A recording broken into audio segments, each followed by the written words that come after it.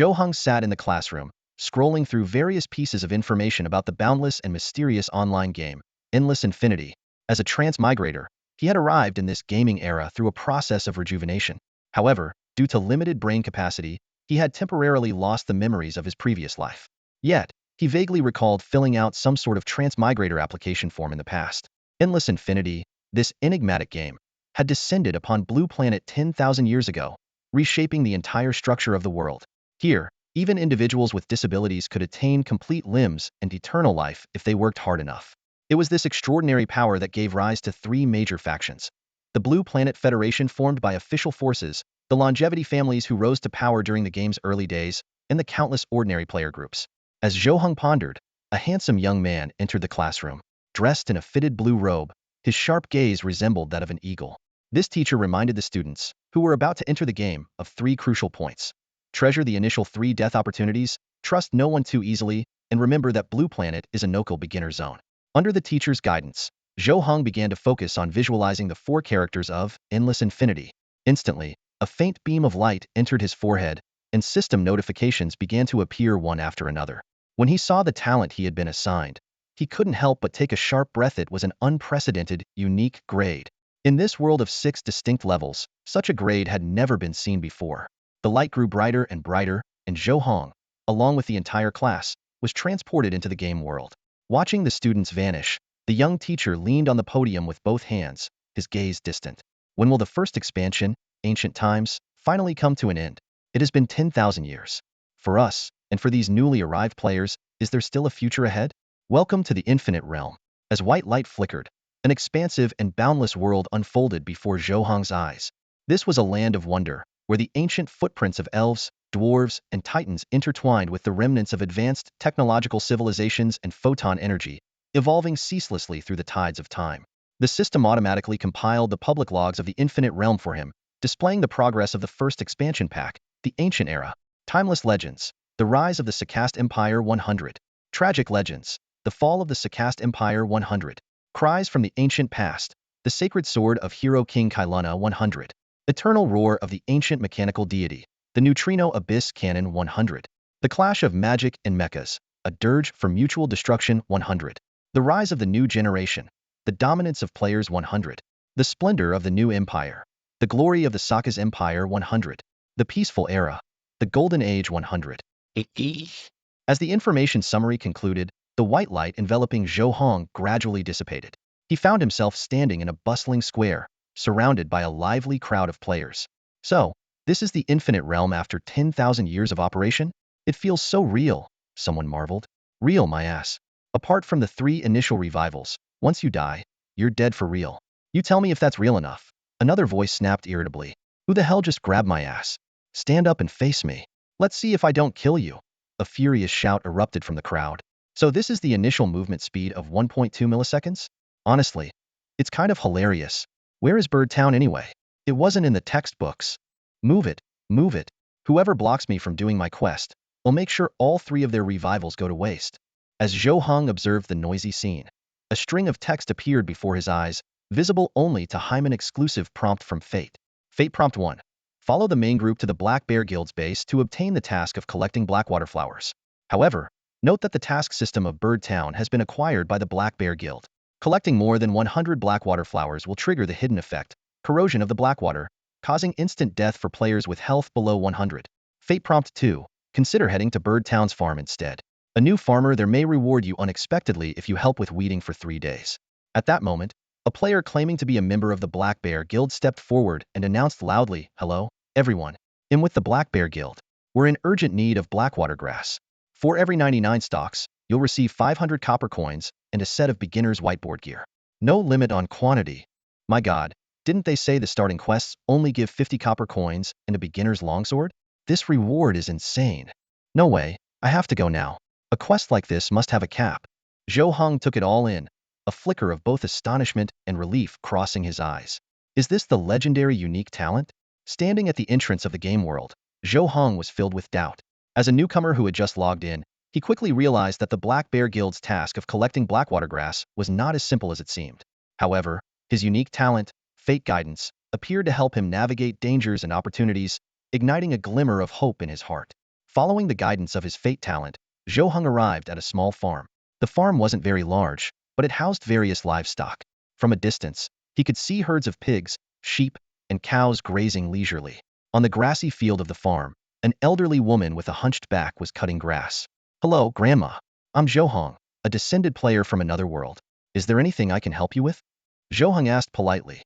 In this boundless world, players always started from scratch, and there was no need to use aliases. After all, on Blue Star in the real world, with the suppression of the game system, violence, and even harming others had become impossible. The elderly woman straightened her aching back and looked at Zhou Heng kindly. "Young man, you're new here. Why didn't you take on the Black Bear Guild's task and came here instead?" "Grandma, there were too many people over there, so I decided to explore a bit and ended up here," Zhou Heng replied honestly. The old woman nodded thoughtfully. "Then stay and help me harvest this patch of grass. You're in luck." With that, she handed him the sickle in her hand and walked away slowly. A system prompt appeared. Temporary item acquired, Radiant Sickle, quality, brilliant. When used, it has a 1 chance to permanently increase attack power by 1 point and a 5 chance to permanently increase health or mana capacity. Zhou Heng's hands trembled slightly as he gripped the sickle. He hadn't expected this seemingly ordinary tool to be such a rare treasure. Without hesitation, he got to work, bending down to harvest bundle after bundle of grass. As time passed, system notifications kept appearing, reflecting his attribute growth. 5 increases in attack power and 20 increments in health and mana. By the time the moon hung high in the sky, Zhou Heng had gained attribute boosts equivalent to a level 9 player. "Grandma, I've finished harvesting the grass," Zhou Heng said as he approached the old woman's small wooden house to return the sickle. Without looking up, the old woman said, "Young man, if you're free tomorrow, come back and help me harvest the other 2 fields." Hearing that there were still 2 more fields to harvest, Zhou Heng felt a surge of excitement. Based on today's gains, completing the remaining work could grant him an additional 10 points of permanent attack power and 80 points in health and mana, an irresistible reward for a beginner. "All right, Grandma. I'll definitely be here tomorrow," Zhou Heng replied enthusiastically. "Good, then off you go," the old woman said softly. Zhou Heng settled into his temporary residence in Little Bird Village, a dormitory shared by 10 people. Inside the room, the other players were enthusiastically discussing their progress in leveling up that day. "Hey man, how's it going? What level are you at now?" "I'm level 3. "Whoa, are you cheating or something? It's only been half a day, and you're already level 3? "My brother's with the Black Bear Guild." "Wow, lucky you. I barely made it to level 1 today, and that was after exhausting myself. There are too many people fighting over the mobs, and they're tough to kill." Zhou Heng quietly organized his bed, ignoring the chatter around him. He understood all too well what the textbooks had warned about: early game socializing was often meaningless. Once players reached a certain level and left the village, these so-called connections would hold no value in the vast world filled with powerful creatures. Rather than wasting time on empty social pleasantries, it was better to rest early and plan the next day's leveling route. Of course, sucking up to influential players and becoming their lackeys was an option too, but not one Zhou Heng intended to pursue. The next morning, at the break of dawn, Zhou Heng woke up early and headed to the farm. From a distance, he could see the elderly woman already working in the fields. "Good morning, Grandma. I'm here," Zhou Heng greeted respectfully. The old woman glanced at him sideways and chuckled. "Well, you're up early, young man. I thought players like you would still be sleeping at this hour." "The sickle's in the corner. Walk 200 meters straight ahead, and you'll find the fields. There are 2 plots side by side." Zhou Heng nodded in acknowledgement and moved to grab the glowing sickle from the corner. Just as he was about to leave, the old woman added, "If you can finish harvesting all the grass from those 2 fields by 9 p.m. tonight, come find me." "Understood, Grandma. I'll do my best." When Zhou Heng reached the fields, he realized they were much larger than the one he had worked on the previous day. Finishing the task by the deadline would be no small feat, but he had a hunch that the elderly NPC was testing his perseverance and determination. If he managed to complete the task on time, it might trigger a special event. Bending down, Zhou Heng began the arduous work of harvesting. "You harvested a bundle of grass. You harvested a bundle of grass." The glowing sickle's effect triggered permanent attack power 1. Although the chances of triggering a permanent stat boost were slim, each activation filled Zhou Heng with renewed motivation. By 8:50 p.m., he finally completed the entire harvest. The day's work left him exhilarated. These 2 fields alone had granted him a permanent boost of 10 attack points, 40 health points, and 40 mana points.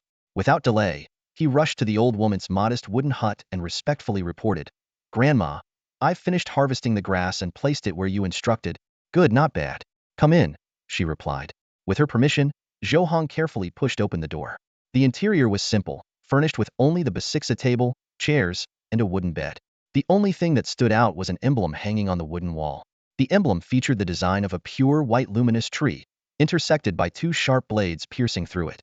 An elderly woman sat on a wooden chair, her piercing gaze fixed on Zhou Heng.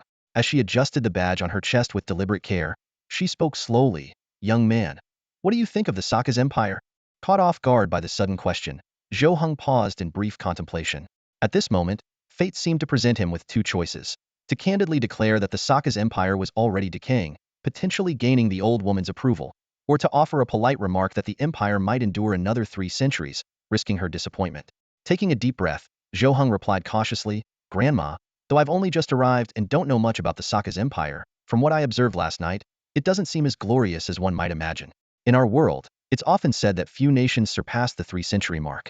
Your question must carry some deeper significance." He paused briefly before continuing. "I believe the Saka's empire is already rotting from the top down." A glimmer of approval flashed in the old woman's eyes.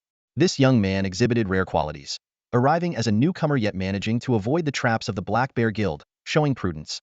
Completing a 2.5-day harvest mission with precision despite the tight deadline, demonstrating resilience. And providing an insightful analysis of the unfamiliar Saka situation, revealing his wisdom. Such potential was worth nurturing. "Young man," the old woman said directly, "tell me your real name, not a fake name or an ID." "Zhou Heng, Grandma." "Zhou as in comprehensive, Heng as in eternal." "A fine name," she nodded with a faint smile. "Your future holds promise. I have a task for you. Are you brave enough to take it on?" Zhou Heng immediately expressed his willingness to serve. The old woman lightly tapped the wooden wall, gesturing for him to look at the emblem, before revealing the details of the mission. The Saka's empire, now in its 302nd year, had fallen into chaos. The emperor was incompetent, the council greedy, and the people destitute, while dark forces ran rampant. She needed Zhou Heng to deliver the emblem to a deep-water cave outside the town and hand it over to a level 10 boss, the deep-water Jiaoworm. Once again, fate presented a dilemma. Option 1. Expose the Black Bear Guild scheme to collect blackwater grass to produce a toxic blackwater gel, which they planned to use to corrupt the deep-water Jiaoworm and take control of the entire bird town. This would need to be stopped within 3 days. Option 2. Watch and wait, as perhaps letting the Jiaoworm succumb to corruption before delivering the emblem would be the wiser move. After careful consideration, Zhou Heng asked, "Grandma, is there a time limit for this mission?" The old woman smiled and replied, 3 days. "What do you think? What do you think?" Upon hearing this, Zhou Heng's eyes lit up, and his heart was set on the path ahead. "All right, Grandma, I'll take on this task," Zhou Heng declared firmly. "Good, good. Decisive enough." The elderly woman nodded approvingly. "Zhou Heng, I have faith in you. Go now and deliver this to the deepwater Jiaoworm. I look forward to your good news." The more the old woman looked at Zhou Heng, the more satisfied she felt. Such resolute young people were rare these days. However, she wondered if he could pass this entry test. She had purposefully said, preferably within 3 days, rather than giving a strict deadline to test Zhou Heng's judgment. After all, finding the deepwater Jiaoworm and completing the delivery within 3 days was no small feat. After the old woman left, Zhou Heng took the badge off the wall and carefully examined the task details. Task: Deepwater Jiaoworm in the Deepwater Cave. Description: deliver the light and sword badge to the deepwater Jiaoworm within the agreed time. Duration: within the agreed time. Reward: unknown. After reading the description, Zhou Heng became even more certain that this task had no specific deadline. A task with an unknown reward wouldn't possibly come with a strict time limit. Thankfully, he possessed the unique talent of fate's guidance. Without it, he might have been overwhelmed trying to meet the 3-day time frame. Leaving the old woman's wooden house, Zhou Heng continued exploring Little Bird Town. With his recent experience, he no longer rushed to level up, but focused instead on improving his attributes. With the help of his fate's guidance talent, he believed he could uncover more opportunities for special tasks. As he wandered, Zhou Heng found himself in front of an imposing standalone building. Suddenly, a clear female voice rang out from inside. "Father, you must be mad. Everyone who's been to Frost City knows what kind of group the Black Bear Guild is. As soon as they arrive, they start buying up black watergrass in bulk. You, as the old town mayor, know better than anyone what that stuff is used for. You're dragging the entire Little Bird Town into a mess. You little brat, what do you know?" A booming male voice retorted. "The town's finances are tight. If we don't collect enough taxes this month, we'll both be feeding the serpent birds when the higher-ups hold us accountable. Do you want to watch yourself get pecked alive? And didn't I tell you not to come back to Little Bird Town? Get back to Frost City right now. You're not needed here." The sound of objects being thrown was followed by the woman's furious shout. "Father, you'll regret this. Working with the Black Bear Guild is no different from making a deal with the devil." Before her words had fully echoed, a young girl stormed out of the house. She was about 163 centimeters tall, with a western face adorned with faint freckles.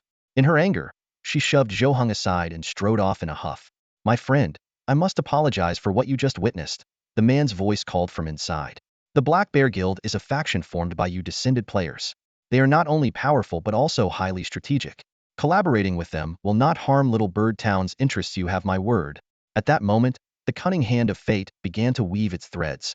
The seemingly kind and approachable mayor of Birdsong Town had long been privy to the dark secret behind the deep-water Jiao worm's corruption. Zhou Heng stared at the two prompts that appeared on his retina. One suggested negotiating with the tiger, testing his wits. The other urged him to directly confront the old mayor and reject the Black Bear Guild. After a moment of contemplation, Zhou Heng chose the first option. He put on a sincere smile and said, "Mayor, the Black Bear Guild indeed has a stellar reputation. Along my journey, all I've heard are words of praise. I wonder if I might have the opportunity to join and contribute to the guild." The mayor's sharp eyes scrutinized Zhou Heng from head to toe. Seeing his calm demeanor, a glint of cunning flashed in the mayor's gaze. "Young man, why don't you tell me about your random talent? I have some connections with the Black Bear Guild. If your talent is decent, I might be able to recommend you." A fleeting smile crossed Zhou Heng's eyes as he quickly put on a naive and honest expression.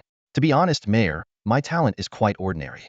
It just grants a one-time boost of 15 attack points and 60 health and mana points. That's all, no other effects." Upon hearing this, the mayor's eyes reflected a mix of pity and disdain. This kind of fixed numerical boost, unlike percentage-based enhancements, would only become more obsolete over time. However, on second thought, such workhorses were precisely what the Black Bear Guild needed. "Young man, your talent is quite useful in the early stages. If you're truly interested in joining the Black Bear Guild, I can recommend you." Zhou Heng immediately put on a look of delighted surprise. "Really? Thank you so much. My admiration for you is like a river, flowing endlessly." The mayor, amused by this flattery, burst into laughter and promptly called for a guard to escort Zhou Heng to the Black Bear Guild's branch in Birdsong Town. The guard introduced Zhou Heng to the branch leader, He Xiongba. This is a newcomer recommended by the mayor. His talent provides a permanent boost of 15 attack points and 60 health and mana points. He Xiongba had initially intended to dismiss this trash-tier talent newcomer outright, but upon learning he was recommended by the mayor, he immediately donned a warm smile and gave Zhou Heng a hearty hug. "Kid, what's your name? Since the mayor has vouched for you, the Black Bear Guild is, of course, happy to have you." Feigning shyness, Zhou Heng replied, "Brother Xiongba, my name is Zhou Heng, and am from Xia country." This Brother Xiongba hit He Xiongba right in his soft spot, and he beamed as he extended an invitation to join. Zhou Heng accepted without hesitation. The more He Xiongba looked at Zhou Heng, the more satisfied he became. A workhorse like this was perfect for completing tasks and appeasing the mayor. With a smile, he said, "Xiao Heng, Brother Xiongba has a challenging mission for you. Are you up for it?" Zhou Heng agreed without hesitation. "Brother Xiongba, just give your orders. I'll do my best." "Good, good." As expected from someone personally recommended by the mayor, He Xiongba gave Zhou Heng a hearty pat on the shoulder before detailing the task. Collect 1,000 blazing flames within 2 days. The rewards included the Flame Glove skill and 1,000 copper coins. As he spoke, He Xiongba handed Zhou Heng a Flame Glove skill book. "Xiao Heng, this Flame Glove skill is a rare one. Make sure to complete the task within the deadline." Zhou Heng looked down at the skill book in his hands, and a string of information immediately appeared on his retina. Flame Gloves. Quality: simple, common, complex, obscure, profound, mystical, celestial, wordless. Effect: consumes 3 mana points to cover both hands in a layer of flame, negating fire damage below 10 points. Duration: 10 seconds, with an additional mana point consumed per second thereafter. Cooldown: 20 seconds. Learning requirements: none. It was a unique skill. As long as the user had sufficient mana, it could essentially remain active indefinitely. After securing the skill book, Zhou Heng set off toward the coordinates provided by He Xiongba, heading 3 kilometers north of Little Bird Town. The monsters in that area were only level 1 or 2, making it relatively safe. Half an hour later, Zhou Heng arrived at his destination. A system prompt appeared immediately. "You have discovered a special area, Blazing Fountain. Experience 1. Though the experience gain was minimal, every bit of progress was precious in the boundless world he found himself in. The Blazing Fountain turned out to be a pool of molten lava, radiating intense heat. The system notified Zhou Heng that he was taking damage from the scorching aura. Taking a deep breath, he realized this task would not be easy. Collecting 1,000 blazing flames might cost him 1 or 2 of his valuable revival chances. As a newcomer with 3 initial free revivals, he couldn't afford to squander them. As he approached the edge of the fountain, the lava began to churn violently, bubbles rising to the surface before bursting outward. Zhou Heng quickly stepped back, just in time to see fiery red buds floating out of the ruptured bubbles. These were the blazing flames. The system displayed. Blazing flame quality, inferior. Can be used to forge special items. It seems to have other unknown uses. As a newcomer to this world, Zhou Heng was still unfamiliar with its intricacies. However, fate provided him with two crucial hints. 1. Blazing flames are a key material for smelting blackwater grass, rapidly converting it into blackwater mucus. 2. Blazing flames have a little-known special property. When used in conjunction with the flame gloves, they can gradually enhance the skill, eventually evolving it into the higher quality Burning Wrath. Zhou Heng's eyes narrowed, and a faint smile curved his lips. The seemingly ordinary flame turned out to hold immense potential. It was truly a delightful discovery. While the locals in this region knew that the blaze fire could be controlled and collected using the flame gloves, who would have guessed it was also the key material for upgrading the gloves? As for why this secret remained largely unknown, Zhou Heng couldn't quite figure it out. Without hesitation, he extended his right hand and activated the flame glove skill. Instantly, a thin layer of fiery orange flames enveloped his hand. The flames exhibited a peculiar trait. They radiated intense heat outward. Yet the part in contact with his skin felt completely cool. Watching the blaze fire drift closer, Zhou Heng decisively reached out and grasped it. Minutes passed, yet the anticipated absorption and fusion effect failed to occur. Zhou Heng adjusted his approach, experimenting with compressing the blaze fire using the flame gloves. Soon, he noticed that as pressure was applied, the blaze fire visibly shrank in size. This might work, he thought, excitement bubbling within him as he increased the pace of his actions. Within a minute, the blaze fire was fully absorbed. A system notification promptly appeared. The flame gloves have successfully evolved to basic. The updated attributes read, consumes 3 mana points to cover both hands with a layer of flame, capable of negating fire damage below 15 points for 10 seconds. Afterward, it consumes 1 mana point every 2 seconds, with a cooldown of 20 seconds. No learning prerequisites required. Zhou Heng checked his mana status. After harvesting grass earlier, his total mana pool was at 60 points. However, just using the flame gloves for a minute had consumed 53 points. This meant that without a way to regenerate mana, he would struggle to collect blaze fire in large quantities in the short term. Glancing at his meager 100 copper coins in the funds section, Zhou Heng fell into deep thought.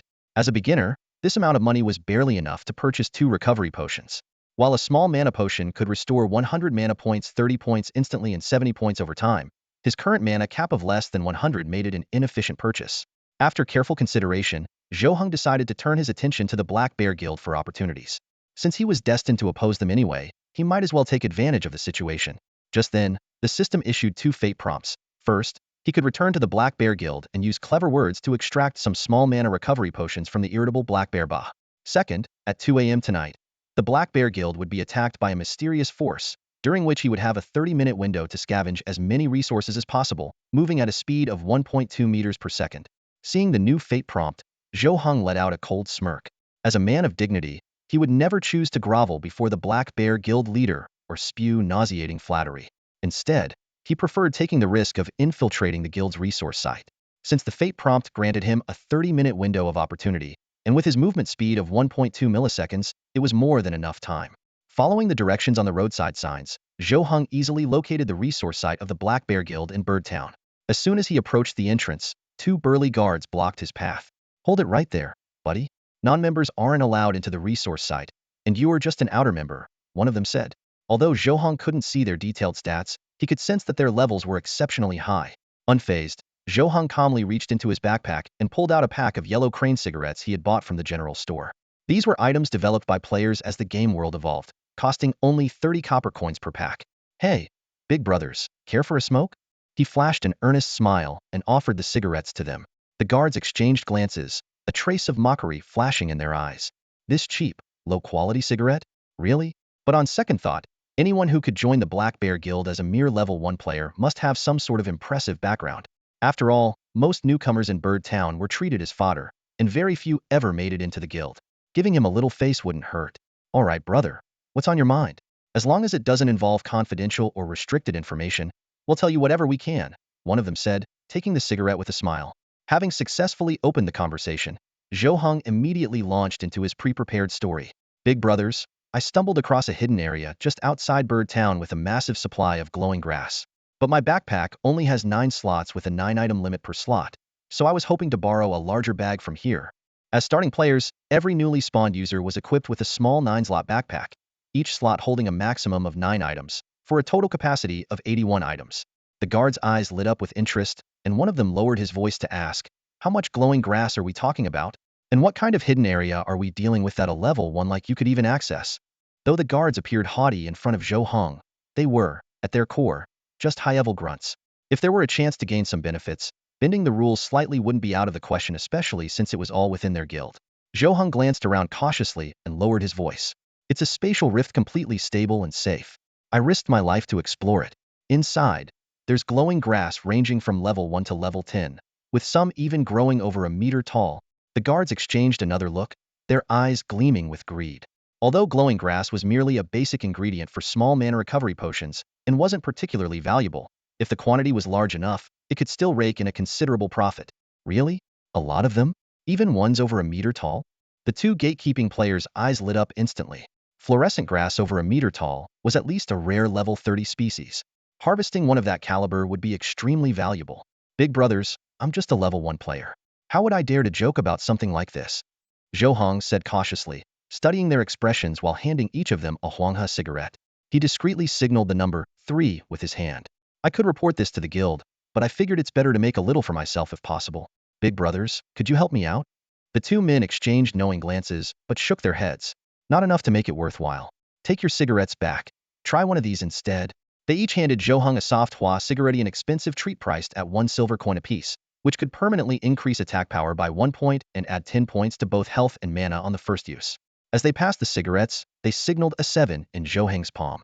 Zhou Heng feigned hesitation, his face showing a mix of pain, reluctance, and indecision. Finally, with a resolute expression, he said, "All right, we'll do it your way. But I need the largest backpack you have. The bigger, the better.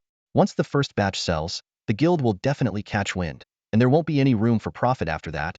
The two gatekeepers had Zhou Heng temporarily take over their post while they stepped aside to discuss in private. Weighing the pros and cons, they considered the situation. This newcomer, who had joined the Black Bear Guild through backdoor connections, likely had powerful backing and wasn't someone to offend lightly. Plus, since they were all part of the same guild, it probably wouldn't end in trouble. Ultimately, they decided to take the risk and lend him the prized Radiant backpack from the resource vault. "One night should be enough to make a fortune," one of them remarked. "A Radiant quality backpack, that's a big risk." The other hesitated. "What risk? He's already in the guild. He can't just run off. Besides, fortune favors the bold. Even if it's all level 1 fluorescent grass, with a 99 by 99 grid backpack, at 10 copper coins per plant, that's 98 silver coins total. We'd get 68.6 silver coins to split." Greed overcame caution, and the two decided to take the gamble. They returned to the gate and handed the stolen Radiant backpack to Zhou Heng, putting on a stern facade. "Brother, this backpack is just a loan. Make sure to return it to the resource vault," they warned, watching his expression closely for any sign of greed that might prompt them to act. Zhou Heng suppressed his excitement, maintaining an earnest and humble demeanor. "Don't worry, big brothers. I wouldn't dare have any improper thoughts about an item of this caliber. It's all for the sake of making some money. That area is very safe. Just wait for me to harvest the grass."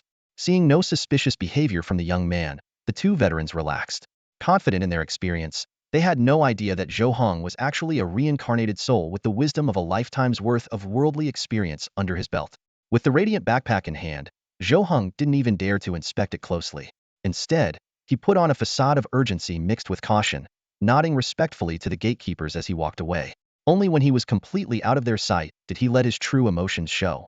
Zhou Heng couldn't help but laugh aloud once he was far enough from the Black Bear Guild's resource area. A Radiant quality backpack? He was eager to see just how impressive it really was. Zhou Heng gazed at the Radiant backpack in his hands, a flicker of delight flashing in his eyes. This 10 quality backpack boasted 99 storage slots, each capable of stacking 99 items, allowing for a total storage capacity of 9,801 resources. This far exceeded his initial expectations of 20 slots with a 20-item limit. The thought of acquiring such a precious item in exchange for just a single yellow crane cigarette made him chuckle softly. Now that the backpack was his, there was no way he would return it. It was more than sufficient to serve him for a long time in this boundless and infinite world. As the night deepened, Zhou Heng checked his attribute panel. In the 2 hours that had passed, his mana had only recovered by 2 points. Without any mana regeneration items, it seemed the full recovery of his 60 mana points would be an almost impossible wait. He found a concealed spot to hide and silently awaited the opportune moment for action at 2 a.m. According to the guidance of fate, he would only have a 30-minute window. Factoring in the time for the round trip, his actual usable time might be as little as 15 to 20 minutes. As long as he acted swiftly, he was certain to reap substantial rewards. At 1:58 a.m., Zhou Heng arrived at the resource outpost of the Black Bear Guild. The outpost was brightly lit, and faint sounds of cheerful laughter echoed, suggesting they had stumbled upon some sort of treasure. Zhou Heng refrained from making any rash moves and instead concealed himself within the distant underbrush, holding his breath as he waited. Meanwhile, in a shadowy area beyond his line of sight, three figures clad in pitch-black robes emerged silently atop the treetops. The leader of the group spoke in a low voice. The Black Bear Guild's ability to establish such widespread influence across the Saka's empire in just a century is truly impressive. But no matter how clever they are, they would never suspect that everything is under our control. His gaze briefly flicked toward Zhou Heng, hidden in the grass, and a faint smirk played on his lips. Interesting. One of our organization's recruits, bold enough to be here. Well, let's see how this plays out. Suddenly, a fierce wind howled across the resource outpost of the Black Bear Guild. A furious roar echoed through the air as the guild leader bellowed, "Who's there? Damn it, we're under attack. Who are you, and why are you targeting the Black Bear Guild? Are you not afraid of inciting the wrath of our higher-ups?" The sounds of fire, water, and wind clashing erupted in rapid succession. Zhou Heng's eyes gleamed sharply. Seizing the chaos of the battle, he slipped unnoticed into the resource outpost while the Black Bear Guild members were distracted. The moment Zhou Heng stepped into the Black Bear Guild's resource vault, a system notification chimed in his ears. As a temporary member of the guild, he was tasked with safeguarding and transferring its resources. For every resource worth 1 silver coin he saved, he would earn an instant reward of 1 copper coin, directly deposited into his bag. This reward mechanism immediately sparked Zhou Heng's interest. With the radiant backpack in his possession, how much could he possibly gain on this trip? He knew that every second wasted meant losing potential wealth. His gaze swept quickly across the resource vault, locking onto the deepest section. There, 3 items were prominently displayed. Without wasting time examining them, he dashed forward and stored them in his radiant backpack one by one. Skill: Furious Tides. Weapon: Sunburst Bow. Unknown artifact: Ceramic Shard. The system promptly notified him. Collected resources worth 3 gold coins. Reward: 3 silver coins. Without dwelling on the discrepancy in rewards, Zhou Heng efficiently continued scouring the vault for valuable resources. Small Blue Potion 1000. Small Mana Recovery Potion 5000. Another system notification followed. Collected resources worth over 150,000 copper coins. Reward: 150 copper coins. Although the reward ratios varied: 1,000 copper coins 1 silver coin, 1,000 silver coins 1 gold coin, Zhou Heng paid little attention to these minor details. Compared to the resources he had acquired, the rewards themselves were insignificant. The radiant backpack had a total of 9,801 slots. After accounting for the 6,003 slots, already used 6,000 for potions and 3 for the rare items, 3,798 slots remained. However, just as Zhou Heng was about to continue looting, he noticed out of the corner of his eye that 20 minutes had already passed. Any further delay would make escape impossible. Acting decisively, he abandoned the remaining space and made a swift exit from the resource vault. Not long after, Black Bear Boss stormed into the vault, only to find the 3 treasures in the deepest section missing. Enraged, he roared, "Damn it! Damn it! The resources I worked so hard to farm, who could have done this? Light Sword Guild. Mark my words, I'll destroy you one day." Zhou Heng jogged all the way to the scorching fountain. After confirming that no one was pursuing him, he finally began inspecting his spoils. The first thing to catch his eye was the Furious Tide skill. Skill details. Quality: complex. Mana cost: 50 points. Effect: summons water elements to unleash furious tides, creating a wave attack 2 meters high, 5 meters wide in front, dealing damage equal to Magic 2.0. Cooldown: 15 seconds. Learning requirements: 1. Water Mage. 2. Water Attribute Reduction, 100 basic level. 3. Read the Tidewater Codex 3 times complex level. Zhou Heng recalled what he'd read in textbooks. The higher the skill quality, the greater the difficulty in learning it. The requirements for this complex level skill book far exceeded his expectations. Forget about achieving 100 points in water attribute reduction. Just obtaining the Tidewater Codex would require significant contributions in Radiant City, one of the 9 major cities of the Saka's empire. For now, this skill was practically useless to him.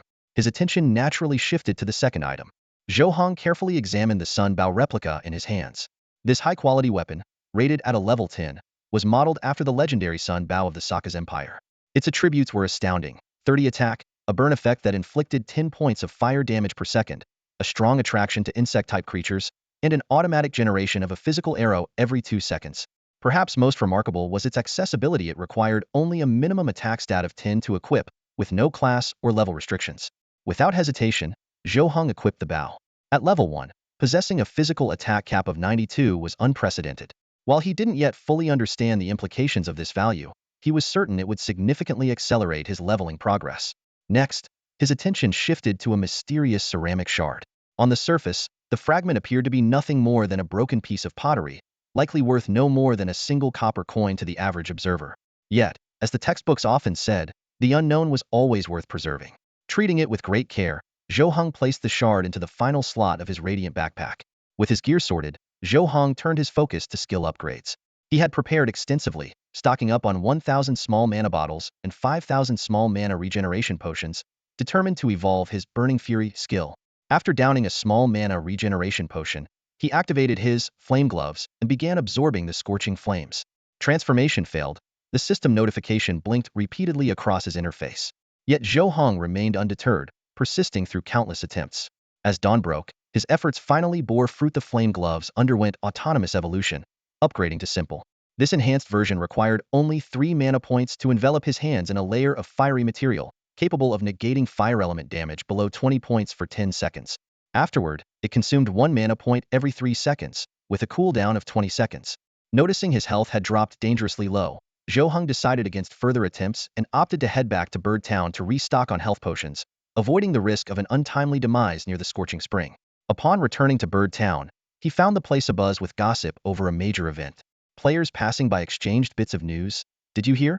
Last night, the Black Bear Guild was attacked by Sword of Light," someone exclaimed. Another added, "The latest update is that Black Bear Guild's vice president, Black Bear Ba, is tracking down 3 stolen rare artifacts and a radiant backpack. What's there to investigate? Obviously, the Sword of Light crew took them while raiding," someone speculated. "You're wrong," another voice chimed in. "My brother-in-law works here, and he said the guild logs show it was taken by a guild member." Black Bear Ba waited for someone to return them, but when no one did, he ordered a full investigation. As Zhou Heng headed toward the general store, he overheard the chatter and couldn't help but let a faint smile creep onto his face. The branch management system of the Black Bear Guild in Bird Town was quite rudimentary. It wasn't directly managed by the Infinite World, but was instead a stripped-down version developed by players with special permissions. The reason was simple. Only organizations of the scale of the Sarkaz Empire were qualified to gain management rights within the Infinite World. It was precisely because of this that Zhou Heng dared to profit so boldly from the Black Bear Guild. Even if he were eventually caught, it would certainly happen much later than the Blackwater Glowworm corruption incident. By then, the situation would have changed drastically, and the Black Bear Guild might no longer have the capacity to deal with his actions. Besides, he had the fate prompt system as a safeguard. If things ever reached a critical point, the system would undoubtedly issue a timely warning. With this in mind, Zhou Heng walked into the general store. The shopkeeper was a curvaceous woman dressed in a low-cut outfit, habitually leaning on the counter with her chin resting on her hand. "Young man, what can I get for you?" she said coquettishly. "Blue potions or red potions? As long as you can pay the price, Big Sister has anything I want." Zhou Heng kept his gaze steady and directly looked at the red potion display at the back. "Sister, they'll take 100 red potions. Also, I have 3 silver coins here. Can you tell me what other good stuff I can get with them?" The voluptuous woman froze for a moment, then chuckled softly, her chest rising and falling. "Oh my, young man, you're quite something, even carrying silver coins. Big Sister will have to find something special for you." She bent down to rummage under the counter and soon placed 100 red potions and a skill book on the counter. An experience book, general level skill. At this price, you players all know the deal 3 silver coins. Absolutely worth it. This experience book wasn't the type of item that directly increased experience points like in traditional online games. Instead, it was a skill that could continuously enhance experience gain, with a general level skill providing up to an additional 10,000 experience points. The price of 3 silver coins was indeed in line with market standards. Just as Zhou Heng was about to complete the transaction, a fate prompt flashed across his vision. Relying on the textbook knowledge you've learned, you assume the price is stable. Little do you know, you've fallen into a trap. These 3 silver coins will directly influence your future fate. 2 specific prompts followed. Fate Prompt 1. With the Sword of Light raised high in the Sarkaz Empire, the currency system is the first to feel the impact. The old exchange rate of 1,000 copper coins to 1 silver coin is now a thing of the past. The current black market exchange rate has skyrocketed to 100,000 copper coins to 1 silver coin. Fate Prompt 2. Although general level experience book skills are not rare as essential items, Their current market price is only 5,000 copper coins. You may want to consider exchanging one silver coin for a certain amount of copper coins to make the purchase. Zhou Heng's pupils contracted sharply. The Black Bear Guild's offer of 150,000 copper coins instead of silver coins finally revealed the truth to him. Clearly, the guild had long realized that the ceramic shard among the three items was extraordinary. Turning his gaze to the plump woman in front of him, a subtle smile played on his lips. Sister, the current market price isn't anywhere near that. For this general grade experience book, I'd offer at most 5,000 copper coins. The intentionally low offer carried a hidden meaning, one he was confident she would understand. The woman froze for a moment, giving Zhou Heng a long, calculating stare before responding, 5,000 is indeed the market price. But here in Bird Town, we're remote, and transportation costs aren't cheap. A flat price of 7,000 copper coins fair for everyone. Without further bargaining, Zhou Heng pulled out a silver coin. I know the current black market price is 100,000 copper coins. Please help me exchange this into copper coins. Little brother, now that's not fair, the woman said with a teasing glance, her tone carrying a touch of coquettishness. The black market is the black market. I run a legitimate business here. Besides, Bird Town doesn't even have a black market. If you're serious about selling, the best I can offer is 50,000 copper coins, not a coin more. This price was exactly what Zhou Heng had anticipated.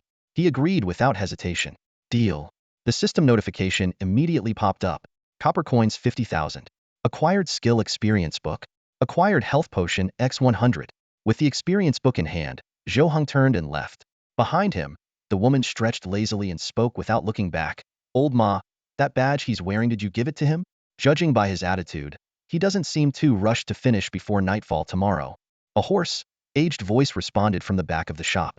The plump woman, resting her chin on her hand and leaning on the counter in her usual seductive pose, continued, such greedy people. Despite their immortality, they still refuse to grant ordinary players any real power. Perhaps that's why they've yet to complete the first expansion pack. Greed is indeed the original sin, the raspy voice replied. Get ready. I want to see what's truly behind all this. A bunch of fools daring to dream of tarnishing the glory of our sword of light. When Zhou Heng returned to the scorching flame fountain, he found a group of players already gathered, busy collecting scorching flame fire. Snippets of conversation floated around him. So this is scorching flame fire. Collecting it is easier than I thought. Too bad I'm low on health potions. Otherwise, I could venture further in. I've been inside. The health drain gets worse the deeper you go. Without enough resources, it's impossible to survive. Forget it. We'll just collect it here. We only need to turn in 1,000 units by tomorrow night anyway. Ignoring the chatter, Zhou Heng strode toward the deeper area. The system immediately issued a notification. You are affected by the scorching flame fountain. The temperature here was noticeably higher than at the outer edge. Zhou Heng focused intently on observing the changes in the health bar while raising his hands to activate the flame gloves, attempting to absorb the blazing fire in front of him. At first, multiple attempts ended in failure, with no noticeable changes to the flame gloves. However, undeterred, he continued trying with unwavering focus. Finally, at a certain moment, the flame gloves underwent a peculiar transformation and began to evolve autonomously. A system notification appeared. Acquired flame glove simple. Quality. Simple. Mana cost. 3 points. Effect. Covers both hands with a layer of flame material, negating fire elemental damage under 25 points. Duration. 10 seconds, with continuous mana consumption every 0.25 seconds thereafter. Cooldown. 20 seconds. Learning requirement. None. Zhou Heng felt a surge of joy. Each skill could have up to 3 plus signs as a suffix, meaning the flame gloves only needed one more evolution to be upgraded to a general level skill. He took a deep breath, suppressing the frustration from repeated failures, and resumed his efforts to absorb the blazing fire with complete focus. Time passed, and it wasn't until after 3 a.m. that Zhou Heng successfully absorbed enough blazing fire to evolve the flame gloves into the general level skill, Burning Fury. Burning Fury. Quality. General. Effect. Engulfs the user's entire body in raging flames upon activation. Mana cost. 30 points. Buffs. 1.0 attack speeds, 2.0 movement speed ms, 5 attack. Advanced effect. Consumes 300 mana points, granting 2.0 attack speeds, 4.0 movement speed ms, 20 attack. Duration. 15 seconds. Cooldown. 30 seconds. Unlock condition. Upgrade flame gloves by absorbing blazing fire. Looking at the skill attributes, Zhou Heng couldn't help but smile. Among all the general level skills he knew of, this one was exceptionally powerful, so much so that it allowed the user to completely disregard the 20-second side effects that followed its use. Its strength was justified according to textbooks. In the boundless world, attributes like attack speed, movement speed, Real damage mitigation, holy damage mitigation, and chaos damage mitigation were considered the 5 most challenging stats to enhance. He imagined a PvP scenario in the wild. If one side had an attack speed of 2.0s while the opponent only had 1.0s, the latter might suffer a fatal blow before even having a chance to retaliate. After learning Burning Fury, Zhou Heng took out an experience book to examine its properties. Experience book. Quality. General. Effect. Grants an additional 10 experience for defeating creatures, capped at 10,000 experience points 010,000. Learning requirement. None. He quickly calculated the experience needed for leveling up. From level 1 to level 11, he would require a total of 166,600 experience points, 100, 200, 300, 1,000, 2,000, 3,000, 10,000, 20,000, 30,000, 100,000. Although the number seemed daunting, with diligence, it could be achieved in no time. Closing the attribute panel, Zhou Heng felt a surge of anticipation. He was eager to find out how quickly he could reach level 10 by combining the combat techniques and movement skills he had learned at school with the Great Sun Bow. If he could achieve this goal before the blackened Deepwater Jiao worm appeared in the Black Bear Guild's territory, it would be ideal. Standing at the entrance to the Wind Plains, Zhou Heng gazed at the signpost in front of him. At long last, his experience points had surpassed the number 1. As a newcomer who had logged into the Infinite Boundless world for just over 2 days, his expression gradually grew heavier. The signpost pointed in 4 directions. Straight ahead lay the area for new players, to the right was the Longevity Zone, to the left front was the Black Bear Guild's leveling ground, and to the left rear was the private territory of Bird Town. This kind of zoning made Zhou Heng realize that in this game world, which had been live for 10,000 years, social hierarchies had ossified to a stifling degree. In reality, he only had 2 choices. Either head to the overcrowded newbie area to compete with other players for monsters that had been farmed for 2 days straight, yielding pitiful experience, or venture to the Black Bear Guild's territory to join their Blackwater Grass scavenging team at the risk of losing all 3 of his free resurrection chances. Just then, fate offered him a unique insight. First, Blue Star forbade the killing or imprisonment of individuals in any form. This meant he could confront the powerful Longevity family without fear of permanent harm, even though this family not only enjoyed unparalleled lifespans on Blue Star, but had also spent 10 millennia amassing influence in the infinite, boundless world. Second, the thought resonated. Are nobility and power inherently ordained? The Longevity family was not invincible, and in Bird Town, there was only 1 player from the Longevity family. Perhaps there was a chance to challenge them. Taking a deep breath, Zhou Heng resolutely chose the path to the Longevity Zone. This colossal entity, built by countless Longevity families over millennia, monopolized the highest-grade resources on Blue Star and used their accumulated wealth to dominate the infinite boundless world, suppressing the growth of ordinary players. But as a true transmigrator, Zhou Heng was determined to challenge this fearsome force. Venturing deeper into the Longevity Zone, he soon encountered a herd of plump wind sheep. The system displayed their attributes. Level 5. Health 100,100. Mana 00. Armor 2. Attack speed 0.8s. Movement speed 1.5s. Skills Ram, Bleat. One of the wind sheep spotted Zhou Heng and, after letting out a bleating cry, charged at him. Remaining calm and composed, Zhou Heng drew his Great Sun Bow, albeit a fake one, aimed, and released an arrow. The projectile whistled through the air. Though it didn't deal maximum critical damage, the hit was still significant. The injured wind sheep let out an angry cry and charged at him with full force. In that critical moment, the 18 years of diligent training in Zhou Heng's current lifetime finally proved their worth. With a speed difference of 0.3 milliseconds between them, Zhou Heng still managed to handle the situation with ease. He deftly sidestepped, narrowly avoiding the wind ram's horn charge. The Great Sun Bow in his hands conjured another arrow, and Zhou Heng aimed decisively at the wind ram. Releasing the string, the arrow shot through the air, piercing the wind ram's right eye with precision and dealing maximum damage. The creature collapsed instantly, its health dropping to 0. The system notification appeared. You have slain a wind ram. Experience 50. Zhou Heng stepped forward swiftly, performing the game's most basic looting action with practiced ease. He obtained a copper coin. In the distance, 2 more wind rams noticed the commotion and charged toward him. Unfazed, Zhou Heng relied on over a decade of honed archery skills from his past life to effortlessly take down the 2 incoming enemies as well. A series of system messages flashed. You have slain a wind ram. Experience 50. You have leveled up to level 2. Attack 1. In this boundless world, upgraded attributes were determined entirely by luck. Common randomized stats included attack, magic, health, mana, and armor, while rarer ones granted elemental resistance. As for attack speed and movement speed, researchers had estimated their drop chance at only 1 in 10,000, placing them on par with resistance to true, holy, or chaos damage.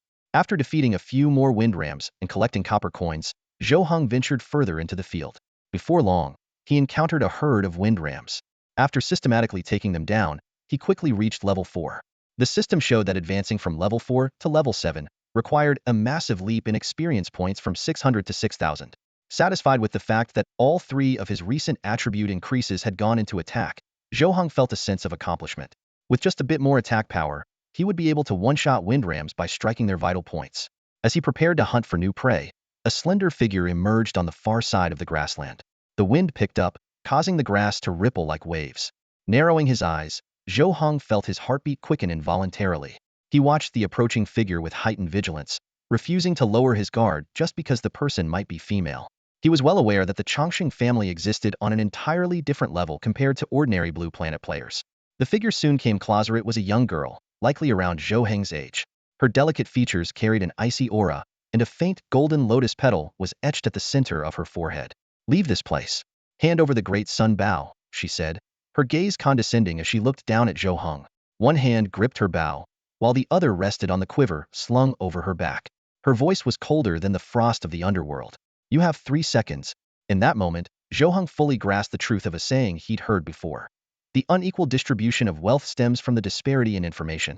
To an ordinary novice player from the Blue Planet, the Great Sun Bow was just a piece of standard equipment. But to the lofty players of the Chongqing family, it might merely be a curious tidbit they learned during a casual afternoon tea. Zhou Heng remained silent, responding instead with action as he drew his bow and notched an arrow. The young woman glanced at him haughtily, a faint smirk curling at the corner of her lips. In an instant, her body moved fluidly, drawing her bow, pulling an arrow, nocking it, and releasing all in one seamless motion. As she made her move, Zhou Heng also pulled back the divine bow and released his arrow with a sharp whistle through the air. Yet, the girl had already vanished into a blur, leaving his arrow to strike only empty space. Her own arrow found its mark, piercing Zhou Heng's shoulder and inflicting 23 points of damage.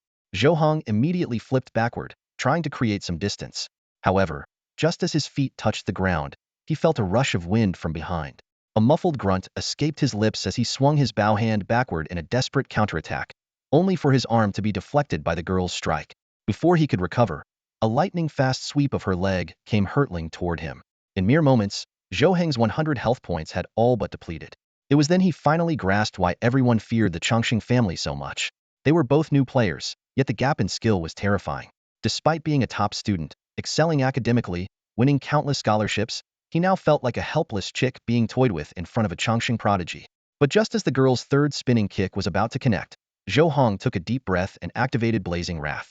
Flames erupted from his body, his attack speed surging to 2.0 strikes per second, his movement speed climbing to 3.2 meters per second, and his attack power increasing by 5 points. With these enhancements, the girl's attack speed of 1.8 strikes per second and movement speed of 2.0 meters per second were no longer overwhelming. Zhou Heng swept his foot under hers, disrupting her balance, and in a flash surged forward with astonishing speed, pressing the divine bow against her face. A flicker of surprise crossed the girl's eyes as she spoke. "I didn't expect you to master Blazing Wrath. That skill isn't in the textbooks, it's one of the Chongqing secrets." Zhou Heng fixed his gaze on the young woman from the Chongqing family standing before him. Despite the legendary Great Sun Bow aimed directly at her face, she remained calm and composed, displaying extraordinary willpower and discipline. Without a moment's hesitation, Zhou Heng drew the bowstring and released the arrow. It streaked through the air, striking its target. The damage number 100 flashed above the young woman's head, and simultaneously, a faint, illusory resurrection coin appeared, an item provided by the Infinite Endless game as a safeguard for beginners. Clearly, this single arrow had drained all of her health points. Yet, the outcome left Zhou Heng inwardly startled. By his calculations, his attack should have dealt 108 damage. Even with a headshot, the physical damage capped at 100. This discrepancy meant that the young woman from the Chongqing family possessed an impressive 8 points of armor. Her gaze flickered between the resurrection coin hovering in the air and Zhou Heng, her expression remaining unshaken. To her, Zhou Heng was merely another arrogant challenger, relying on a sliver of talent to oppose the Chongqing family. People like him were well documented in her clan's history, and they all eventually learned a harsh truth. The Chongqing family reigned as the true rulers of Infinite Endless, commanding even the submission of nations on Blue Star. As the young woman prepared to respawn, her body dissolving into white light, something on the ground caught her attention. Her eyes narrowed slightly, betraying a ripple of emotion for the first time. Just as she opened her mouth to speak, her figure vanished from the vast grasslands. Zhou Heng, ever perceptive, noticed the anomaly in her demeanor before she disappeared. Walking over to the spot where she had fallen, he discovered an old, weathered scroll lying quietly amidst the grass. According to the game's mechanics, a player carrying a resurrection coin would randomly drop 10 of their items upon death. This scroll, however, was clearly extraordinary. Unfurling the scroll, Zhou Heng read its contents. Long-range Archer Class Advancement Scroll 2-star. Origin: the fallen Sakarst Empire. A revolutionary profession blending ancient archery with advanced technology. Effects: attribute growth, base 100, additional 50. Long-range vision, unobstructed view up to 10 kilometers. Long-range shooting, attack range increased from 500 meters to 10 kilometers. Long-range tracking, arrows will permanently pursue locked targets. Blood pump, convert all attributes into attack magic power within 1 second, followed by a 30-second weakened state, all attributes reduced to 1. Class advancement requirement: possession of a level 10 legendary bow. Zhou Heng took a deep breath. A profession scroll of this caliber could only have come from the Chongqing family's exclusive information network. Fortunately, the young woman had not yet obtained a level 10 legendary bow. Otherwise, this scroll would never have fallen into his hands. No wonder she had shown a rare flicker of emotion before departing. This was undoubtedly a critical item for her rapid progression. Faced with such a priceless class advancement scroll, Zhou Heng didn't need to deliberate or await a sign from fate. If the conditions were met, any hesitation would be a disservice to this rare opportunity.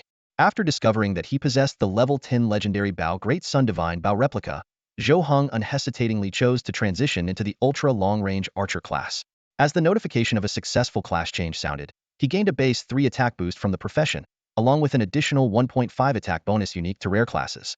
As a 1-star class, the ultra long-range archer could amplify base attributes by 50. Each randomly earned point of attack during level ups would receive an extra 0.5 point increase due to this amplification. According to the game manual, the maximum star level for this class was 3 stars, capable of reaching an astonishing 150 amplification. Rare classes like this, which granted additional attribute bonuses, were extraordinarily scarce in the game. Paired with the Great Sun Divine Bow replica, Zhou Heng's maximum damage output had reached 106 points. With the additional 5-point attack boost from the Burning Fury skill, his damage cap could surge to a terrifying 116 points. The ultra long-range vision talent allowed him to spot every wind sheep within a 10-kilometer radius. This was a stark contrast to his previous need to search for targets one by one. Now, Zhou Heng simply needed to find an advantageous position, and with the help of his class talent, he could effortlessly snipe his prey. His original goal of reaching level 10 by tomorrow evening now seemed well within reach, with maxing out his experience no longer a daunting task. Zhou Heng aimed at a wind sheep leisurely grazing in the distance, activating his ultra long-range shooting and tracking talents. Drawing his bow and knocking an arrow, he let it fly. The arrow sliced through the air in a perfect high-arc shot, striking the wind sheep directly in the eye. It was a critical hit, instantly killing the wind sheep, which had 100 health points. The fallen creature's eyes still carried a trace of confusion. It was just eating grass, so why had it suddenly met its end? Leveraging the advantages of the ultra long-range archer class and the immense power of the Great Sun Divine Bow replica, Zhou Heng began his monster hunting journey across the desolate wind plains. Meanwhile, in the quiet town of Little Bird, a young woman stepped down from the resurrection platform. Players passing by instinctively took 3 steps back at the sight of her. Members of the Chongqing family were easily recognizable. A golden lotus petal would appear on their foreheads when they logged into the game. Whispers spread among the onlookers. Someone actually dared to kill a member of the Chongqing family? And their starting stats are way higher than ours. What kind of expert could take them down? Who would have thought such a powerful figure could be hiding in a place like Little Bird Town? The young woman, however, remained calm amid the murmurs, her expression steady as she walked toward the town's entrance. There, a fully armed 9-person squad awaited her. Clad in imposing black scale armor and carrying Tumterlong's standard-issue greatswords on their backs, they stood at attention. The squad leader stepped forward to greet her. "Miss, you've arrived," he said respectfully. "You're late." "It's already the 4th day," the young woman replied coldly. In the Chongqing family, it was customary for members to log in and immediately report their location to the family. The family would then dispatch resources within 1 to 2 days to ensure their members' development far outpaced that of ordinary players. This was a rite of passage for every Chongqing family member. The young woman stood still, a glint of coldness flashing in her eyes. If she relied on high-level players to deal with Zhou Heng, her reputation within the family would undoubtedly be tarnished. At that moment, a 9-member squad clad in black armor approached quickly. The leading warrior knelt on one knee. "Miss, please forgive our delay. A coup has occurred in the Saka's empire. The emperor was beheaded by the Sword of Light in a single strike. The young master is currently handling imperial matters, and the teleportation channels between regions have become highly unstable. It took everything we had to make it here in time. The young woman's eyes flickered. It seems the ninth part of the first expansion has been unlocked. Exactly, Mississippi. From what we know, this part is closely tied to the Sword of Light. The young woman nodded silently and extended her hand. The black-armored warrior understood immediately, taking a batch of resources from his bag and handing them to her. Miss, the young master hopes you will quickly enhance your strength and proceed to Frost City to assume the role of City Lord. A sharp glint flashed in her eyes as she replied curtly, "Understood. You may go now." The nine-member squad moved like the wind, disappearing from the outskirts of Birdsong Town in an instant. The young woman looked down at the resources in her bag and held a skill book in her hand. Her gaze turned toward the direction where Zhou Heng had been killed earlier. A sinister expression appeared on her delicate face. "You'd better not use that class change scroll, or else." Meanwhile, at the headquarters of the Black Bear Guild, Zhou Heng really stole the items? Black Bear B's face was dark and menacing as he listened to his subordinate's report. He never imagined that he, the hunter, would be outwitted by his prey. Not only had he lost the Great Sun Bow and the Radiant Backpack, but even the ceramic shard had been taken. Compared to these, the loss of 3 silver coins seemed trivial. Guild leader, we've already investigated all the guild members stationed in Birdsong Town. Zhou Heng is the only one we haven't checked, the subordinate said bitterly. A mere level 1 rookie dared to take advantage of the chaos to seize our assets. It's as if he has no regard for the Black Bear Guild. Black Bear B's voice was icy as he gave the order. Find him immediately. Inform everyone to speed up. We'll take action at dawn tomorrow. Tomorrow? Didn't we agree on the day after? A guild member nearby looked startled. Black Bear Boss snorted coldly. The guild master has sent word. There's been a coup in the Empire, and the Emperor has been executed by the Sword of Light. The holy sword of Hero King Kylina must have awakened by now. We must act before the coup concludes, using Birdsong Town as a foothold to secure a place for our guild. The ninth part of the first expansion is ours for the taking. The room fell silent as everyone took a sharp breath, their eyes gleaming with barely contained excitement. With the Emperor's death, the vast Sokka's empire was bound to descend into chaos. This was an unprecedented opportunity, a chance to rise and soar to new heights. Fate seemed to favor Zhou Heng, yet it was actually presenting him with a formidable challenge. At this moment, 2 crucial hints from fate reached him. The first hint unveiled an imminent threat. The player from the Chongqing family he had just defeated was about to receive family support. Once she utilized the new resources, even Zhou Heng, with his 2-star rare class, would find it difficult to contend with her. He had only 6 hours to act. To prevent this, he would have to take a risk by infiltrating Bird Town and eliminating her again before the guards could react. The second hint offered a humiliating alternative. If he couldn't persist, he could choose to wear a dog collar and kneel before the girl to beg for mercy. With her inherently cold and indifferent nature, she would undoubtedly reduce him to nothing more than a tamed dog. As night began to fall, Zhou Heng felt puzzled by the timing of this information. Based on what he had learned in school, resource allocation within the Chongqing family was typically completed by the first or second day before noon, never this late. He had initially assumed the long-range sharpshooter was a resource provided by her family, but it now seemed that he had struck first, defeating her before she could access any family resources. As he pondered, Zhou Heng connected this situation to the unusual spike in copper coin exchange rates, which had surged to a staggering 100,000. Coupled with the current 100 progress of the Golden Prime expansion pack, he realized this might indicate the imminent decline of the Sokka's empire, even affecting the millennial Chongqing family. The most dangerous times are also the best times, Zhou Heng thought, a glimmer of determination flashing in his eyes. He recognized this as a rare opportunity for ordinary people to rise. Recalling the haughty, disdainful look from the Chongqing family girl, a faint smirk appeared on his lips as he anticipated her reaction the next time they met. After a full day of grinding, Zhou Heng had reached level 10, with an experience total of 50 out of 100,000. All his attribute points had been randomly assigned to attack, though he wasn't sure if this was an extraordinary stroke of luck. The 6th-level progression from level 4 to level 10 had granted him 6 points of base attack power. With his class 150 attribute boost, his attack power had increased by a total of 15 points. Thanks to his lightning-fast grinding pace, defeating wind rams had also yielded substantial rewards, including a valuable skill book. Zhou Heng examined his newly acquired equipment. A complete set of bronze armor, consisting of 3 pieces of leather armor, 6 bracers, 1 pair of pants, and 7 pairs of boots. Each piece was of level 5 quality and came with ordinary attributes. The leather armor and pants each added 2 points of durability, while the bracers and boots added 1 point each. All the gear was in perfect condition with durability values of 100,100. This solid bronze armor set, though reducing his movement speed by 0.3 meters per second, offered an impressive 6 armor points, enough to make it difficult for poorly equipped opponents to breach his defenses. After organizing his gear, Zhou Heng returned to the town. The streets were bustling with activity, lined with stalls set up by players. Some were shouting, "Hey there! Check out this bronze longsword attack 6. It's a must-have early game weapon. Make me an offer." Others called out, buying small health potions, no limits. While some recruited teammates, looking for leveling partners. "I'm already level 7 guaranteed to carry you." At one stall, Zhou Heng crouched down to inspect 2 items, a flute and a statue. The flute's description read, "An elegant, ancient flute of ordinary quality. It seems to hold an unknown secret." The statue was labeled, "Deep Water Flood Dragon, ordinary quality." A statue carved in the likeness of a deep water flood dragon, seemingly hiding an unknown secret. Though intriguing, Zhou Heng recalled the warnings from the guidebooks. Item descriptions were not always reliable. There was once a wealthy high-level player who was swindled out of a fortune by a supposedly ancient secret-bearing golden statue, only to discover 3 years later that it was a counterfeit crafted by a forger, becoming the laughingstock of the community. The vendor, a middle-aged man radiating a faint glow, was clearly a projection of his avatar. Just as Zhou Heng was about to inquire about the Chongqing family, a sudden prompt appeared in his vision. "You have encountered a powerful forger on the verge of breaking through level 100 and reaching the legendary realm.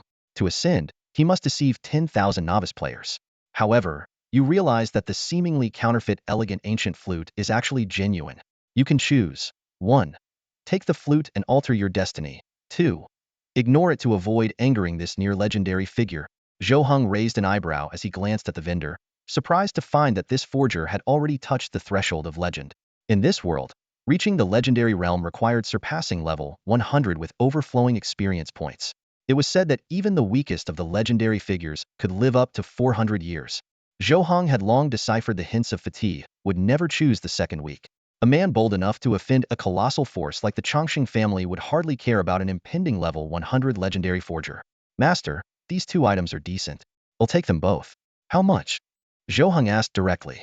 The forger rubbed his hands together, his face plastered with a sycophantic smile. "Young man, you've got a sharp eye. These 2 artifacts are absolute treasures worth every penny. Not expensive, just 500 copper coins each." The unexpectedly low price made Zhou Heng ponder. It seemed the forger was eager to complete his ascension achievement. At this price, Zhou Heng had no reason to hesitate. "All right, let's make the deal." A system notification promptly appeared. "You have acquired the elegant ancient flute. You have acquired the deep water flood dragon statue." Seeing the items successfully sold, the forger's grin grew even wider. In just 4 short days, he had managed to scam 8,000 novice players. Only 2,000 more to go, and his ascension to legendary status would be within reach. Yet, as he reveled in his bright prospects, a glaring notification suddenly flashed across his retina. "You have failed to deceive the 8,000th novice player. Legendary forger ascension has failed. Please reapply for the ascension achievement on January 1st of next year. Best wishes for boundless legend, eternal and undying." The forger froze in place, staring in disbelief at the notification. A forger on the verge of legendary status had been outmaneuvered by his own prey? Damn it, I misjudged. He realized in frustration that at least one of the 2 items he had just sold was genuine. Watching Zhou Heng's retreating figure, the forger's face turned as dark as a stormy sky. After a long silence, he sighed. "Fine, it's my own mistake. How can I blame a novice player? But which one is the real deal, the flute or the dragon statue? Who knows what next year's Ascension Challenge will bring?" Suppressing his irritation, he reminded himself of the rules. With his level 100 strength, eliminating a mere level 10 player would be effortless. But the cost of breaking the rules was a price he couldn't afford. If high-level players were allowed to kill novices at will, the Chongqing family would have monopolized the entire entry zone long ago. Killing Zhou Heng would at most cost the boy 1 free resurrection, but for the forger, it would mean losing 10 levels. He vividly recalled the grueling journey from level 91 to 100 and refused to let a moment of anger destroy his hard-earned progress. As Zhou Heng disappeared around the corner, the forger stood up weakly and blended into the bustling streets of Xiaonyao town. Meanwhile, Zhou Heng was intently examining the elegant ancient flute. Using the appraisal skills he had learned at school, he grew increasingly certain it was a counterfeit. It looked far too pristine, lacking the weathered charm of a true antique. If not for fate's clear guidance, he would never have given such a relic a second glance. Zhou Heng carefully examined the item in his hand, but couldn't discern its mystery. In the end, he had no choice but to store it in his backpack along with the unidentified ceramic shard. The tavern in Sparrow Town was bustling with noise, packed with a mix of players and NPCs. On the tavern's notice board, A new bounty issued by the Black Bear Guild stood out prominently, a reward of 30,000 copper coins for capturing a new player named Zhou Heng. That's odd. Why would a major guild like the Black Bear Guild use copper coins? Wouldn't silver coins be more practical? One player questioned curiously. Who knows? Maybe they just have an excess of copper coins to throw around. Someone nearby replied offhandedly. The tavern was filled with lively chatter. Honestly, I'm less interested in Zhou Heng, the resource hoarder, and more curious about which expert managed to send that Changshan clan player back to the respawn point. Yeah, the only Changshan clan player in our tiny sparrow town meeting such a fate? That's no small matter. What if it was just a wild monster? A young voice interjected. Ah, young lady, you're clearly new to this. An older player shook his head and explained. The Changshan clan has existed for thousands of years. There's no way one of their members would be killed by a mere wild monster right after logging in, especially not in a remote little town like ours. The key detail, another person added, is that when a Changshan clan player is killed by another player, a scar appears on their arm. One scar for each death. That's an unbreakable rule. No one knows why, but if there's a scar, it's definitely the work of a player. That person must be incredibly bold, someone remarked. Daring to go against the Changshan clan, aren't they afraid of death itself coming for them? There's always someone who overestimates themselves, a raspy voice chimed in, thinking their random talents make them invincible. But against the Changshan clan, they're just a mantis trying to stop a chariot. Zhou Heng sat quietly in a corner, sharing a table with others but remaining silent, intently listening to the surrounding conversations. After an hour, as he was preparing to leave, a drunken voice rang out from across the room. You know, if I became a servant for that Changshan clan beauty staying at the Sparrow Inn, do you think I could score a gig as her boy toy? She's ridiculously gorgeous. The tavern fell silent for a moment before erupting into thunderous laughter. Dream on, buddy, someone teased. With that beard of yours thicker than my hair, do you really think a stunning girl like her would even glance your way? The Changshan clan operates on a whole other level. She'd only go for someone as handsome as Pan En or a powerhouse with unmatched skills. Heck, if the guy who killed her got down on his knees and begged like a dog, he might actually have a shot. In the corner, a glint flashed in Zhou Heng's eyes, and the corner of his mouth curled into a faint smile. His hour of waiting had finally paid off. Now had the crucial information he needed. The Sparrow Inn? This high-end NP-Cron establishment was notoriously expensive, far beyond the reach of ordinary players. At this stage, only someone like the Changshan clan player would choose such a place to stay. Find her, and he would find those resources? Zhou Heng calculated silently in his mind. The Little Bird Inn stood out as one of the more luxurious buildings in Little Bird Town. A bronze sculpture of a bird in flight hung above the entrance, its metallic sheen faintly glimmering under the dim yellow light. Zhou Heng pushed the door open and stepped inside. Behind the reception desk stood a slightly plump, sallow-faced middle-aged woman. Though she tried to hide it, Zhou Heng's sharp eyes didn't miss the trace of worry etched between her brows. In this boundless world, players had grown accustomed to referring to the original inhabitants as NPCs. It wasn't meant to belittle them, it was simply a habit ingrained over countless years. However, treating these residents as mere game NPCs could easily cost a player their life. Ma'am, how much for a room? Zhou Heng asked with a smile, pulling 1,000 copper coins from his backpack and sliding them across the counter. Then, lowering his voice, he added, is there a female player from the Longevity clan staying here? The receptionist instinctively wanted to deny any connection to the Longevity clan, but her gaze lingered on the mountain of copper coins before her. After a moment of hesitation, she glanced around to ensure no one was nearby and whispered, young man, why are you asking about this? Ma'am, look at me, I'm not bad looking, I'm 6 feet tall. I thought I'd see if I could make a connection with her, Zhou Heng explained. You know how it is for us regular players, progress is nearly impossible. The woman nodded in agreement. In the Sokka's empire, social hierarchy was deeply entrenched, and resources were monopolized by the empire and the powerful players of the Longevity clan. For ordinary people, opportunities were scarce. All right, you seem like a decent lad, she said, lowering her voice further. There is indeed a girl from the Longevity clan staying here. She's exceptionally beautiful and is in room 606 on the top floor. A glint of determination flashed in Zhou Heng's eyes. He pushed another 1,000 copper coins toward her. Thank you, ma'am, he said before heading straight for room 606 without even booking a room. Inside room 606, a young woman sat gracefully at the pale blue headboard of her bed, engrossed in a skill scroll she held in her hands. The scroll was titled Thunder of 10,000 Strikes, a powerful skill that not only summoned lightning to saturate a 3-meter radius, but also provided a passive defense mechanism. If ambushed, the skill would automatically trigger a lightning counterattack, momentarily delaying the enemy's assault. For her, this skill was crucial for survival in the early stages. Thanks to her family's unique transformation ability, she only needed 6 hours of focused study to master it, bypassing the usual arduous learning requirements. However, just as she was deeply immersed, the skill's alert mechanism suddenly activated, breaking her concentration.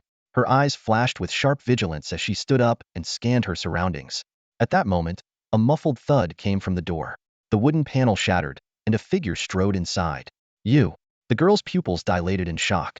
Of all the possibilities she had considered, this was the one she hadn't anticipated. She, a proud member of the prestigious Chongqing family, had never expected to be cornered by an ordinary player. Standing in the room of the Little Bird Inn, the young woman watched as her adversary stormed in, her instincts immediately telling her that he was here to kill her.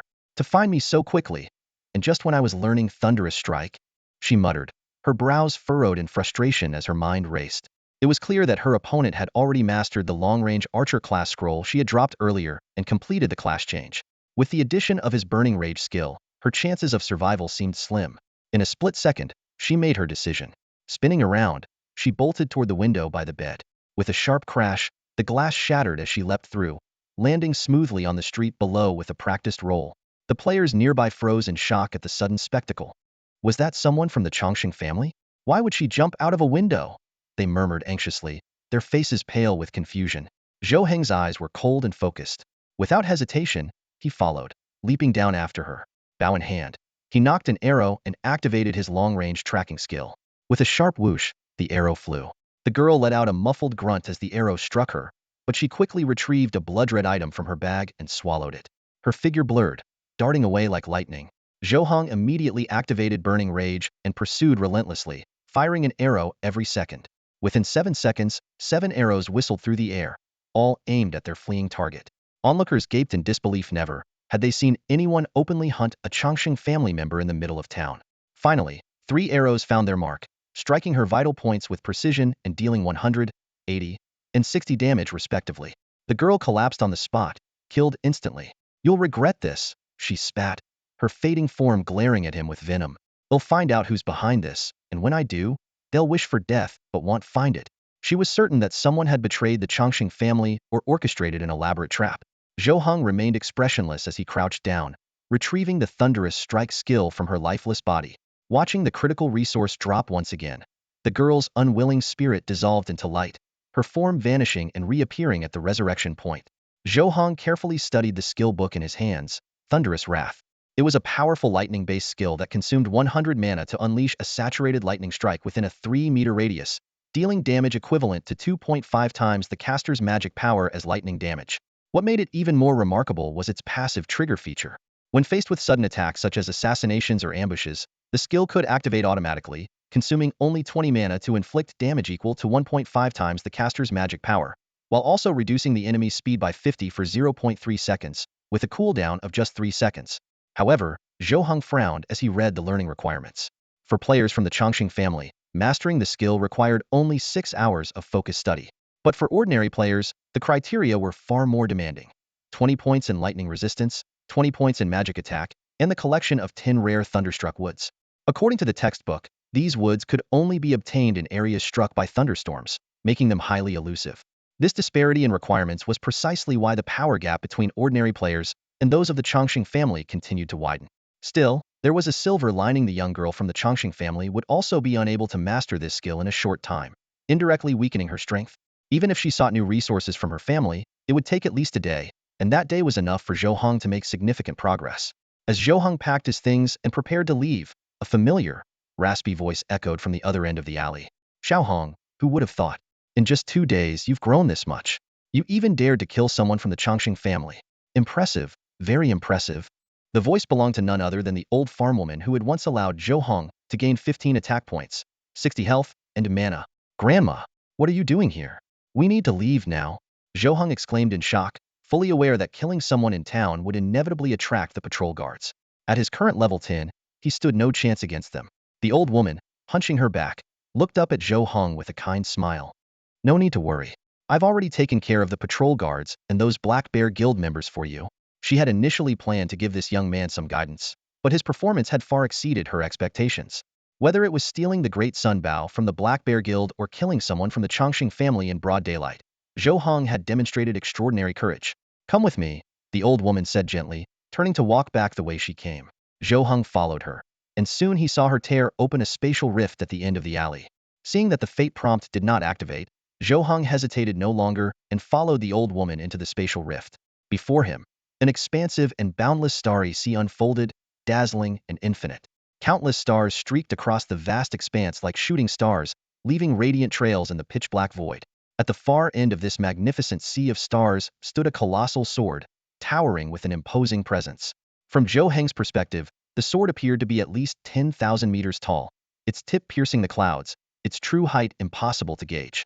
This is the holy sword, the sword of the hero King Kailuna, the old woman said. She had somehow appeared beside Zhou Heng, gazing at the towering sword in the distance with a tone tinged with reminiscence. Legend has it that the hero King Kailuna used this very sword to sever all destinies of the Saka's empire, wiping that ancient empire from the annals of history. Unfortunately, after that battle between power and technology, this sacred sword of antiquity shattered and vanished, leaving only this ethereal shadow behind. The old woman turned to Zhou Heng, her eyes soft.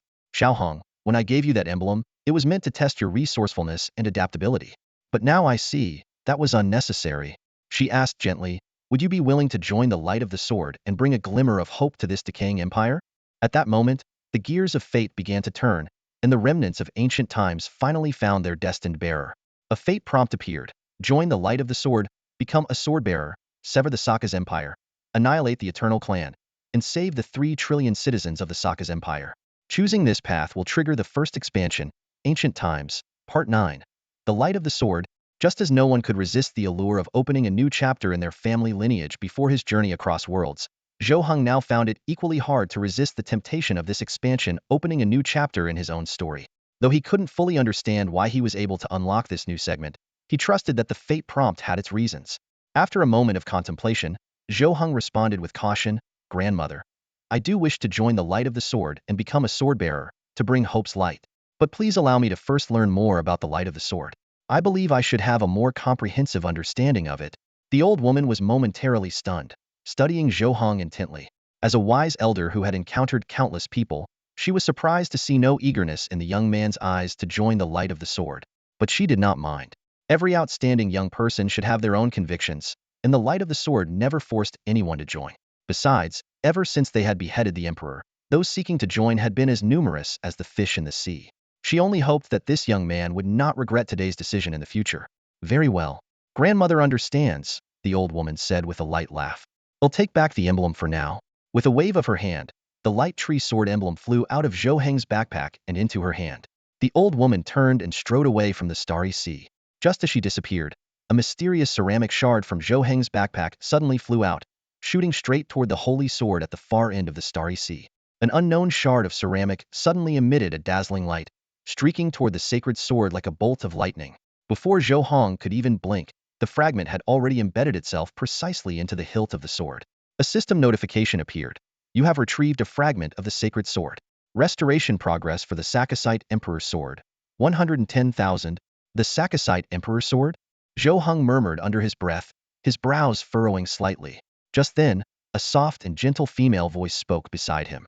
This sword was forged by Emperor Narain Sakasite of the Sakasite Empire, using the lives of 9 trillion humans to create a blade of slaughter, the voice continued. According to the original plan, only another trillion human sacrifices would have been necessary to complete it, making it powerful enough to cleave through ancient eras and lead the Sakasite Empire to an even greater future. But alas, the voice bore a deep sense of regret.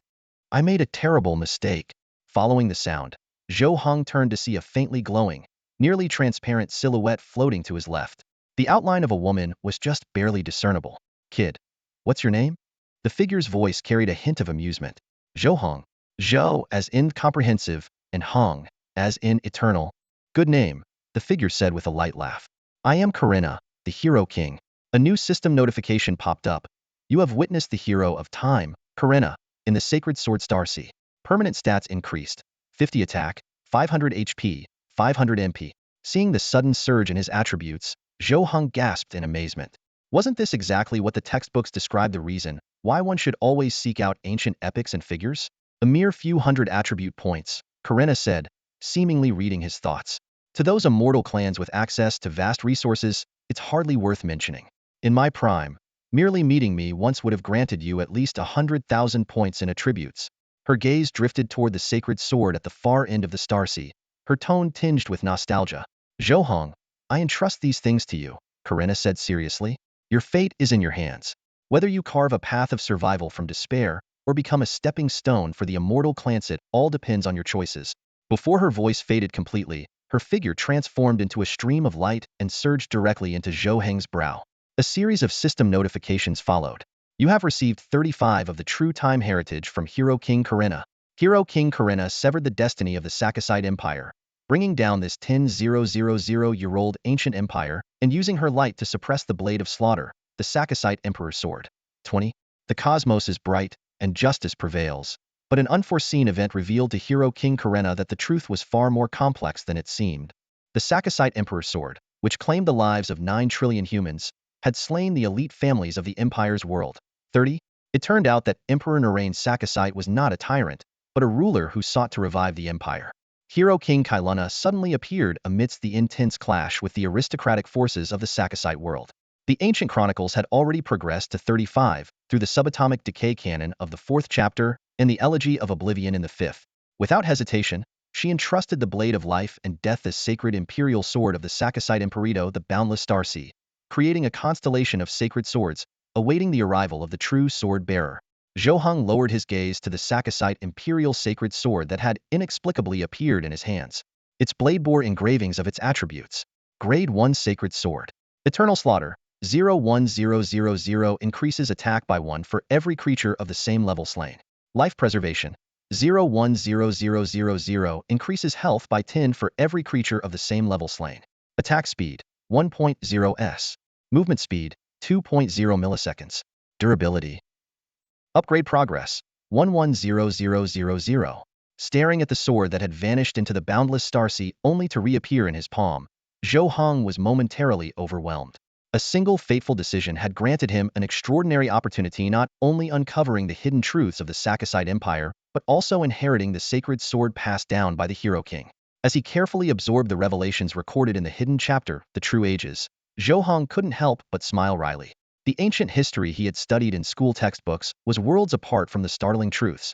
The moment the sacred sword fully solidified in his grasp, a scabbard materialized at his waist.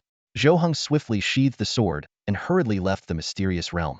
He had no desire to remain and risk being confronted by other members of the Radiant Sword once they discovered the sacred sword's disappearance. As for why he chose not to reveal his identity and wield the sacred sword to take control of the Radiant Sword, Zhou Heng had his reasons. He couldn't be certain whether the organization still upheld its righteous path. In fact, he suspected it might have long been covertly controlled by the immortal families and the aristocratic clans of the Sakasite Empire. His doubts were not unfounded. Why had Hero King Kailuna chosen to appear only after the elderly woman had departed? Given the Hero King's revered status within the Radiant Sword, her presence before the woman would undoubtedly have rallied the loyalty of the majority of its members. With the Elder's mysterious power, Zhou Heng could have quickly built a foundation from scratch. Clearly, the Hero King's decision carried deeper implications. When Zhou Heng emerged from the Boundless Starsea and returned to the alleyways of Little Bird Town, the sky was already tinged with the first light of dawn. He wasted no time, slipping away under the morning mist and heading straight for the Plains of Wind. Ordinary wind sheep could provide experience, but were insufficient to activate the sacred sword's unique effects. He needed to hunt level 10 wild creatures. Around Little Bird Town, only the Deepwater Cavern housed such targets. Though it was likely he would encounter players from the Black Bear Guild there, he calculated that he had a day before they could take action, enough time to enhance his attack power and health. Once his strength improved, he would have a better chance of surviving the Black Bear Guild's pursuit. Zhou Heng stood near the Deepwater Cave, his brows furrowed as he observed the dense crowd of players around him. The players arrived in droves, their levels varying widely. Newer players were at least level 5, while the strongest among them had already reached level 10, matching his own. Meanwhile, veteran players who had long since outgrown their beginner protection period boasted impressive levels of 20, 30, or even 40, making them formidable. The boss is about to spawn. Feeling a bit nervous, someone murmured in the crowd. What's there to be afraid of? It's just a level 10 Deepwater Floodworm. With the Black Bear Guild's top players leading the charge, we just need to farm some contribution points, another voice chimed in confidently. Do you think the Deepwater Floodworm really looks the way the textbooks describe it? A dragon's head with the body of a worm? Who knows? We're all rookies here, just 5 days into the game. Suddenly, a commotion rippled through the crowd. Look, it's Black Bear Ba, the guild leader, and Yang Kai, the other guild leader. Zhou Heng turned toward the source of the noise and saw Yang Kai, dressed in a white tracksuit, walking at the front, with Black Bear Ba following closely behind. Among the Black Bear Guild's ranks, Zhou Heng's gaze fell on a familiar face, the young woman from the Chongqing family, whom he had killed twice in succession. Look, that's a Chongqing family player. Is that the golden lotus mark on her forehead? It's even more mysterious and elegant than the textbooks described. I heard this particular Chongqing player got killed twice in a row. I wonder who's bold enough to take down someone from the Chongqing family. Who knows? Probably just another early game powerhouse. Yang Kai approached the entrance of the deepwater cave, his expression unreadable, and gestured silently to Black Bear Ba. Understanding the signal, Black Bear Ba gave a subtle nod to the guild members around him. In an instant, large quantities of black, viscous fluid refined from Blackwater grass were dumped into the cave. The liquid reacted violently with the water inside, causing the entire surface to churn and bubble furiously. Without hesitation, the Chongqing family girl calmly retrieved a bottle of thick green-yellow liquid and poured it into the water. A deafening roar erupted from below, and a massive white creature burst out of the water, landing heavily on the grassy plains above. The creature was exactly as the legends described: a greenish-blue dragon head atop a pale, worm-like body. Its eyes glowed red with rage, and its body, coated in the black viscous fluid, writhed uncontrollably as it tried to shake it off. However, the more it struggled, the more the black substance seemed to spread, as though it had a life of its own. Zhou Heng watched the scene unfold, silently speculating. Once the black substance completely enveloped the deepwater floodworm, it would undoubtedly become corrupted. But what puzzled him was why the Black Bear Guild would go to such lengths to corrupt a mere level 10 boss. And what role did the Sword of Light play in all of this? In the past, Zhou Heng had never given much thought to the underlying reasons behind these events, as he was aligned with the Bright Sword faction and carried out tasks on their behalf. But now, viewing everything from the perspective of an outsider, he realized that many aspects were beyond the understanding of a novice player who had only joined the game 5 days ago. While he was pondering his next move, a sudden system alert flashed before him. The ominous message, "True darkness is about to descend," sent a chill through his heart. Immediately after, 2 fate prompts appeared in succession. The first warned him to stay away from the Wind Prairie. Although the level 50 battlefield promised abundant rewards, the dangers far outweighed the potential gains. The second prompt offered a glimmer of hope. To overcome the challenges ahead, he must conceal his identity among the player base and seize the opportunity to enhance the attributes of the Sakist Emperor's sword during the chaos of the impending battle.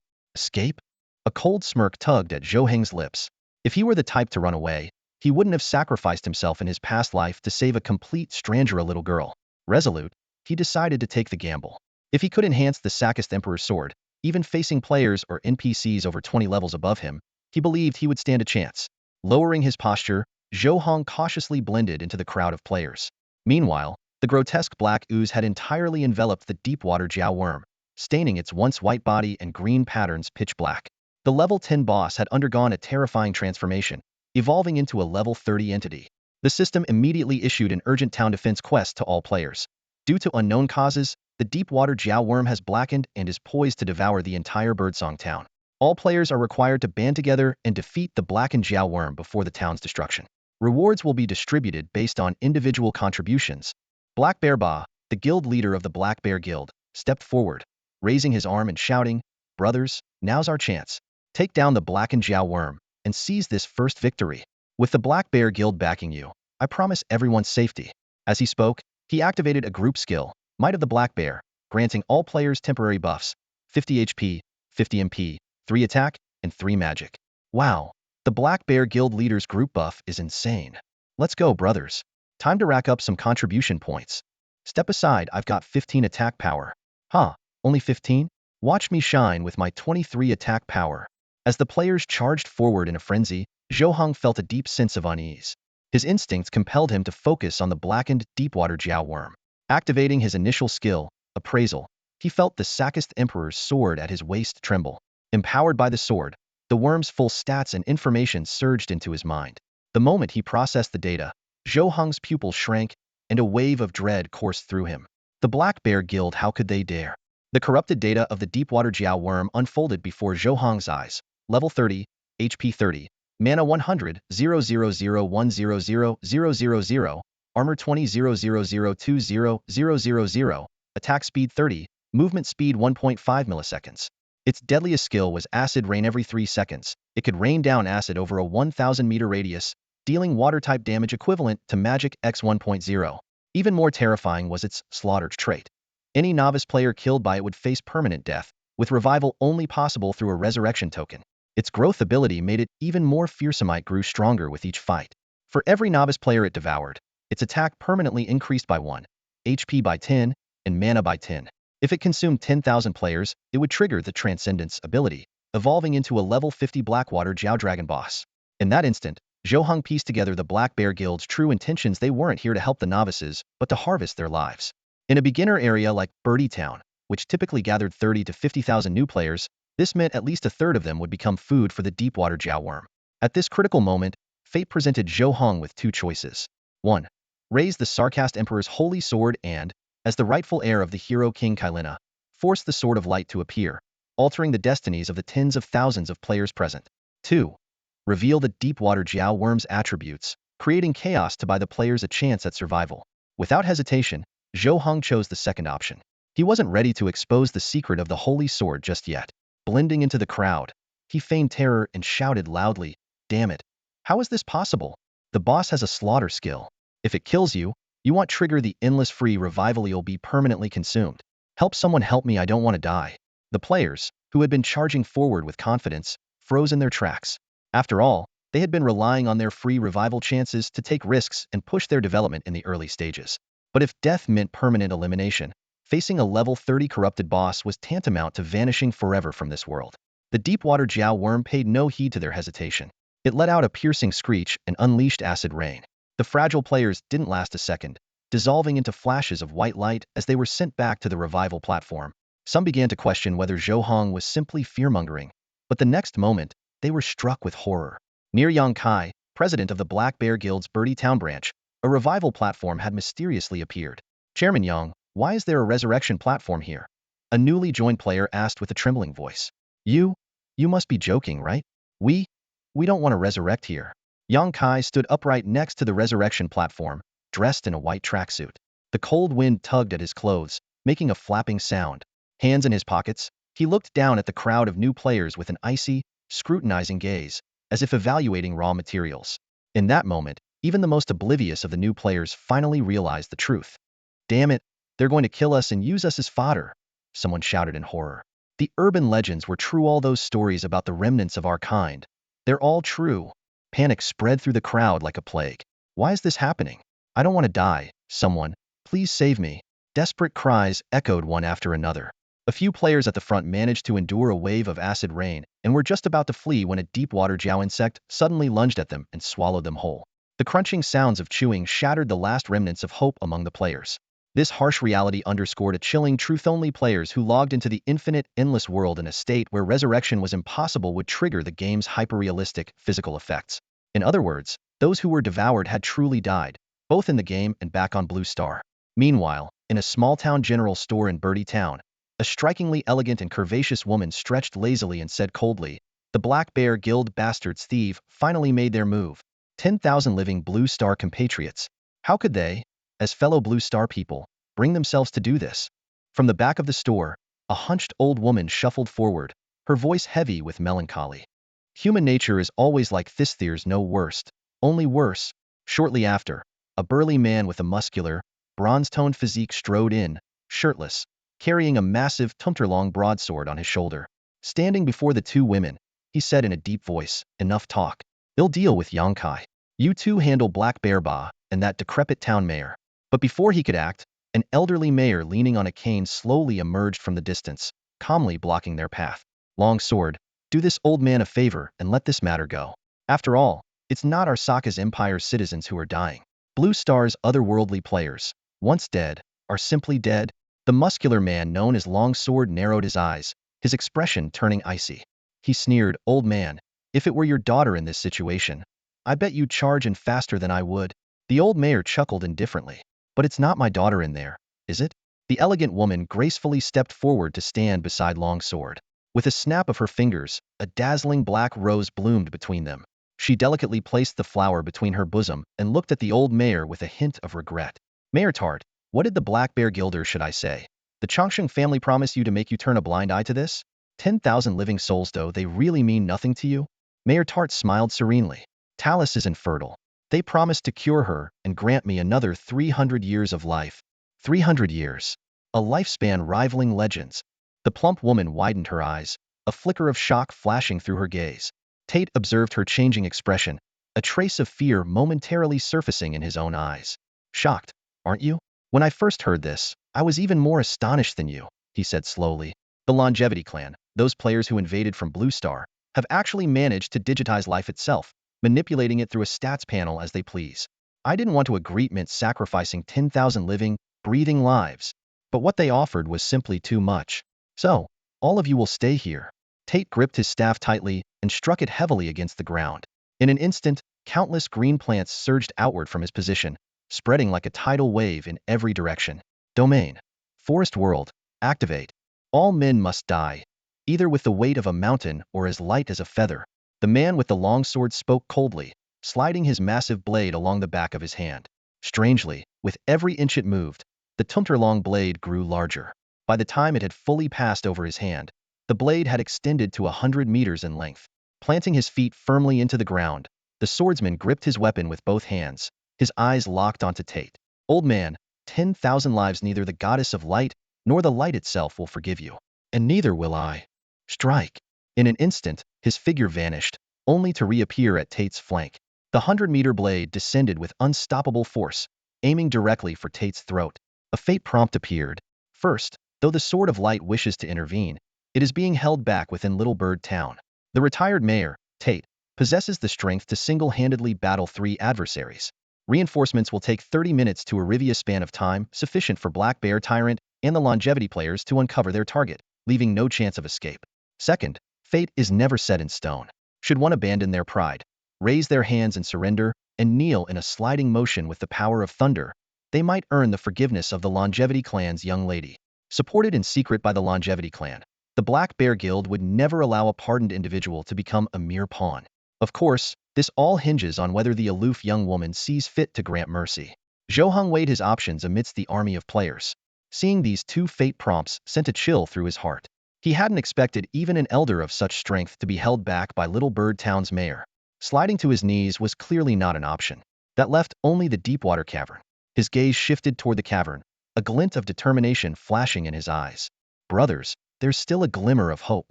The underwater cave is our only chance. Let's go, brothers. Zhou Heng's rallying cry echoed through the air.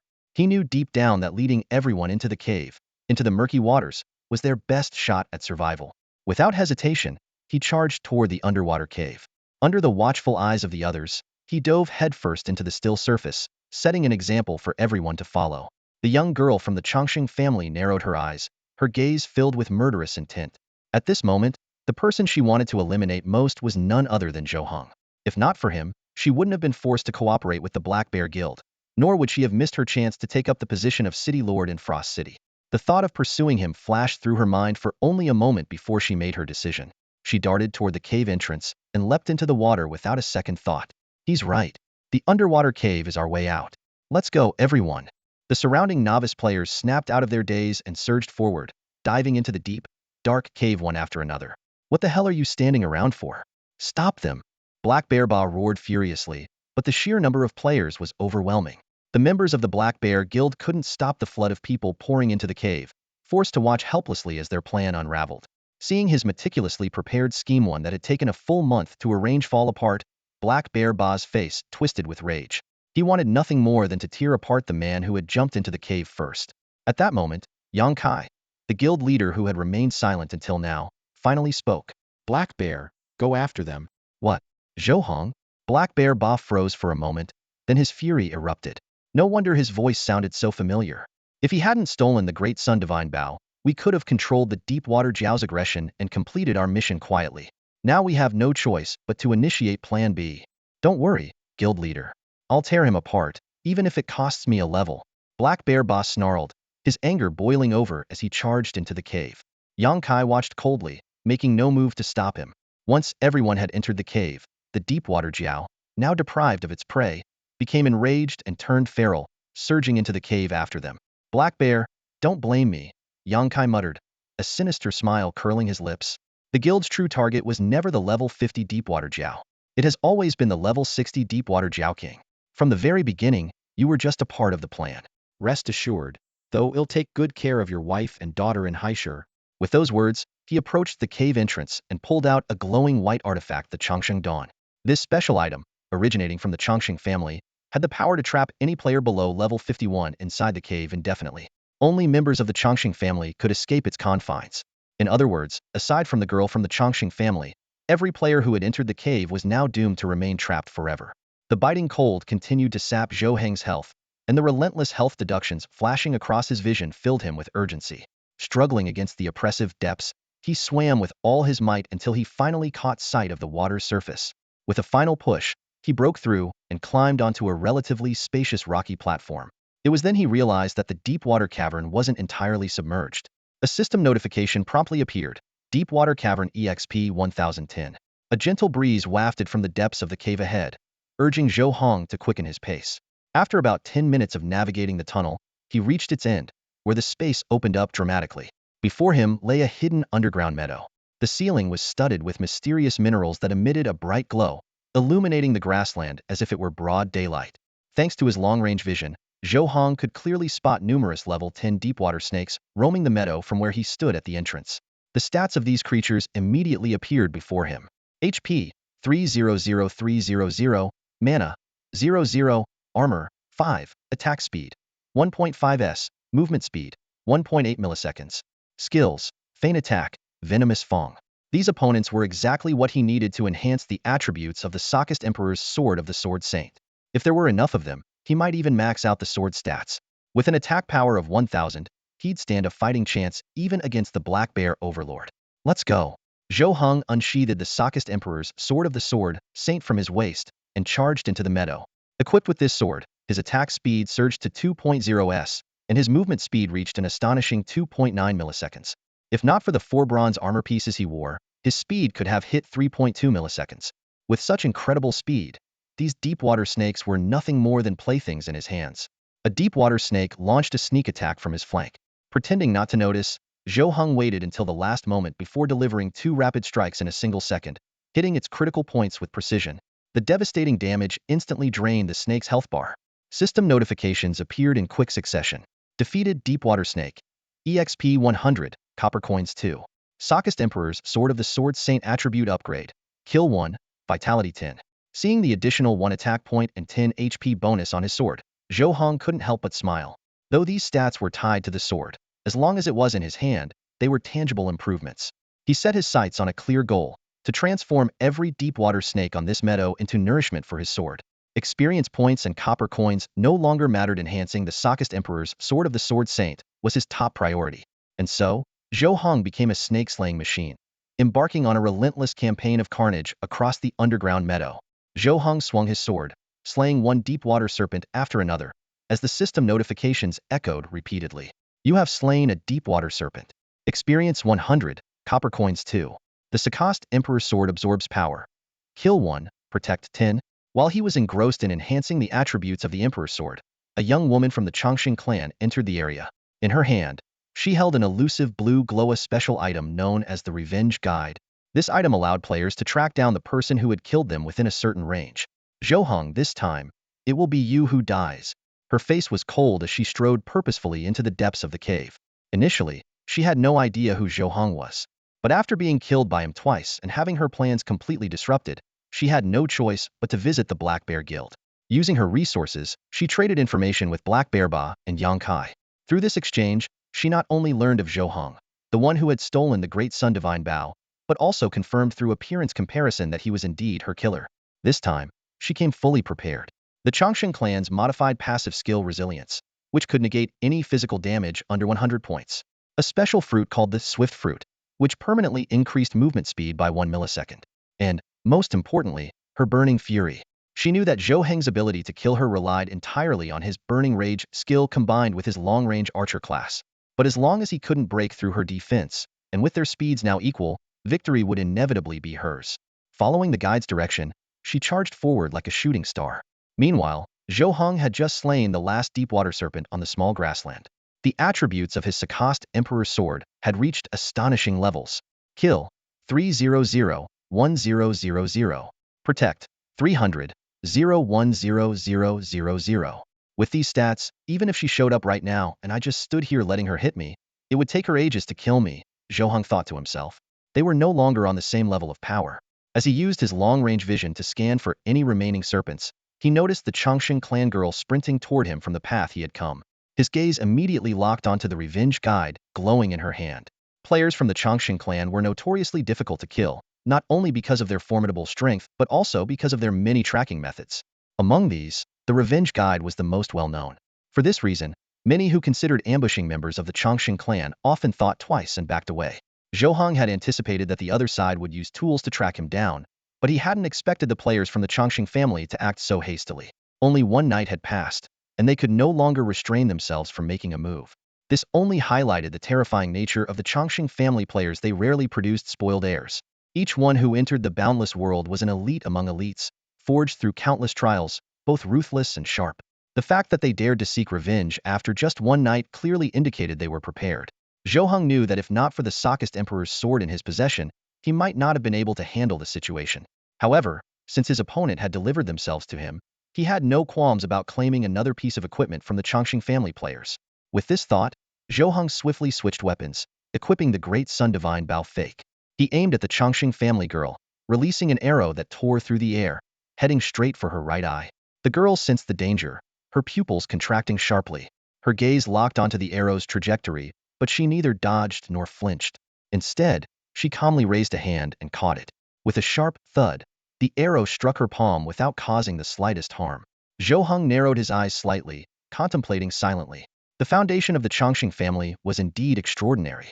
To withstand his 118.5 minimum physical attack power, within just one night meant her physical defense had already surpassed that value. Zhou Heng, you can't escape this time. The Changsheng family girl tossed the arrow onto the grass and strode forward, gripping her revenge indicator tightly. I will kill you 3 times in a row. The 4th time I find you, I'll ensure you wail in despair and fear as death approaches. Her voice remained icy but carried a hint of mockery and disdain. Of course, I am quite intrigued by your talent. Tell me your abilities and the identity of the one guiding you. Considering your handsome appearance, I might allow you to stay in my harem as my consort. You have only one chance before I reach you. Hearing this from 100 meters away, Zhou Heng couldn't help but curl his lips into a smirk. The power of an information gap was indeed a coveted weapon for many. If she knew the attributes of the Sakist Emperor's sword in his hand, she wouldn't dare utter such ridiculous words.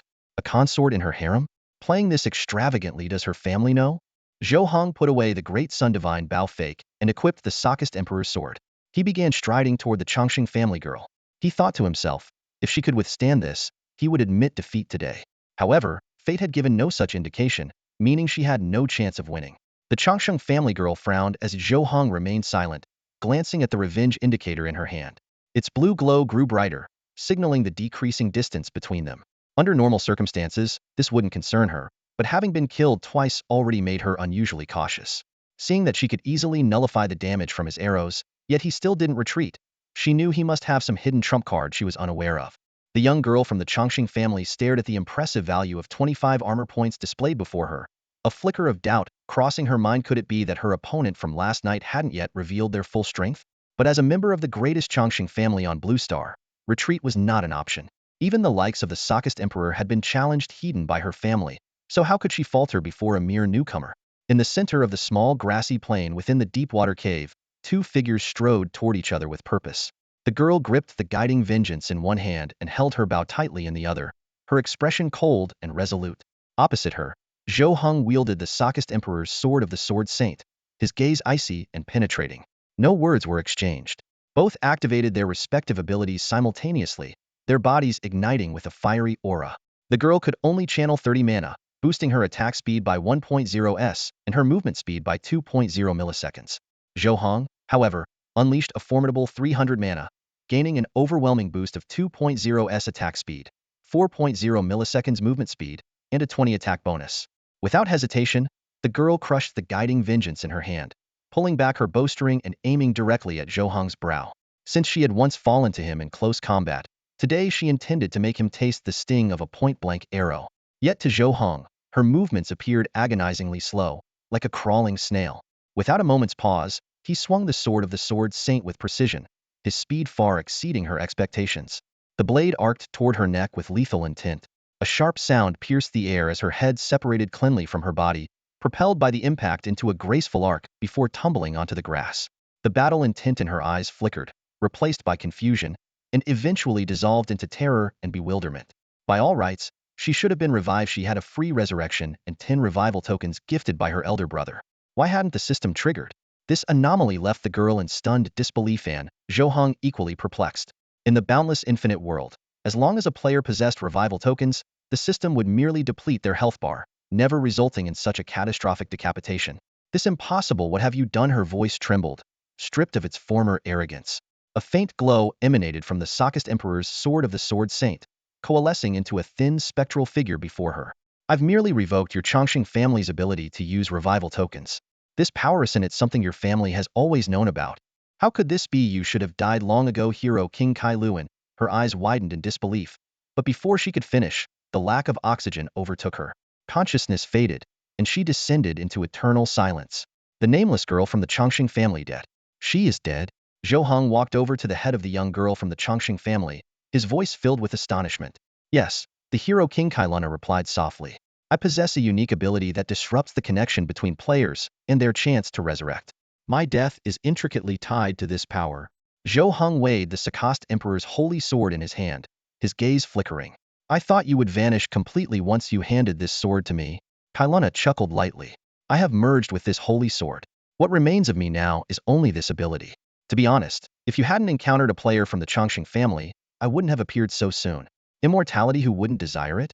But those who touch it, who among them hasn't succumbed to madness? Zhou Heng fell silent. His understanding of the infinite and boundless world was limited to what he had read in textbooks. Beyond that, it was a vast unknown. Faced with the hero king's lament, he had no words to offer. At that moment, fate suddenly delivered 2 prompts. 1. No one is truly trustworthy, not even the once revered hero King Kailana. 2.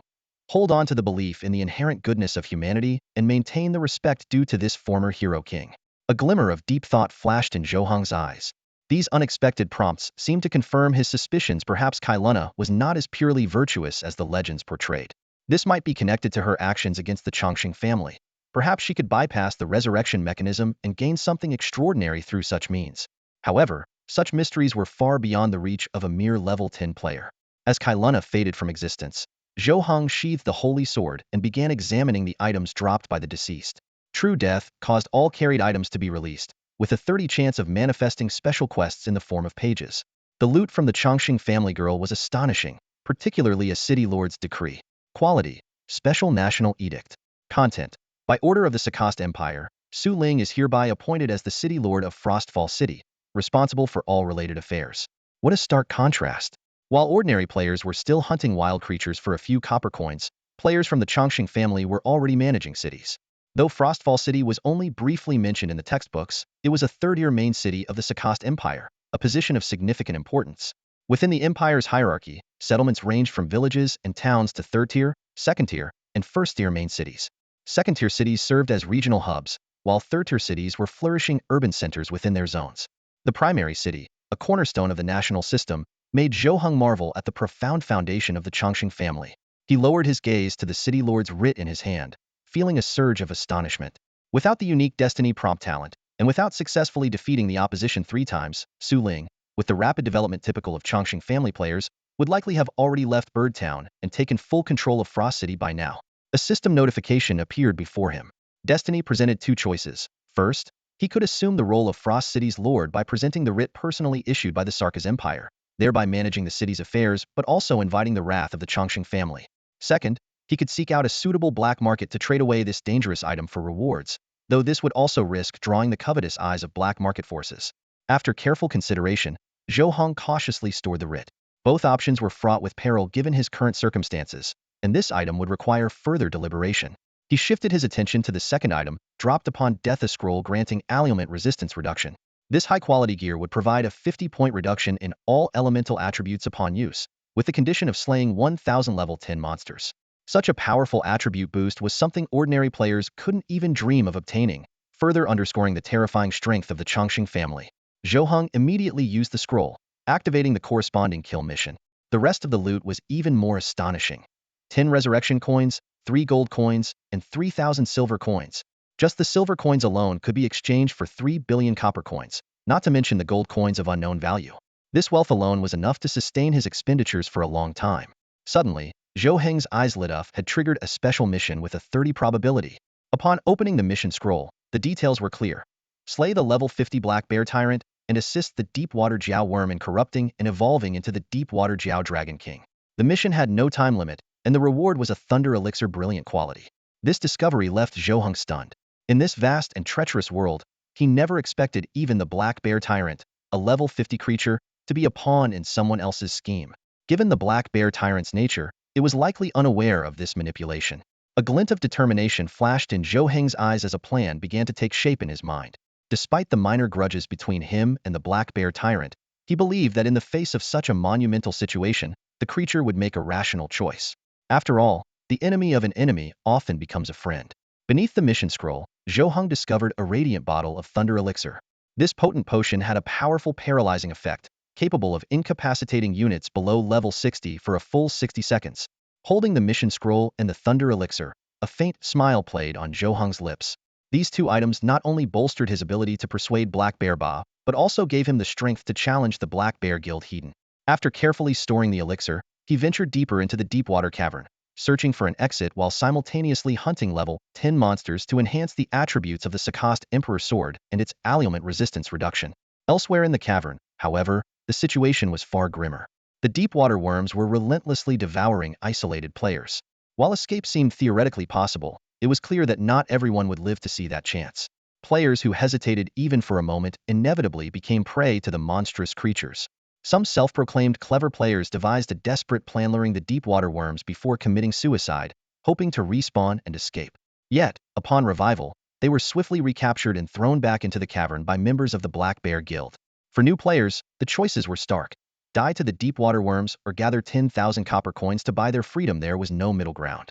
This brutal reality perfectly encapsulated the iron law of the infinite boundless world. Survival of the fittest, where only the cautious could cling to life.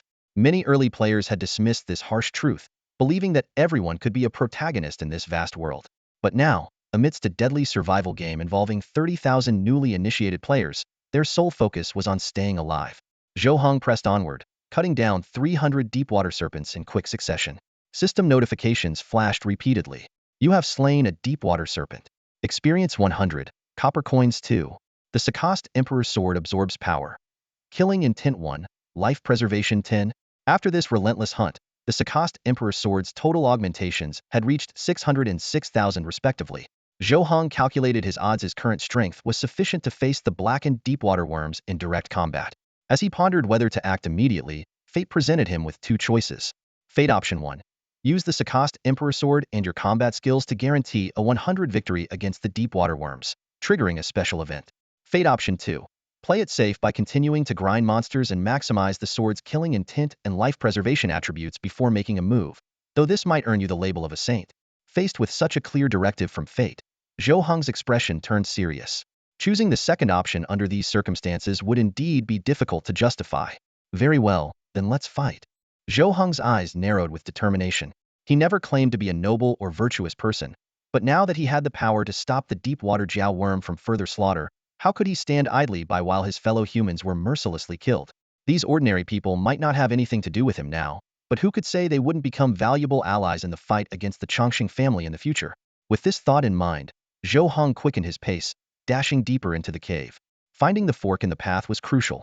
Only by doing so could he trace the blackened Deepwater Jiao worm's trail. An hour later, Zhou Heng finally reached the fork. As soon as he arrived, a pungent stench of urine hit him like a wave. The odor lingered, spreading from the other side of the fork into the depths of the cave.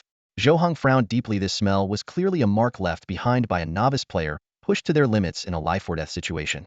It seems the target is just ahead, Zhou Heng thought to himself, immediately picking up speed and following the source of the stench. At that moment, ahead of him, Black Bear Boss sensed someone rapidly approaching from behind. Turning his head, his eyes widened in recognition. When he saw who it was, his gaze turned fierce, brimming with malice. Zhou Heng, I've been looking for you everywhere, and here you are, walking right into my hands. They say you search high and low only to find what you're looking for without effort. Before he even finished speaking, Black Bear Ba launched an attack, his move swift and powerful.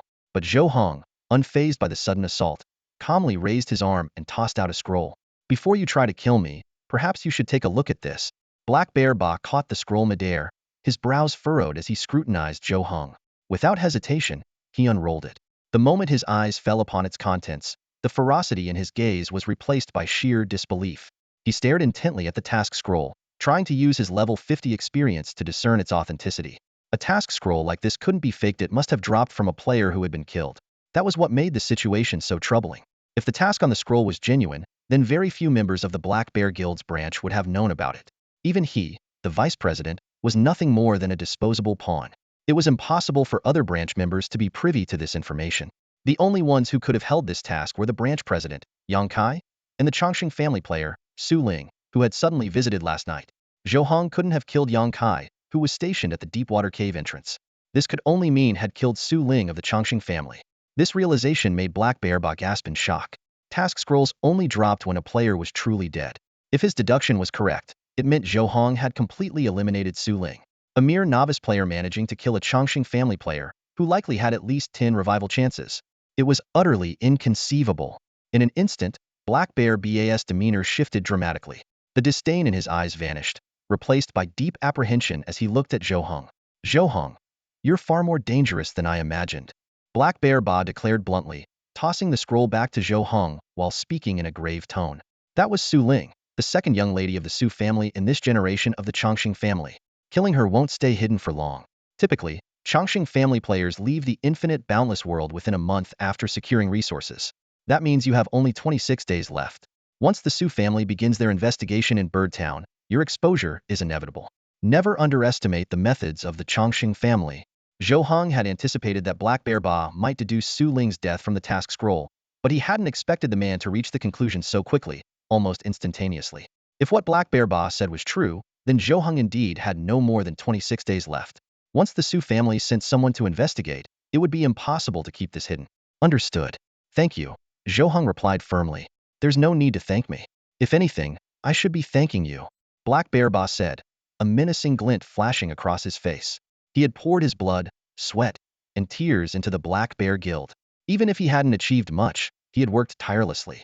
Yet the guild had treated him as nothing more than fodder to feed the deepwater Jiao worm, aiding its evolution into a level 60 deepwater Jiao king. What are your thoughts? Zhou Heng asked in a deep voice, his gaze fixed intently on He Xiongba. He Xiongba's face twisted into a fierce snarl as he gritted his teeth. If they act without honor, they can't expect any from me. Zhou Heng, you showed me this because you want to team up against that beast Yang Kai, right? Give me the Thunder Elixir, and I promise to cut him down with my sword. The Thunder Elixir is out of the question, Zhou Heng replied firmly without a moment's hesitation. You're too reckless. Besides, if Yang Kai dared to involve you in his schemes, he must have something to back it up.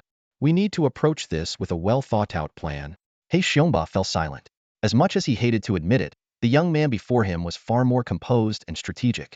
After a moment, he said gravely, if that dog Yang Kai dared to target me, a level 50 expert, he must be fully prepared for any contingencies.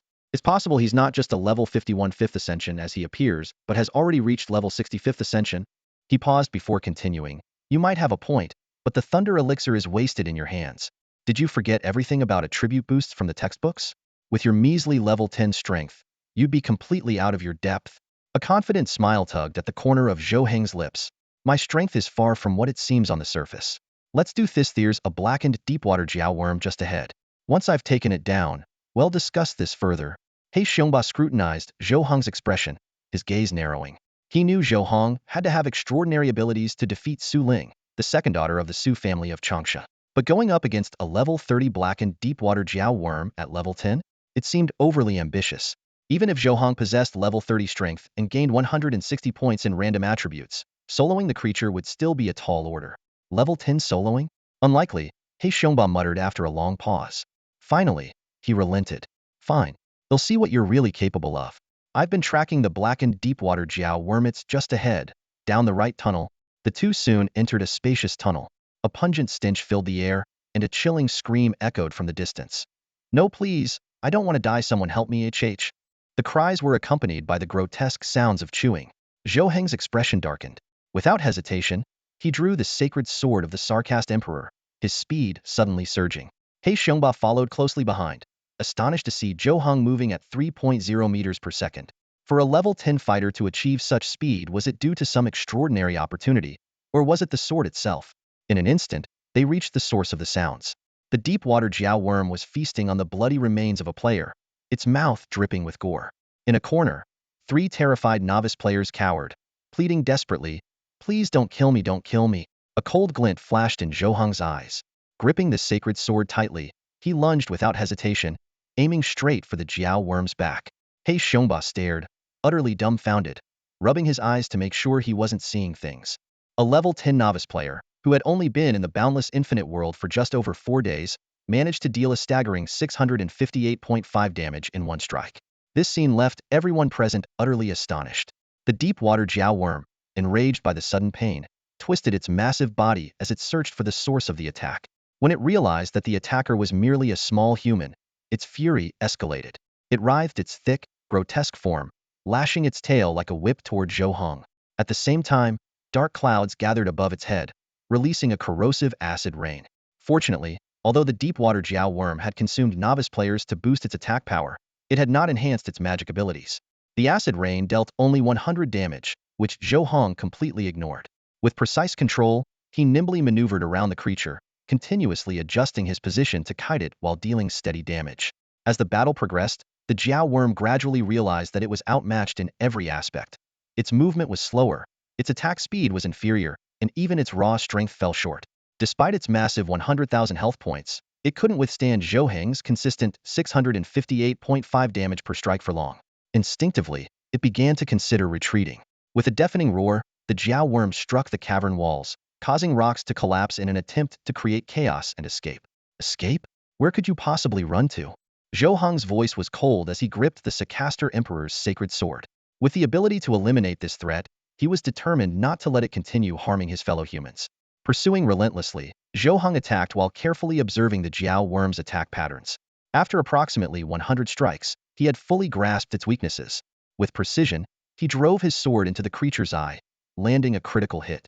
Seizing this opportunity, Zhou Heng unleashed a fierce assault and soon brought down this seemingly insurmountable boss. A system notification sounded. You have slain the level 30 boss, blackened deepwater Jiao worm. Experience 30,000. Is it dead already? Black Bear Ba, who had been watching the fight, was stunned. He had been ready to step in to help but found that he never had the chance. Zhou Heng had handled everything, from damage output to preventing the boss escape. Zhou Heng, you're even stronger than I imagined. No wonder you dared to take the lead and kill the immortal player. I think we really can work together, Black Bear Ba remarked as he approached Zhou Heng. Looking down at the loot with a mixture of awe and admiration, Zhou Heng merely smiled without responding. Instead, he began collecting the spoils of battle: 10 silver coins, a Jiao horn bow, and a weathered scroll of parchment. The attributes of the Jiao horn bow immediately displayed. Level: 30. Quality: fine.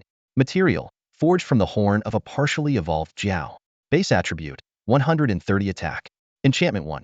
Inflicts corrosive damage, dealing 10 dark attribute damage per second for 5 seconds upon hitting a target. Enchantment 2. Arrows gain 1 final damage for every 100 meters traveled, up to a maximum of 100 physical damage. Enchantment 3. Allows the user to bypass one equipment requirement. Equipment requirement: level 25. Thanks to its third enchantment, the bow bypassed the level 25 restriction, making it an extremely rare piece of specialized gear in the boundless infinite world. Even if Zhou Heng didn't use it himself in the future, it would fetch a high price. After safely storing the Jiao horn bow, Zhou Heng's gaze fell on the final piece of loot, the weathered scroll of parchment.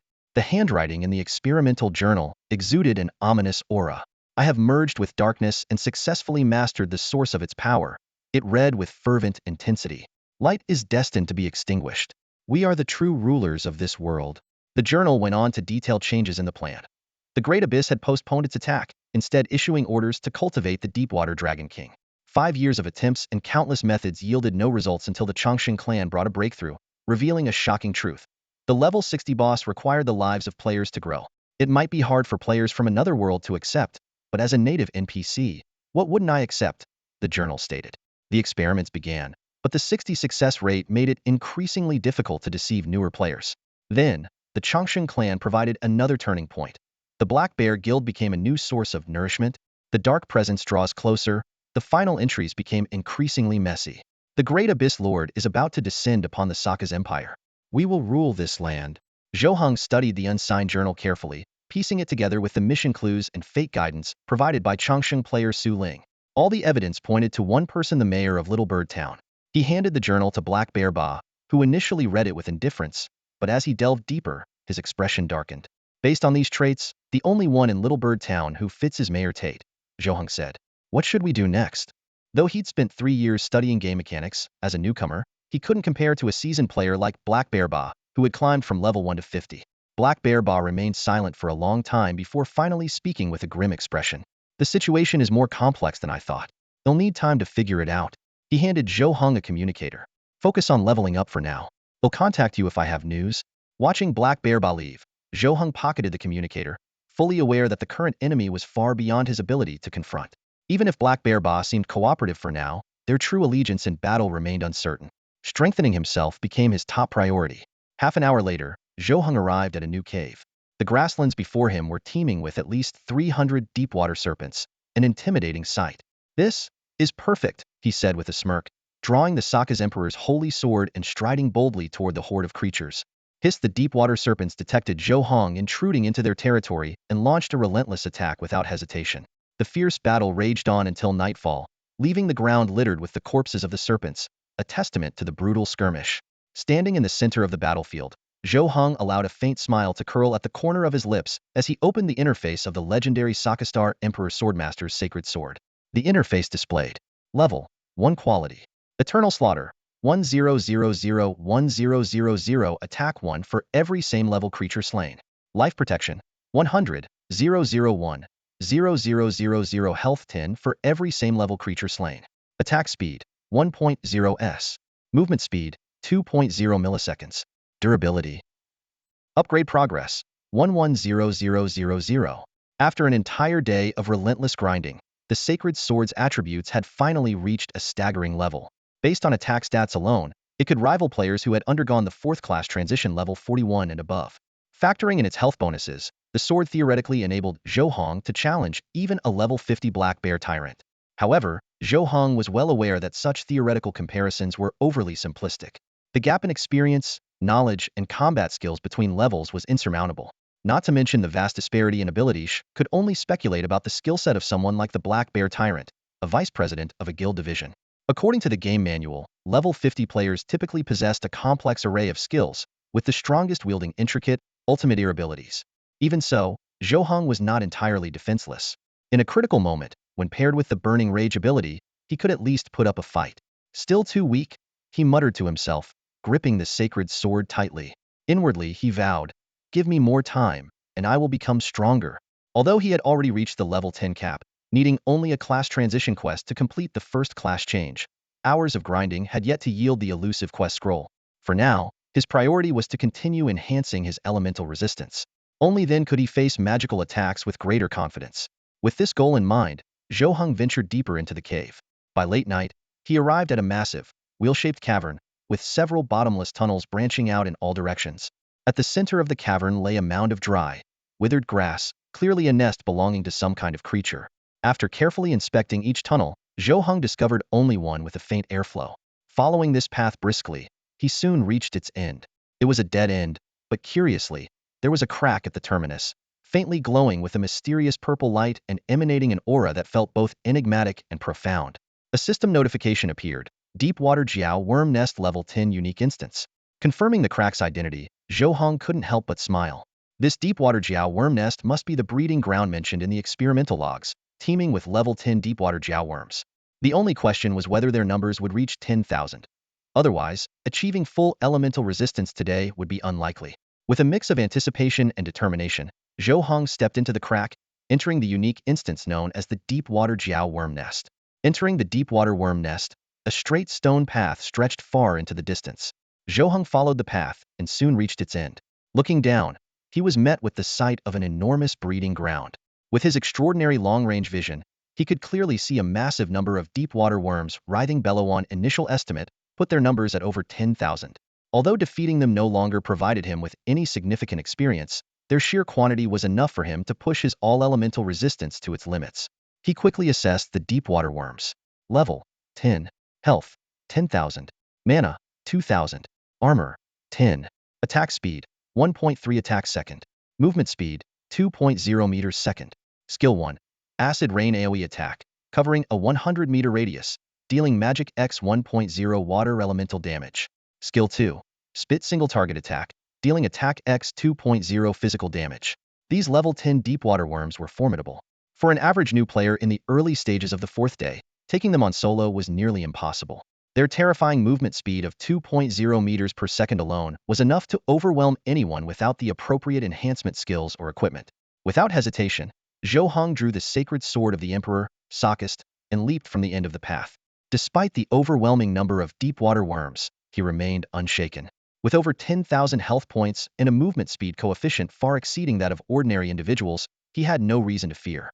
As Zhou Heng charged into the swarm of worms, a significant conversation was unfolding in Sky City, located in Haishur of the Xia Kingdom on Blue Star. In the Su family of the Chongqing clan, Su Ming sat in a wheelchair, covering his mouth and nose with a handkerchief as he coughed violently. Cough. Black Bear Ba, isn't it? What brings you to me? The handkerchief was already stained with blood. Black Bear Ba knelt on the ground, bowing his head respectfully. Young Master Su, Miss Ling, she's dead. Su Ming froze mid-motion, his hand hanging in the air, before another bout of violent coughing nearly caused him to cough up his lungs. After regaining his composure, he handed the blood-soaked handkerchief to a maid and asked in a low voice, "How did she die? Are you certain? Tell me everything you know." Black Bear Ba, not daring to lift his head, recounted in detail how he had gone to Bird Town, was used as bait for the Deepwater Dragon, and personally witnessed Zhou Heng killing Su Ling. "So you're saying my sister was slain by this new player named Zhou Heng?" "Yes, young Master Su. I saw with my own eyes the task scroll Miss Ling dropped upon her death. You know, such items only appear when someone truly dies." The Grand Hall fell into a heavy silence. Su Ming lightly tapped the armrest of his wheelchair. After a long pause, he spoke in a low, deliberate tone. "I will dispatch people to Bird Town immediately. You only need to do one thing. Keep Zhou Heng there. Make sure he doesn't flee. Do this well, and you will be promoted to the upper ranks of the Black Bear Guild. You will no longer be a disposable pawn." Black Bear Ba kowtowed repeatedly. "Thank you, young Master Su. Rest assured, I will make sure Zhou Heng stays in Bird Town and awaits your judgment." Su Ming took a fresh handkerchief and began coughing violently once more. "Cough. Go now and don't let me down." Black Bear Ba dared not linger. He scrambled away, half crawling, half running. Su Ming leaned against his wheelchair, gazing at the skyline through the floor-to-ceiling window. For days ago, his sweet sister, Linger, who used to call him brother with such affection, had perished in the boundless world. Gripping the armrest tightly, he murmured, "Linger, rest in peace. As for Zhou Heng, I will make him wish for death." Before his words faded, his figure vanished from the hall without a trace. Fate is ever-changing, varying from person to person and shifting with each decision. Zhou Heng's intelligence and composure were essential for his path to eternity, but his lack of experience led to inevitable misjudgments. Fate had granted him two critical warnings. First, he had misjudged Black Bear Ba's stance. Lacking a proper understanding of the power of the Chongqing family, he had failed to anticipate that Black Bear Ba would choose to kneel before the family to secure his survival. This decision granted Black Bear Ba a lifeline but also exposed Zhou Heng's identity. If he didn't leave Bird Town quickly, even with 13 lives to spare, he would stand no chance once the Chongqing Su family members arrived. Second, as a newcomer, setbacks were unavoidable. If he insisted on staying in Bird Town, his only way forward was to venture into the deep-water abyss worm's secret realm and test the elegant, ancient flute he had purchased from the level 100 forger. Zhou Heng picked up the first transition token dropped after slaying the deep-water abyss worm, his pupils contracting slightly. The warnings from fate confirmed his suspicions. During this brief separation, Black Bear Ba had already pledged allegiance to the Chongqing Su family. Clutching the token, Zhou Heng fell into a long moment of reflect-Iona habit he had always maintained. This time, I indeed failed to consider everything thoroughly, Zhou Heng concluded inwardly. I didn't put myself in Black Bear Ba's shoes. From his perspective, kneeling to the Chongqing family was undoubtedly the best way to escape being treated as a pawn. The root of the issue lay in Zhou Heng's inability to fully adapt to the survival rules of this virtual world. He was still approaching interactions with the mindset of a peaceful era. In this era of striving for immortality and leveling up, everything was vastly different from the past. Taking a deep breath to steady his thoughts, Zhou Heng's gaze turned toward the depths of the secret realm. Since fate pointed him in that direction, there was bound to be an opportunity for a breakthrough. He needed to quickly eliminate the deep-water abyss worms, enhance his elemental damage reduction, and then delve into the deepest parts of the realm for answers. Without hesitation, he crushed the first transition token in his hand. The system immediately displayed a prompt. First transition token detected. Profession confirmed. To obtain first transition qualification, select and complete one of the following achievements. Upon completion, advance to level 11. Strength unmatched, Defeat 1,000 level 10 monsters. Will of Iron. Defeat 10,000 level 10 monsters. Endless Wilderness. Defeat 1 million level 10 monsters. Transcendent Power. Defeat a level 20 player across levels. Transcendent Might. Defeat a level 30 player across levels. Transcendent Will. Defeat a level 40 player across levels. In this world, a player's progression from the first tier to the ninth, and even to legendary status, is built upon an achievement system.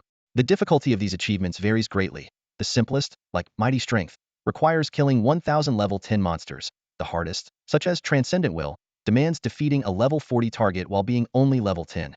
The difficulty of an achievement is directly proportional to its rewards. Completing harder achievements not only increases monster drop rate, a well-established rule in the era of eternal online games, but also raises the probability of advancing the star level of a profession. While the natural star limit for a profession is 3, achievements can push this limit to 4 stars, 5 stars, or even an unprecedented 9 stars. Zhou Heng carefully examined the 6 tiers of achievement options. Soon, 2 fate hints appeared before his eyes. The first warned him, to reach heights unattainable by most, and perhaps even immortality, he must choose the highest difficulty achievements. The second pointed out, achievements from levels 1 to 5 were within his capability, differing only in the time required, but was such a choice truly worthwhile? Having already made up his mind, Zhou Heng unhesitatingly selected Transcendent Will. The system immediately displayed the mission objective: defeat a level 40 player while at level 10. Glancing at the dwindling number of deep-water jiao worms around him, Zhou Heng took a deep breath and threw himself into an intense grind. Meanwhile, Black Bear Ba logged into the game and found himself still in the deep-water cavern. He immediately tried contacting Zhou Heng via communicator, but to no avail. After repeated failed attempts, his expression darkened. That kid shouldn't have figured anything out yet, right? He muttered to himself, trying to stay calm. As a newbie, there's no way he understands the game that deeply. He's probably just focused on grinding and forgot to check his inventory. To be safe, Black Bear Ba continued attempting to reach Zhou Heng while searching the deep-water cavern for any trace of him. Time flew by, and soon the 5th morning arrived. An entire night of searching had yielded no results, and Black Bear Ba's face was grim, his frustration palpable. My lord, Zhou Heng must still be inside the deep-water cavern. There's no other exit here. Trust me, I'll find a way to reach him. Fine, keep searching. I'll head to the cavern directly. After ending the call, Black Bear Ba's face betrayed his fear. He had initially assumed the Su family of Eternal Life would take subtle measures against Zhou Heng, but he had gravely underestimated their resolve. They had sent a level 70 sealing master. In the ranks of major factions, sealing masters' professions with mastery over sealing skills and innate abilities were akin to nuclear weapons, strategic assets that demanded the highest level of protection. Once a sealer takes action, they can impose a seal on a specific area, rendering all skills and equipment unusable. Black Xiongba was in a panic, repeatedly dialing Zhou Heng's communicator. His expression betrayed his unease as he muttered, Zhou Heng, where the hell are you? Damn it, you didn't really run away, did you? If you did, I'm doomed. Meanwhile, Zhou Heng was deep within the abyssal water serpent's secret realm, his blade falling with precision as he severed the head of the final serpent. Glancing around, he saw the aftermath of his effort. All 15,000 abyssal water serpents in the secret realm had been slain. The spoils of battle were bountiful: 100 first-stage tokens, several level 10 standard and fine-grade pieces of equipment, and over 9,000 copper coins. Adding these to his prior earnings, his wealth now totaled 3 gold coins, 3,002 silver coins, and 50,000 copper coins. The system notification promptly appeared. Challenge complete. Defeat level 10 monsters 10,000,10,000. All elemental resistance activated. Water resistance 50. Fire resistance 50. Wind resistance 50. Lightning resistance 50. Ice resistance 50. Wood resistance 50. Light resistance 50. Dark resistance 50. A faint smile tugged at Zhou Heng's lips. With this 50-point resistance across all elemental attributes, most magical damage would now barely affect him. Retrieving his elegant ancient flute, he strode further into the depths of the secret realm. 15 minutes later, he arrived at the heart of the realm. Before him stood an enormous statue, 6 meters tall even while seated. The statue depicted a man with long hair cascading to the ground, partially obscuring his face. In his hand, he held a flute, poised at his lips as if ready to play. As Zhou Heng examined the statue, the ancient flute in his hand began to glow faintly, trembling slightly before slipping from his grasp. It floated towards the statue, perfectly replacing the stone flute in its hands. Resting against the statue's lips, the flute emitted a soft hum that soon transformed into a melodious, flowing tune, echoing throughout the secret realm. The music was so enchanting that Zhou Heng found himself completely immersed, momentarily forgetting the relentless pursuit of the Chongqing family and Black Xiongba's frantic search. At that same moment, a young man dressed in an ornate crimson robe appeared before Black Xiongba. This was Wang Lu, a sealer of extraordinary skill.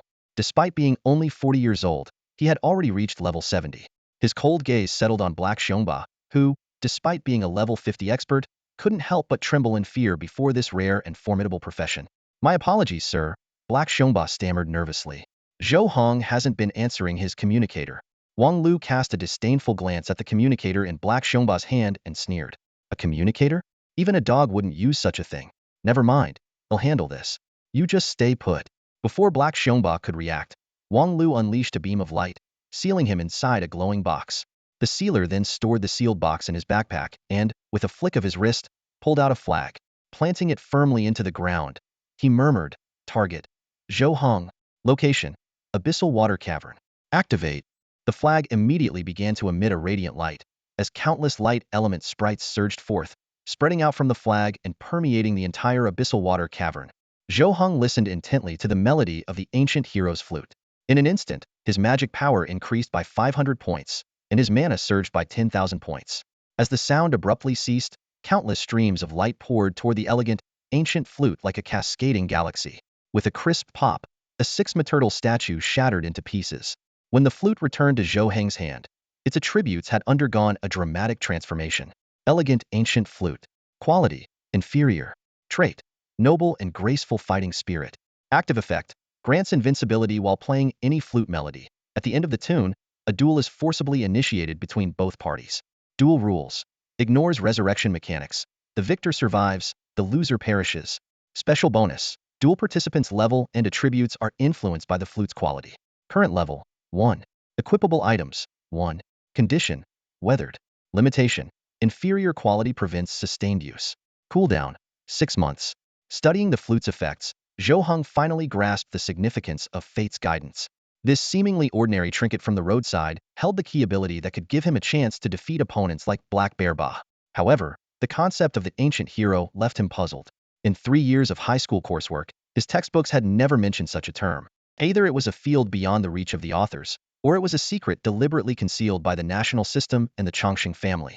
Zhou Heng instinctively felt that the truth of the boundless world must be deeply intertwined with the ancient heroes.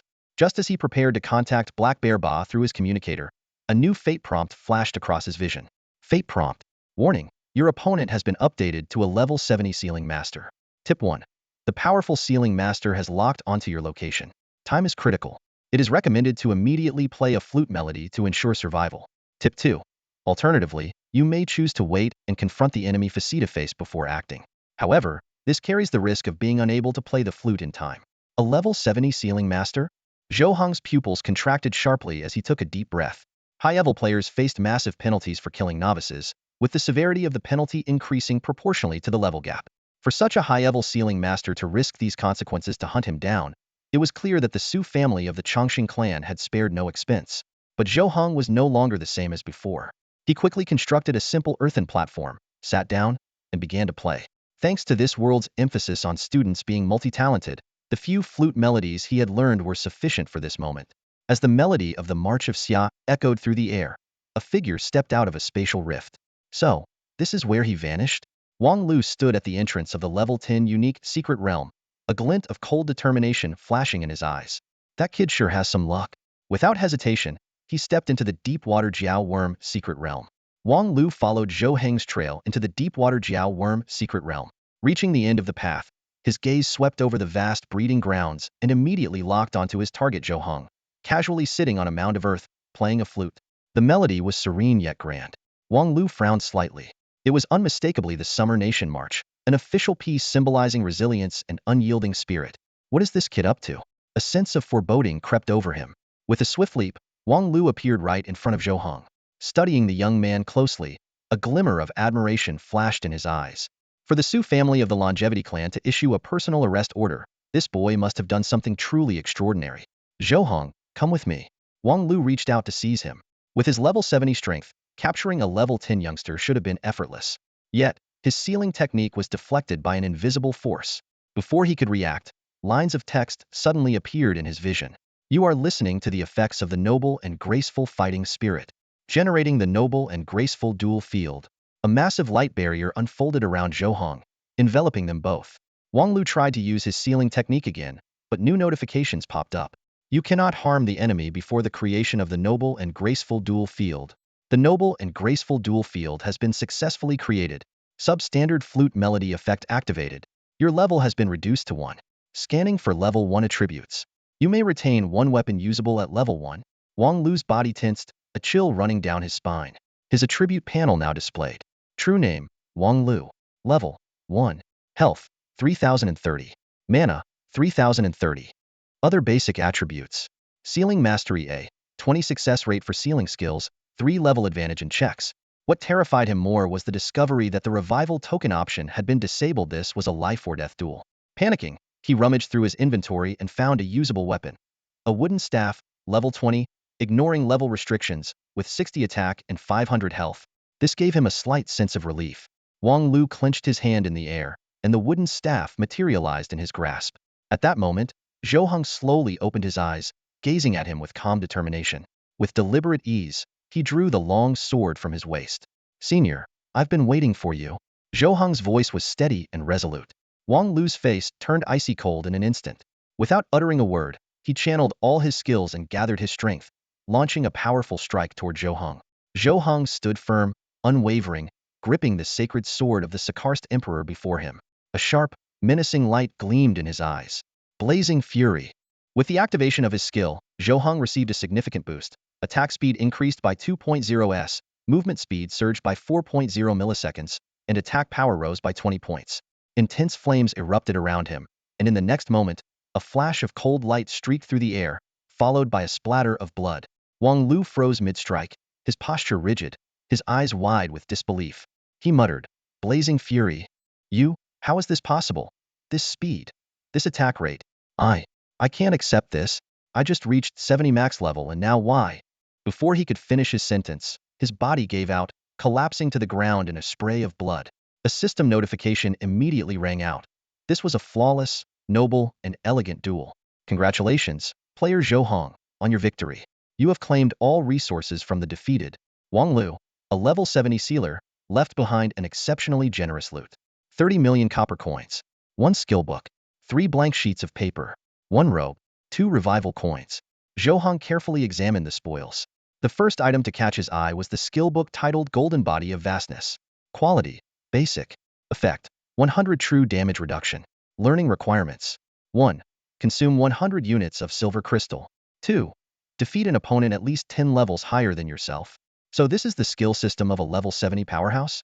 Right away, it's part of the legendary true damage reduction system, Zhou Heng thought to himself. Although he had no idea what silver crystals were, knowing the learning requirements gave him a path forward. The allure of 100 points of true damage reduction was simply too tempting.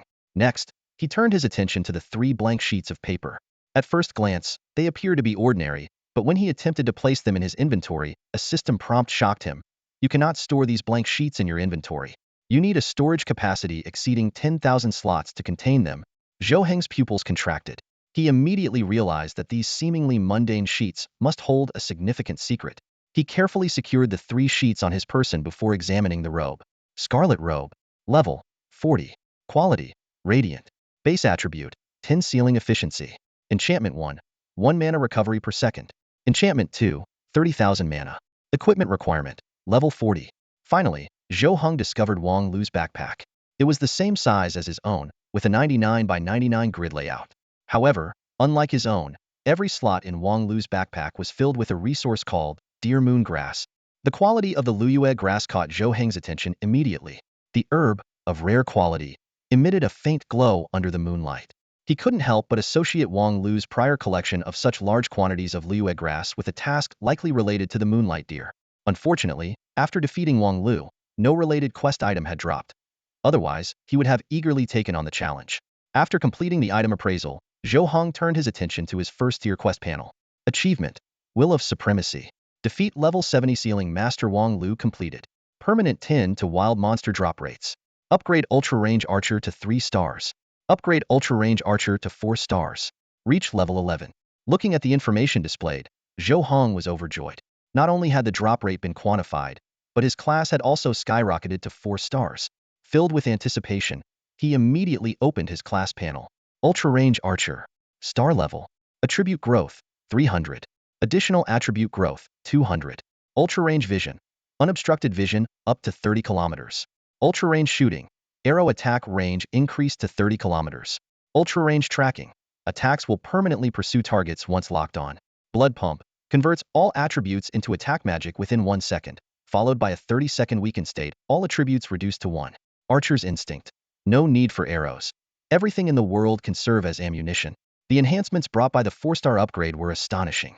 The massive boost to vision and attack range was impressive, but what delighted Zhou Heng the most was the increase in attribute growth from 150 to 500. This meant an additional 350 in basic attribute bonuses. From level 1 to level 11, he had gained 10 random attributes through leveling up, and the extra 350 now translated into 35 additional random attributes. After allocating these points, Zhou Heng's stats had undergone a remarkable transformation. Basic Attribute Panel. True Name, Zhou Heng. Level, 11. Health, 590,590. Mana, 10,560,10,560. Armor, 0. Attack Speed, 1.0 s. Movement Speed, 1.2 milliseconds. Damage Reduction all attributes, 50. Experience, 0-100 only obtainable by defeating level 11 enemies. Special, Destiny Prompt Unique provides tangible hints during critical destiny choices.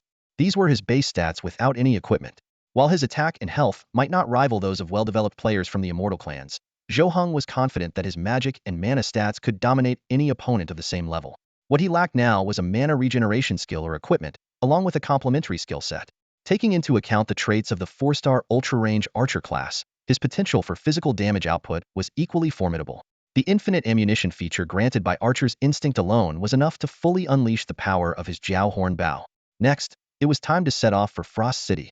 Yet, he couldn't help but wonder would the journey ahead be as smooth as he hoped? As Zhou Heng's thoughts settled, the system's cold, mechanical voice echoed in his ears. Fate Prompt 1. The Deepwater Cave is now completely sealed. Only those above level 51 may leave. You may log out and return to reality, awaiting the turning point of fate. Estimated countdown. 7 hours. Fate Prompt 2. Hidden deep within the lair of the abyssal water serpent, pray the mayor of Little Bird Town does not take offense at your actions. Faced with the sealed entrance, Zhou Heng quickly made up his mind. As a newly registered player, reporting back to school on the 7th day was standard procedure. Given the current circumstances, risking the wrath of Little Bird Town's mayor seemed unwise. Logging out and waiting the 7 days might delay progress, but it would ensure his escape from the Deepwater Cave. Coupled with the fate prompts, he was confident he could survive the relentless pursuit of the Chongqing family. With this in mind, Zhou Heng decisively chose to log out. The system immediately initiated an environmental scan. Safe environment detected. Logging out from the infinite boundless world. When he opened his eyes, he found himself back in the classroom. His homeroom teacher, Yu Tong, was looking at him with a mixture of surprise and concern. As one of the top students in the class, Zhou Heng had always been a source of pride for Yu Tong. Logging out on the 5th day instead of the 7th was clearly an unusual move. Is it serious? Do you need me to log in and help you resolve it? Yu Tong asked gently.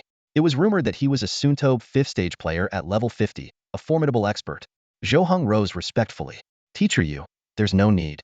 It's just a minor issue I can handle myself. I just need a few days to rest. Yu Tong studied him thoughtfully, sensing a newfound calm and maturity in Zhou Heng that hadn't been there before. All right, then take the time to rest. If you can't handle it, come to me anytime. My skills should be of some help. Yu Tong had always been willing to support such a promising student. Perhaps one day, Zhou Heng might contribute greatly to Xia Nation. Thank you, teacher. I'll let you get back to work, Zhou Heng said politely before leaving the classroom. This step marked his official graduation from school and his transition to becoming an independent player in the infinite boundless world. Zhou Heng's home was a place called the Warm Haven Orphanage. He had been reborn into this world as an infant in this very place. Grandma Director, I'm back, he called out as he pushed open the gate. He saw an elderly woman, frail and thin, knitting a sweater. Despite her deeply wrinkled face, which hung like layers of aged wax, her eyes sparkled with a lively kindness. Ah, Zhou Heng, you're back so soon? Weren't you supposed to return the day after tomorrow? Grandma Chi Simeon set down her knitting needles and beckoned him closer. Zhou Heng sat beside her, speaking respectfully. Grandma, I ran into some trouble in the game, so I came back early. Looking at the woman who had raised him, his heart was filled with genuine gratitude and reverence. Based on the information she remembered, Chi Simeon had been in charge of the Warm Haven Orphanage for over 200 years, transforming from a young and beautiful woman into the elderly figure she was now. Back then, when people questioned why she would dedicate her entire life to an orphanage, she firmly replied, "It's worth it. I can't just stand by and watch so many infants, abandoned because of their longevity, lose their chance at life. I'm willing to devote my life to this." Encountered trouble, have you? Chi Sinian gently stroked Zhou Heng's head, a nostalgic look flashing in her eyes. Grandma can help you, but only for a while, not forever. In the end, you'll have to rely on yourself. Her thoughts drifted back to that stormy night. She had just returned from the infinite world when she found Zhou Heng crying loudly in a roadside trash bin. Unlike other abandoned infants, Zhou Heng was dressed in adult clothes, his tiny body swallowed up by the oversized shirt. This peculiar detail made her pay extra attention to the little boy. However, apart from this, Zhou Heng grew up no differently from the other early matured and steady children of the orphanage. "I understand, Grandma Director. I'll handle it myself," Zhou Heng said without revealing his predicament. Even though the old director, who had managed the orphanage for 200 years, might indeed be the legendary Tintern player as rumors suggested, how could she stand against the millennia-old immortal families? 2 centuries against 10 millennia, the difference in power was insurmountable. This was something he had to face alone. "All right then, go get some rest and adjust your mindset properly." "Okay, Grandma Director." After bidding Chi Sinian goodbye, Zhou Heng returned to his small room in the Warm Haven orphanage. Though the room was only the size of a 30-square-meter single apartment from his past life, it was well-equipped and exuded warmth. He planned to spend the next 7 days here, cherishing time with the children and the director. On the morning of the 6th day, within the deep-water Jiao Worm Secret Realms cultivation grounds, a new sealer abruptly tore open the space with his hands, causing a square light box to fall out. The sealer grabbed the box and crushed it. With a crisp shattering sound, Black Bear Bot tumbled out of it. The sealer seized him by the neck and lifted him off the ground. "Speak. Where is my brother, Wang Lu?" The newcomer was none other than Wang Lu's elder brother, Wang Heng. Black Bear Ba looked utterly confused. His memory stuck at the moment he was sealed by Wang Lu. I don't know. After that level 70 sealer sealed me, all I remember is you being the one who released me." Wang Heng's cold eyes confirmed that the little creature wasn't lying. Without hesitation, he snapped Black Bear B's neck and sent him back to respawn. "I can sense my brother's presence here," Wang Heng said icily, turning to the silent Yang Kai. "He must be dead." His voice grew colder as he continued. "Yang Kai, tell me, how could a mere level 10 player, a fresh high school graduate, possibly kill my level 70 brother?"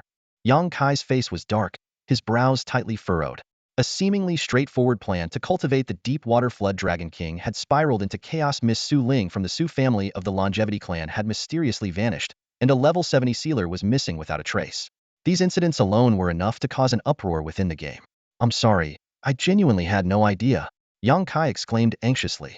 "My only duty was to guard the resurrection altar and ensure the Black Bear tyrant didn't escape."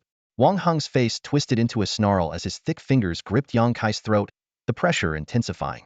System notifications of health deduction flashed repeatedly, and Yang Kai's health bar rapidly plummeted to 0. "If it weren't for the fact that you're working for the Su family of the Longevity clan, I'd have erased you completely," Wang Heng said coldly. "Now get back to guarding the resurrection altar." After dealing the fatal blow to Yang Kai, Wang Heng began a meticulous search of the deep water cavern. 3 days passed without any results. However, within the cavern, he encountered Tater, the mayor of Little Bird Town. Tater had arrived after defeating the crone of the Sword of Light and hearing about the disturbances in the Deepwater Cavern. When Tater saw the devastation, his anger exploded. Not only had the Deepwater Flood Dragon King project a collaboration with the Black Bear Guild failed, but his carefully cultivated Deepwater Worm base had also been utterly destroyed. "So, you must be Wang Heng?" Tater asked, leaning on his cane, his face dark with fury. "Tell me, what happened to the Deepwater worms in my sanctuary? Do you have any idea how much effort I put into raising them?" Already in a foul mood, Wang Heng was further enraged by this level 50 weakling daring to yell at him. His eyes narrowed, and he prepared to strike. Yet, his sealing technique was effortlessly nullified by Tater's forest world domain. "I've killed level 80 sealers before," Tater said, his eyelids drooping slightly as a chilling glint flashed in his eyes. "Listen, boy, I only want to know who killed my deepwater worms. Of course, you're welcome to try provoking this old man if you feel brave enough." A shiver ran through Wang Heng as he sensed an overwhelming, bone-chilling aura emanating from the NPC before him. After a long silence, he finally spoke.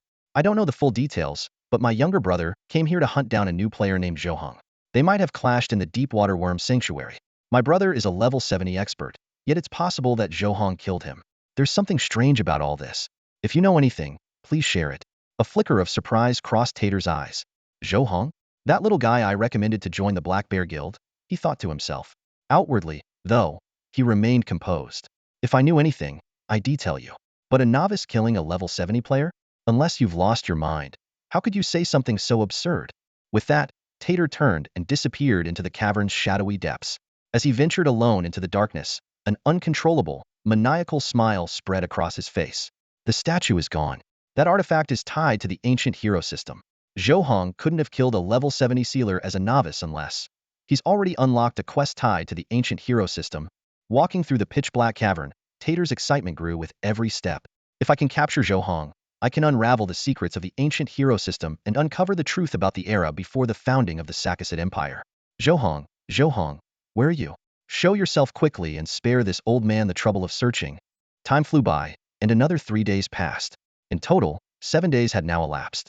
Zhou Heng took a deep breath, seated himself upright at the head of his bed, closed his eyes, and focused his mind. He prepared to log into the infinite, endless world. A system notification chimed in his ears. Welcome back to the infinite, endless world. The moment he opened his eyes, Zhou Heng found himself standing in the exact spot where he had logged out. Just then, 2 ominous fate notifications surged into his mind like a tidal wave. The first message sent a chill down his spine. Tate, the mayor of Bird Town, was tracking his location from 500 kilometers away, while an 80-level sealer had sensed him from just 350 kilometers out. The system's cold, emotionless voice informed him. Only 87 seconds of survival time remained. If he wanted to escape this crisis, his only option was immediate self-termination and revival back in the city. The second message was unnervingly brief. Stay where you are and wait. Zhou Heng's pupils contracted sharply. Without hesitation, he chose to follow the advice of the first notification. Pulling out his dragon horn bow, he swiftly drained all 590 points of his health. The system promptly issued a series of alerts. You have killed yourself. You are returning to the city. Time consumed, 12 seconds. Remaining time, 75 seconds. As soon as he opened his eyes at the resurrection platform, a faint glowing arrow visible only to Zhou Heng shot out from his body, pointing directly toward the teleportation array in Bird Town. Without delay, he equipped the Emperor's Sword of Sakast and activated the Fury Ignition's skill. Following the arrow's guidance, he sprinted forward with all his might. 7 kilometers away, Tate sensed the abrupt shift in Zhou Heng's position, and his expression darkened. The traps he had carefully laid in the deep-water cavern were meant to counter Zhou Heng's potential logout from their world. But the current situation baffled him. Normally, a player logging back in would leisurely return to the city, not vanish so abruptly. At this stage, players had no access to teleportation scrolls, and even the prestigious Changxing clan couldn't bypass the game's rules. The only plausible explanation was suicide to return to the city. But why would he do that? There was no longer any danger in the deep-water cavern. Could Zhou Heng have discovered something? Tate's face grew increasingly grim. He couldn't allow the ancient hero system to slip away under his nose. He had to intercept Zhou Heng before he left Bird Town and reached Frost City. Dark energy surged around him as he transformed into a streak of lightning, speeding toward Bird Town. Meanwhile, Wang Hong stared coldly at the glowing screen in his hands, his eyes filled with icy determination. Zhou Heng's actions were far beyond the capabilities of a novice player. Logging in and immediately committing suicide to return to the city, then heading straight for the teleportation point. This clearly indicated he had already completed his first class advancement and gained access to the teleportation array. Zhou Heng, whether or not you killed my brother, you owe me an explanation. Wang Hong growled, his voice low and menacing, as he too dashed toward Bird Town. The countdown hit 50 seconds. Zhou Heng's gaze locked onto the faintly shimmering light of the teleportation array in the distance. Frostfall City, a Tier 3 main city, was within reach. At 40 seconds, his steps remained steady as he sprinted toward his goal.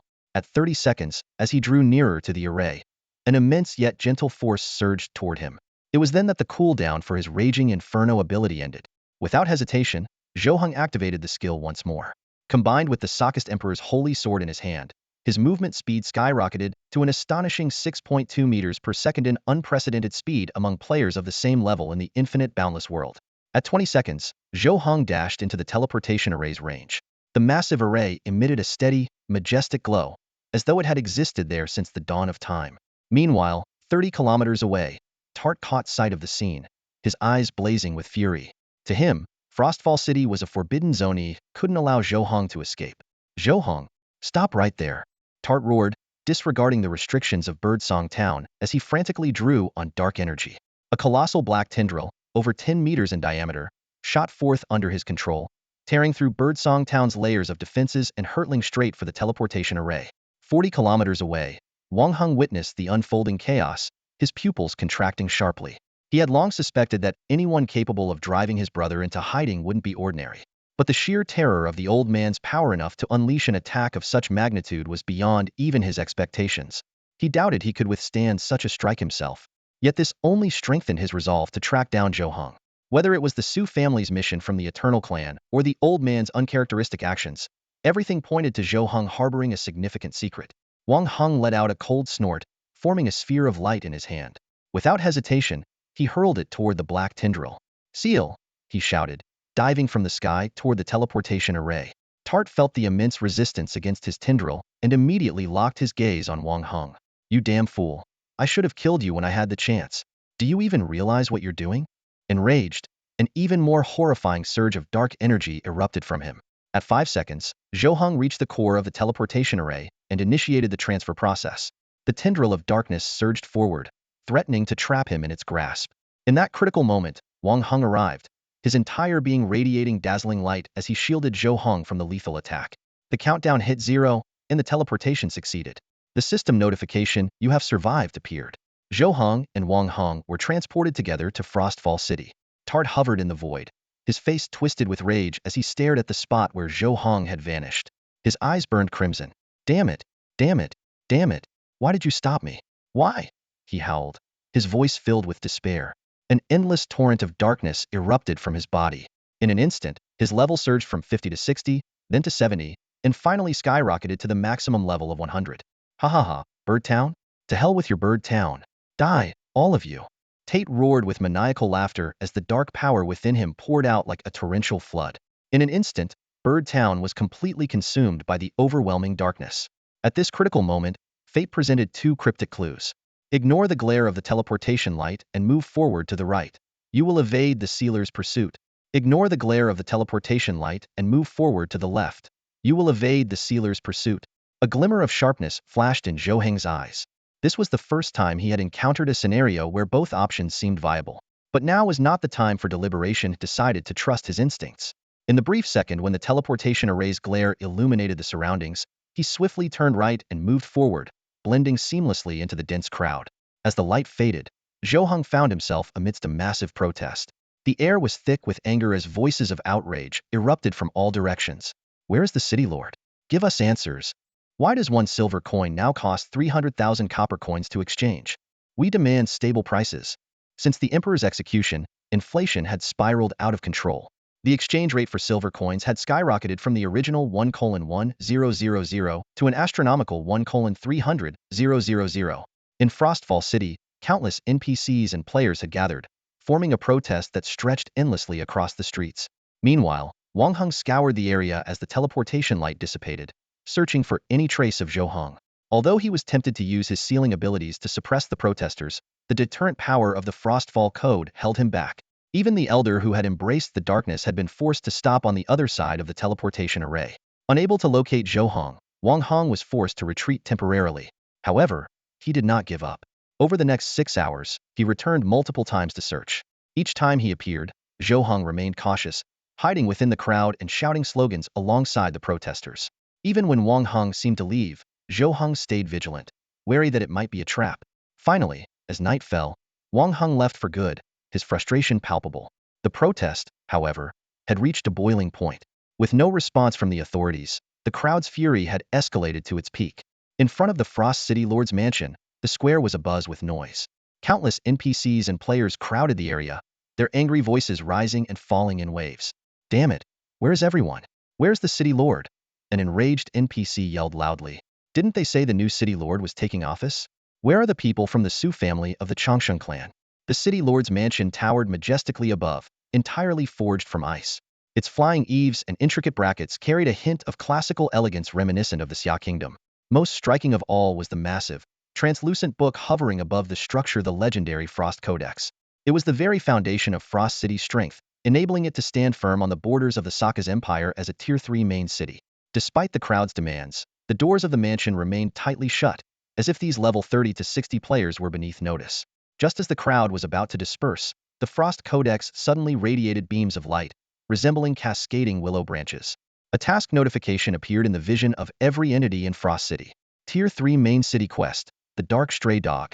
Quest description: Mayor Tate of Birdsong Town has succumbed to darkness for unknown reasons and seeks to destroy the Frost City territories of the Sokka's Empire. He was severely wounded by the Frost Codex and has fled. Quest objective: Capture Tate within 100 days. Quest rewards: a chance to observe the true Frost Codex, a randomly awarded ice element skill. The sudden quest caused the protesting crowd to erupt in excitement. Mayor Tate has fallen to darkness? Those dark magic demons again. Do you think Birdsong Town is in danger? Don't worry, if the Frost Codex has acted, Birdsong Town should be safe.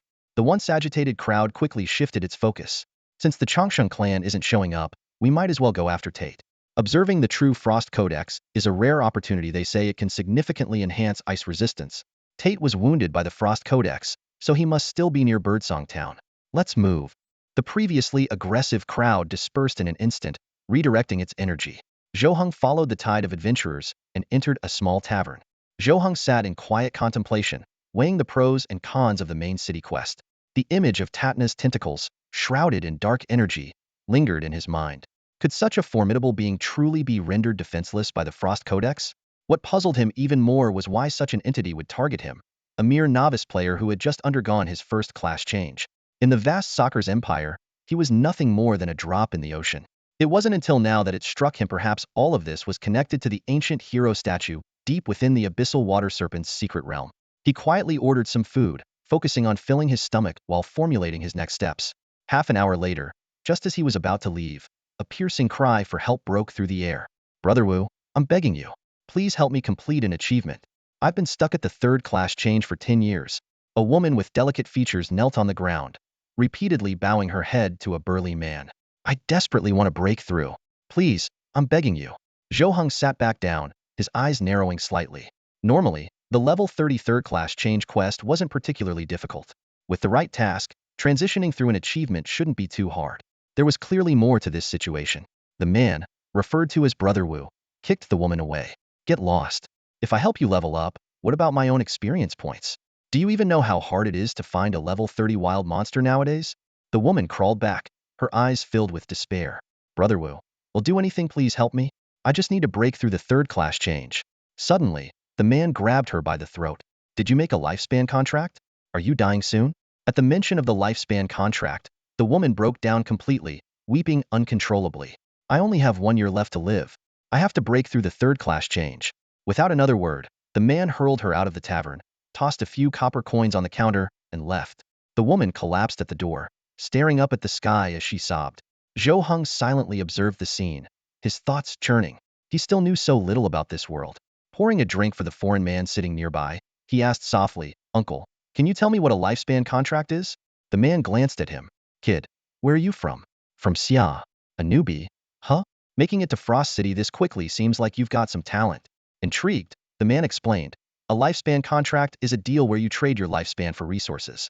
Some say it's the work of the god known as the Lord of Lifespan, while others believe it's the doing of the Longlif clan.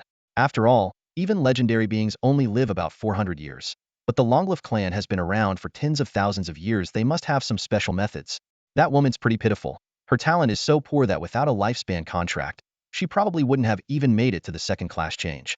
As he spoke, the man reached into his backpack and pulled out a business card, handing it to Zhou Heng. You're new here, right? You're probably not familiar with the world beyond the first class change. Take this card to the secret realm entrance in Frost City's outer district. It'll give you access to a realm once. Zhou Heng took the card and examined it carefully, his eyes narrowing slightly. It was a low-quality admission card for the Interstellar Ruins secret realm, granting the holder 1 free entry. Though the description was brief, it contained plenty of critical information. Uncle, this card is indeed valuable, Zhou Heng remarked with a hint of curiosity. But I assume I don't need to pay any price for it, right? The foreign man gave Zhou Heng a long, meaningful look before bursting into hearty laughter. Kid, not bad. I see great potential in you, but you're overthinking it. It's just a level 13 minor secret realm. Consider it a gift from your uncle, a little token of our first meeting. I'll also give you a taste of Frost City's chill. With that, he casually pulled a hat out of thin air, placed it on his head, flashed Zhou Heng a warm smile, and disappeared from the small tavern. Zhou Heng lowered his gaze to examine the card once more, his eyes flickering with uncertainty. Remembering snippets of a conversation he had overheard between Wu Gu and the woman earlier, he began to piece things together. He realized that the player system after the first class transition might be vastly different from what he had known. A surprising yet logical thought emerged after the first class transition. Wild monsters might already be monopolized, forcing ordinary players to rely on powerful individuals or the long-lived families to level up. The more he thought about it, the more plausible it seemed. Without hesitation, Zhou Heng pocketed the card and headed toward the outer district of Frost City. The outer district had transformed into a bustling marketplace, filled with the cacophony of hawkers' cries. Level 25 Elite Player Boosting Service. Entry fee split 50-50, profit share 10/90, upgrade prices negotiable. The Longevity family is recruiting. Beautiful ladies and handsome gentlemen, player or NPC, let's create a bright future together. The Light Association is recruiting. Check your talent stats if you're righteous. You can join unconditionally. The Caesar Pantheon is recruiting. Ladies first, NPCs and players welcome. The streets were teeming with people, vendors, hawkers, and even individuals offering to sell their entire day's labor. As Zhou Heng walked through the crowd, he became more convinced of his theory. Wild monsters were indeed monopolized. In Frost City, first transition players had only 3 options to level up. The first was to leave Frost City and seek opportunities elsewhere. However, it was likely that similar monopolies existed in other areas. This kind of resource control was surely not unique to Frost City. The second option was to leave the borders of the Sokka's empire entirely, venturing into uncharted regions like deep mountains, deserts, vast oceans, or even the ethereal cloud seas, gambling their lives for a chance at a future. The third was to work for others, save up money, and pay for access to secret realms to level up. Working is out of the question, Zhou Heng muttered to himself, shaking his head. In his previous life, he had toiled enough like a workhorse. In this life, with the unique blessing of the destiny prompt talent, he was determined to live differently. Following the flow of the crowd, Zhou Heng arrived at the secret realm entrance in the outer district. There were 6 secret realms here, ranked from lowest to highest in entry fees. The Interstellar Ruins secret realm, corresponding to the card in his hand, was on the far left and the cheapest of the 6. The standard entry fee was 3 silver coins per visita, price that could only be described as exorbitant. With the current collapse of the currency system, 1 silver coin was now equivalent to 30,000 copper coins. Even during times of stable prices, this would have been equivalent to 5,000 copper coins. Considering that wild monsters only had a small chance of dropping copper coins, saving up this amount of money would require sheer determination and relentless grinding. The gaming experience in Frostfall City was suffocating. Wild monsters were completely monopolized, leaving players to struggle through leveling up with the meager monthly wages they earned. If it weren't for Zhou Heng being able to see his own stat panel and log in and out of the game, he would have seriously doubted whether this was still an online game at all. At the entrance to the secret realm, a scruffy NPC guard with a sharp face and monkey-like features lounged lazily with his legs crossed. As Zhou Heng approached, the guard asked indifferently, "How many people are entering?" "Just one," Zhou Heng replied. "5 silver coins. Pay up if you want in. If you can't afford it, scram," the guard said with obvious contempt in his tone. Without a word, Zhou Heng pulled out a Star Fragment secret realm admission card and handed it over. The guard glanced at it, pocketed the card, and waved him through. "Go on in." A system prompt immediately appeared. "Do you wish to enter the Star Fragment secret realm?" Zhou Heng chose yes without hesitation. As a bright light flashed, his figure gradually disappeared from the entrance. When he opened his eyes again, he found himself in the midst of a silent, desolate, starry void. Dim stars flickered faintly in the distance, while closer to him, a chaotic array of technological wreckage lay scattered. Damaged exoskeleton mechs, broken interstellar battleships, and various awe-inspiring remnants of spacefaring machinery. Zhou Heng recalled his high school textbooks, which once mentioned that the boundless world contained not only diverse class systems, but also preserved technological relics from unknown eras. Much of the technology that had benefited humanity on Blue Star was inspired by these ancient artifacts. If not for the appearance of the Boundless World game, which had drastically altered Blue Star's survival landscape, humanity might have already plunged into a catastrophic tech-driven war. However, the knowledge about this world's technological power recorded in textbooks was extremely limited. Players only knew what was revealed in the expansion pack The Ancient Era, specifically in Part 4, which mentioned the Neutrino Descent Cannon. According to the records, it was a weapon awakened by the Seikast Empire from ancient ruins, serving as a primary tool in their battle against the heroic King Kailena. At that moment, a sudden system notification appeared. Destiny always presents itself at the right moment. The same goes for you and others alike. This was quickly followed by a second prompt. Life inevitably requires choices.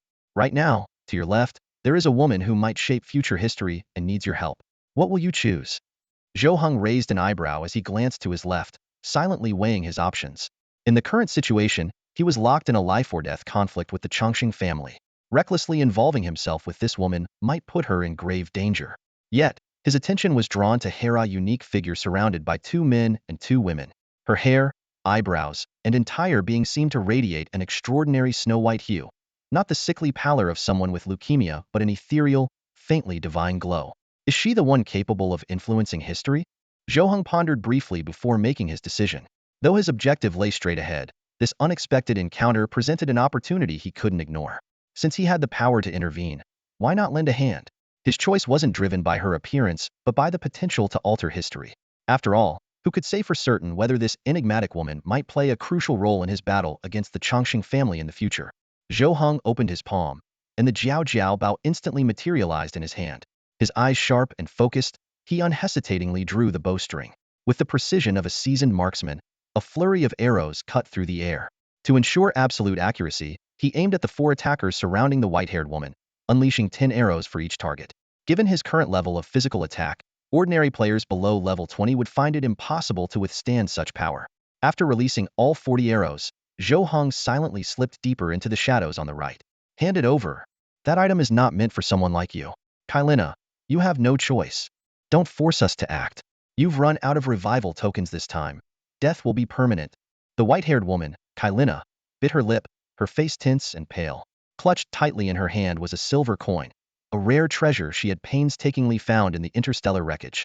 Her grandmother's illness weighed heavily on her, and she knew she had to bring this coin out of the secret realm to save her. The 4 attackers exchanged murderous glances as they saw her hesitation. The silver coin's value had skyrocketed recently, now worth an astonishing 30,000 copper coins. Such wealth was something they would not let slip away.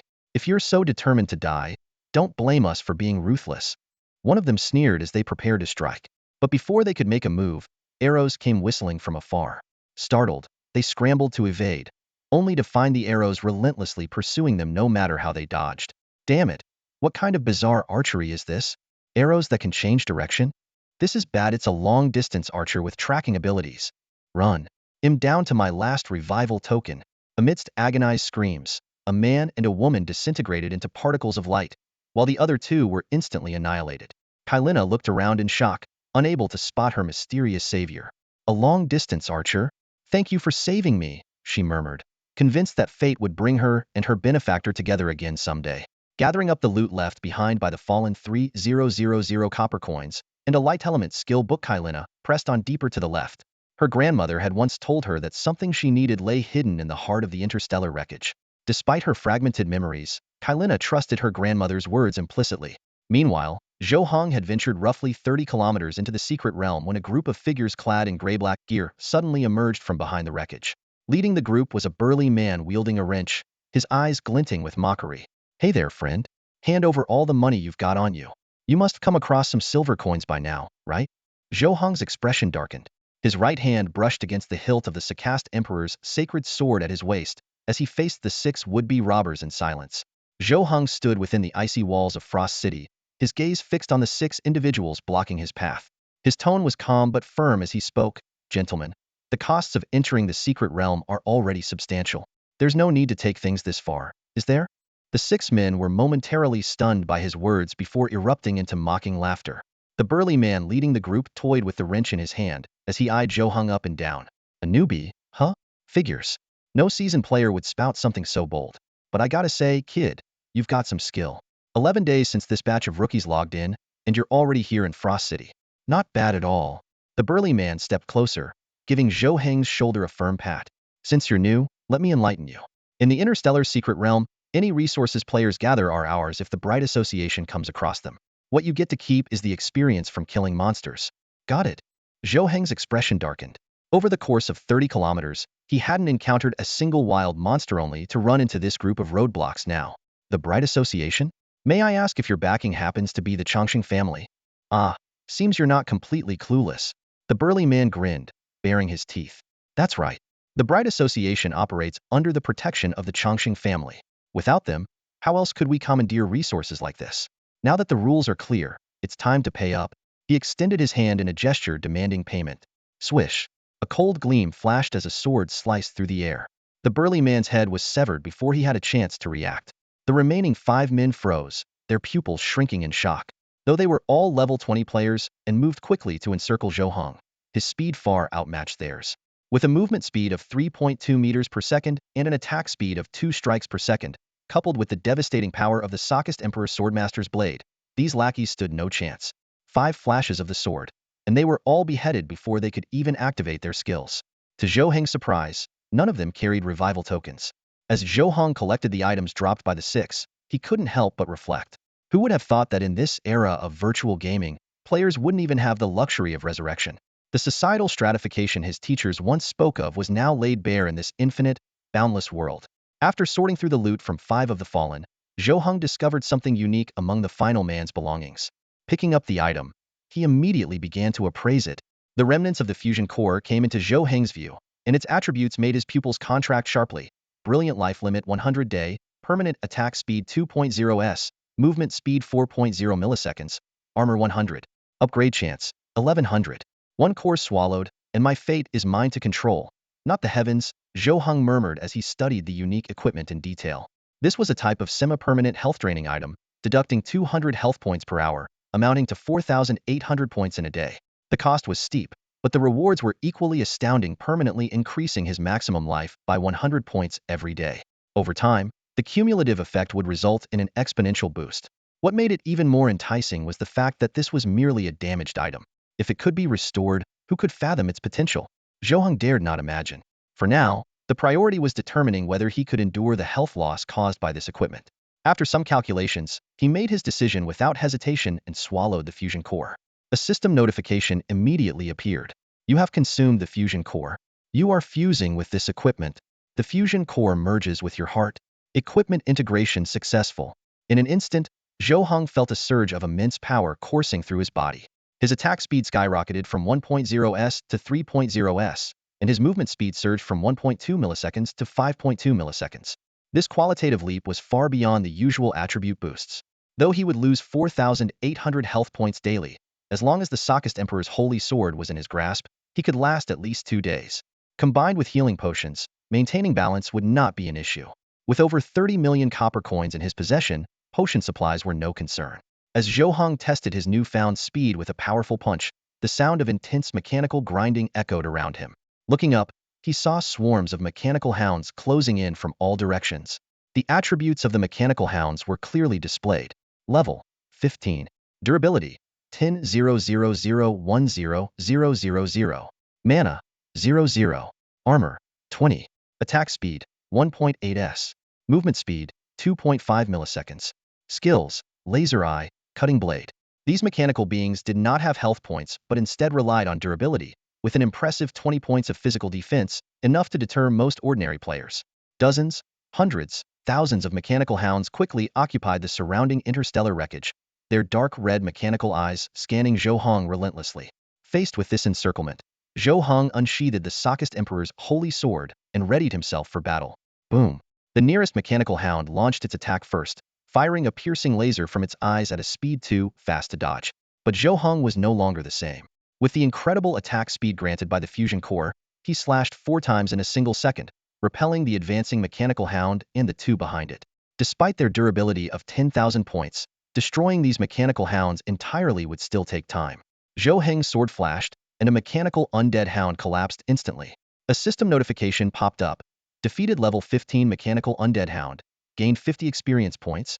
For first-tier players, this type of monster provided 50 experience points, but for non-first-tier players, the reward was 150 points, following the tenfold calculation rule. The battle showed no signs of letting up as more mechanical undead hounds surged forward relentlessly. Zhou Heng engaged in a prolonged fight with these mechanical creations, the clash of his sword against metal ringing continuously. As the combat persisted, system notifications kept appearing. You leveled up to level 12, randomly gained 50 health points, and triggered the 4-star class effect, gaining an additional 250 health points. You leveled up to level 13, randomly gained 50 health points, and triggered the 4-star class effect, gaining an additional 250 health points. In a short span of time, Zhou Heng's level skyrocketed from 11 to 16, gaining 5 levels in total. Surprisingly, all 5 random attribute upgrades were allocated to his health, granting him a total of 1,500 additional health points. For Zhou Heng, who was critically lacking in health, this was nothing short of a godsend. As he consumed a health potion to recover, a deep, raspy voice suddenly echoed from the depths of the interstellar wreckage. Give it to me. Give it back. That is mine. It was clearly not a human voice. Before the words faded, a massive mechanical arm emerged from the pile of debris, followed by an enormous body. Shards and wreckage coalesced and reassembled, eventually forming a towering mechanical monstrosity standing 5 meters tall. The system immediately displayed the boss's attributes. Crotha Mech Remnant Boss. Level 20. Durability 100, 000100000. Mana 00. Armor 100. Attack speed 2.0 s. Movement speed 3.0 milliseconds. Skill Endless Repair. Compared to the level 15 mechanical undead hounds, this level 20 boss, Crotha Mech Remnant, was far more formidable. Its 100 points of physical defense alone were enough to intimidate an average level 20 player. Without specialized tactics, even group attacks would struggle to make a dent. Assembling a mage army wouldn't help either, as they would be overwhelmed by the surrounding mechanical undead hounds. Moreover, the interstellar wreckage dungeon imposed a 6-player party limit, making it nearly impossible to handle both the hounds and Crotha Mech Remnant simultaneously. However, this time, the Crotha Mech Remnant faced Zhou Heng. With the 4.0s attack speed and 7.2 milliseconds movement speed boost provided by the Sakast Emperor Swordmaster's blade, a boss of this caliber posed little threat to him. Gripping his sword with both hands, Zhou Heng's eyes glinted with sharp determination. In the next moment, he completely ignored the surrounding mechanical undead hounds and launched a fierce charge directly at the Crotha Mech Remnant. Give it to me. Hand it over. That belongs to me, not you, human. The roar of the Keluosa Mech Remnant echoed through the air. Its massive mechanical fist tore through the sky, crashing down with a deafening force as countless shards of metal rained like a storm. Zhou Heng remained composed, his expression unchanging. With his superhuman speed, the towering mechanical beast easily the size of a small building seemed nothing more than a cumbersome toy in his eyes. His sword struck like falling stars, each swing so swift that he unleashed 4 strikes in a single second. The damage numbers climbed wildly with every hit. But just as his assault seemed relentless, a sudden 1,000 in green digits floated above the mech's head. It had activated its endless repair ability. The healing amount was either a fixed restoration of 1,000 points or a regeneration of 1,000th of its total health. For an average player, a boss this resilient, thick-skinned, constantly regenerating would be utterly despair-inducing. But Zhou Heng was no ordinary player. Even accounting for the 1,000 points healed per second, his sustained damage output still reached an impressive 3,094 points per second. A quick calculation showed that with the mech's 100,000 health pool, he would theoretically need only 32.32 seconds to bring it down. Factoring in movement, attack recovery, and other real-time variables, Zhou Heng estimated it might take him no more than a minute. Give it to me. It's mine. The Keluosa Mech Remnant repeated its demand endlessly, its voice devoid of fatigue as it ignored Zhou Heng's relentless strikes. Zhou Heng understood its obsession. It was after the fusion core he had equipped. This legendary item, capable of permanently boosting health, was something he would never willingly surrender. With one final, decisive strike, Zhou Heng's blade cleaved through the mech's core. The colossal machine collapsed with a thunderous crash, its remains scattering into a heap of broken metal. A system notification immediately appeared. You have defeated level 20 boss, Keluosa Mech Remnant. Experience 500. Unexpectedly, the boss dropped no loot. Instead, a fate prompt appeared. Fate begins to turn. Countless dangers stir in the shadows. You are about to face a choice. Fate prompt 1. As the saying goes, a single thread can unravel the entire tapestry. The white-haired woman is pursuing her designated artifact, and the entire interstellar wreckage realm is on the verge of vanishing. Soon, countless Keluosa Mech remnants will reawaken. You may choose to hold your ground for 5 minutes, buying time for the white-haired woman. If you choose this path, the probability of altering history increases by 80. Fate prompt 2. Given your current strength, facing an unknown number of Keluosa Mech remnants hidden would be unwise. You may choose to leave, allowing everything to return to peace. An 80 chance to change history? Zhou Heng's gaze shifted toward the direction where the white-haired woman had disappeared. Without hesitation, he raised the Sakast Emperor's holy sword. An opportunity like this was not one to be missed by anyone with a clear mind. 5 minutes she had to endure. Just then, a deafening explosion erupted from the depths of the interstellar wreckage. In the aftermath, a massive sakura tree suddenly emerged, its towering form overshadowing the remnants below.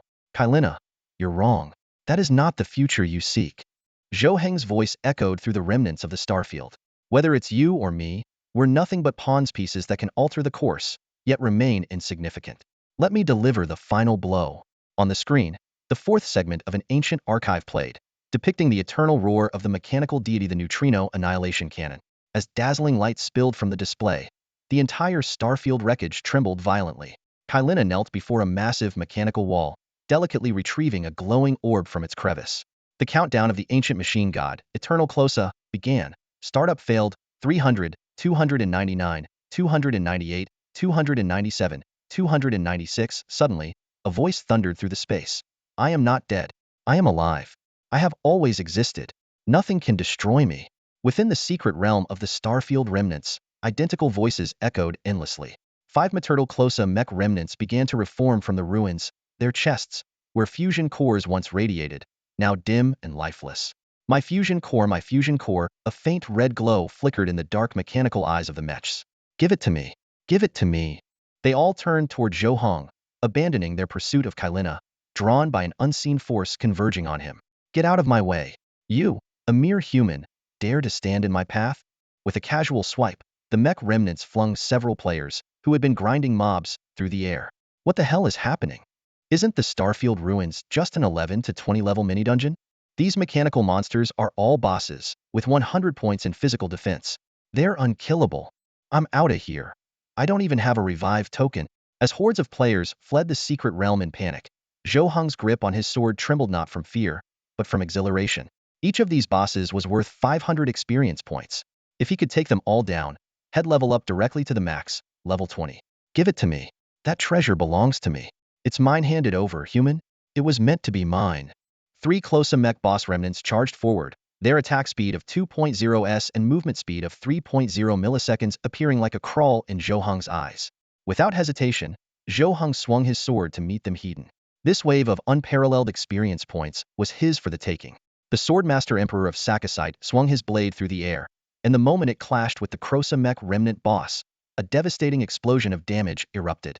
With a thunderous crash, the massive mech remnant collapsed to the ground, and a system notification promptly appeared. You have defeated level 20 boss, Closa mech remnant, EXP 500. Zhou Heng watched his experience points soar, a smile unconsciously forming at the corner of his lips. However, his joy was short-lived as a deafening roar erupted from behind him. An overwhelming tide of Closa mech remnants surged forward, their colossal frames blotting out the sky, an intimidating sight that sent shivers down the spine. This is the perfect chance to practice multi-target combat, Zhou Heng thought to himself, taking a deep breath. As a player in the infinite and boundless world, mastering multi-target combat was an essential skill no one could guarantee they'd never face a siege. He quickly locked onto 3 mech remnants as his targets. Using his superior movement speed, he deftly evaded their attacks while simultaneously converting each moment into valuable combat experience. System notifications flashed repeatedly. Defeated level 20 boss. EXP 500. The countdown of fate ticked away in his vision. 120 seconds, 100 seconds, 80 seconds, until it finally stopped at 30 seconds. Zhou Heng worked against the clock, relentlessly taking down the creatures. At last, he leveled up from 16 to 17, with his random attribute and class bonus once again allocated to health. From level 11 to 17, he had gained a total of 1,800 additional health points. Meanwhile, the situation on Kylina's side had grown increasingly dire. She had already lost consciousness, slumped against a breach in the mechanical wall, while a mysterious glow hovered motionless near her heart. The ancient mech god, the Eternal Closa, attempted to reboot once more but failed. A new system countdown began. 300, 299, 298, 297. The 5-minute time limit expired, yet the situation remained grim. A new fate prompt appeared. Prompt 1. Continue assisting the white-haired woman by eliminating Closa mech remnant bosses to buy time for her to obtain her exclusive item. Prompt 2. Perhaps prompt 1 is the best choice. Zhou Heng chuckled softly, amused by the straightforwardness of the fate prompt. It suited him perfectly. Gaining only 1 level felt like a waste of the foreign allies' rare entry ticket. As the second 5-minute phase began, the Closa mech remnants grew even more frenzied. Give it to me. It's mine. Mine, they bellowed, their voices filled with madness as they charged toward Zhou Heng. Faced with such an overwhelming horde, Zhou Heng knew brute force was not a wise option. Even with his considerable health pool, it was insignificant against the sheer number of bosses. Opting for a more strategic approach, he relied on his superior mobility to kite the enemies, whittling down their health bit by bit as he maneuvered through the chaos. Zhou Heng wielded the Sakast Emperor's holy sword, relentlessly cutting down level 20 Closa mech remnant bosses. Each kill was accompanied by the system message: you have defeated a level 20 boss Crotha Mech Remnant. Experience 500. As the intense battle continued, Zhou Heng's skills in handling multiple enemies became increasingly refined. He could feel his strength steadily growing. 5 minutes later, the familiar voice of fate echoed again, informing him that the mysterious white-haired woman had yet to obtain the unique weapon item and needed an additional 5 minutes. This unexpected turn of events presented an opportunity for Zhou Heng. Given the current state of Frost City, reaching level 20 max seemed nearly impossible without the constant stream of bosses. Without hesitation, he dove into a third round of relentless combat. With every strike, the system notifications kept flashing. You have leveled up to 18. Randomly increased HP by 50. 4-star class effect activated. Additional HP 250. After what felt like an eternity of grueling battles, Zhou Heng finally reached level 20 max, defeating the last Crotha Mech Remnant boss. Surveying the battlefield littered with Crotha Mech remnants, Zhou Heng felt a tinge of disappointment. Despite the abundant experience points, not a single piece of equipment had dropped, let alone the second-tier advancement certificate. On closer thought, it made sense these bosses were essentially amalgamations of mechanical debris, barely qualifying as mechanical life forms. Through careful observation, Zhou Heng began to unravel the true nature of the Crotha Mech remnants. These bosses were undoubtedly being controlled by a central entity, one that enabled the interstellar wreckage to coalesce into form. Combining this revelation with the clues about the white-haired woman's search for a unique item, Zhou Heng deduced that her target was likely the enigmatic core of the Crotha Mech. As Zhou Heng pondered to himself, still not done? I've already maxed out. There's no point in farming them further. The mysterious glowing orb that had been unable to merge with Kailina's heart began to change. A radiant light burst forth, accompanied by a mechanical voice. DNA authentication in progress. Soul factor synchronization in progress. Mana element corridor construction in progress. Initiating connection to the Infinite Endless Network. With those words, the glowing orb finally integrated into Kailina's heart. The massive mechanical wall began to quake violently, the tremors growing more intense by the second. Kailina's body floated into the air, drawn into a fissure within the wall. As she disappeared, the colossal mechanical structure began voraciously absorbing matter from all directions. No, no. The fragmented remnants of countless Crotha mechs let out a piercing wail. I am the true core. Crotha, you are not the core I am. I refuse to be absorbed.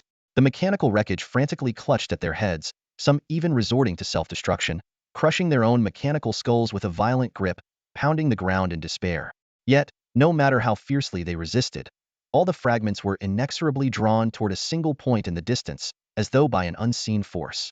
Zhou Heng stood atop the ruins of a starship, his gaze fixed on that distant convergence. Slowly, the silhouette of an enormous mech began to take shape, its radiant glow signaling that it was no ordinary machine. As the outline became clearer, Zhou Heng finally saw its true form. Golden, gleaming mechanical eyes, sharply defined metallic features, colossal luminous wings unfurling from its back. Every movement exuded a divine, overwhelming presence. A system prompt echoed in his ears. You have witnessed the resurrection of the ancient mechanical deity, Eternal Crotha. Zhou Heng's health points skyrocketed from 3,590 to an astonishing 103,590 in an instant. The staggering boost rendered him speechless, even with the legendary Sakist Emperor's holy sword in his possession. With such vitality, the daily blood drain from the fusion core was no longer a concern. Under Zhou Heng's watchful eyes, Eternal Crotha completed its final unification. Its golden eyes blazed with an intense light as it extended its massive arms, pulling apart the celestial expanse of the starship graveyard with a deafening roar. Another system notification followed. The starship graveyard has been destroyed. You are forcibly ejected from the starship graveyard. A flash of white light, and Zhou Heng found himself back at the entrance to the secret realm. Above Frostvale City loomed the colossal mech, its immense figure blotting out the sky. Its radiant wings cast countless shimmering particles over the city below as it surveyed the metropolis with an air of absolute authority. Look at the sky. Is that the legendary mech? My god. Is this one of those ancient technological relics from before the Sakist Empire was founded? Aren't these mechs exclusive to the Longevity clan? Even the Xia national government doesn't have one. Players and NPCs alike gazed skyward, their eyes fixed on Eternal Crotha. The massive mechanical hand reached out, grasping the air above Frostvale City, instantly extracting vast amounts of information. So, the Sakist Empire's economy is in ruins, it mused aloud. And the Longevity clan still controls everything. This outcome, how is it any different from before? Kailina, you were wrong after all. Its mechanical eyes narrowed slightly, fixing on the sword hanging at Zhou Heng's waist. To others, its true nature might be a mystery, but to Crotha, there was no mistaking its Sakist Emperor's sword, a blade that had claimed countless lives. To possess the Sakist Emperor's sword and save my operator. What an intriguing young human, the Eternal Crotha whispered softly, its gaze fixed on the Lord's mansion in Frostfall City. At the heart of the mansion stood a grand central hall, supported by 4 massive ivory-white pillars. At the center of the hall, a pure white, intricately carved throne was occupied by an elderly man. His long beard swept the floor, his hands gripped a cane tightly, and his eyes were half closed as if in a light slumber. Despite his frail and decrepit appearance, as though he could take his final breath at any moment, a crimson 999 hovered above his Hiata, clear marker of his level. Confusion churned within the old man's heart. This defied all logic. Given their strict control over the star relics, even the existence of a clone should not have been possible without alerting him, let alone a successful revival. Slowly, he opened his eyes, revealing a deep bitterness and unwillingness. For a century, he had stationed himself in Frostfall City, awaiting the reappearance of the Eternal Crotha's operator, a figure capable of altering the course of history. Years ago, the Chongqing family had eliminated the operator immediately after activating the Eternal Crotha. Later, the operator's genetic material had been stolen. To prevent any clones from reclaiming the Eternal Crotha, the Chongqing family had tasked him with guarding the star relic's secret domain.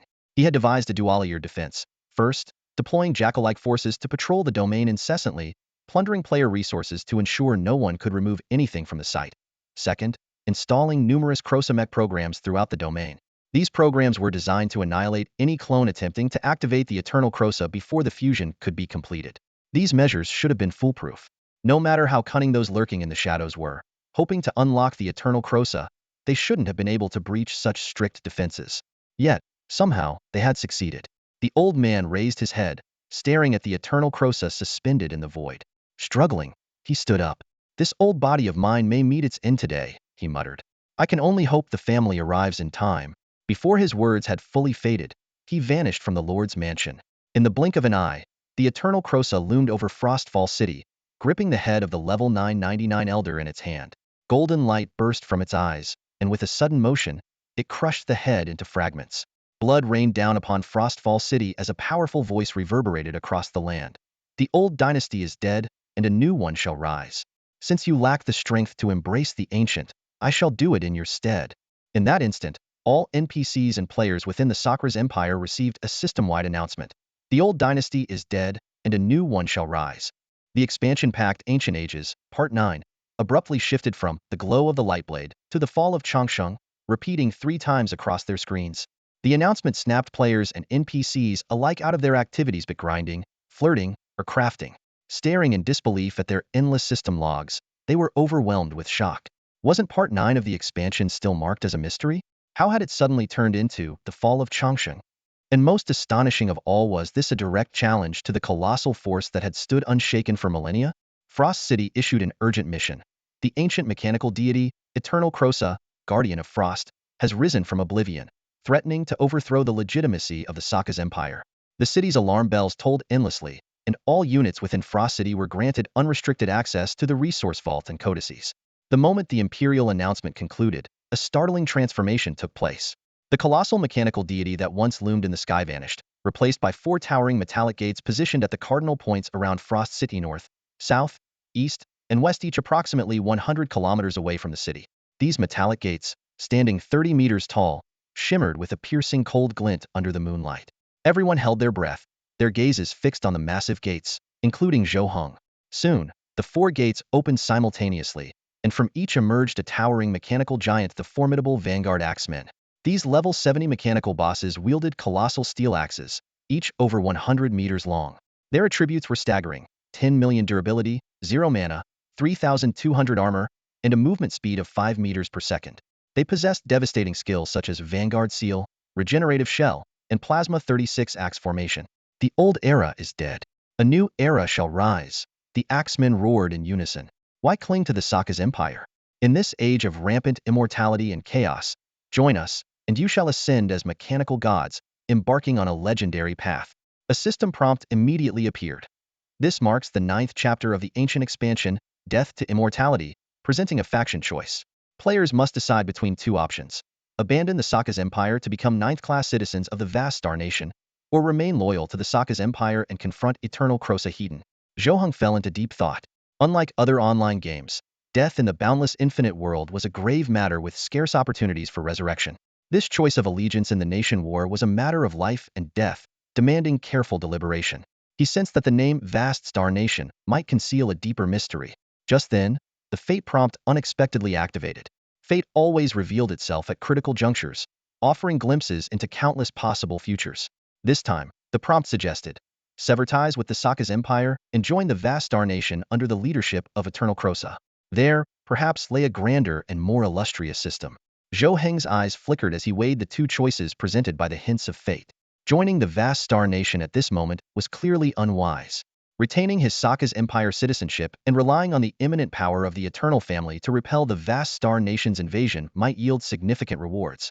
After a brief consideration, he resolved to stay with the Sokka's empire. At the mechanical gates, the vast Star Nation's elite guards stood with axes in hand, their cold gazes sweeping over the crowd within the city. Seeing no one defect from the Sokka's empire, one of them let out a mocking, mechanical voice. It seems you've made your choice. The old dynasty is dead. The new one rises. Vast Star Guard, charge. Today, we take Frost City. Tomorrow, we claim the Frost region. And the day after, the imperial capital falls. With the order given, countless vast star soldiers surged through the mechanical gates, launching a fierce assault on Frost City. Yu Ming, the head of the Light Association's Frost City branch, raised his arm and shouted, all players and NPCs below Tier 3, fall back. All Tier 3 and above, charge with me. This was a golden opportunity to prove loyalty to the Eternal family. At the same time, Pollock, the head of the Caesar Divinities branch, began organizing the defense, mobilizing players and NPCs while requesting revival coins from within the city. In this siege, the importance of revival coins could not be overstated. Enemy forces were endless, and every loss on their side was a tangible reduction in manpower. Caught in the flow of Tier 1 players, Zhou Heng was swept near the Frost City Lord's residence. On a high platform stood a portly young man with a lotus petal mark on his forehead, looking down at the crowd with disdain. I didn't expect garbage like you to still have some use. Starting from the front, head to the resource depot and transport supplies to the front lines. Anyone caught stealing even a single resource will wish they were dead. As he spoke, he kicked a female NPC at the front of the line. What are you standing there for? Move and start hauling. The crowd seethed with silent anger but dared not act, as this man was from the Eternal family. Zhou Heng's hand instinctively rested on the hilt of the Sokka's Imperial Swordmaster's blade, contemplating whether to strike down this arrogant Eternal family player here and now. With the sword's execution effect, this fat pig would undoubtedly die. Yet his hesitation was not due to fear of the Eternal family's retaliation, but the concern that such an action might strengthen the power of Kailuna, the entity hidden within the blade. Fate's hints had once warned him about Kailuna, and Zhou Heng remained ever cautious of her presence. Zhou Heng stood in the line, watching as only a few people remained ahead of him. Just as his turn approached, the Emperor's sword of Sakacite at his waist began to tremble faintly. He glanced down at the divine sword, noting the subtle vibration but finding no other abnormalities.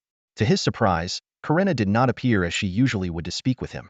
Next, a loud bellow from a burly young man interrupted Zhou Heng's thoughts. With a rough kick, the man sent the person in front of Zhou Heng stumbling into the Frost City resource vault. When it was Zhou Heng's turn, he stepped forward with a calm demeanor, meeting the man's gaze with steady eyes. The burly young man scrutinized Zhou Heng, his brow furrowing slightly as if the face before him was vaguely familiar, though he couldn't quite place it. What's your name? He asked, his tone condescending. Resting his hand casually on the hilt of his sword, Zhou Heng's lips curled into a faint smile. Zhou Heng. He had expected his name to elicit some kind of shock or reaction, but the man merely let out a dismissive "oh" and waved him forward. This response left Zhou Heng mildly surprised. It had been a week since he had slain Su Ling. By now, the news should have spread among the players from the Su family's immortal clan. Could it be that the Su family had deliberately concealed the information? Or was it possible that the immortal clans were not as united as they appeared? Pondering these questions, Zhou Heng entered the Frost City resource vault. His eyes were greeted by an overwhelming array of resources, so abundant that he hardly knew where to look. He casually picked up a bottle of potion in front of him. The label read, Inferior Light Potion, Premium Quality. Grants 100 light attribute resistance for 6 hours after consumption. Ignoring the startled gazes of those around him, Zhou Heng downed the potion in one gulp. The system notification chimed, confirming that his light attribute resistance would increase by 100 points for the next 6 hours. Not bad, he remarked, tossing the empty bottle aside. He then grabbed a nearby bottle of inferior dark potion, also labeled as premium quality with identical effects to the light potion. Without hesitation, he drank it in one go as well. Are you insane?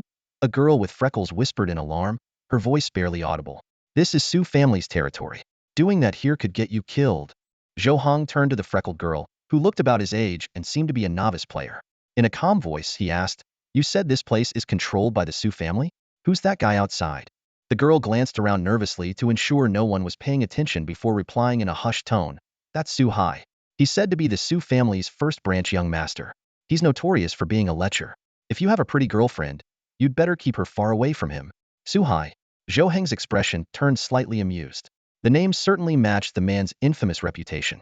But if Su Hai was indeed the first branch young master of the Su family, why had he shown no reaction to Zhou Heng's killing of Su Ling? Had he not seen the news, or did he simply not care? Zhou Heng decided not to dwell on it. Compared to these trivial immortal clan players, the vast wealth of resources in this vault demanded his full attention. Zhou Heng stood in the resource vault, gazing at the array of potions before him. He couldn't help but sigh at the limited space in his inventory. Otherwise, he would have loved to take everything.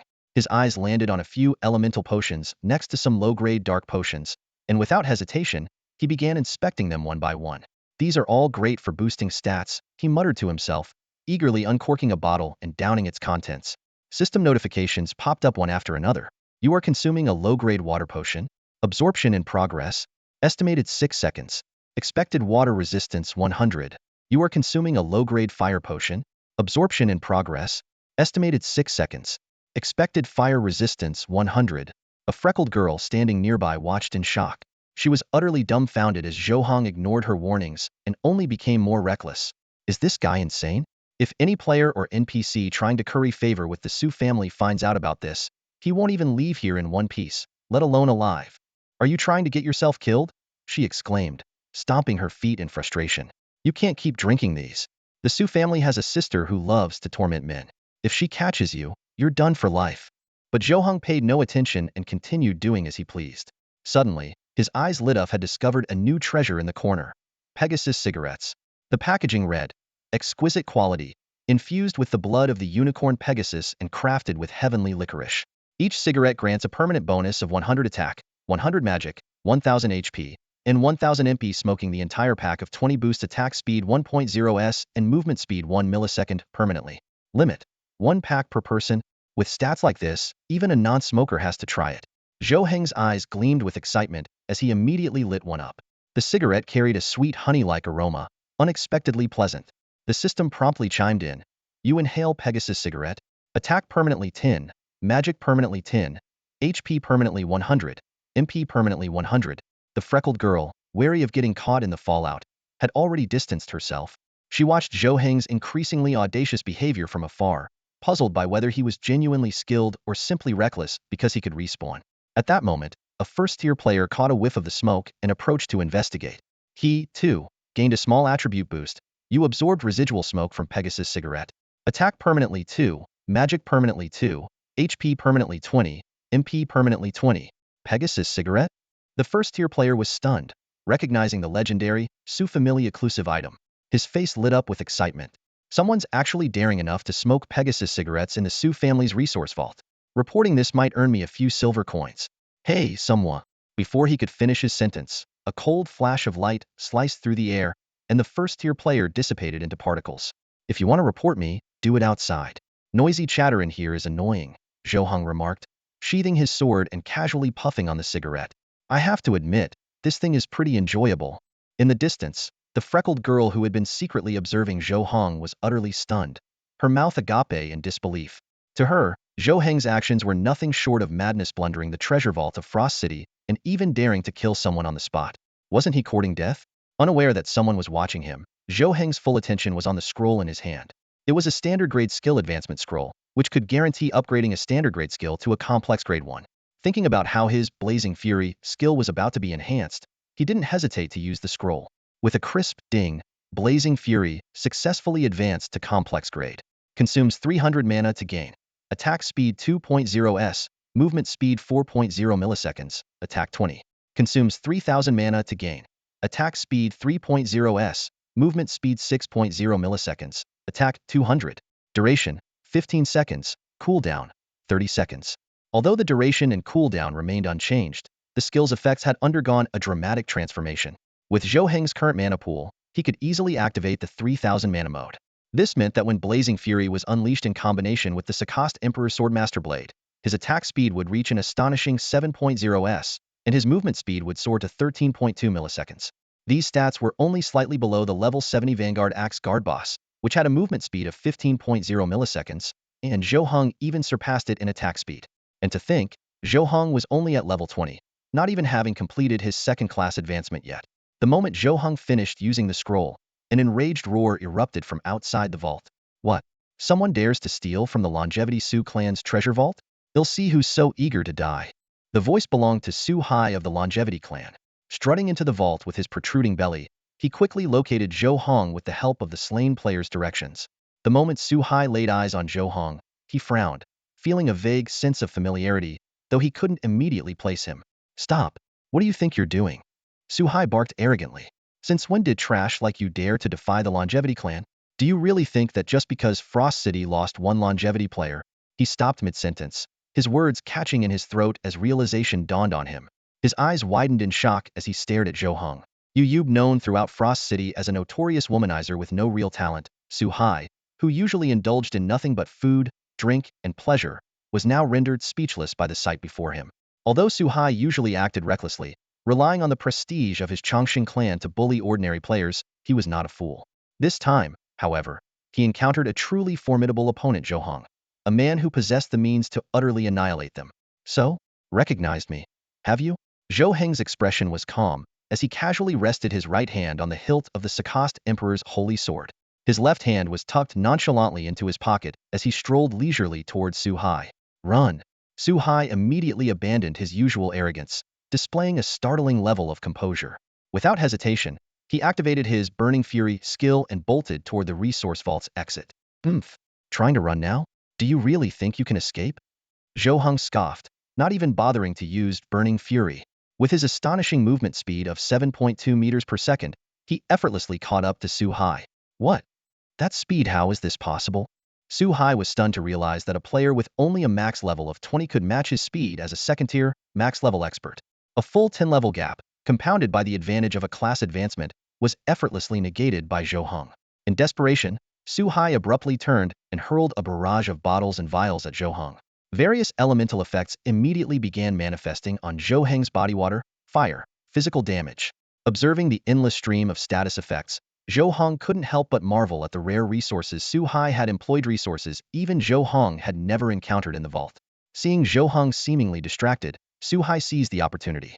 He drew a massive sword and executed a sudden counterattack, aiming directly for Zhou Heng's neck.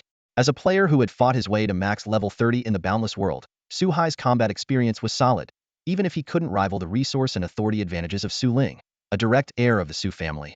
More importantly, Su Hai possessed upgrade, critical weak point, talent. If this strike landed on a vital area, its base damage of 768 points would double to a staggering 1,536 points. In his eyes, Zhou Heng, who had defeated Su Ling, must be a high damage, low defense type of player. Such an attack should be fatal.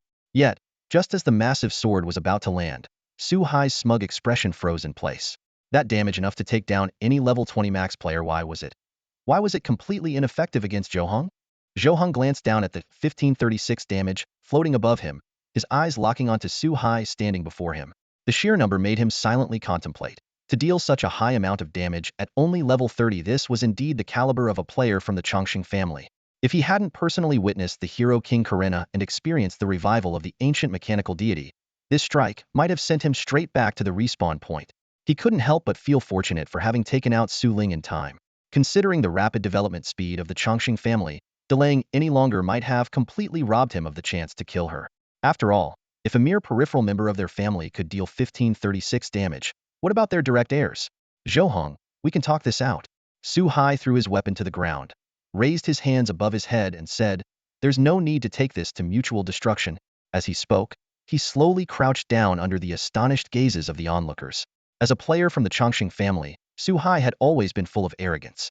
In the past, when challenged by ordinary players, he was never afraid thanks to his resurrection tokens. He would even toy with his opponents, knowing he had countless chances, while they had only one. But this time was different. Intelligence from the family suggested that Zhou Heng, who had killed Su Ling, possessed the ability to bypass resurrection privileges and permanently erase players. This meant that any fight between them would be a life-or-death struggle, with no second chances. Had his strike even made Zhou Heng's health bar flicker, Zhou Heng might have mustered the courage to taunt him. But the reality was that his full-powered attack hadn't even budged the man's health bar. How could he possibly win this fight? Surrender became his only option. Not even Zhou Heng dared to gamble with death. How is this possible? A freckled girl watching from a distance exclaimed, her face filled with shock. The once arrogant, untouchable player from the Chongqing family was now kneeling before an ordinary player? Even the elite powerhouses of the Xia nation couldn't achieve such a feat. Zhou Heng looked down at the groveling Zhou Heng with disdain and let out a cold snort. Pressing the tip of his sword against Zhou Heng's neck, he commanded, "Get up and take me to the real treasure vault of the resource cache. I trust you know where it is, right?" He refrained from killing Zhou Heng immediately because he understood that doing so would plunge the gathered players into chaos, and the resources he sought might be looted in the ensuing frenzy. I know everything." Zhou Heng hastily stood up, his eyes flickering with an unreadable gleam. "Brother Zhou, you've come to the right place. Frost City has some real treasures. I'll take you there, and I promise you'll be satisfied." Suddenly, he began addressing Zhou Heng as Brother Zhou, as if they were old acquaintances. Though Zhou Heng couldn't discern Zhou Heng's intentions, he wasn't particularly concerned. With the guidance of his fate indicator, he was confident in handling any tricks. "Fine. If the loot satisfies me, I'll spare your life," Zhou Heng replied, silently adding in his mind, "That's a lie." Hearing this, Zhou Heng's chubby face lit up with an even broader smile. Zhou Heng and Zhou Heng were delving deep into the resource vault of Frost City. As they moved forward, Zhou Heng enthusiastically introduced the treasures around them. "Brother Zhou, you've got to check this out," Zhou Heng exclaimed, picking up a translucent ice crystal. "This is one of Frost City's specialties. Consuming it grants 1,000 points of ice resistance for an entire month." Zhou Heng took the ice crystal and examined it closely. At that moment, a fate notification flashed through his mind. Fate Notification 1. Although consuming the ice crystal offers significant benefits, it conceals an unknown Secretany user will permanently lose 10,000 points of health. Fate Notification 2. With your current health, you may consider trading 10,000 health points for 1,000 points of ice resistance. The warning immediately reminded Zhou Heng of the profession known as the forger. Clearly, the ice crystal's appraisal information had been deliberately manipulated to omit critical details. This technique was likely a unique method of the Chongqing family. For ordinary players, falling into such a trap could lead to irreversible consequences. Zhou Heng silently pocketed the ice crystal and gestured for Zhou Heng to lead the way with his sword. Soon, the two arrived at an enormous silver door. "Brother Zhou, the most valuable treasure of Frost City lies behind this door," Zhou Heng said, his voice brimming with excitement. "From what I've heard, there's an ancient statue in Zidea man holding a flute." Hearing the mention of a flute-playing man statue, Zhou Heng's heart stirred. Could this be the unexpected reward foretold by the fate notification during his faction selection? If it truly was the statue of an ancient hero, this trip would be well worth it. Even the elegant ancient flute it might hold could surpass the value of his current Sacaster Emperor's sword. "Open it," Zhou Heng commanded sharply. Zhou Heng chuckled nervously. "Brother Zhou, having a sword at my neck is really uncomfortable." Zhou Heng smirked faintly and lowered his sword slightly. In that instant, Zhou Heng suddenly shouted, "Move!" Before the word was fully spoken, a flash of cold light streaked through the air. Zhou Heng's head was severed from his body, tumbling heavily to the ground. His wide, disbelieving eyes reflected shock and unwillingness as he gasped out his final words. "Your attack speed. How is it possible? At this level, my mother will avenge me?" Zhou Heng, expressionless, sheathed his sword. An attack speed of 4.0 strikes per second was no joke. Zhou Heng's belongings spilled across the ground. Aside from 1,000 silver coins, the most eye-catching items were a large collection of women's undergarments. 12 pieces each in pink, red, and purple, scattered in an array. These spoils confirmed what the freckled girl had mentioned earlier. This Zhou Heng was indeed an incorrigible lecher. Zhou Heng pocketed the 1,000 silver coins and looked up at the towering silver door before him. The door stood over 30 meters high, radiating an extraordinary aura. After the recent battle, he knew there was more to this place than met the eye. So, he stood still, waiting for fate to guide him. But fate remained silent. Instead, a familiar voice came from behind him. "Good thing you didn't open the door recklessly. This door was forged by a master blacksmith of the highest level. Only someone from the Su family of the Longevity clan can open it." Zhou Heng turned around to see the freckled girl who had warned him earlier. He studied her closely, her face adorned with freckles, her gaze and expression exuding youthful innocence. Yet, with his experience spanning 2 lifetimes, he could see through that innocence to the sharp edge beneath an unyielding fire of vengeance that refused to be extinguished. My name is Su Lan Lan, the girl said with a playful smile, blinking her eyes. Zhou Heng mused, you have a grudge against the Su family of the Longevity clan? Bingo. Su Lan Lan rubbed her nose and nodded emphatically. But don't expect a prize for guessing, right? Now Zhou Heng understood why fate had offered no guidance. The key to opening the door stood right in front of him. What do you want? He asked, cutting straight to the point.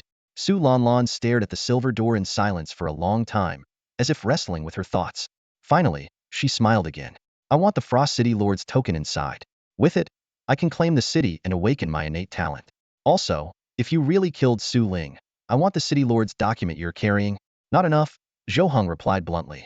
Opening the door alone isn't worth such a lopsided deal. Su Lan Lan seemed prepared for his response. She pulled a sheet of white paper from her pocket and handed it to Zhou Heng. This is the only keepsake my mother left me before she passed away. She said it reveals the Longevity clan's ultimate conspiracy in Sakas. It's unique and can only be stored in a large backpack. Handle it with care. Zhou Heng's eyes narrowed. He recognized this type of white paper immediately, already had 3 of them in his possession. If Su Lanlan's claim was true, this was indeed a crucial clue he couldn't afford to miss. Deal, Zhou Heng said after a moment's thought. Once the door is open, the City Lord's document is yours, and you can take the Frost City Lord's token. Relieved by his agreement, Su Lan Lan approached the silver door cautiously. However, she didn't act immediately. Instead, she gestured for Zhou Heng to step back a meter. Once he complied, Su Lan Lan gave a low shout, activate. In an instant, countless silver arrows materialized from the void, but stopped abruptly 3 inches from Su Lan Lan. These are invisible piercing arrows, she explained. Each one deals 100,000 true damage. Without sufficient strength or Su family blood, there's no surviving them. Su Lan Lan stood at the center of the silver door, explaining to Zhou Heng while initiating a specific unlocking ritual. She struck the door with her hands, 3 knocks at a time, repeating the sequence 7 times for a total of 21 knocks. As the final knock echoed, the heavy silver door creaked open slowly. It's safe now, you can come in. Su Lan Lan led the way, with Zhou Heng following closely behind. Together, they stepped into the true treasury of Frostvale City. The interior of the vault was vast, yet only 2 treasures were displayed within, each resting atop a cloud-white stone pedestal. One was a token, presumably the City Lord's order that Su Lan Lan was after. The other was a skill book, faintly glowing with a soft light. This skill book is something every direct descendant of a long-lived family must have, Su Lan Lan said, her gaze lingering on the book with a hint of envy in her voice.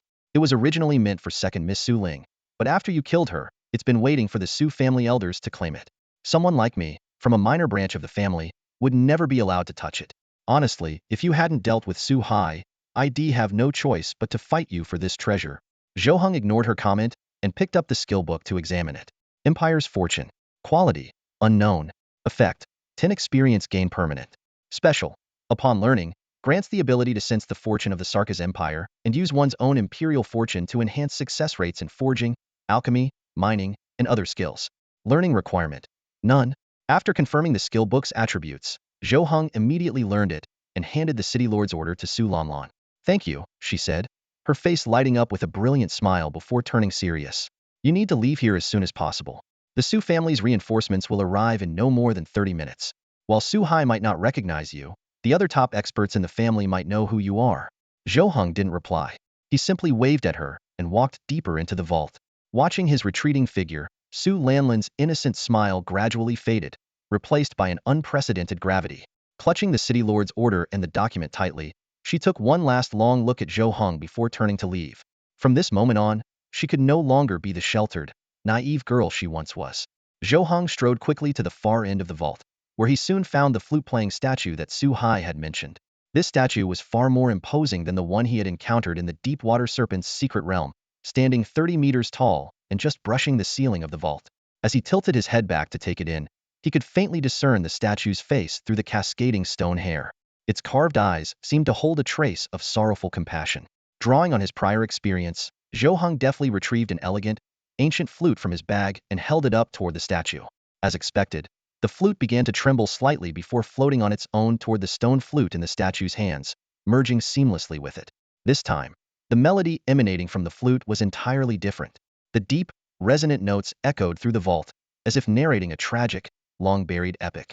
As Zhou Heng became absorbed in the haunting tune, a faint light suddenly radiated from the center of his forehead. In the next instant, he found himself back in his alto-familiar, ramshackle room in the real world. Confused by the abrupt transition, he scanned his surroundings and noticed something unusual. Fixing his gaze ahead, he realized that a figure of light had silently appeared before him, standing still. The figure before Zhou Heng was more tangible than any he had seen before, with every detail clear except for the indistinct facial features. Standing there was a man with knee-length hair cascading down his back, dressed in a loose robe, holding a long flute in his hand. One hand extended forward while the other rested behind him, exuding elegance and composure. Has it been 10,000 years? This generation of players seems rather lacking, the figure remarked, a faint smile tugging at the corners of his mouth. With a light touch of the flute, formed from radiant light, he pressed it against Zhou Heng's shoulder, stopping him from rising. Just sit.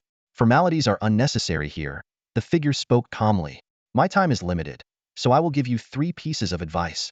Raising his fingers, he enumerated them one by one. First, you have only the final 1,000 years. If you fail to meet the preset goals by the 11th Ascendier mark, you will be abandoned and exiled, and the consequences will not be pleasant. Second, take good care of my flute and seek out the statues I've left behind. Third, when achieving transcendence, always choose the highest difficulty. As soon as he finished speaking, the light-formed figure withdrew the flute and began to fade into the vast expanse of the blue star sky. Zhou Heng watched the direction in which the figure vanished, his heart unable to settle from the shock.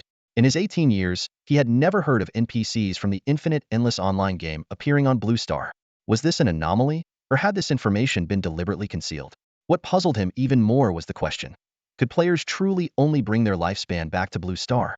This was a notion he had never deeply considered, but now it planted a seed of doubt in his mind.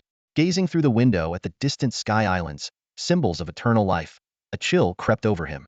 Clearly, the matters of Blue Star were far more intricate than they appeared. Shaking his head, Zhou Heng forced himself to suppress his turmoil and began visualizing the Infinite Endless online game to log back in. As the login chime sounded, his consciousness returned to the Frost City treasury. The flute's melody faded, and a third turtle statue shattered, leaving the elegant ancient flute once again in his hands. A system notification promptly appeared. You have listened to the melodious flute of the ancient hero. Magic 5000. Mana 100000. In an instant, Zhou Heng's magic power surged from 500 to 5,500, and his mana skyrocketed to a staggering 110560110,560, equaling his health points. Such immense magical power and mana reserves, yet without a single magic skill to wield it, was a situation so absurd that even he found it hard to believe. His priority now was clear. He needed to learn a magic skill. Glancing down at the elegant ancient flute in his hand, Zhou Heng noticed it had undergone a transformation after the recent performance. Elegant ancient flute quality. Inferior yet imbued with sublime and graceful resolve. When playing any flute melody, no one can attack you. Upon the melody's conclusion, both parties will engage in a sublime and graceful duel. Resurrection mechanisms are ignored. The victor lives, the defeated perishes. Inferior melodies. During a sublime and graceful duel, the combatant's level and attributes are influenced by the quality of the elegant ancient flute. Zhou Heng carefully examined the current state of his equipment. At level 1, he could equip one more weathered quality item than his opponents. The ancient flute in his possession, though crude yet elegant, packed a decent punch. However, its 3-month cooldown was excessively long, even with the weathered trait reducing it by the same duration. On the other hand, the skill, noble and merciful grace proved to be far more reliable in practical combat. Thanks to this unique upgrade method, Zhou Heng's health and mana stats had already reached levels comparable to a level 61 player. When combined with the long-range shooter class talent, Blood Pump, his attack power could skyrocket to an astounding 21,123.5 points, excluding the base attack of the Sakast Emperor's Sword Saint Blade. Yet, as he analyzed this calmly, the initial excitement in his heart quickly faded. These seemingly intimidating stats still couldn't instantly eliminate even an ordinary level 70 player, let alone those renowned players or the skilled elites of the Chongqing family.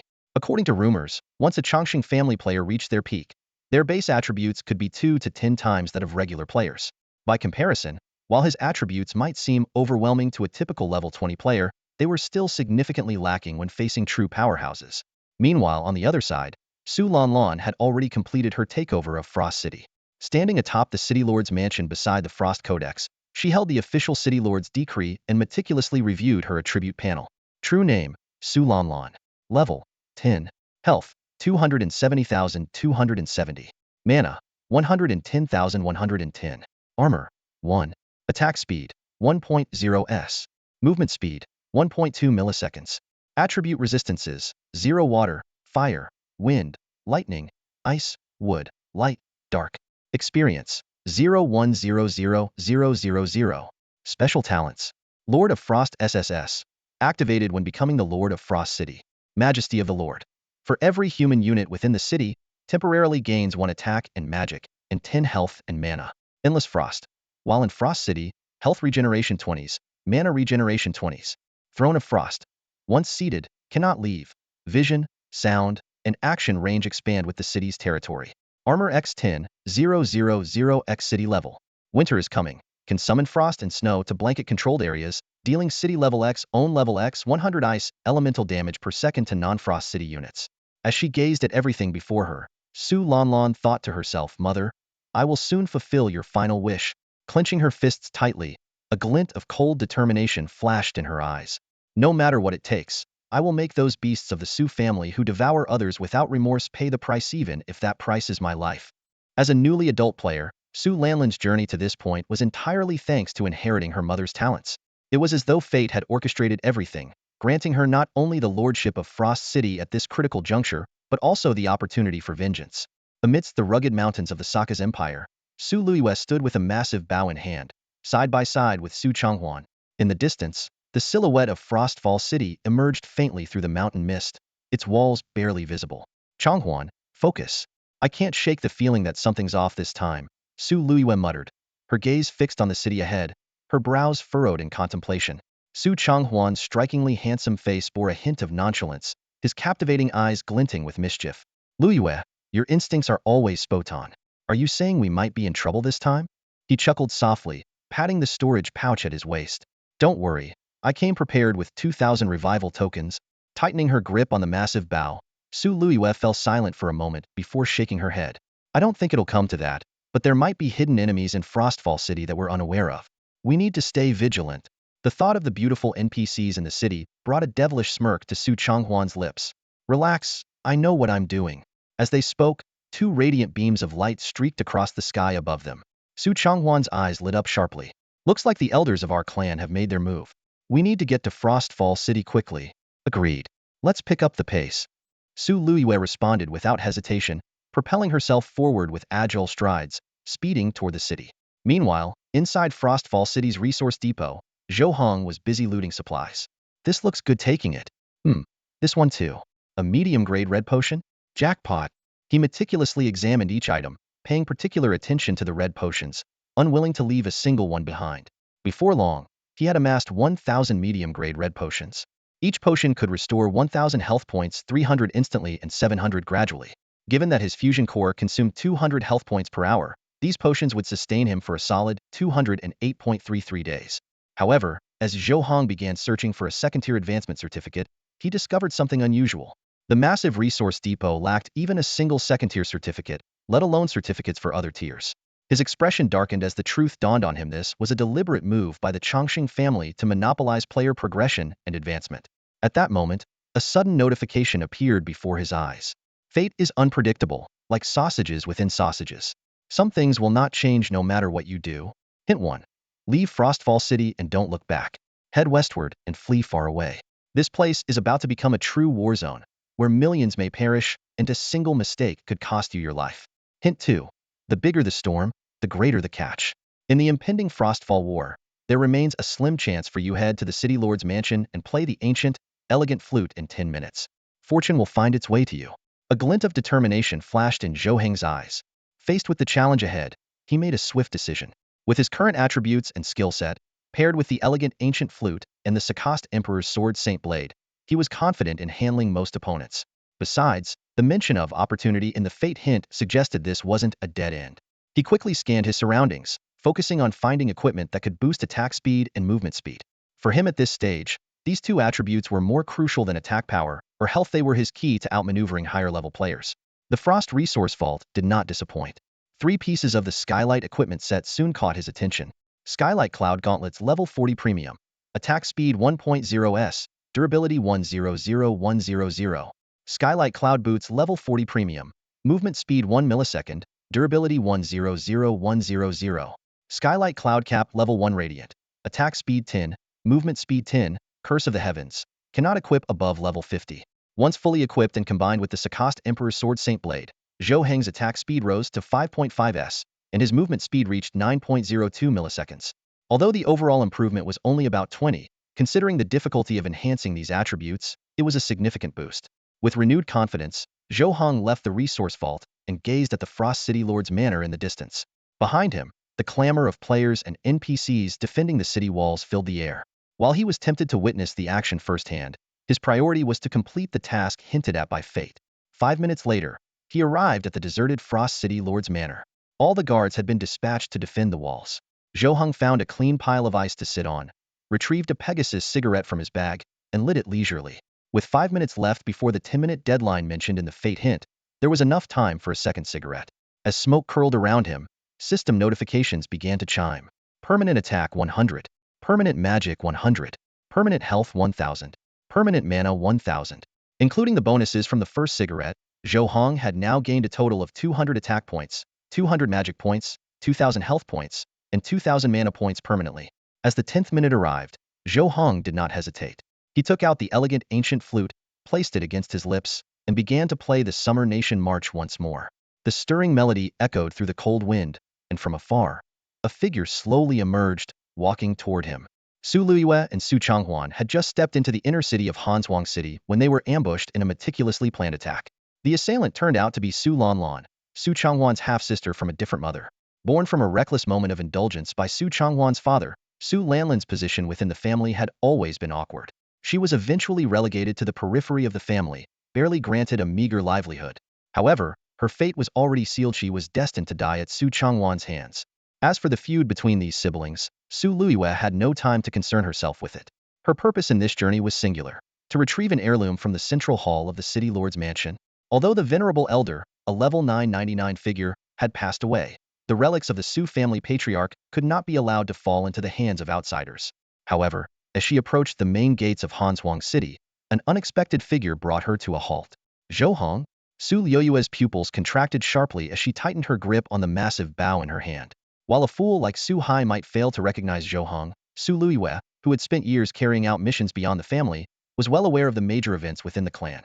After Su Ling's murder, the seemingly calm Su Ming had, in reality, been seething with rage, as evidenced by the Capturian site order he had issued for Zhou Heng. Now, this seemingly ordinary level 20 player stood before her, leisurely playing the Summer Kingdom anthem on a flute, entirely unfazed by her presence as a level 70 player from the immortal Su family. What could this mean? Either he completely disregarded her, or he had already set a trap and was lying in wait. If it was the former, she was confident she could capture him alive. If it was the latter, she needed to remain doubly vigilant. Are you waiting for me? Su Luiyue's voice was hoarse as she subtly shifted the massive bow forward. Zhou Heng did not respond. He continued to focus on playing the melody, a tune meant to inspire and uplift. Yet, in Su Luiyue's ears, it sounded like the toll of a death knell, filling her with an overwhelming sense of danger. A voice screamed in her mind. She must not let him finish the song. Without hesitation, Su Luiyue sprang into action. She swiftly rotated the massive bow, drawing the string back with her right hand while shifting her left foot to the side to gain momentum. With a powerful kick, she propelled the bow forward. The fluidity of her movements allowed the bow to reach full draw, and a translucent, frost-laden arrow materialized, radiating an icy chill. In that split second, the flute's melody abruptly halted. A system notification suddenly flashed before her eyes. You listen to the melodious flute. You are affected by an unknown force. Your attributes and skills are now capped at level 60. To her shock, Su Luiyue realized that her attributes were steadily declining, rapidly dropping to the level 60 threshold. Level 60 is already a considerable achievement in the game. Most players at this level have a total attribute score of about 15,160 points. Even those from the prestigious Chongqing family, benefiting from their heritage bonus, only possess base attributes that are 2.5 times that of regular players. Yet, the gap between level 60 and level 70 remains stark and undeniable. Su Luiyue's attribute panel currently displayed. Level 60. Class Grand Bow Archer. HP 2.7 million 2.7 million. MP 100,000 100,000. Armor 3,000. Attack speed 1 second. Movement speed 7.0 meters sec. Elemental resistances: water, fire, wind, lightning 2,000. Ice 4,000. Wood 1,500. Light, dark 600. Experience 0 100,000. Her unique talent, Eternal Archer S, carried the following effects. Attack speed for Archer classes is fixed at 1 second. For every 1.0 increase in attack speed, both damage coefficient and movement speed increase by 10. Every 10,000 attacks permanently boost health by 100 points. Hitting a target 3 times in a row marks them with the Archer's seal, dealing true damage equal to 2 of their max HP. Glaring at her drastically reduced stats, Su Liyue's face darkened. Among steer talents, hers was far from outstanding, which is why she had prioritized increasing her health until she reached the 7th rank. Compared to Su Changhuan, a peer at the same level, her attributes were noticeably weaker. She glanced at her skill bar, now nearly stripped bare, and a flicker of killing intent flashed in her eyes. Without hesitation, she released her bowstring, loosing a long-prepared arrow straight at Zhou Heng. Zhou Heng reacted instantly, leaping to his feet and drawing his Jiao horn bow to retaliate. The arrows collided midair, but Zhou Heng's arrow shattered like fragile glass. Unfazed, he quickly equipped the Sky Cloud gauntlets, boosting his attack speed to an astounding 4.4 shots per second, and unleashed a rapid volley of 4 arrows.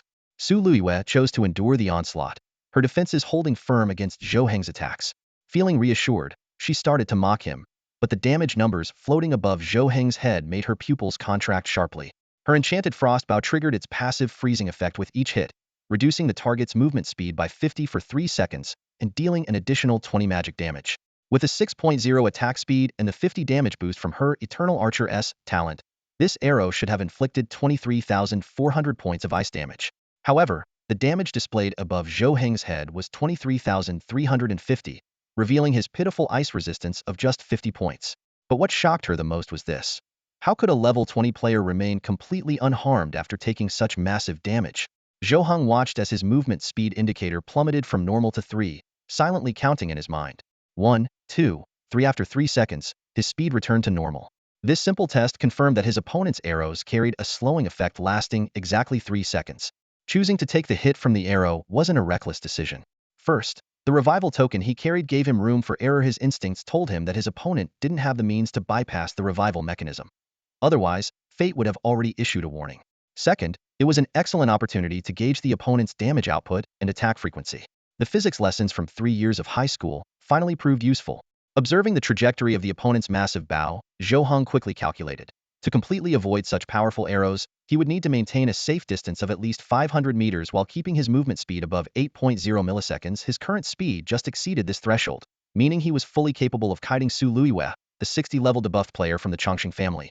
Seizing the brief moment when Su Liyue was distracted, Zhou Heng decisively switched to the Sakast Emperor Swordmaster's blade. His speed instantly surged to 9.02 milliseconds as he turned and sprinted into the distance. Watching Zhou Heng flee while still taking potions mid-run, Su Liyue was momentarily stunned. This seemingly low-level player at only level 20 displayed an array of abnormalities that made her uneasy. An unusually high health pool, a flute capable of debuffing player levels, and possibly even mysterious abilities that could bypass revival mechanics. All signs pointed to one conclusion: this newcomer named Zhou Heng was hiding significant secrets. Zhou Heng, you can't escape. Su Liyue's eyes glinted coldly as she retrieved a swirling black and white flame from her inventory and crushed it without hesitation. A system notification immediately popped up. You have used Entangling Firelight. You and player Zhou Heng will share locations for the next 30 days. Zhou Heng's gaze sharpened as he read the prompt. While having his location exposed wasn't a fatal threat, it confirmed that the Chongqing family indeed possessed unique tracking abilities. Fortunately, this seemed to be exclusive to their family. If that level 80 Sealing Master had such powers, Zhou Heng's escape plan would have been far more precarious. As the chase continued, the two had already covered several kilometers. Su Liyue gradually realized the severity of the situation. Despite being a Chongqing family player originally at level 70, now reduced to level 60, she was failing to catch up to a mere level 20 player. Watching the distance between her and Zhou Heng grow wider and wider, her expression darkened ominously. Instinct told Su Liyue that she couldn't let Zhou Heng widen the gap any further. If he did, the debilitating skills and items she had meticulously prepared would become useless. In desperation, she activated the Chongqing family's shared skill, Blazing Fury. This arcane-level ability consumed 30,000 mana, boosting her attack speed by 4.0s, movement speed by 8.0 milliseconds, and attack power by 2,000 points. In an instant, her movement speed skyrocketed from 7.0 milliseconds to an astonishing 15.0 milliseconds. With such terrifying speed, she was confident that Zhou Heng would no longer be able to maintain the distance. With terrifying speed, Su Liyue rapidly closed the gap between herself and Zhou Heng. However, Just as she thought victory was within her grasp, the sight before her left her utterly stunned. Zhou Heng had activated Burning Wrath. This skill, supposedly exclusive to the Chongqing players, was now being expertly wielded by an ordinary player. The speed gap between the two vanished in an instant, 15.0 milliseconds versus 15.62 milliseconds. Su Luiyue could only watch helplessly as her health steadily drained, unable to catch up to her opponent. When Burning Wrath finally went on cooldown, the difference in speed widened once again. Her expression darkened ominously, and a thought echoed in her mind. The same suspicion Su Ling had voiced earlier: someone must have betrayed the family and leaked this speed and attack-enhancing skill to ordinary players. Damn it, this guy seems like he was born to counter me. Frustration boiled within Su Luiyue. Holding a debuff skill in her arsenal yet unable to even graze her opponent's clothes, she felt an overwhelming sense of powerlessness, a premonition of impending doom. Zhou Heng, fully aware of his pursuer's every move, timed his actions with precision. The moment Burning Wrath ended, he swiftly swapped out his Sockest Emperor's holy sword for the Jiao Horn Bow. Though this change caused a sharp drop in his speed, he paired it with the Blood Pump talent unique to long-range sharpshooter classes, preparing for a lethal strike. As Blood Pump activated, Zhou Heng converted all his maximum health and mana into physical attack power, leaving himself with a single point of health. Thanks to his perfect timing at the end of Burning Wrath, his attack speed remained at 6.0s, even after switching weapons. This meant that during the 1-second duration of Blood Pump, he could unleash 6 consecutive arrows, each dealing a staggering 22,268.5 damage. 6 arrows tore through the air. Su Luiyue, seeing the incoming barrage, neither dodged nor flinched. Instead, she accelerated her pursuit. The first arrow struck her squarely between the eyes, dealing a massive 44,537 physical damage. In that instant, she froze in shock. A mere level 20 player had managed to inflict such devastating damage on her. She, who possessed 3,000 armor. This meant his critical hit damage reached an astounding 41,537, with a minimum of 22,268.5. A surge of danger flooded Su Luiyue's mind as she saw the remaining 5 arrows whistling toward her. She immediately executed the elite movement technique of the Chongqing family, twisting and dodging with remarkable agility to let the arrows barely graze past her chest. Yet, just as she thought she had evaded the assault, a sharp sound came from behind. Those 5 arrows had eerily curved midair and were now homing back toward her. This isn't Ride's a long-range sharpshooter. The realization struck Su Luiyue instantly. This was a 2-star special class that gained tracking abilities right after its job advancement.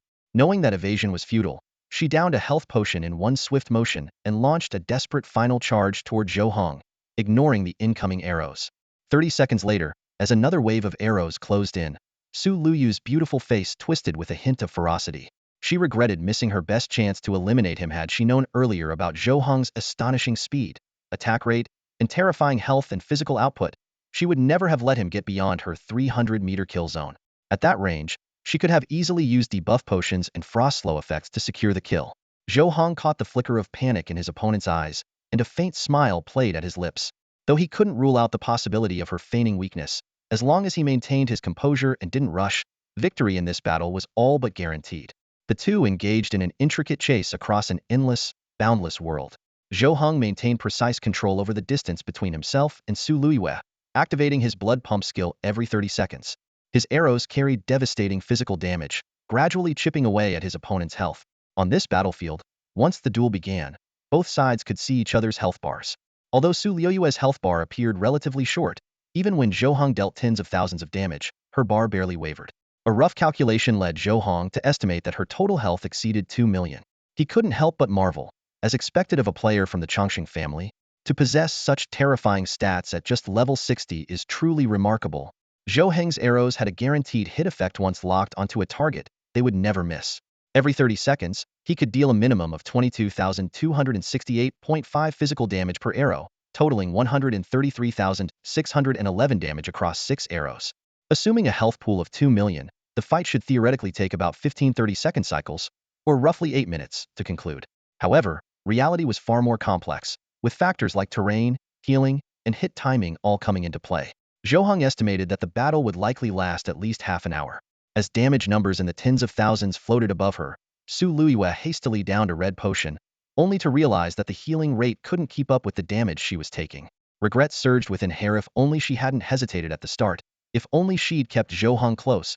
If only she'd chosen the Great Bow Archer class, she might not have found herself in such a disadvantageous position.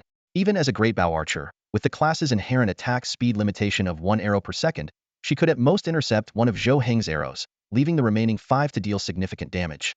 The situation grew increasingly dire.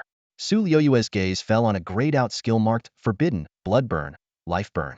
It was her last trump card, but the permanent detriment accompanying the skill made her hesitate. Instead, she opted to retreat into Frost City, hoping to use the urban architecture to turn the tables. Watching his opponent flee into the city, Zhou Heng's lips curled into a faint smirk. Under normal circumstances, even with long-range vision, locking onto a target in a bustling city like Frost City would be nearly impossible. But Su Luiyue had previously used the entangling firelight tool, which shared her location with Zhou Heng for 30 days. A device originally meant to toy with ordinary players had now become her fatal flaw. After a few more volleys of arrows, Su Luiyue finally realized the magnitude of her mistake. Taking a deep breath, her body began to emit an eerie crimson glow. She activated her freshly cooled Wrath Incineration skill. Instantly, flames intertwined with the forbidden skill's blood-red aura, coalescing into a swirling mass of gray-black energy. The aura surrounded her, granting her a significant boost in attack power and movement speed. The moment the Blood Burn skill was activated, Su Luiyue felt her health and mana drop sharply to 1, but her movement speed skyrocketed to 20 milliseconds, and her attack speed surged to 10.0s. This forbidden skill, lasting 12 seconds and accompanied by a 3-day weakness period, came at the cost of permanently losing a random attribute. As she glanced at the system notification showing her lost stats, a flicker of regret flashed in Su Liuyue's eyes. The instigator of all this was none other than Zhou Heng, standing not far away. Fixing her gaze on Zhou Heng, her eyes burned with an unprecedented intensity of murderous intent. In the next instant, shrouded in gray-black mist, Su Luiyue shot forward like a demon emerging from the abyss, moving at a speed even Zhou Heng struggled to track. His heart seemed to stop for a moment, and his instinct screamed at him to flee. Yet, that brief pause brought him clarity. Why didn't she use this skill earlier? Zhou Heng's thoughts raced. Clearly, this is one of those forbidden skills mentioned in the textbooks, a desperate, all-out attack at the cost of everything. Her health must be down to just 1 point now. Su Liuyue's decision to resort to such a reckless method was clearly because ordinary tactics couldn't kill him, and he possessed a lethal means to bypass the resurrection mechanism. She intended to rely on her terrifying speed to crush him. Based on their previous encounters, her attack range was roughly 300 meters. If she got close, he would undoubtedly die. But Zhou Heng's lips curled into a smirk as a vial of thunder elixir appeared in his hand. He poured the potion out in front of him, a tool capable of paralyzing any unit below level 60, and his trump card against Su Luiyue. Seeing Zhou Heng standing his ground instead of fleeing, Su Luiyue felt a pang of confusion. But with no room for hesitation, she pressed forward. She had to kill Zhou Heng at least once. Otherwise, a prolonged battle would surely spell her own doom. As she closed the distance and prepared to unleash a barrage of debuff skills, Zhou Heng casually tossed the vial into the air, where it shattered. A system notification popped up immediately. You are affected by Thunder Elixir and paralyzed for 59 seconds.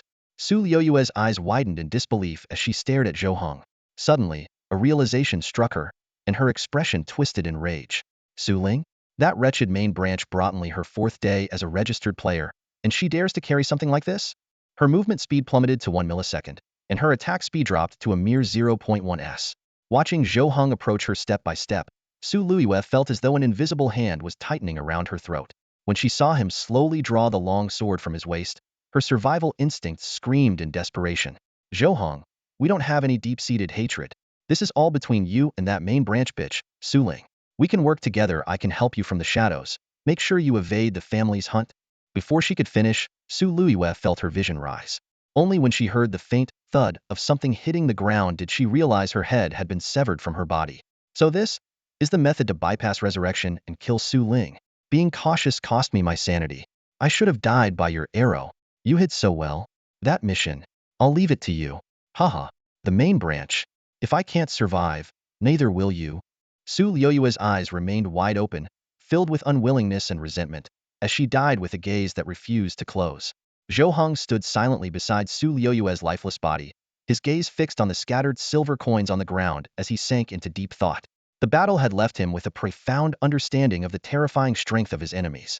Without his exceptional mobility, explosive abilities, and the serendipitous acquisition of the thunder potion that delivered the final blow, there was no way he could have defeated this formidable member of the Chongqing family.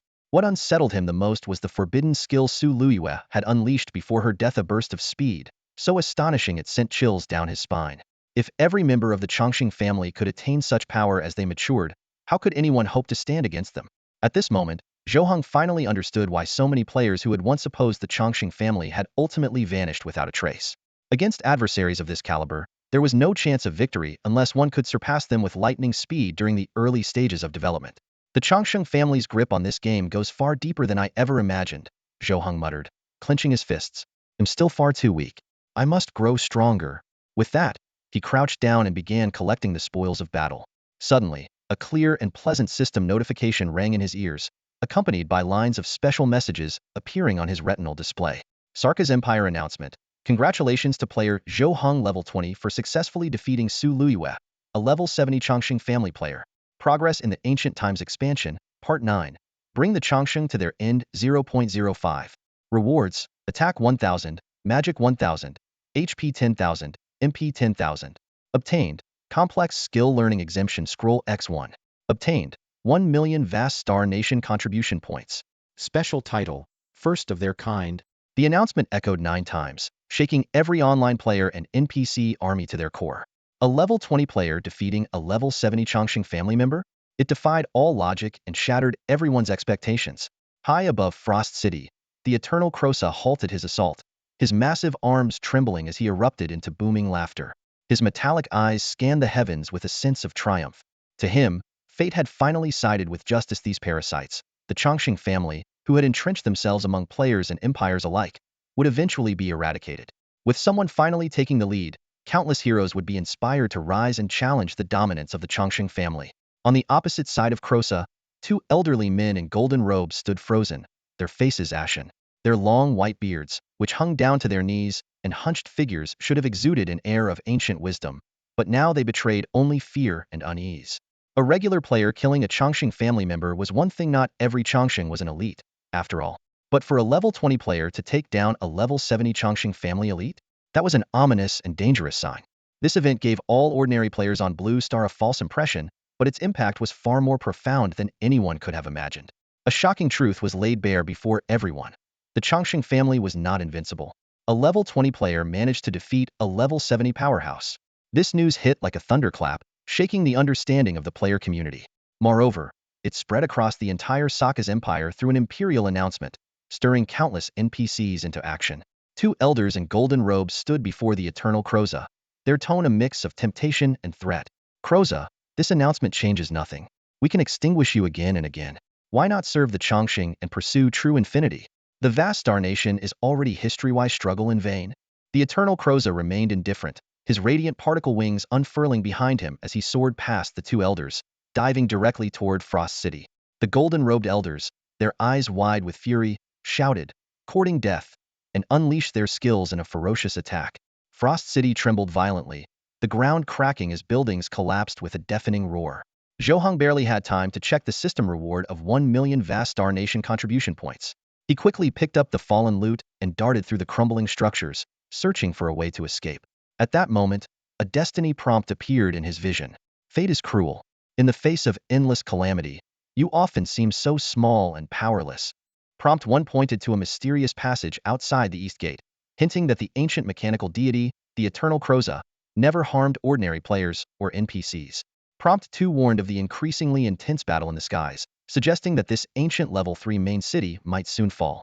However, it also hinted that heading west might lead to greater opportunities. Without hesitation, Zhou Heng chose to move west. Fleeing was no longer an option, not only because of the unknown number of resurrection coins he carried, but also because Su Luyue's demonstrated strength showed him the potential for acquiring more resources. The empire-wide announcement, the shocking news of a level 20 player defeating a level 70 opponent, had already made his enmity with the Chongqing family irreconcilable. As he sprinted, Zhou Heng quickly sorted and reviewed Su Luyue's spoils of war. 2,000 resurrection coins, 360,000 silver coins, 20 large slowing potions reduces speed by 50. 1 special potion forces speed reduction to 1 millisecond, restricted to level 60 and below. 1 special arena item, 1 mysterious quest scroll, 1 giant bow. When he appraised the giant bow, he couldn't help but gasp.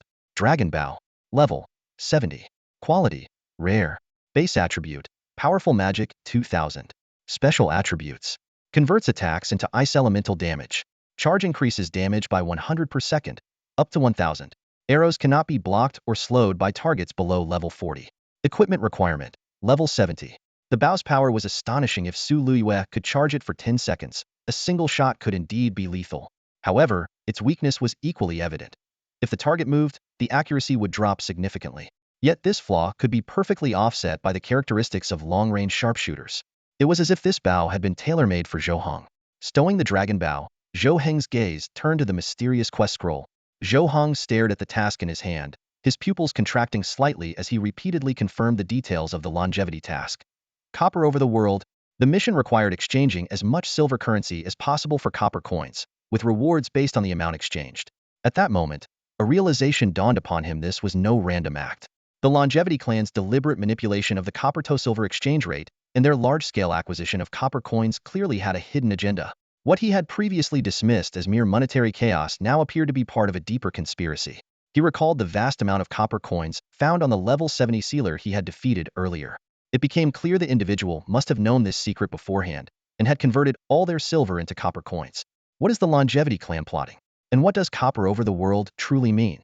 Zhou Heng couldn't help but associate it with the concept of great unity, yet the Longevity clan's actions made it obvious that they weren't steering players towards such an idealistic path. There was undoubtedly a secret that ordinary players were unaware of, but Zhou Heng lamented his limited access to information. Carefully putting away the task scroll and his 360,000 silver coins, Zhou Heng began inspecting the rest of his spoils of war. 20 bottles of superior slowdown potion high grade.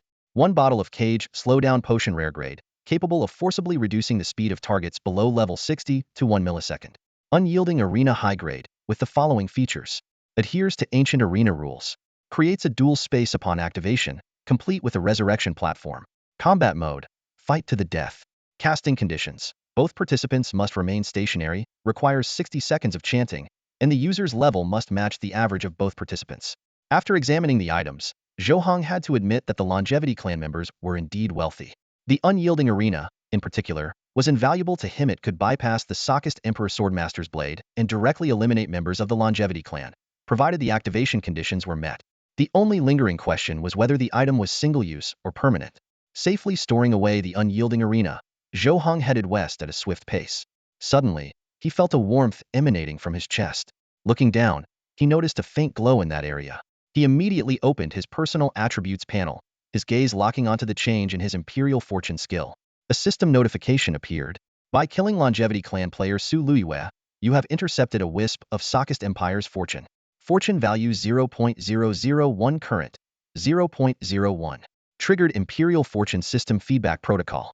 Accessing data from Sockist Empire database. Ancient Era Expansion Progress 2 current, 37. Received Longevity task, Copper over the world. Warning. A vast, unseen web is slowly enveloping the Sockist Empire. A sharp glint flickered in Zhou Heng's eyes. He hadn't anticipated that the Imperial Fortune not only enhanced experience gain and probabilities, but also allowed access to information from the Sockist database. Zhou Heng pondered the subtle difference in the clue between Sockist and Sokkas. Could this imply that the ancient empire had not been completely annihilated? Although the progress of time had advanced by 2, the sparse information still left the full picture unclear. As he continued heading directly west, his intimidating 30-kilometer ultra-long-range vision allowed him to clearly witness a harrowing scene in the distance. Su Lanlan was kneeling on the ground, a massive knight's lance piercing through her chest. Blood continuously seeped from both the wound and the corners of her mouth. Her head hung limply, and it was evident that she had exhausted all her revival tokens. This was her final death. The wielder of the lance was a dashing young man, approximately 178 centimeters tall, just a few centimeters shorter than Zhou Heng. Although Zhou Heng couldn't hear their conversation, the ominous silence in the destiny prompt made him realize that this might be the so-called abundant opportunity. Zhou Heng's expression darkened as he equipped the Sockist Emperor's sacred sword and sprinted toward the scene at a constant speed of 9.02 meters per second. In the boundless and endless world, such speed could be sustained indefinitely, as long as he didn't perish. The ground of Frost City trembled violently, with cracks expanding rapidly. Zhou Heng almost lost his footing but deftly leaped over, maintaining his steady pace. The distance gradually closed. The handsome young man had already withdrawn the blood-stained knight's lance. Su Lanlan's remaining life force was fading away. Weakly, she tried to grab the corner of his garment, but he easily dodged her feeble attempt. The young man crouched down, and Zhou Heng could read the word sister from the movement of his lips. It turned out this was Su Lanlan's brother. When Zhou Heng was within 400 meters, he saw the young man, Su Changhuan, spit on Su Lanlan and roughly grab her blood-soaked, pale chin. He spoke with disdain, clearly mocking her as the daughter their father had left behind by accident, ridiculing her for failing to cherish the honor of being elevated from a commoner to a collateral member of the Su family. Just as Su Changhuan prepared to end Su Lanlan's life, he suddenly sensed Zhou Heng's presence. The moment he recognized Zhou Heng, his expression froze. In the face of an opponent capable of nullifying revival tokens, he dared not act carelessly. Realizing he was still 1,299 kills short of his goal of slaying 10,000 people, Su Changhuan made a swift decision to retreat. Without hesitation, he turned and fled the scene. Su Changhuan's figure suddenly vanished into the distance, leaving Su Lanlan frozen in place. She tried to turn and check the injury on her back, only to realize her entire body was paralyzed. The system continuously flashed warnings about the effects of dark element toxins, urging her to quickly restore her health or face death, as she had no revival coins left. But Su Lanlan ignored the prompts, her eyes locked firmly on the direction where Su Changhuan had disappeared. Her heart burned with unwillingness. Her mother's murderer was right there, yet she was powerless to bring him down. His strength far exceeded her expectations. At that moment, Zhou Heng rushed to her side, pulling a revival coin from his pocket. Seeing Zhou Heng come to her aid, the resentment on Su Lanlan's face was instantly replaced with relief and joy. She trembled as she grasped his hand weakly and said, "Help me! Kill Su Changhuan. I'll give you my remaining strength. Reviving me is pointless. I've used forbidden power, and I have no attachment to this world anymore. Now, these are all yours. You only have 30 minutes. Please, avenge me and my mother." With that, Su Lanlan placed the revival coin back into Zhou Heng's hand and handed him 3 other items. The system immediately displayed notifications. Obtained. Frost Sovereign SSS Fragmented Duration, 30 minutes. Obtained. Second Advancement Certificate. Obtained. Forbidden Skill, Thread of Hope. After handing over the items, Su Lanlan smiled faintly, her arm falling heavily to the ground. Zhou Heng stood silently for a moment, then reached out to close her eyes. Though they had only met briefly, the thought of this young girl who should have been living a carefree life under her parents' protection dying like this filled him with a searing rage. He carefully examined the properties of the items he had received. Frost Sovereign SSS Fragmented. Attack, 300,000. Health, 50 million. Mana, 50 million. Attack speed, 5.0 s. Movement speed, 8.0 milliseconds. Health regeneration, 2s. Mana regeneration, 2s. Skill, Frost Throne. While seated, the user cannot leave. Vision, sound, and movement range expand based on the size of the main city. Zhou Heng's eyes gleamed with a cold light. Without hesitation, he crushed the glowing orb, merging the power of the Frost Sovereign into his body. His base stats surged dramatically in an instant. Finally, he examined the forbidden skill, Thread of Hope. Quality, forbidden. Effect, consumes all life force. Ignores revival mechanisms, converting all attributes 1:1 into attack or magic power. Special, retains 1 point of health and mana. Grants immunity to non-forbidden skill damage for 10 seconds. Attack speed 50, movement speed 50. If victorious after 10 seconds, enter a weakened state for 3 days. If defeated after 10 seconds, face annihilation. Zhou Heng read the description of the forbidden skill, Thread of Hope, and couldn't help but gasp. Once this skill was activated, there were only 2 outcomes, victory or death. It truly lived up to its name. But this was exactly what he needed. Paired with his unique talent, Fate's Insight, it was bound to deliver unexpected results. Right now, the priority was to unlock the achievement leap and then deal with Su Changhuan. Taking a deep breath, Zhou Heng decisively activated the second advancement token in his hand. The system immediately displayed a prompt. Second advancement token detected. You are eligible for second advancement. Select one of the following achievements to complete. Once completed, you will break through level 20 and ascend to level 21. Resilient Power. Defeat 1,000 level 20 monsters. Unyielding Strength. Defeat 100,000 level 20 monsters. Vast Ambition. Defeat 1 million level 20 monsters. Exceptional Brilliance. Defeat a level 30 player across levels. Transcendent Brilliance. Defeat a level 40 player across levels. Undying Brilliance. Defeat a level 50 player across levels.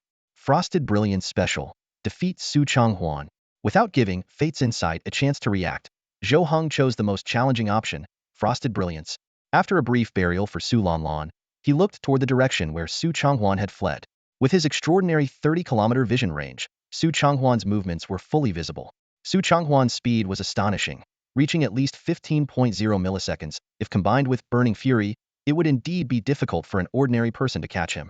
But Zhou Heng was no longer the same.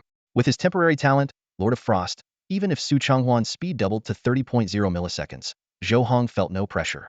The Throne of Frost skill granted him complete control over Frost City, allowing him to shift positions at will. A fierce wind surged, accompanied by tremors, causing Zhou Heng's cloak to flutter violently. He slowly descended into the void, where a throne crafted from translucent frost materialized, gracefully supporting him. The moment he seated himself on the throne, his field of vision expanded dramatically, encompassing all of Frost City. Locking onto Su Changhuan's location, Zhou Heng vanished instantly. At that moment, Su Changhuan was hiding in an empty hotel, lighting a Tianma cigarette to calm his nerves. He thought to himself, Su Lanlan used a forbidden skill, there's no way she survived.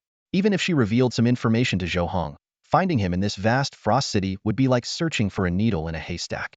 Unless Zhou Heng had one of those rare items capable of locating a target by simply entering their name. But even as a level 70 expert, Su Changhuan had never obtained such a treasure, so it was even less likely for Su Lanlan to have one. Zhou Heng, just how many secrets are you hiding? And what could possibly bypass the revival mechanic to kill a player? Su Changhuan muttered to himself, exhaling smoke. Suddenly, a cold voice echoed in his ear. If you're curious, why not try and find out for yourself? Su Changhuan turned toward the source of the voice, only to see Zhou Heng sitting elegantly on the frost throne, his icy gaze fixed on him. In that instant, Su Changhuan felt his entire body break out in goosebumps. Su Changhuan activated his skill, Blazing Fury, without hesitation and bolted off into the distance. His base movement speed of 15.0 milliseconds, combined with the 8.0 milliseconds boost provided by the advanced level Blazing Fury, surged to an impressive 23.0 milliseconds. Had his equipment not been damaged during the fierce battle with Su Lanlan, he could have reached a speed of 28.0 milliseconds. Even so, his current velocity was enough to let him dart through the architecture of Frost City like a panther. However, his opponent was Zhou Heng, wielding the Frost Lord's weapon. Although Zhou Heng was puzzled by Su Changhuan's apparent unfamiliarity with the technique, the situation was unfolding exactly as he had hoped. At this moment, Zhou Heng only needed to focus on two things: Su Changhuan's remaining health pool and the skills he had left to use. As Zhou Heng watched Su Changhuan's retreating figure, he vanished from his spot in a blink. In the next instant, Zhou Heng reappeared directly in front of Su Changhuan, holding a massive dragon bow, and unleashed an arrow without hesitation. The sight of the dragon bow sent a chill through Su Changhuan's heart. Barely 20 minutes ago, Su Luiyue had fallen to Zhou Heng, despite possessing 2,000 revival tokens. Meanwhile, Su Changhuan had only about 500 tokens left after his grueling fight with Su Lanlan. If Su Luiyue, with 2,000 tokens, couldn't withstand Zhou Heng, Su Changhuan's measly 500 tokens wouldn't stand a chance. What made matters worse was Zhou Heng now sitting upon the Frost Thronia talent originally belonging to Su Lanlan. Although Su Changhuan couldn't fathom how Su Lanlan managed to transfer her talent to someone else, this revelation tipped the scales even further against him. Zhou Heng, seemingly armed with a cooldown-free teleportation skill, was nothing short of a nightmare for Su Changhuan. In a panic, Su Changhuan veered into a narrow alley and hastily opened his status panel. Level 70. Class Plague Master. Health 2,000,002,000,000.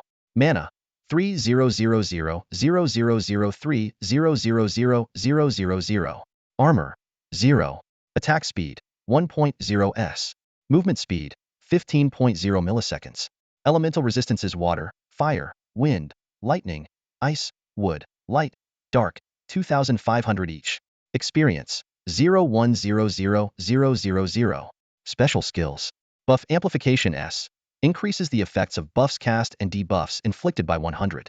Toxic Armor. Consumes mana to create a shield with value equal to 2x magic power, infused with Dark Elemental Protection cooldown, 30 seconds. Abyssal Poison Flow. Consumes mana to release a Dark Elemental Toxin, dealing magic power x 0.6 per second as elemental damage, no cooldown. Venomous Dominion. Consumes a significant amount of mana, health, and magic power x 10. Afflicted targets take magic power x 1.2 per second as dark elemental damage cooldown, 1 day. Damage Immunity. Consumes health to negate a single instance of physical or magical damage cooldown, 3 minutes. Even though his total stats were 5 times that of an average level 70 player, Su Changhuan's palms were slick with sweat as he faced Zhou Heng. Su Changhuan stared at Zhou Heng, who was constantly teleporting and shifting positions before him, his heart filled with shock. In such a complex terrain, Zhou Heng's teleportation skill appeared to have no cooldown at all. He couldn't help but wonder how many unknown abilities Zhou Heng had hidden when Su Lanlan had faced him in battle. The massive dragon bow in Zhou Heng's hands was rapidly charging, with 2 faint glows now appearing on the bow's body, an indication that it had reached 2 charge levels. What shocked Su Changhuan even more was that teleportation didn't interrupt the charge process of the Dragon Bow. This meant that once the charge was complete, he would be facing a terrifying 1,000 attack boost. With his mere 2 million health points, could he possibly withstand such an attack? In desperation, Su Changhuan unleashed a dense green poisonous mist from his mouth while casting poison armor on himself. With the boost from his innate talents, his temporary armor skyrocketed to an astonishing 1.04 million points. Although this temporary armor didn't account for his base armor's damage reduction, it was enough to absorb an equivalent amount of damage, and it could be recast every 30 seconds.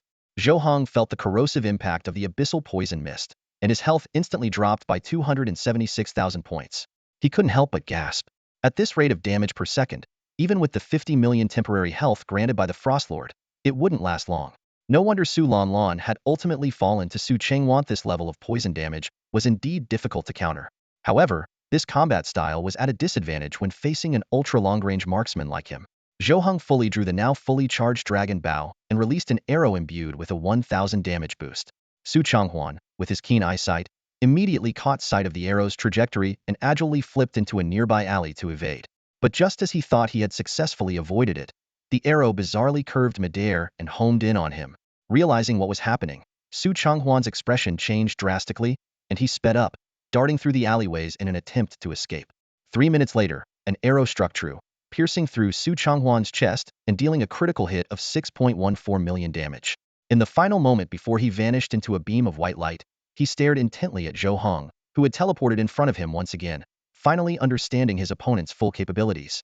Zhou Heng's magic attack was approximately 307,700. His class was most likely an ultra-long-range marksman, and he seemed to possess complete vision of Frost City.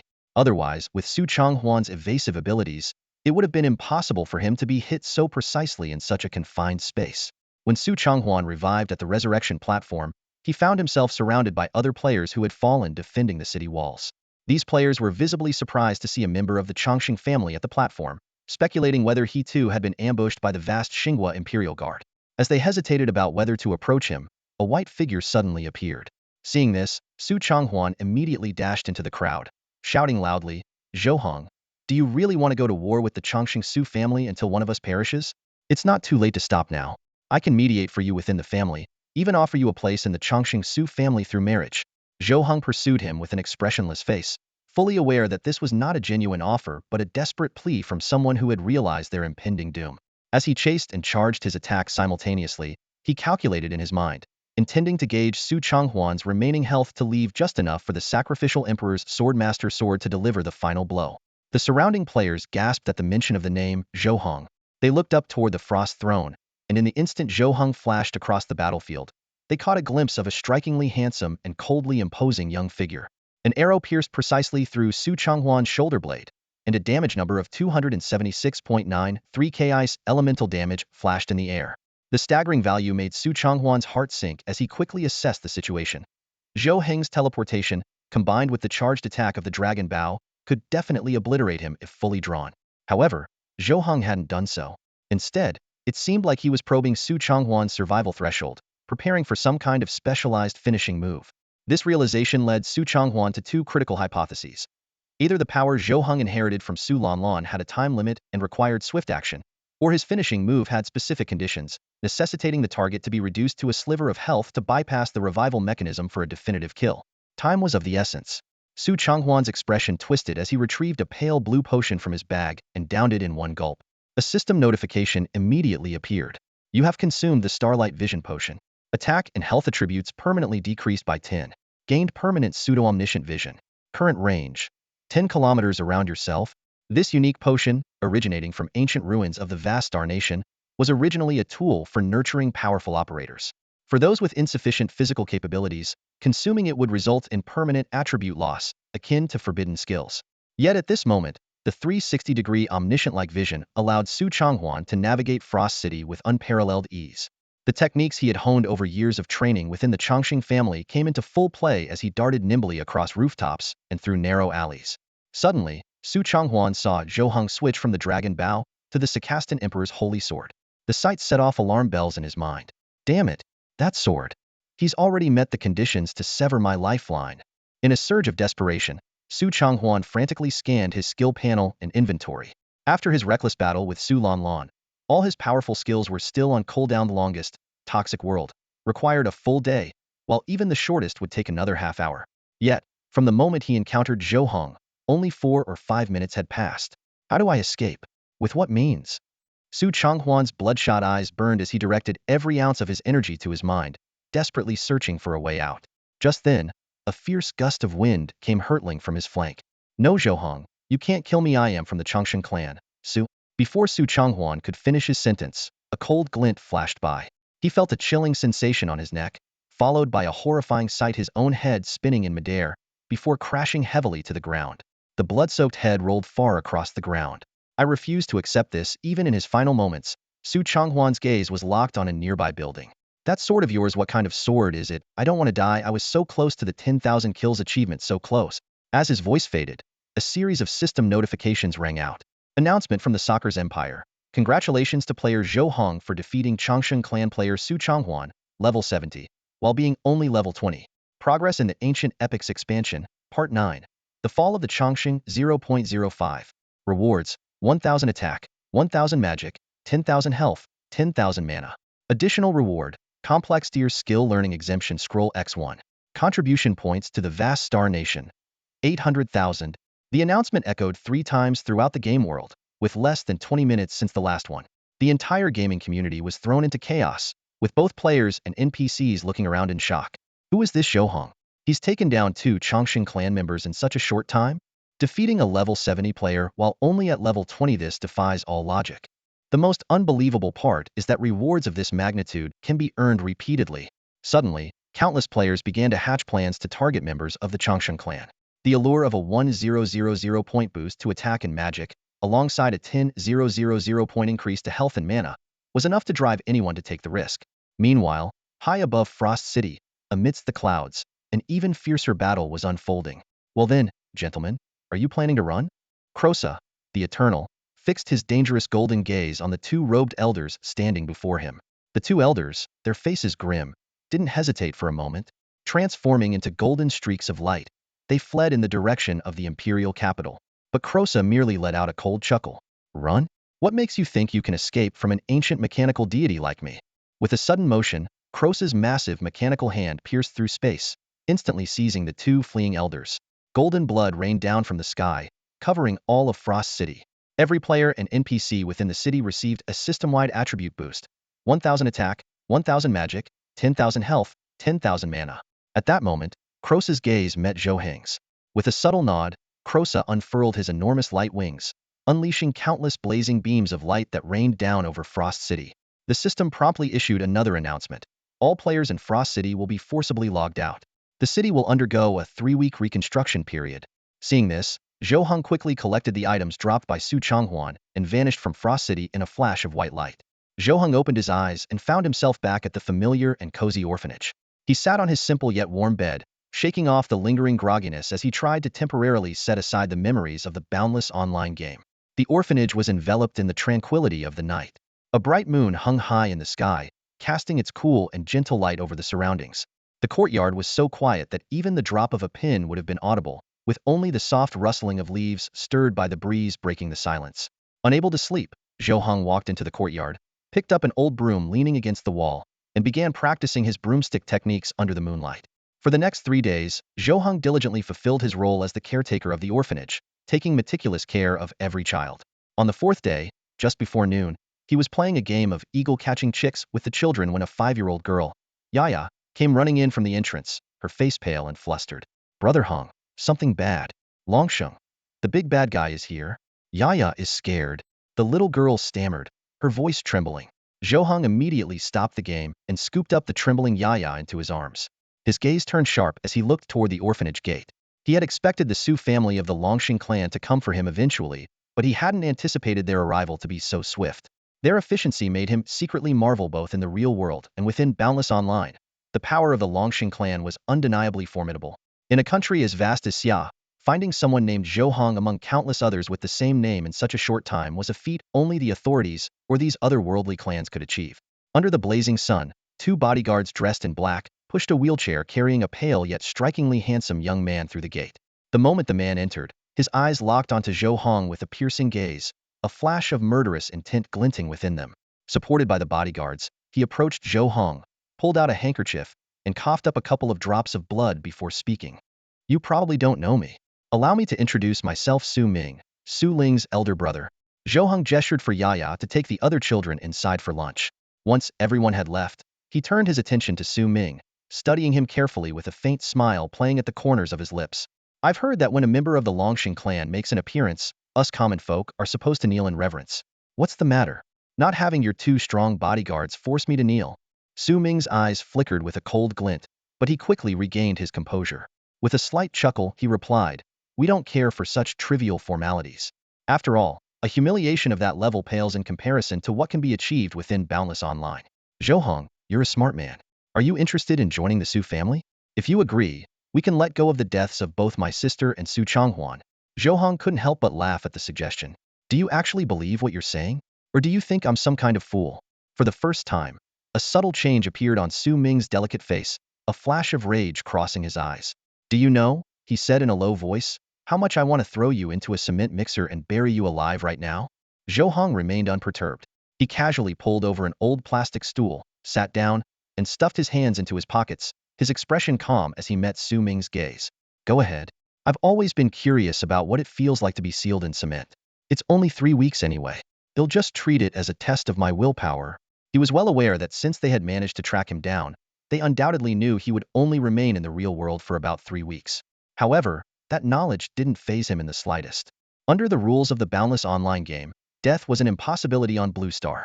Su Ming understood this well. Even if he stuffed his opponent into a cement-filled barrel, it would only temporarily restrict their movement. The game's mechanics would ensure that they reappeared nearby upon their next login. Such methods were at best annoying, but they could never truly eliminate an adversary. Su Ming coughed a few times, spitting out blood.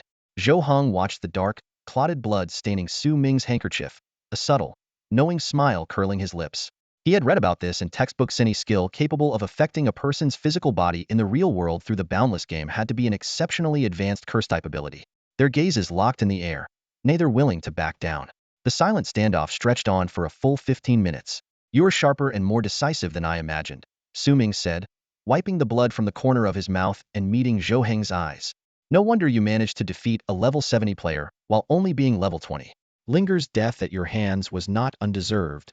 Deciding there was no need for further words, Su Ming gestured to the black-suited bodyguard standing beside him. The bodyguard understood at once and began pushing Su Ming's wheelchair toward the orphanage gates.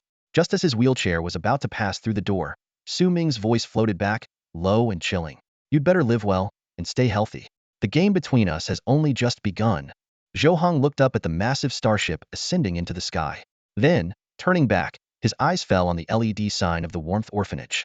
The disparity between the illustrious Chongqing family and someone like him was as vast as the gulf between that colossal starship and the meager LED light, a chasm as insurmountable as the heavens. Brother Heng, are you okay?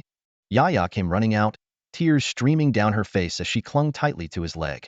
Grandma always said we shouldn't go against the Chongqing family. Brother Heng, we don't want you to die. Sob, sob. Zhou Heng gently picked her up, his voice soft and reassuring. Don't worry, I'm strong. The Chongqing family may be powerful, but they're not invincible. As he comforted Yaya, Zhou Heng's gaze shifted toward the direction of Xia Nation's capital. There, within the heart of the city, lay the only force capable of challenging the Chongqing family. Zhou Heng's actions within the Boundless game might yet provoke the authorities into launching a crackdown against the Chongqing family. And even if they didn't, he believed the seeds he had sown would eventually take root. When that day came, it would be time to bring down the dragon that loomed over Xia Nation. Under his calming words, Yaya eventually fell asleep against his back. Zhou Heng carefully placed her back in bed before turning to tend to the other mischievous children in the orphanage. Time passed swiftly, and soon, the month-long period leading up to Zhou Heng's awakening of his past life memories came to an end. On the first day of the new month, after ensuring the orphanage's affairs were in order, Zhou Heng prepared once again to log into the Boundless game. As he meditated, his figure transformed into a beam of light, vanishing from the dilapidated kennel he called home. You are logging into the Boundless Online game. Welcome back. Boundless welcomes you. May you discover the infinite, pursue the endless, and seek the truth of the boundless and infinite. The moment Zhou Heng logged in, his retina was instantly flooded with a barrage of notifications, leaving him no time to confirm his exact location. System prompts flashed one after another. You have slain Su Changhuan, a level 70 player from the Chongqing family. Achievement unlocked. Second transitioned, blazing frostlight leap. And you have received a permanent bonus from a rare monster drop. As an ultra-long-range marksman, his stats saw significant enhancements. Attack speed increased by 2.0s, and movement speed improved by 4.0 milliseconds. Having reached level 21 and completed his second transition, Zhou Heng couldn't contain his excitement. He immediately opened his personal panel to review the newly upgraded 5-star ultra-long-range marksman class details. The class panel displayed 5 dazzling stars neatly aligned, followed by a detailed description. In the once-destroyed Sakast Empire, an archer became renowned for their unparalleled long-range shooting skills. Combining the ancient art of archery with the power of advanced technology, the new class ultra-long-range marksman was born. The attribute bonuses were exceptionally generous. Base attribute growth increased by 400. Additional attribute growth increased by 300. Vision range extended up to 50 kilometers in unobstructed conditions. Attacks permanently track targets once locked on. Gain the skill Blood Pump. Converts all attributes into attack magic power within 2 seconds, but induces a 29-second weakened state afterward. Class trait Marksman's Discipline. No arrows required. Anything in the world can serve as ammunition. Compared to the 4-star class, the stat boost from the 5-star tier were substantial, even though no new class skills were unlocked. Zhou Heng speculated that he might need to ascend to 6 stars to gain new abilities. With the 200 increase in attribute growth, he received 2 opportunities to boost his stats, allocating a total of 120 random attribute points entirely into health. While the 200-point increase wasn't game-changing at his current level, it was an investment that would surely pay off over time. Zhou Heng carefully reviewed his latest stats on the personal panel. True name, Zhou Heng. Level, 21. Health, 136, 79, 0136, 790. Mana, 152, 560, 154, 560. Armor, 0. Attack speed, 3.0s. Movement speed, 5.2 milliseconds. Elemental resistances water, fire, wind, lightning, ice, wood, light, dark, 150 each. Experience, 0-100. Special ability, Destiny Prompt Unique provides tangible guidance during critical moments of fate. Compared to his initial state when he first entered the game a month ago, Zhou Heng's strength had grown by leaps and bounds. Although he still had 2 months left of the beginner protection period, which should have allowed him to develop peacefully, the upheaval in Bird Town and the looming threat of a behemoth like the Chongqing family had rendered that protection meaningless. His growth had reached a point where his enemies would stop at nothing to eliminate him. Closing the stats panel, Zhou Heng looked around and realized he was no longer in the alley corner where he had slain Su Chonghuan and logged out. Zhou Heng's vision suddenly opened up. A grand highway forged from silvery metal stretched into the horizon, leading to a colossal and awe-inspiring mechanical city. On either side of the road stood rows of steel-clad guards, perfectly aligned. As he passed by, they raised their hands in unison to salute. The nearest robot took a step forward, its metallic voice resonating clearly. Honored human noble, the 99th Legion of Frost Steel City has been awaiting your arrival. Please proceed along the central avenue to the vast hall. Thank you for the guidance, Zhou Heng replied with a polite nod and stepped onto the broad avenue. Around him, murmurs of discussion reached his ears. Look, someone's walking on the central avenue. Isn't that Zhou Heng, the one who's been defeating players from the Longevity clan? So young and striking, who would have thought such a master could emerge from among us ordinary players? Could he be the one to lead us against the Longevity clan in the future? Let's not be too hasty. The power of the Longevity clan is beyond what we can imagine. Amid the murmurs, Zhou Heng continued steadily along the avenue until he finally arrived at the vast hall. It was a true fortress of steel, its metallic surface glinting under the midday sun, reflecting a dazzling silver radiance. A towering gate, 300 meters high, slid open soundlessly, revealing a scarlet carpet laid out within. On either side of the hall stood rows of steel sentinels, rigid and motionless. Silver-white pillars, reaching 1,000 meters high, seemed to pierce the starry dome overhead. At the end of the carpet, 3 metallic thrones were arranged in succession. The highest throne exuded an air of solemn divinity, the second glowed with a roseate hue, and on the third throne sat the eternal Crosa. As Zhou Heng approached, he realized that his height barely reached the toes of Crosa. The golden eyes of the eternal Crosa shimmered with a gentle light. Young friend of the human race, I have been waiting for you, Crosa said. Drawing a deep breath, Zhou Heng bowed respectfully. Zhou Heng greets the eternal Crosa. There is no need for such formalities, Crosa said with a light chuckle. You may have no past, but your future holds boundless possibilities. I summoned you here to discuss 3 important matters. Noticing Zhou Heng's attentive demeanor, Crosa nodded in approval and continued. First, the 1.8 million contribution points in your possession can be used to acquire valuable items, as the challenges ahead will far surpass anything you've faced before. Second, I need you to travel to the howling lands of the Gale. Since the Emperor of Sakas was executed by the Sword of Light, the shadow of the Lifespan Pact has loomed over the howling wastes. The Eternal Crosa spoke with a grave expression. At least 1 million native Sakas are suffering under the torment of the pact. I need your help to investigate where these lost lifespans are going. His mechanical form flickered faintly as he waved his hand, and 2 fragments, smooth and ceramic-like, floated gently into Zhou Heng's palm. These were discovered during the consolidation of Frost City. I believe they might be of use to you. Zhou Heng's heart skipped a beat. These were no ordinary objects, they were fragments of the Sword Saint's blade, once wielded by the Sokka's emperor. Crosa's gesture clearly hinted that he was aware of Zhou Heng's possession of the Sword Saint's weapon. It was no surprise, considering Crosa, as a mechanical deity who had once confronted the legendary hero King Kailina, would easily recognize such an artifact. Just as Zhou Heng was about to express his gratitude, a notification from fate appeared on his retinal interface, presenting him with 3 potential paths. The first option: refuse Crosa's request. The mechanical deity would not hold a grudge, allowing Zhou Heng to grow at his own pace, though the future would remain uncertain and unclear. The second option: accept the task immediately and head to the Howling Wastes to uncover the truth behind the Lifespan Pact. This would open a new chapter, though the journey ahead promised to be fraught with challenges. The third option: accept the task but delay the journey, moving forward at his own rhythm. With patience and exploration, unexpected opportunities might arise. After a moment of contemplation, Zhou Heng bowed deeply toward the Eternal Crosa. Thank you for your gift. I am willing to venture into the Howling Wastes to uncover the truth. Crosa nodded slightly. This journey will be perilous, but I believe you have the ability to turn danger into opportunity. If even this challenge proves insurmountable, perhaps you should consider making peace with the Eternal Families. As he spoke, he raised his hand in a subtle gesture, and the vast Star Nation Contribution Mall interface unfolded before Zhou Heng's eyes. In the vast treasure vault of the Star Empire, a replica of the Empire's flag lay quietly on display. Rumor had it that this flag was somehow connected to the key of the Star Empire's treasury. Zhou Heng carefully examined the numerous treasures within the vault. Among them was the Starlight Vision Elixir, a premium quality item priced at 15 million contribution points. Consuming it would grant the user a random skill, either akin to godlike vision or earth perception. However, it came with a restriction: users must have an attack power exceeding 1 million or health points over 10 million.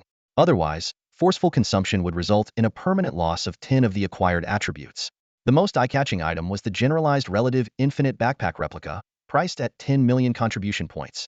Its quality was dazzling, capable of holding any resource below the brilliant level, with a storage capacity of 99 by 99 slots. Even more enticing, it could absorb resources from brilliant level backpacks to evolve and upgrade itself. There was also the plasma shield, of brilliant quality, priced at 10 million contribution points. Once activated, it could nullify all skills of players below level 51 until its energy was depleted. Zhou Heng's gaze lingered on the infinite backpack. He turned to the Eternal Keluosa and asked directly, I want this generalized relative infinite backpack, but I don't have enough contribution points. Can I buy it on credit or in installments? Keluosa remained silent for a moment before pulling out an ordinary-sized book from the void and tossing it to Zhou Heng. This backpack once belonged to the ruler of the Star Empire. It can hold unlimited resources, except for those of the ancient level. Back then, it was said that the entire Star Empire was nearly stored within it. Keluosa paused. From now on, you owe the Star Empire 8.2 million contribution points. If you can complete the Howling of the Storm quest, you'll be credited 3.2 million points. Zhou Heng took the book, feeling a bit puzzled. This Sith-themed backpack was actually in the form of a book? If not for the appraisal confirming it as the generalized relative infinite backpack replica, he might have doubted whether it was the right item. Still, just holding it gave him a sense of elevated status.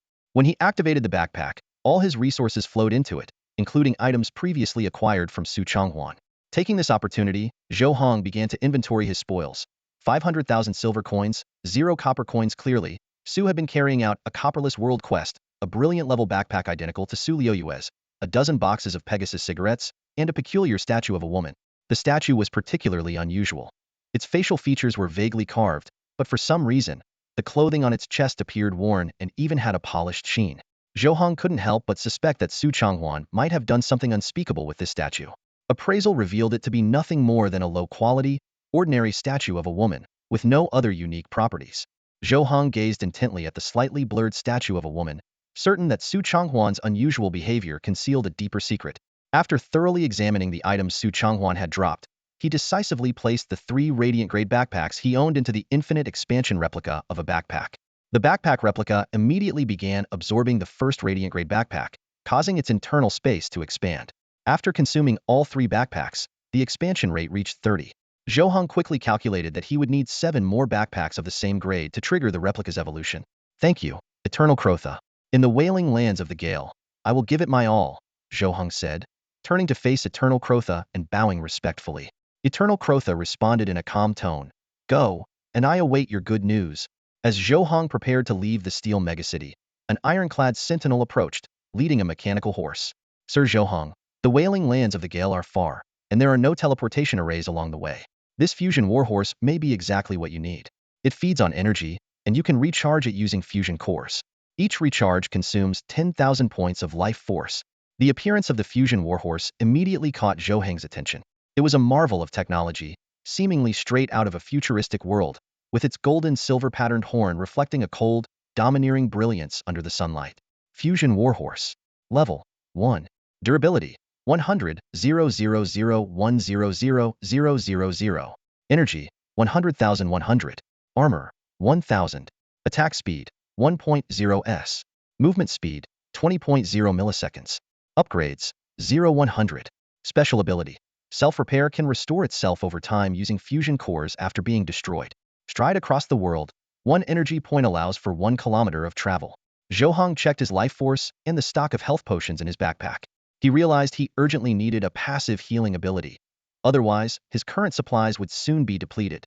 Thank you, and please extend my gratitude to Eternal Crotha.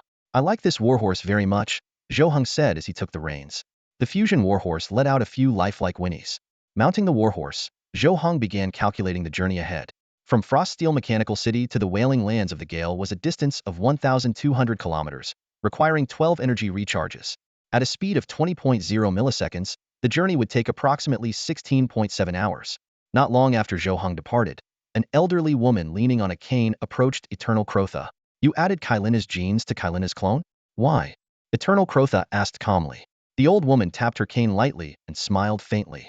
I wanted to forge a new Soccer's Imperial Sword Saint Blade. The one in that child's hand is hidden in the shadows, while ours remains in the light. After all, there are only 1,000 years left.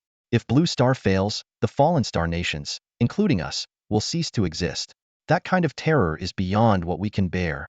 Eternal Crotha fell into a long silence before eventually speaking in a low voice, then let the storm rage even fiercer. In the dense forest, 600 kilometers from Frost Machinery City, Zhou Heng lay leisurely on his fusion warhorse. One hand held a red bottle as if drinking wine, while the other clutched a Tianma cigarette, savoring the solitude of the past 10 days. This journey had been highly rewarding. Through the continued use of the fusion core and Tianma cigarettes, his attributes had significantly improved. Attack and magic power increased by 1,800 points each, with his health permanently boosted by 19,000 points and mana by 18,000 points. Thanks to the unique limitation of the Tianma cigarettes, each player could only enjoy the attribute bonuses from one pack. Zhou Heng had maximized this benefit, gaining additional attack speed and movement speed bonuses of 1.0 each. Furthermore, he successfully integrated 2 ceramic shards obtained from the Eternal Crotha into his Sarcast Emperor sword. This enhanced the weapon slaughter attribute from the original to 10,003,000 and its protection attribute to an impressive 10,00030,000. Initially, Zhou Heng had planned to test his upgraded sword during the Tindi journey by seeking out level 21 wild beasts. However, throughout the entire trip, he encountered only low-level beasts below level 11, with no stronger opponents in sight. This unusual situation made him wonder. Was it because he was near the border of the Sarcast Empire, or had the Chongqing family already eradicated all the powerful beasts in this area? If the same held true for hundreds of kilometers around, both novice players and new generation NPCs would face a significant challenge in leveling up. As Zhou Heng pondered over the unexpected difficulty of leveling in this region, his fusion warhorse suddenly came to a halt. Sitting up, he noticed a frail, disheveled old man lying ahead, his face covered in dirt and bloodstains. Just as Zhou Heng prepared to dismount and offer assistance, the long silent fate prompt flashed across his vision. This was the Forest of Destiny, a perilous place where only the cautious could escape unscathed. The system presented him with 2 choices. First, he could help this seemingly harmless old man, gaining peace of mind but risking unforeseen and dreadful misfortune. Second, the old man was actually Tart, a heavily injured fugitive. Once, Tart had attempted to destroy Birdsong Town and was now seeking restoration after being gravely wounded by the Frost Codex. Zhou Heng's ancient hero system was precisely what Tart needed to recover. Zhou Heng chose to approach. He walked lightly to the old man's side, pretending to help him up. "Grandpa, are you all right? What happened to you?" he asked, feigning concern. Tart played along, coughing weakly. "I am so thirsty. Do you have anything to drink?" I cough. Zhou Heng quickly retrieved a few blue potions from his backpack and handed them over with apparent worry. "Grandpa, I only have blue potions. Will these work for you?" Tart coughed again, forcing a kindly smile as he clumsily poured the potion into his mouth. He had thought he would never have the chance to encounter Zhou Heng again. With the other's extraordinary abilities, just 1 or 2 years of growth would make Zhou Heng utterly unreachable, let alone provide any chance to glean information about those ancient heroes. Yet, fortune smiled upon him when their paths crossed as he fled to the howling wind's wasteland. "Old man, mind if I play a tune?" Zhou Heng asked, pulling an elegant, ancient flute from his backpack and spinning it skillfully in his hands. Tate's heart skipped a beat, his eyes locking onto the flute. He vividly remembered the statue Zhou Heng had previously destroyed one that had been holding a flute. His instinct screamed caution. But when he discreetly used his appraisal skill and found it to be an ordinary flute, his wariness eased slightly. Considering his current disguise, he reassured himself that Zhou Heng couldn't possibly see through it so quickly. He concluded he was simply being overly cautious. At that moment, Tate was already activating the unyielding arena item in secret. He only needed to wait 60 seconds before Zhou Heng would be trapped within his grasp. "Not at all, not at all," Tate replied with a grin, revealing a set of yellowed teeth that perfectly complemented his disguise as a simple old farmer. Zhou Heng nodded with a smile, saying nothing more as he sat beside Tate and began to play a short tune, "The Eagle Catches the Chicks." Clearly, he wasn't revealing all his cards either. Tate pretended to listen intently, feigning relaxation as he sipped from a blue potion to lull Zhou Heng into complacency. In reality, he was meticulously maintaining the activation of the unyielding arena. The 60 seconds flew by, and at last, the unyielding arena's effect triggered. System notifications appeared immediately. "You are affected by unyielding arena. You have entered the unyielding arena. You must abide by the ancient arena rules. Arena battle has commenced. Resurrection platform enabled. Fight to the death." Tate leapt to his feet, laughing triumphantly. "Zhou Heng, you're mine now. Didn't expect me to have this up my sleeve, did you?" But his laughter abruptly stopped. Zhou Heng, seemingly unfazed, continued playing his flute with a calm and composed demeanor. A chill ran down Tate's spine as an ominous feeling gripped him. Without hesitation, he lunged, aiming directly for Zhou Heng's throat. In that split second, Zhou Heng finished the final note of "The Eagle Catches the Chicks," and a surge of powerful, compassionate energy swept outward. System notifications flashed again. "You hear the melodious flute. You are affected by an unknown force. Your attributes and skills are locked at level 21 values." Tate's pupils contracted sharply. Before he could even check his status panel, he felt his movement speed and attack speed plummet at an alarming rate.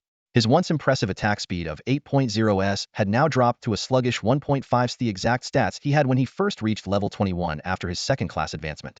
This is reverting all my attributes to level 21? A power that directly rewinds time itself. Tate's thoughts churned in disbelief as a storm of panic swelled within him. Tate stared at Zhou Heng, his eyes filled with disbelief and horror. At that moment, he finally realized he had been ensnared in a carefully laid trap from the very beginning. So much for the kind old man and the melodious flute.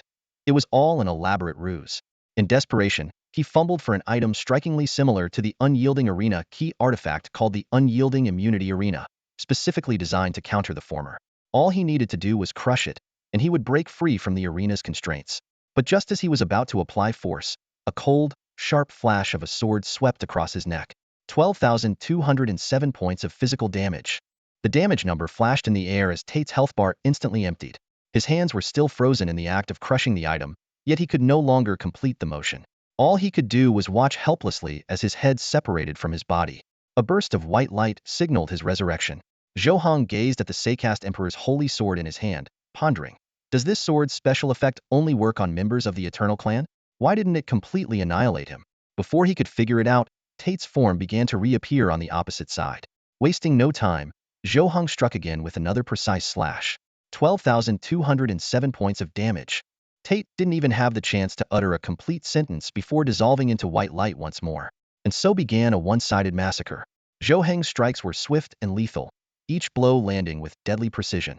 Initially, Tate had hoped to turn the tide using his stockpile of 300 resurrection tokens. However, under Zhou Heng's relentless and thunderous assault, that hope dwindled rapidly. At this moment, Tate was consumed by regret. Why had he lingered to listen to that cursed flute? If only he had launched a surprise attack at the very beginning. With his level 70 stats, he could have easily overpowered Zhou Heng. After all, Zhou Heng's critical damage of 12,247 wasn't even enough to instantly kill an average level 60 player, let alone a level 70 Eternal Clan member like himself. Clearly, Zhou Heng's ability to defeat him, despite being only level 20, was entirely due to that mysterious flute obtained from the statue. The resurrection tokens were soon exhausted. In the final flash of white light, Tate watched in despair as his head once again parted from his neck. This time, there would be no coming back. Before his death, Tate's eyes widened as he spoke in a halting voice. You are more decisive. One wrong step leads to many, but I'll wait for you down below the terror of immortality. You are absolutely no ma. Unlike Su Changhuan and the others, whose bodies transformed into light and returned to the infinite world, Tate's body turned into a mass of pitch-black energy. Most of it dissipated into the air, but a small portion shot into Zhou Heng's forehead with lightning speed, so fast that he couldn't react in time. A system notification popped up immediately. You have killed Tate, the mayor of Little Bird Town. You are afflicted with a dark curse. Your location has been locked. Death loot has been plundered by darkness. Wild monster drop rate 20 effect activated. You have plundered 3 items from the death loot. Zhou Heng fixed his gaze on the items that had dropped from the void, but didn't rush to pick them up. Instead, he opened his attribute panel to check the details of the Dark Curse buff. Dark Curse, a unique power of darkness. All units affiliated with the Dark Association can view your coordinates on the world map. The Dark Association was clearly a force opposing the Sword of Light. However, Zhou Heng recalled a previous hint from fate. The Sword of Light may not be as righteous as it appears, and the Dark Association might not be as sinister as it seems. With limited information at hand, he couldn't make a definitive judgment yet. Kneeling down, Zhou Heng began examining the 3 dropped items one by one. The first item, Darkness Aid. Single-use item, quality, poor. Extracted from pure darkness, resembling a forbidden artifact. Attack 50, Magic 50. Health regeneration 2, Mana regeneration 2. Usage effect, 80 chance of madness, 19 chance of frenzy, 1 chance of remaining rational. Usage requirement, none. The second item, Shroud of the Dead. Quality, legendary. Description, appears to be an ordinary burial shroud, but certain clues suggest it may be a relic of an ancient hero. The third item was the most intriguing, a glass jar filled with green liquid. A gentle smile was etched on the front of the jar, and about 1/7 of the jar was filled with the green substance. Appraisal revealed. Lifespan vessel. Quality, radiant. Lifespan stored, 12009999. Description, a special container that holds lifespans, possessing extraordinary effects. Specific effects remain unknown. As Zhou Heng finished reading the details of the lifespan vessel, a sudden notification from fate appeared in his vision. The darkness is closing in on you, and you must act. Fate has provided 2 crucial clues. The Changsheng family holds a secret by combining 3 specific resources: the Breath of Gale, the Exile's Token, and Azure Cloud Dew. One can consume the lifespan stored in a life container to infinitely extend their own. The cost, however, is the decay of the body. But this is merely the surface. Among the true upper echelon of the Changsheng family, extending lifespan requires no external aids at all. The so-called resource combination is nothing more than the Lifespan Master's mockery of mortals.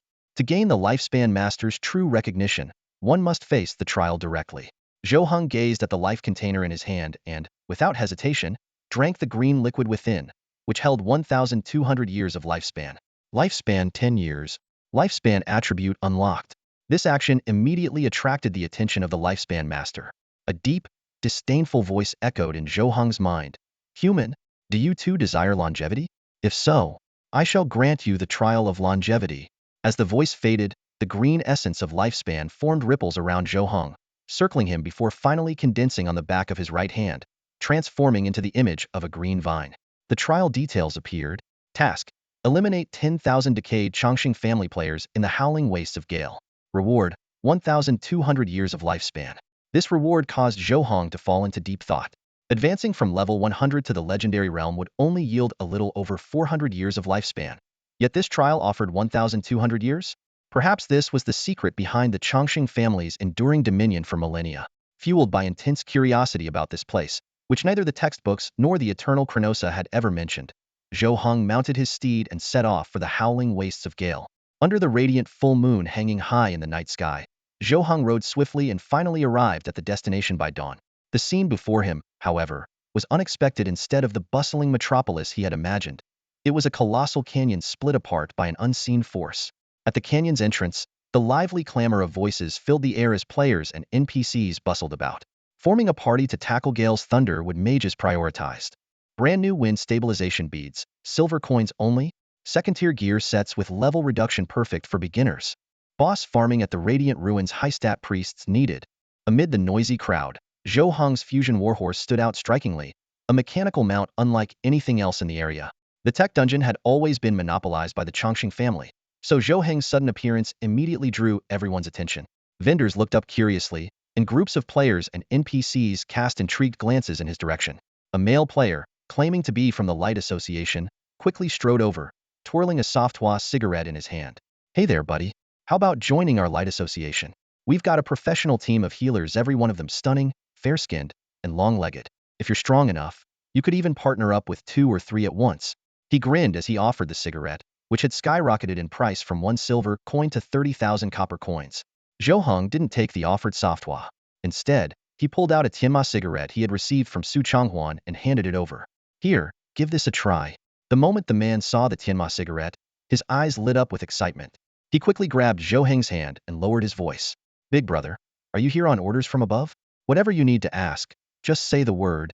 Zhou Heng's lips curved into a faint smile, and he understood immediately. Rumors had long suggested that the Light Association served as lackeys for the Chongqing family, and now it seemed to be true. The combination of the Tianma cigarette and a fusion warhorse must have convinced the man that Zhou Heng was sent by the family. And in the Wailing Windlands, the only matter of interest was the life contract. "Too many eyes and ears here. Let's find a quieter place to talk," Zhou Heng said, giving the man a meaningful look as he lightly patted the back of his hand. The man was secretly delighted and quickly gestured for Zhou Heng to follow. He led him to the Light Association's base near the canyon. Inside a metallic tent, the man poured Zhou Heng a glass of crystal-clear liquor. "Try this, big brother. It's elf wine from the Light Ruins. Not only does it taste rich, but it also permanently increases your magic by 50 points." Zhou Heng took a sip, his brows furrowing slightly. Was this place really only stocked with such low-grade items that raised the cap by a mere 50 points? As he sipped slowly, he began piecing together information in his mind. From Frostmech City to this place, he hadn't encountered a single monster above level 11. Yet here, they could spawn level 51, 5th-tier creatures. Something was definitely off. A system notification flashed across his retina. "You have consumed elf wine. Magic cap 50. If you consume elf noble wine, magic cap will increase by 500. If you consume elf queen wine, magic cap will increase by 5000." Seeing these notifications, Zhou Heng's suspicions deepened. The Chongqing family had clearly set a baited trap in the Wailing Windlands, luring players and NPCs to strive endlessly for an elusive possibility. If his guess was correct, as resources here were bolstered, the strength of the monsters would escalate accordingly. Zhou Heng set down the delicate elven wine glass in his hand, his gaze thoughtful as he studied the man before him. "How's the strength of the wild beasts lately? Any trouble?" The man rubbed his hands together, giving a thumbs up with a look of genuine admiration on his face. "Boss, the methods from above are truly impressive. With the increased support for Howling Gale lands, the wild beast level has naturally risen to a whole new height. In the past, an average person might sign a lifespan contract 10 times a year, but now it's up to 30 and the number keeps climbing." As expected, Zhou Heng narrowed his eyes and lit a celestial cigarette. In the swirling smoke, his tone turned serious. "The main reason I'm here is to gather information about the Zhou Heng mentioned in the Empire's announcement. Have you heard of him?" The man's expression shifted noticeably, his face tightening as he swallowed nervously. Clearly, he didn't recognize the Zhou Heng standing in front of him, which worked to Zhou Heng's advantage. The mere mention of Zhou Heng seemed to strike fear into him. "Sir, that Zhou Heng is nothing short of a monster. He's only level 20, yet he managed to kill a level 70 expert. Such a feat is unheard of, even in ancient times. If you're here now, does that mean he's coming this way too?" Zhou Heng gave a slight nod. According to the intel, he has already left the newly built Frost Iron City and is heading toward the Howling Gale lands. He might already be blending into the crowd as we speak. The man's face turned pale at this revelation. "He's coming to Howling Gale lands? He must be after the lifespan contracts. I've heard he's ruthless and has even joined the vast Star Empire. He must be planning to oppose us. Boss, I need to take you to see the guild leader. This is beyond someone like me to handle." Just as the man was about to rise, Zhou Heng pressed him back down. "This must not reach the guild leader," Zhou Heng said in a low voice. "The enemy is in the shadows while we are in the open. The fewer people who know about this, the better. You may not be strong, but your position at the grassroots level makes you well-informed and resourceful. That's exactly the kind of talent I need." This mix of criticism and praise immediately closed the gap between the two. The man froze for a moment, looking both surprised and flattered. After all, he was just a level 3730 or nobody. How could someone of his stature gain the favor of such a powerful figure? Boss, you're my lucky star. Whatever you want to know, just ask, the man declared enthusiastically. Zhou Heng smiled but said nothing, refraining from immediately probing into the longevity family's operations concerning the lifespan contracts. Given his current identity, such knowledge should already be within his grasp. Asking too much of a small-time figure might arouse suspicion. As Zhou Heng pondered how to uncover the secrets of Howling Gale Lands, a voice he knew all too well came from outside the steel tent. Brother One, do you have any lifespan contracts with a 10-year term? I need one. Are you sure about this? You only have just over 30 years left.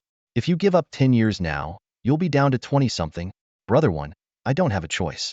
My partner is still unconscious, and I need enough soul revival elixir to wake them up. If the monsters weren't getting stronger and stronger, I wouldn't have to trade lifespan for stats. Zhou Heng stepped out of the tent, his gaze immediately locking onto the hunched-over young man standing in front of Wen Gei's homeroom teacher, Yu Tong. Who is he? Zhou Heng asked. Boss, you mean him? Wen Gu lowered his voice and explained. His name is Yu Tong. He's a high school teacher from a city on Blue Star. The guy's pretty innocent, married a wife with a killer figure. He used to show off their love here all the time. Even said he'd throw a grand wedding once he hit level 51. As he spoke, Wen Gei's eyes darted around before he leaned closer to Zhou Heng and whispered, what he doesn't know is that guys like him, who've barely been around any women, are easy marks. His wife? We set that up. Her current comatose state? Also our doing. It's all to get him to venture deep into the wailing winds to grind mobs, trading his lifespan for attributes. You might not realize this, but guys like him are the ones who contribute the most lifespan. Many of them end up exceeding their quotas because of it. Zhou Heng's pupils narrowed as he glanced down at Wen Gu, a flicker of murderous intent flashing in his eyes. At that moment, he finally understood what eternal Crotha had meant by living in misery. He thought to himself, if Yu Tong ever found out that his marriage was nothing but a sham, a ploy to exploit his lifespan, he'd probably break down on the spot. Watching Yu Tong hurriedly leave with a contract that cost him 10 years of his life, Zhou Heng took a deep breath, suppressing the surge of anger boiling within him. Though his attributes were impressive for someone who had just undergone a second-class change, even among both regular and immortal players, the enemies he faced were far beyond the level of a mere 21st level player or NPC. This required careful planning. Which secret realm around here is best for leveling up? Zhou Heng asked coldly, not even sparing Wen Gu a glance. Wen Gu chuckled. For grinding mobs, the light ruins are the best. We even came up with a bunch of legends for its stuff, about gaining the power of the goddess of light, or finding the remains of the light elf Quinto. Give those fools plenty of motivation. Zhou Heng's barely suppressed rage flared up again at Wen Gei's mocking tone. He clenched his fists, struggling to keep his fury in check, before gesturing for Wen Gu to follow him into the tent. I'm planning to solo grind in the light ruins, Zhou Heng said, feigning nonchalance. How many revival coins do you have? Lend me some, and he'll pay you back double.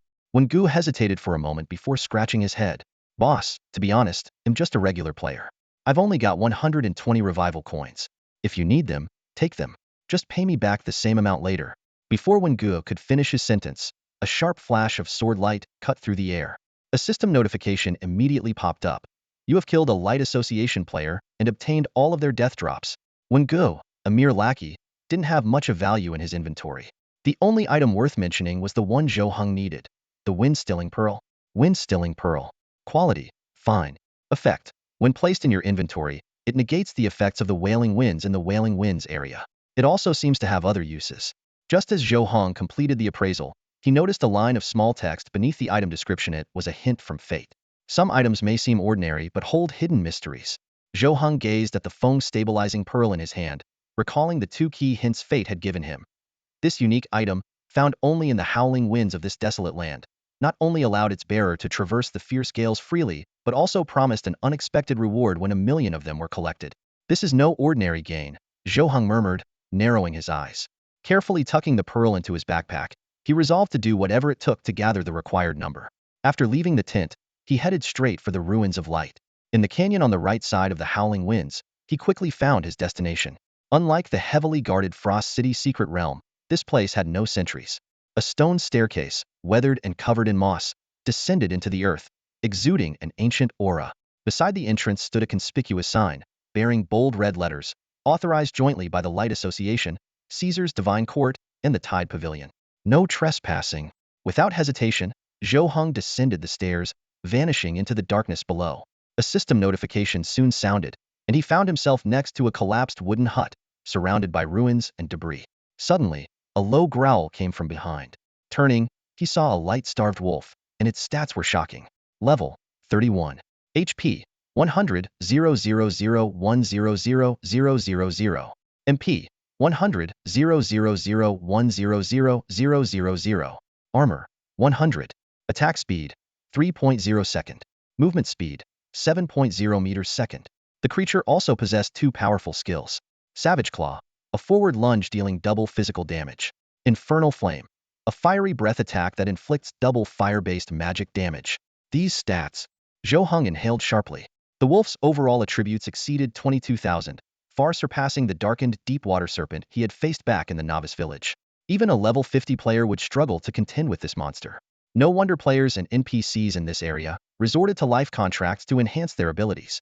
The light-starved wolf mistook Zhou Heng's pause for fear and immediately lunged with its Savage Claw skill. Zhou Heng, however, remained composed, dodging gracefully while brandishing the Emperor's sacred sword of Sakarst with astounding speed. At 8.8 strikes per second, he targeted the wolf's vulnerable neck. Even with his formidable physical attack power and critical hit bonuses, it still took him 9 strikes to bring the beast down. A system notification chimed. You have defeated a level 31 light-starved wolf, earning 62 experience points. As Zhou Heng approached to inspect the loot, he was astonished to discover it was all Feng stabilizing pearls, 20 of them in total. This unexpected windfall left him in disbelief. After all, at the canyon's entrance, these pearls were so rare they couldn't even be purchased with copper coins and required silver for trade. The unusually high drop rate of these resources caught Zhou Heng's attention. Even with a 20 bonus to extra drops, such abundant rewards exceeded normal expectations. Under these circumstances, the price of the item shouldn't have climbed to the level of silver coins. He recalled the warning sign at the entrance to the secret realm. Perhaps this abnormal drop rate was precisely why the area had been sealed off. With this suspicion in mind, Zhou Heng pressed forward. About a kilometer later, he abruptly stopped. Up ahead was a 6-person squad. They were all dressed in white robes embroidered with gold patterns, each wearing a medal on their chest. The medal bore the image of a pair of pure white hands cradling a flower.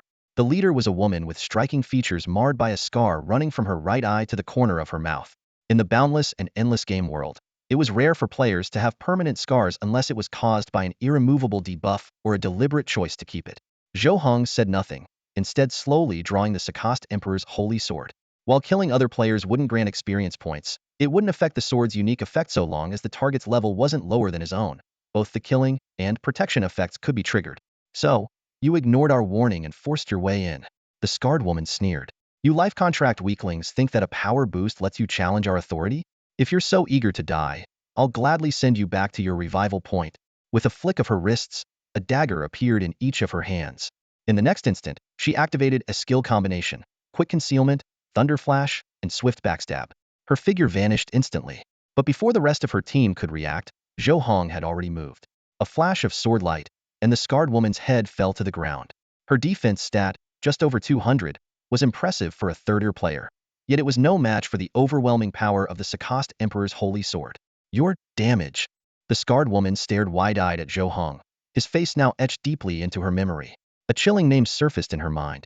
You're Zhou. Zhou Heng. Her voice trembled. You had a path to heaven, but you chose not to take it. Now you've barged into hell. Contact the others. I'll gather reinforcements. Though she had a revival token and her death was only a minor inconvenience, the real problem was Zhou Heng's identity being exposed. It would trigger endless hunts against him. But at that moment, Zhou Heng had already turned his blade toward the remaining 5. As 5 massive damage numbers floated in the air, the 6-member team led by the scar-faced woman was instantly sent back to the respawn point. To Zhou Heng's surprise, all 6 dropped the same item: wind stabilizing pearls, and the sheer quantity left him astounded. Something unusual was clearly happening within the light ruins. Players from the 3 major factions were relentlessly farming wind stabilizing pearls here. As Zhou Heng collected the scattered drops, he pondered their motives. Were they stockpiling the pearls, or could they also know the secret of the 1 million wind stabilizing pearls? But he quickly dismissed the latter possibility. If the 3 major factions, or even the Chongqing family, were aware of this secret, they would have already amassed countless millions of these pearls. There had to be another mystery behind it all. Venturing further into the ruins, Zhou Heng arrived at a strange and eerie area filled with crumbling walls and ruins. At the end of the ruins, instead of a typical path, there was a radiant road rooted in the void, winding endlessly into the unseen distance. With his 50-kilometer vision, he could clearly make out zones along the path. fierce wind regions, scorching fire fields, and eternally frozen frostlands. Each area was teeming with players hunting light dire wolves. Studying the narrow road, which could only accommodate 10 people walking side by side, Zhou Heng's lips curled into a smile. This was the perfect battlefield tailored for him. In such a confined space, wielding the Sakist Emperor's holy sword and attacking in a zigzag pattern, he could devastate any opposition. Even if someone used special items or a tank build to endure one strike, how could they possibly withstand the second, third, and subsequent attacks? This was an ideal opportunity to farm attributes. Plowing his way through, not only could he max out the stats of the Sakist Emperor's holy sword, but he could also gather an enormous number of wind-stabilizing pearls, perhaps even enough to hit the 1 million mark in a single run.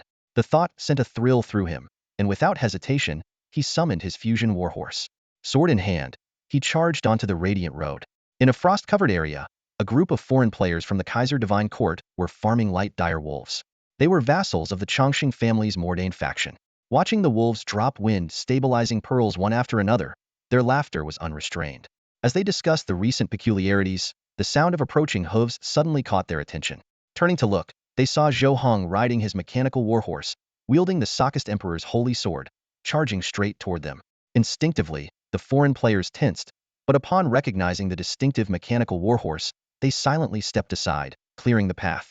The surrounding players immediately assumed he was someone sent by the Chongqing family. After all, only a powerful faction like that could possess such an advanced mechanical horse. However, this misconception was quickly shattered. Heng swung his long sword, and the nearest Caesar player instantly vanished into a flash of white light. Enemy attack, someone shouted. The leader of the Caesar Divine Court barely had time to issue commands before Zhou Heng decapitated their frontline tank with a single strike. This was a tank specifically built for defense and health. A mage began to chant Frost Freeze, but before the spell could be completed, they too were cut down. System notifications flashed rapidly. You have killed a Caesar Divine Court player. You have killed a Caesar Divine Court player. You have killed a Caesar Divine Court player. Zhou Heng moved through the frost-covered battlefield as if it were empty, his sword cutting through everything in its path. Not only did he annihilate all the Caesar Divine Court players, but he also wiped out the light wolves that had appeared. This round of combat earned him over 10,000 feng beads. At this rate, he'll need to do this 100 times to gather 1,000,000 feng beads, Zhou Heng thought to himself. But picking up the loot is such a waste of time. I should practice collecting items while on horseback. After storing the feng beads in his inventory, he patted the fusion warhorse. If only you could pick up the loot automatically. Let's gunto the next area. The warhorse let out a long neigh and charged deeper into the bright path. From the distance, startled cries rang out. Enemy attack. They're not from the 3 great guilds. That damage. It's Zhou Heng. It has to be him. Damn it, Zhou Heng. Are you really going to make an enemy of all 3 guilds? Let's see if you can stay in the bright ruins forever. Zhou Heng swept through his enemies like a gale across the plains, obliterating everything in his path. After hundreds of failed attempts, he finally mastered the technique of collecting loot while on horseback, significantly increasing his combat efficiency. This encounter made him acutely aware of the gap between ordinary players and the Chongqing family. If even a level 21, second-class novice like him could easily defeat them, it was no wonder regular players dared not challenge a family that had existed for millennia. System notifications continued to pop up. You have killed a Tingqiao Pavilion player. You have killed a Tingqiao Pavilion player. You have killed a Bright Association player. You have killed a Bright Association player. Unlike his earlier skirmish with Caesar Divine Court, this time he faced a joint force of Tingqiao Pavilion and the Bright Association. Tingqiao Pavilion consisted entirely of female players, while the Bright Association was mostly male, clearly engaging in some men-leading women activity. But to Zhou Heng, they were merely fodder to enhance the attributes of his Sakist Emperor's holy sword. It was unclear how much time had passed before Zhou Heng finally reined in his warhorse and gazed at the Sakist Emperor's holy sword in his hand. The attribute panel of the Sakist Empire's Imperial Holy Sword unfolded slowly before Zhou Heng's eyes. Level 3 Quality. Eternal Slaughter 30003000. 1 attack for every kill of a creature of the same level. Life Protector 300 003 0000. 10 health. 1.0 s attack speed. 2.0 milliseconds movement speed for every kill of a creature of the same level. Durability. Upgrade progress 310000. Finally maxed out, Zhou Heng thought to himself. Too bad it didn't trigger more abilities. Looks like I need more holy sword fragments. Stowing the sword away, he took stock of the wind-stabilizing orbs he had collected. From the Light Association, the Caesar Divine Court, the Tide Pavilion, and the drops from the light-ravaging wolves, he had amassed a total of 500,000. He still needed another 500,000 to reach his million-goal target. Closing his backpack, Zhou Heng gazed into the depths of the path of light. The seemingly endless road stirred questions in his mind. What lies at the end of this path? Was this road always part of the light ruins? With these thoughts lingering, he mounted his fusion warhorse and charged forward without hesitation. After recharging the warhorse, an unusual figure emerged in the distance. It was a wolf-like creature, far larger than the light-ravaging wolves. Its entire body was composed of pure light, sitting motionless on the path ahead, as if waiting or perhaps guarding. Zhou Heng pulled his warhorse to a stop and locked eyes with the massive wolf of light. "Leave this place, human. You do not belong here." The luminous wolf spoke, its colossal eyes filled with disdain. "And if I insist on going deeper?" Zhou Heng narrowed his eyes and immediately cast an appraisal spell on the wolf. Light Wolf Boss. Level 41. Health 11. Mana 20,000,000,000,000,000,000. Armor 0. Attack speed 7.0 s. Movement speed 12.0 milliseconds. Special abilities. Light structure. Immune to all physical damage. Light judgment. Magic damage must exceed 1 of mana value to take effect. Light's Grace. Increases magic x 1.5 light attribute damage within a 500-meter radius. Eternal construct of the light god. Cannot be killed without approval. After reading the stats, Zhou Heng's heart sank. Even with his considerable strength, the eternal construct of the light god ability meant that without the wolf's recognition, any attack would be futile. "You've seen my stats?" The light wolf gazed down at Zhou Heng. "Even so, do you still wish to fight me? Or do you think you're worthy of my approval?" At that moment, a fate prompt suddenly appeared. Prompt 1. Retreating will lead to facing the armies of the 3 major factions and the Molten family of the Eternal Clan. Prompt 2. Even surrounded by enemies, there is still a chance to find the best ending. In that instant, Zhou Heng realized that a revolution in the Sokka's empire was imminent, and he was now caught in an inescapable dilemma. Zhou Heng fixed his gaze on the luminous giant wolf ahead, assessing the situation. Behind him, Mordain watched intently, and the 3 major factions waited for an opportunity to strike. Yet, he showed no sign of retreat. The prompt from destiny flashed across his mind, and in that instant, he made his decision. Not only would he tread this path of light, but he would also eliminate Mordain and the immortal players of the 3 factions behind him. As destiny foretold, how could one become a true stronghold without daring to choose this path? "Tell me, what must I do to earn your recognition?" Zhou Heng sat firmly on horseback as the massive dragon bow materialized in his grasp. Since physical attacks were ineffective and the Sacraster Emperor's sacred sword had become useless, this battle would rely solely on the dragon bow. The giant wolf of light swayed its radiant head slightly, its tone carrying a hint of intrigue as it observed this challenger, barely at level 30. "I didn't expect a mere level 30 runt like you to dare challenge someone of my attributes." "Very well, show me what you're capable of." Zhou Heng remained silent, his expression resolute as he drew the bowstring decisively. An arrow imbued with chilling frost materialized, and with a sharp hum, it shot through the air, heading straight for the wolf's head. With a soft thud, the arrow struck its target, dealing an ice elemental damage of 25,180 points. The giant wolf of light squinted its glowing eyes and rose from its seated position. Its towering frame stretched over 10 meters tall, with 4 legs composed entirely of pure light standing like pillars of the heavens upon the path of light. Even more astonishing, the previously narrow path seemed to yield to its presence, expanding into a massive battlefield spanning 3 kilometers in radius. To deal such damage at your level, and without the curse of immortality on your brow, it seems you are far stronger and more terrifying than I anticipated, the wolf remarked, a mix of recognition and curiosity in its tone. "Human, dismount. If you seek my approval, show me the extent of your true strength." At the mention of the curse of immortality, Zhou Heng's thoughts stirred. That offhand comment had unexpectedly unlocked one progress in the true flow of time, raising it to 38. Though the breakthrough was small, it was monumental for Zhou Heng. It suggested he was inching closer to the roots of the immortal clan. By unraveling the mystery of the curse, he might uncover the secret behind the clan's millennia-long dominance. "As you wish." Zhou Heng leapt off his horse, patting its flank gently before storing the fusion warhorse back into his inventory. Gripping the dragon bow tightly, he stepped forward to face the giant wolf of light Hedon. A gentle breeze swept through, causing Zhou Heng's short hair and clothing to ripple softly. Standing before him was a towering wolf of light, 10 meters tall, its radiant form sketching numbers in the air. 10, 9, 8. This was the countdown to a life-or-death battle. Zhou Heng understood the stakes clearly.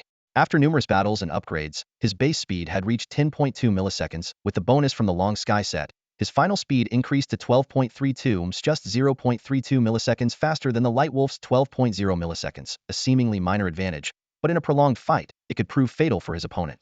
As the countdown continued, Zhou Heng stepped forward instead of retreating. He gripped the dragon bow firmly, aiming at the wolf's head, waiting for the perfect moment.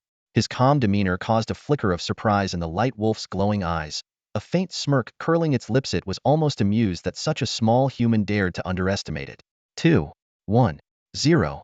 The moment the final number materialized, the Light Wolf launched forward like a cannonball, its massive claws slicing through the air, targeting Zhou Heng's vital points. But Zhou Heng was ready.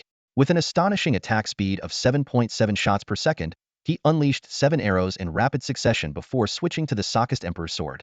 In a flash, he retreated, swift as lightning. The Light Wolf was taken aback by Zhou Heng's unexpected speed, its claws striking only empty space where he once stood. It didn't even bother to dodge the incoming arrows. Its body shimmered into pure light, allowing the projectiles to pass through harmlessly.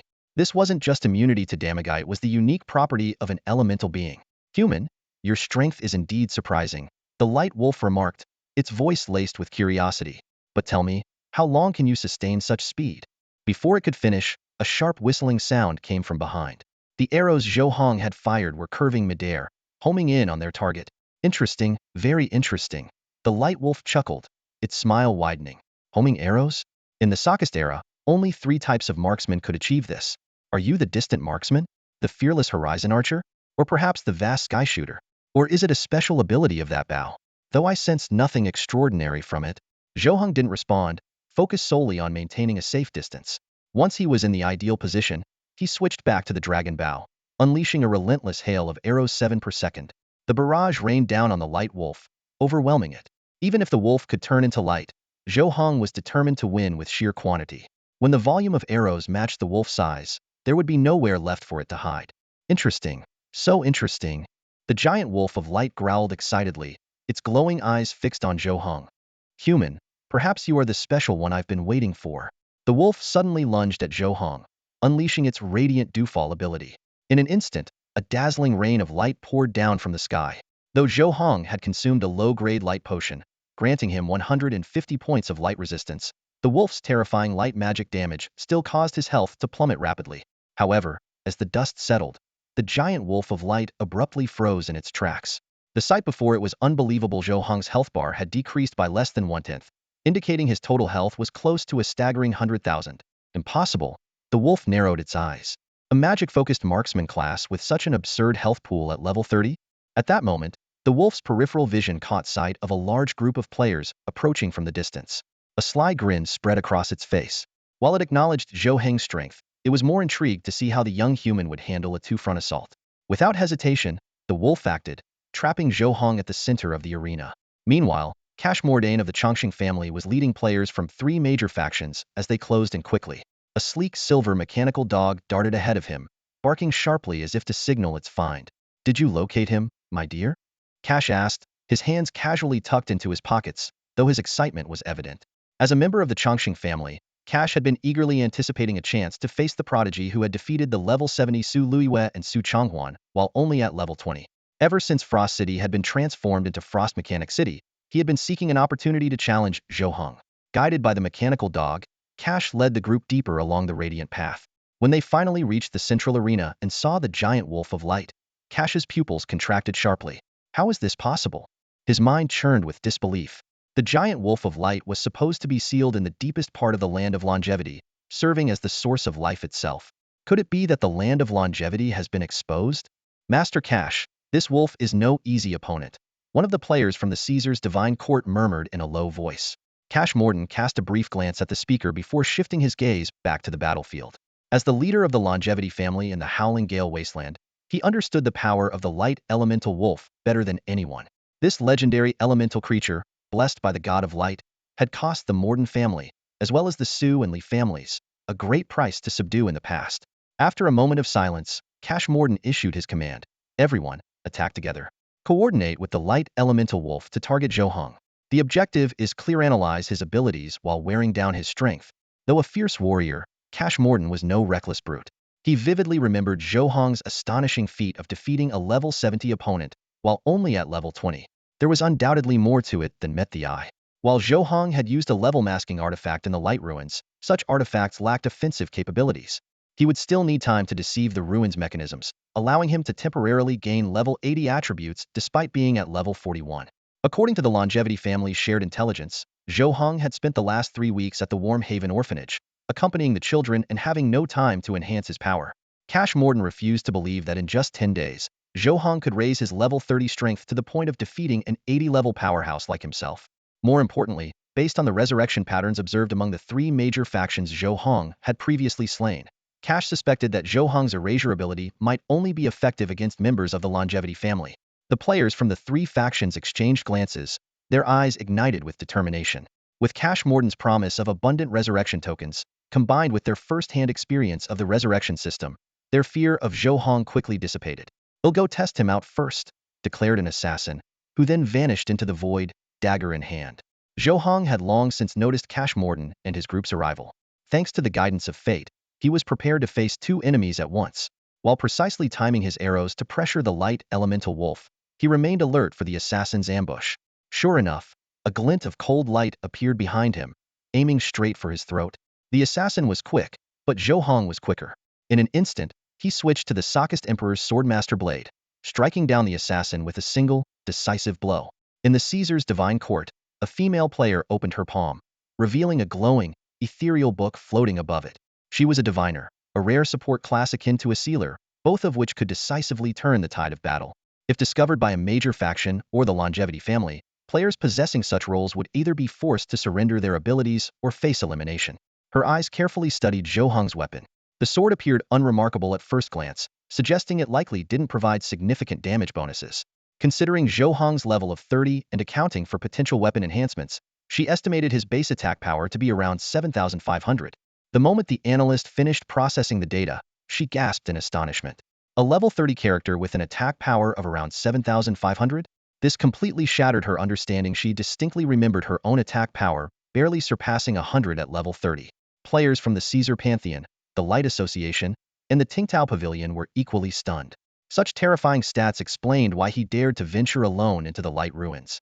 But soon, their expressions turned grim. Despite an attack power of 7,500, facing a level 70 player from the Chongqing clan was still a losing battle. Clearly, Zhou Heng was hiding some critical information. Cash Morden, standing beside the pale silver mechanical hound, fixed his gaze on Zhou Heng. Without further hesitation, he stepped into the battlefield. A wave of players immediately charged toward Zhou Heng.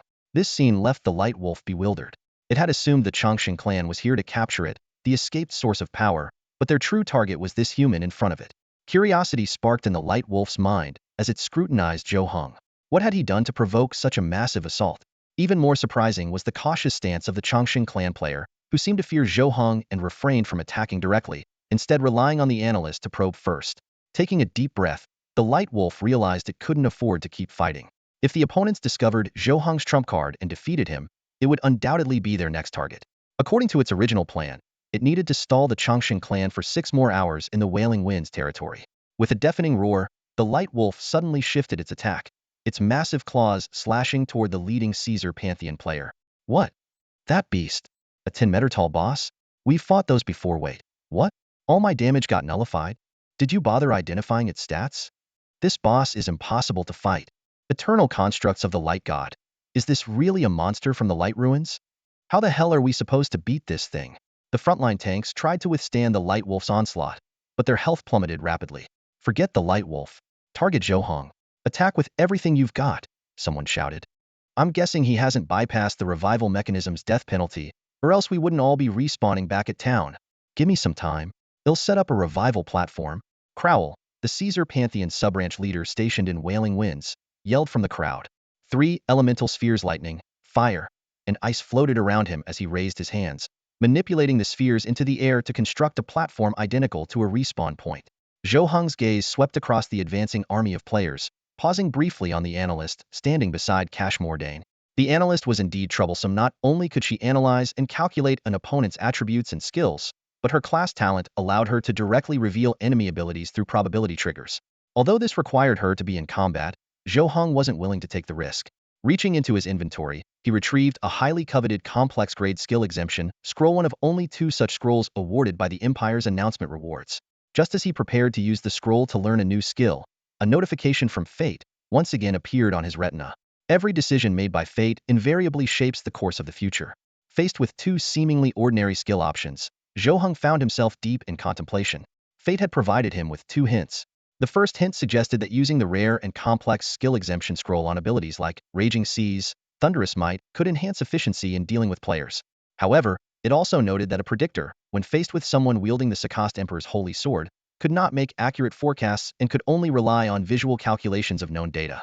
The second hint implied that such a rare exemption scroll, obtainable only through early-stage Imperial-level announcements, should be reserved for acquiring truly ancient and powerful complex skills. After weighing his options, Zhou Heng quietly put away the scroll.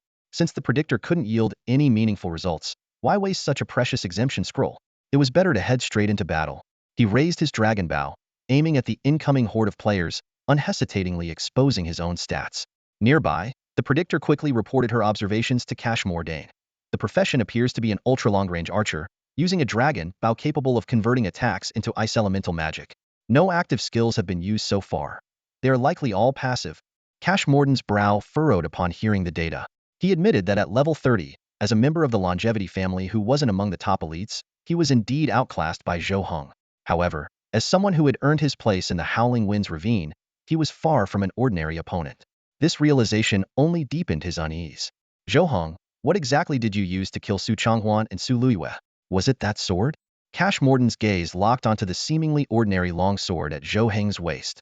Years of battle-hardened instincts told him there was something extraordinary about this weapon. Can you analyze the attributes of that sword? He asked, turning to the predictor beside him. The female predictor looked troubled. I'm sorry, young Master Cash. My void calculation talent keeps failing, even though the success rate is 20. Cash Mordain's expression darkened. A 20 chance of success for void calculation had repeatedly failed, coupled with Zhou Heng's consistent targeting of longevity players while sparing ordinary ones. Clearly, this sword was no ordinary weapon. Without hesitation, he scribbled a message on a blank sheet of paper and handed it to a sleek silver mechanical hound. Go, my dear. Return to the base and deliver this to the family. The mechanical hound barked twice before sprinting away. Once it was out of sight, Cash Mordain ruthlessly struck down the female predictor beside him, then issued a command. Return to the Howling Winds Ravine. Relay my orders. Lock down the entire region. No players or NPCs are to approach the canyon. Cash Mordain ignored the astonished expression on the female diviner's face. Grasping his right wrist with his left hand, he began to twist his right arm in slow, deliberate circles. With each rotation, silvery light shimmered, and pieces of metallic armor emerged, gradually covering his entire right arm. As he meticulously completed his battle armor, he advanced steadily toward the battlefield with unwavering resolve. The system interface appeared. Level 4180. Gene sequence 1. All attributes boosted by an additional 300. Class Furious Brawler. HP 52 million 12 million. Rage 0 10,000. Armor 0. Attack speed 1.0 s. Movement speed 1 millisecond. Attribute resistance Water Fire Wind Lightning Ice Wood Light Dark 0. Experience 0 100,000. Core abilities Rage of the Heart S. Increases attack power based on rage intensity.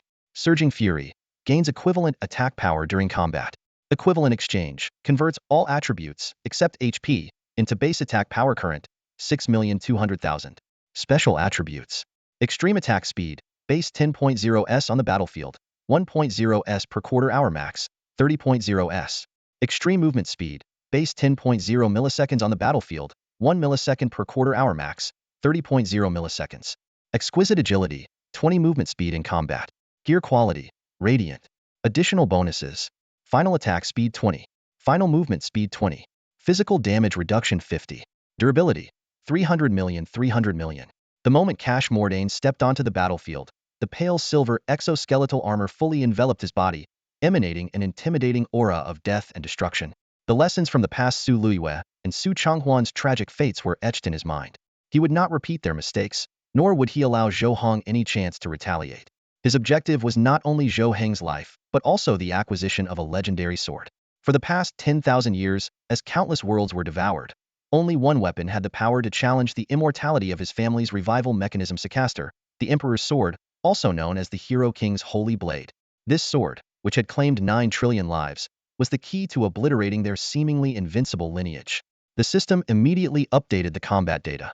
Battlefield effects activated. Attack speed, 10.0 s. Movement speed, 10.0 milliseconds, additional 2.2 milliseconds. Exoskeletal armor bonus. Attack speed, 2.2 s. Movement speed, 2.64 milliseconds. Seeing the updated movement speed of 15.84 milliseconds on the interface, Cash Mordane's lips curled into a confident smirk. With the 500 attribute boost from his 5-star class, combined with the 300 enhancement from Gene Sequence 1, he now wielded a total of 700 attribute amplification. This monumental power left no doubt in his mind about his inevitable victory in the hunt to come. Zhou Heng, do you truly think you can defy someone like me now? The fierce wind howled along the path of light, ruffling Cash Mordane's short hair. His gaze was piercing as he strode purposefully toward Zhou Heng, who was locked in a fierce battle against the 3 major factions. A massive figure blocked his way. It was the Light Wolf, towering over him and looking down with an imposing presence. Cash Mordane remained calm, his mind racing. The seal of the longevity grounds should have been intact, so how had this creature managed to manifest its power here? Clearly, it was sent to prevent players from delving deeper into the Light Ruins, the critical gateway to the longevity grounds and the free city of the Eternal Elders. Before he could ponder further, the Light Wolf lashed out with its massive claw. Humph, what a waste of time. Cash Mordane's figure flickered, moving with a speed far beyond the wolf's as he dodged effortlessly and continued his advance toward Zhou Heng. The Light Wolf froze mid-strike, its claw suspended in the air. Its eyes widened in shock as it turned to look at Zhou Heng in the distance. This human boy, what had he done to attract such attention from a longevity clan player with a true level of 80? Why was Cash Mordane, a powerful figure of the longevity clan, not coming for the wolf but instead heading for this young human? Human, run now. The Light Wolf howled to the sky. You stand no chance against an 80-level longevity clan player. Hearing the warning, Zhou Heng turned his gaze toward the commotion, immediately activating his identification ability. While he couldn't discern Cash Mordane's exact attributes, the displayed level of 41 made him pause and thought. It had to be some special method to deceive the mechanisms of the Light Ruins. The moment of destiny arrived as Zhou Heng's unique talent activated. 2 paths of fate appeared before his eyes. The first suggested he ride his fusion warhorse and flee into the depths of the ruins, seeking opportunities amidst the pursuit. The second urged him to face his opponent Hedon, promising that within 1 hour, he would emerge unscathed and receive the light's blessing. Without hesitation, Zhou Heng chose the latter. If he could outpace his opponent within an hour, then he would seize this chance to prove himself in the Light Ruins. To Cash Mordane, Zhou Heng's eyes at that moment lacked the fear and hesitation typical of ordinary players who faced him. Instead, they brimmed with a rare confidence and an unyielding determination. Cash Mordane felt his blood boiling with excitement. At last, he had encountered an opponent who presented a true challenge. Striding toward Zhou Heng with a commanding presence, he bellowed, Zhou Heng, hand over the Sockest Emperor's sword, and I may plead with my family to show leniency and forgive your crimes. The players from the 3 major factions who had been attacking suddenly froze at his words, halting their assault. The mere mention of the Sockest Emperor's sword left them stunned. Though unfamiliar with its exact origins, the combination of Sockest and Emperor in its name was enough to suggest the weapon's extraordinary significance. They began whispering among themselves, speculating whether this could be the sword once wielded by the Emperor of the Sockest Kingdom. Zhou Heng had always known that the sacred Sockest Emperor's sword would eventually be exposed. What surprised him, however, was how quickly it had been identified after merely slaying 4 players from the Chongqing family. This only confirmed the family's profound knowledge and analytical prowess. They had deduced the truth from such limited information. Glancing down at the sacred sword hanging at his waist, Zhou Heng smirked faintly. You want it? Then you'll have to exchange your life for it. Just as Su Luiyue and Su Changhuan before him did. Cash Mordane sneered in response. As a powerful individual who had unlocked his genetic sequence and was on the verge of stepping into the realm of legends, such threats were meaningless to him. With a sudden, explosive step forward, his body shot forth like a cannonball. Moving at a speed of 15.84 meters per second, he was faster than any professional sprinter. But Zhou Heng was prepared. With a fluid motion, he leapt onto his fusion warhorse. The horse let out a piercing whinny, and in an instant, its top speed of 20.0 meters per second created a significant gap between them. It was only then that Cash Mordane realized his miscalculation. The mechanical horse's performance far exceeded expectations. At his current speed, it would take him an entire hour of pursuit to catch up. Impressive strategy, Cash Mordane thought to himself. It was clear that Zhou Heng had anticipated the involvement of analysts and had deliberately concealed the horse's capabilities. He signaled to the players from the 3 factions behind him and the members of the Caesar Divine Court the Light Association, and the Tide Pavilion immediately understood, beginning to prepare slow effect abilities. Zhou Heng glanced back at the scene, a cold smile forming on his lips. As expected, these lapdogs of the Chongqing family showed remarkable coordination. Without needing their master to speak, they had already started preparing their slowing techniques. But did they really think he was some fool incapable of analyzing the situation? Zhou Heng steadied the massive dragon bow, aiming directly at Cash Morden. His arm muscles tensed, accumulating power with each passing second. Sensing the threat, Cash Morden immediately launched into a charge, while the mages he had secretly positioned began chanting a slowing spell, ready to restrict Zhou Heng's movements as soon as the incantation was complete. Just as Cash Morden thought victory was within his grasp, Zhou Heng suddenly shifted his aim. The bowstring sang as he unleashed a barrage of arrows toward the directions of the Caesar Divine Court, the Light Association, and the Tide Pavilion. With an astonishing attack speed of 7.7 shots per second, he fired 23 arrows in just 3 seconds, each one striking with pinpoint accuracy. In the very moment he finished, his fusion warhorse let out a piercing cry, and Zhou Heng spurred it forward, galloping swiftly into the depths of the light path. Has he noticed? Cash Morden narrowed his eyes, drawing a deep breath as a more sinister smile curled across his lips. To defeat experts like Su Luiyue and Su Chonghuan with only level 20 strength, Zhou Heng's keen instincts were indeed formidable. But on this narrow light path, there was nowhere for him to run. Once Cash Morden's movement speed recovered in an hour, it would be only a matter of time before Zhou Heng was captured. The great wolf of light watched the two figures disappearing into the distance, its emotions in turmoil. It was supposed to be the protagonist and key figure of this light path, yet it had been reduced to a mere bystander in this battle. Zhou Heng, it murmured silently, etching the name into its mind. If you can survive Cash Morden's pursuit, perhaps we might have a chance to collaborate. Cash Morden pursued relentlessly, hurling verbal taunts at Zhou Heng in an attempt to wear down his mental defenses. To force an opponent into surrendering was far more effective than killing them outright. If he could succeed in this, his status within the Morden family would undoubtedly rise, advancing from the outer 9th star ring to the 8th. Within the vast and complex Eternal family composed of 34 star-clustered factions, the 9th star ring to the 1st corresponded to the activation of genetic sequences from 1 to 9 levels. As the guardian of the Land of Longevity, Cash Morden currently resided in the 9th star ring. Reaching the 1st star ring would grant him a staggering 1100 attribute boost from genetic enhancements alone. Yet, even such a rise paled in comparison to the legendary starry tier, where even the lowest radiant rank would far surpass his current capabilities. Zhou Heng quickly assessed the dire situation he was in. His current strength was still insufficient. To truly defeat an opponent 50 levels above him without relying on the elegant ancient flute, he would need faster movement and far greater offensive power. Still too weak, he muttered softly to himself. Then, without hesitation, he retrieved the elegant ancient flute from his bag, pressing it to his lips. He began to play a stirring rendition of the Xia Kingdom's March of Glory. The sudden and unexpected action caused Cash Morden to halt abruptly, his gaze locking onto Zhou Heng's every move. Zhou Heng knew very well that if he went all out, the Dragon Bow would be enough to deplete the durability of his opponent's exoskeleton. He could simply wait for time to pass and claim victory.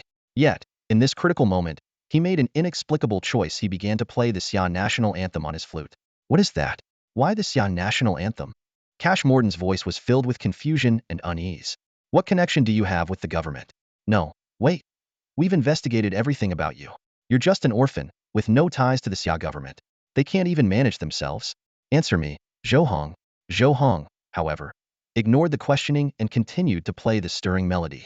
An invisible pressure seemed to envelop Cash Morden, making it hard for him to breathe. Trusting his instincts, he turned abruptly and sprinted back in the direction he had come, moving as fast as he could. But after running merely 100 meters, the seemingly solid path beneath his feet suddenly cracked open, revealing a bottomless, dark chasm. Terror washed over Cash Morden's face as he desperately reached out to grab the edge of the road, but his efforts were in vain.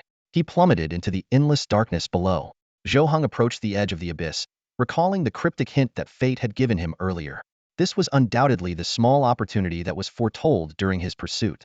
Without hesitation, he spurred his horse forward and leapt into the void. In the pitch-black darkness, an ethereal voice echoed, "Come, come find me, lost souls who stumble here. I await you in the deepest depths.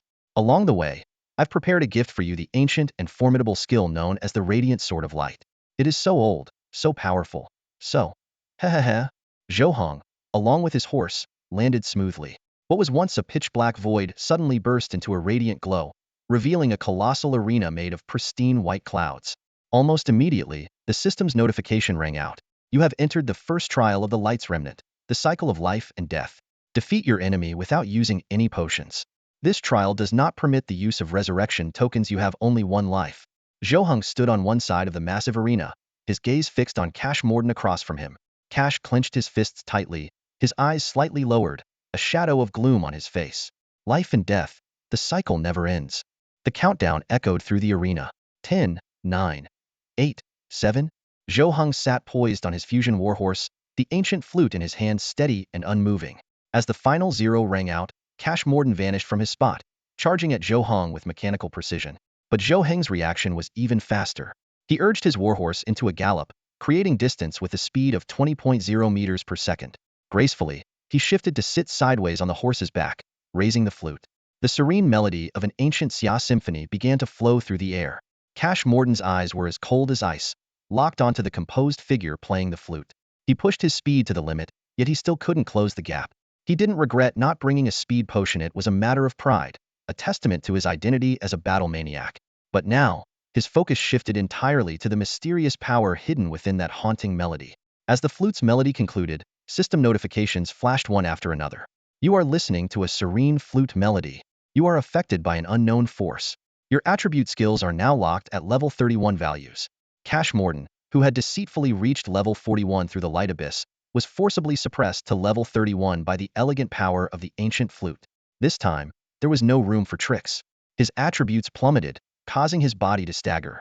His speed dropped sharply, and he fell to his knees uncontrollably.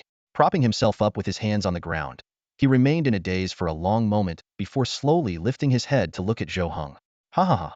So that's how it is. Cash Morden finally understood. Zhou Heng, the reason you can defeat level 70 players as a level 20 is because of this. I can accept defeat unlike Su Luiyue and Su Chonghuan. But if I had brought a speed potion, you wouldn't have had the chance to lure me here. He gave a bitter smile. Every gain and loss has its reason. I finally understand the meaning of that saying from the Xia Kingdom. But your victories against me are numbered. Have you ever seen true immortality? You'll come to understand what real terror is. I, Cash Morden, will be waiting for you in the world beyond. Before his words fully settled, he quickly drew a weapon from his inventory, giving Zhou Heng no chance to act. He struck himself with brutal force. A damage number of 300,000 flashed above his head, emptying his health bar in an instant. The immense power triggered the ultimate effect of his resurrection token. He collapsed heavily, his forehead smashing into the pale white floor, blood pooling and spreading around him.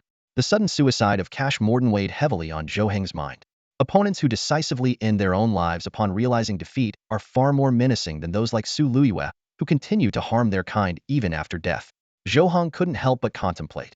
If all players from the Chongqing clan were like this, the difficulty of battling them would be unimaginably high. What was puzzling, however, was that Cash Morden left behind nothing but a pool of blood upon his death. No drops, no items. Just then, a resonant and ethereal voice echoed again. The beasts of the Chongqing clan, unable to defeat even a mere player. What a disgrace. To hell with them. Come on, step forward, delve deeper.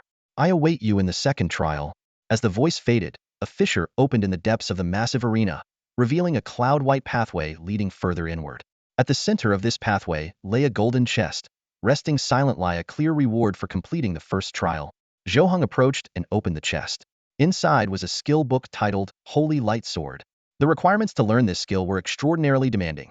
Its complex tier required meeting 10 specific conditions, including being of any light-based profession, possessing 999 light hearts, 1 light temple and 1 light glow, a light attribute resistance exceeding 30,000, having slain 100 Chongqing clan players, magic power over 10,000, serving as at least a regional lord in the Sakaside Empire, a remaining lifespan of over 100 years, owning the special quest item Radiance of the Hero King, holding the identity of a light sword wielder, and possessing at least 1 fragment of the Sakaside Imperial Sword Saint's Blade.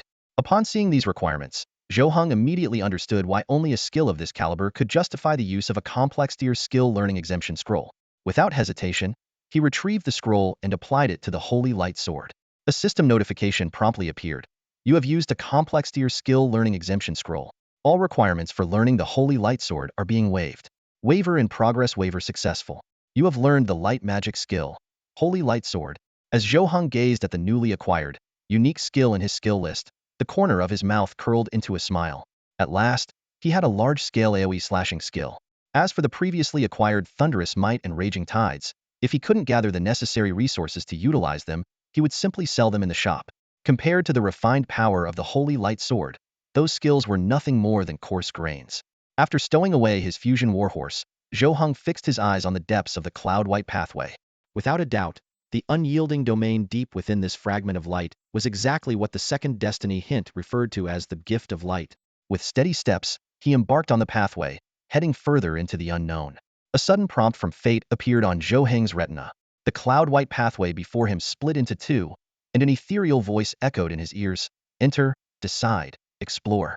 Which one is truly the right path? Before the voice could finish, Zhou Heng decisively turned left and stepped onto the correct path.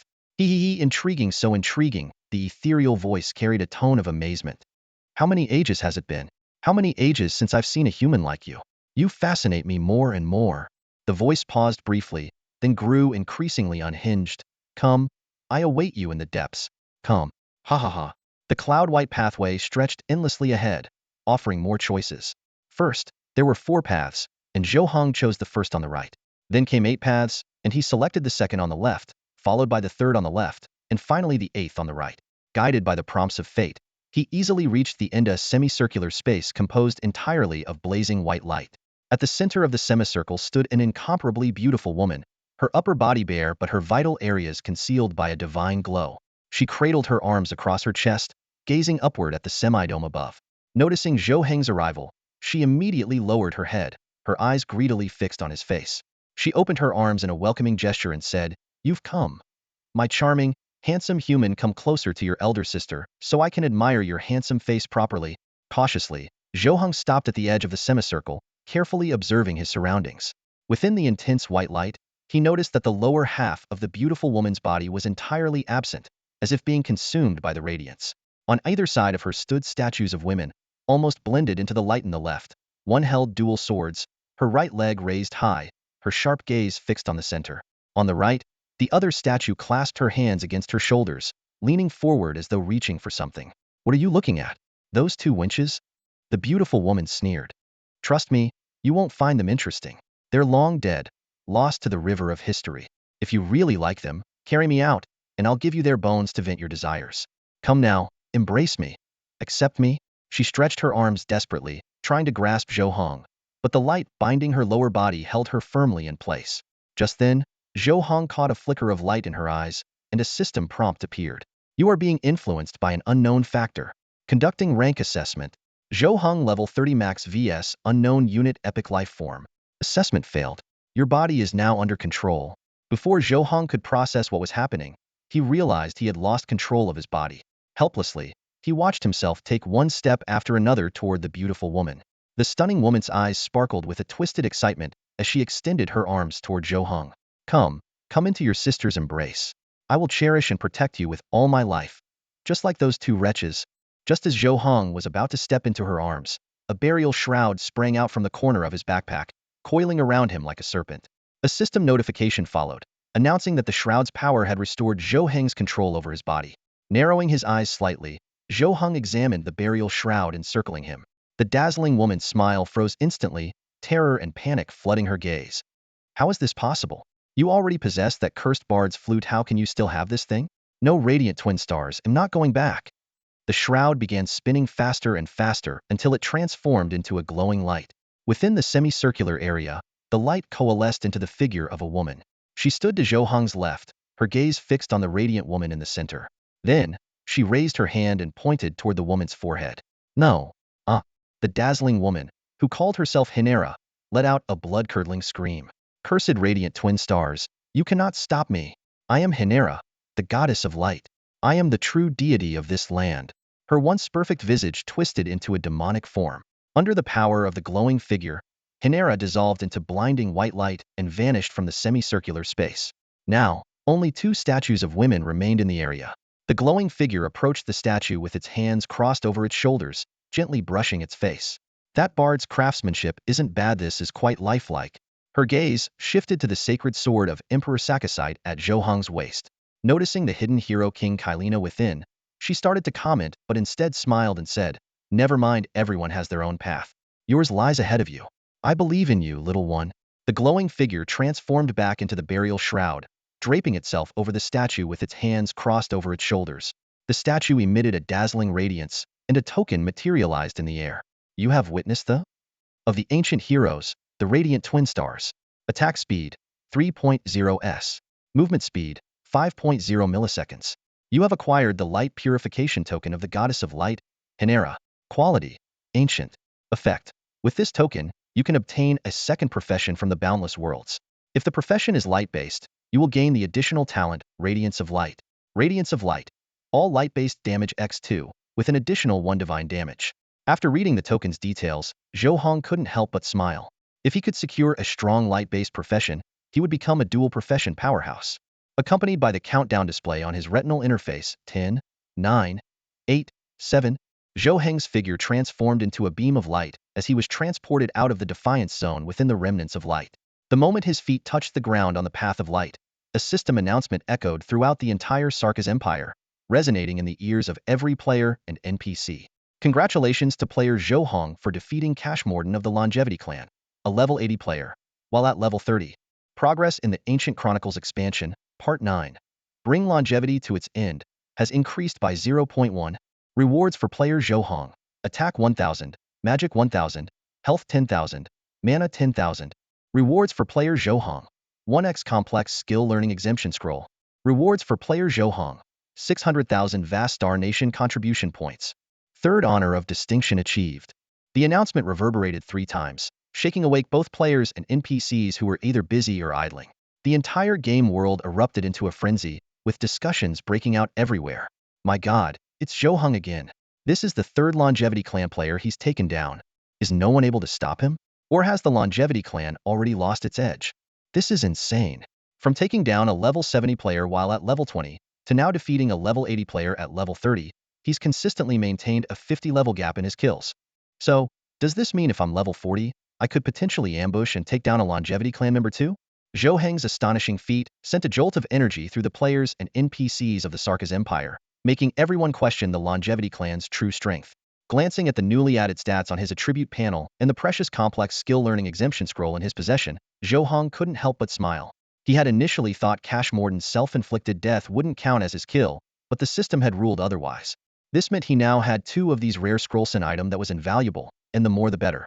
Surveying his surroundings, Zhou Heng's ultra-long-range vision, which spanned 50 kilometers, revealed the forces of the Caesar Divine Court and 2 other factions being held back by the Light Giant Wolf. Upon hearing the empire-wide announcement, they seemed to be reconsidering their plans. As for what lay ahead, even his extended vision couldn't see the end of it. Zhou Heng resolved to press forward into uncharted territory while completing his goal of collecting the remaining 500,000 wind beads. It wasn't long before he arrived in a new elemental zone, a land teeming with light, starving wolves. As he methodically defeated these creatures, system notifications began to pop up in quick succession. You have slain a light, starving wolf. Wind beads 20. You have slain a light, starving wolf. Wind beads 10. While Zhou Heng focused on gathering wind beads, a voice suddenly broke the silence beside him. It was the light giant wolf. Why are you collecting these wind beads? Could it be they serve a purpose even I am unaware of? Ever since learning that Zhou Heng had single-handedly defeated Cashmorden, the light giant wolf had grown increasingly intrigued by him. It began to suspect that this human might be the key to breaking free from the land of longevity. Meanwhile, the unusual behavior of the Sword of Light had also caught its attention. More than 30 minutes had passed since Cashmorden's death, yet there had been no movement. Clearly, something was amiss, and it seemed likely that the Sword of Light had a hidden agenda from the very beginning. Zhou Heng became the sole hope of the Great Wolf of Light. Instead of directly responding to the wolf's expectations, he focused on hunting the starved wolves of light along the path of radiance and collecting the wind-stabilizing pearls. Seeing Zhou Heng ignore it, the Great Wolf of Light scratched its head and then joined the hunting party to assist in gathering the pearls. The starved wolves of light, slain by their own kind, died with wide, accusing eyes, silently condemning this betrayal. With the Great Wolf of Light's help, the collection process sped up significantly. A day and a half later, Zhou Heng finally gathered the remaining 500,000 wind-stabilizing pearls. When all 1 million pearls converged, faint breezes began to rise from the center, quickly coalescing into a vibrant green orb, the breath of the gale. This dazzling artifact was capable of nullifying all wind elemental hindrances in the Wailing Winds region, far surpassing the power of ordinary wind-stabilizing pearls. This is the breath of the gale? So it's forged from 1 million wind-stabilizing pearls? The Great Wolf of Light stared in astonishment at the emerald orb in Zhou Heng's hand. It explained that the breath of the gale could only be found in the deepest part of the land of longevity, within the Wailing Winds region, where the gales were so fierce that even wind-stabilizing pearls were ineffective. Only this unique artifact could provide immunity. However, every time it appeared, players from the Longevity clan would seize it first. You're familiar with this? Zhou Heng turned to the great wolf of light beside him. The wolf licked its paw and nodded before recounting its imprisonment in the land of longevity and how it had escaped using the sword of light. Through the great wolf of light story, Zhou Heng gleaned three key pieces of information. The land of longevity was the dwelling of the elders of the Longevity clan, where all forms of power were forbidden and only lifespan could be wagered in battles. Additionally, the sword of light seemed to have hidden secrets. Logically, after defeating the guardian Cashmorden, the sword of light should have undergone some transformation, yet it remained unresponsive. As Zhou Heng pondered whether to venture into the land of longevity to investigate, a notification from fate appeared before his eyes. Fate is always a delicate balance. Every action carries its corresponding consequences and results. The first prompt stated, the land of longevity, while seemingly formidable, is merely a sanctuary to evade the punishment of the Lord of Lifespan. It advised rescuing the Great Wolf of Light, but warned that the Sword of Light had its own agenda. The second prompt revealed, killing any player from the Longevity clan would draw the attention of the Lord of Lifespan, granting immunity from the suppression of the land of longevity. Digesting this information, Zhou Heng narrowed his eyes and murmured, the land of longevity. Perhaps it's worth devising a plan or two. Zhou Heng gazed intently at the prompt from fate, trying to understand the current situation from the perspective of the Sword of Light. Soon, a clear answer emerged in his mind. The Sword of Light had refrained from taking action simply because it didn't want him to seize the fruits of victory. After all, news of his slaying of Cashmorden in the Howling Winds had already spread far and wide through the Empire's announcements. If it were me, Zhou Heng mused, having carefully orchestrated the release of the Light Wolf's power, only to watch someone else claim the glory, I'd likely hold back as well. He turned to the massive Light Wolf by his side, a glimmer of determination flashing in his eyes. I need your cooperation. If this works, there's a 90% chance I can get you out of here. The Light Wolf's eyes lit up with hope. What's the plan? Zhou Heng succinctly outlined his strategy. The Light Wolf listened quietly and then, after a moment, struck the ground with its paw in approval. Brilliant. It's simple yet exploits the advantage of knowing what they don't. Without accurate information, they're bound to make mistakes. Zhou Heng, they'll trust you this time. The plan was straightforward. Since the Sword of Light couldn't confirm whether Zhou Heng was still in the Howling Winds, they just needed the Light Wolf to create a commotion to lower the enemy's guard. Once the Sword of Light resumed its actions, Zhou Heng could seize the opportunity to eliminate a weaker member of the Chongqing family and secure immunity in the land of longevity. Even if the ruse failed, buying enough time for a single decisive strike against a Chongqing family player would be sufficient. After watching the Light Wolf vanish down the radiant path, Zhou Heng began his journey deeper into the unknown. A day and a half later, he reached his destination, a massive abyssal maw emanating an eerie green glow. So this is the entrance to the land of longevity? Zhou Heng raised an eyebrow before leaping in without hesitation. After passing through the abyss, Zhou Heng arrived at Gale's Freedom City. Standing in front of a modestly sized shop, he spotted a balding, middle-aged NPC cheerfully accepting resources handed over by Yutong, exchanging them for a vial of clear liquid said to awaken the unconscious. Yutong took the liquid, inhaled deeply, and offered the elderly NPC a smile before silently turning and walking toward an old, worn-down apartment complex in the distance. Zhou Heng observed everything quietly. His presence here had been guided by fate's suggestion. Either directly hunt down and eliminate a player from the Chongqing family or follow Teacher Yu, who might lead to an unexpected opportunity. After Yutong disappeared into the distance, Zhou Heng approached the shop, pulling out a cigarette. Sir, may I ask you something? The old man accepted the cigarette with a grin, lit it, and gestured for Zhou Heng to continue. Young man, you look unfamiliar. Just arrived in Gale Free City? An elderly man with a pipe in his hand gave Zhou Heng a cheerful, scrutinizing look. You've come at the right time. This place isn't just crawling with wild beasts, it's also full of beautiful women. Look over there. He gestured toward a group of women in light, flowing garments strolling not far away. They could be NPCs or players, but each of them had an elegant and captivating presence. The girls from Tingqiao Pavilion aren't easy to win over, the old man said, exhaling a smoke ring with a sly glint in his eyes. If you want to catch their attention, you'll have to at least defeat the Gale Rhino in a solo fight. Zhou Heng's eyes gleamed faintly as he asked calmly, is the Gale Rhino hard to deal with? Before the old man could respond, Zhou Heng had already pulled out a life contract to examine its attributes. Life contract. Quality, 10. Effect, at the cost of 10 years of lifespan, gain. Attack 1000, magic 1000. Max HP 10,000, max mana 10,000. Additional 10 boost to the above stats. Looking at the contract, Zhou Heng finally understood the plight of the woman who had been sobbing uncontrollably in the Frost City Tavern. She had likely succumbed to the allure of power, sacrificing almost her entire lifespan. Well, impressive stat boosts, right? Interested in one? The old man stubbed out his pipe, his grin now tinged with mischief. Zhou Heng didn't answer immediately. Instead, he took out a celestial-grade cigarette from his pocket. Sir, this is a Tianma cigarette I acquired from the Chongqing family. I'd like to ask for your guidance on a few matters. The old man's eyes lit up as soon as he saw the cigarette. He quickly glanced around to make sure no one was paying attention, then swiftly pocketed it. Young friend, you're generous. Ask away, and this old man will speak without reserve. Zhou Heng's gaze shifted toward the direction where Yu Tong had just left. I heard you call him Teacher Yu earlier. Can you tell me more about him? He was my homeroom teacher for 3 years, a kind and honorable man. The old man had initially planned to brush him off with a vague response. But upon learning that Zhou Heng was Yu Tong's student, and after another glance at the celestial cigarette tucked away under the counter, he fell silent for a long while. Finally, he let out a heavy sigh. Ah, Yu Tong has had a tough life. His story is a long one. The old man explained the situation to Zhou Heng in detail, his tone carrying a hint of admonishment. Zhou Heng didn't respond immediately. Instead, he grew curious about Teacher Yu's partner. What kind of breathtaking beauty could compel Teacher Yu to knowingly leap into a trap, even at the cost of his own lifespan? After a brief silence, Zhou Heng reached into his pocket and pulled out a Tianma cigarette, offering it to the old man. Thanks, sir. By the way, do you happen to know where my teacher lives? The old man squinted slightly at the cigarette, a faint smile forming as he pointed towards a distant, run-down apartment complex.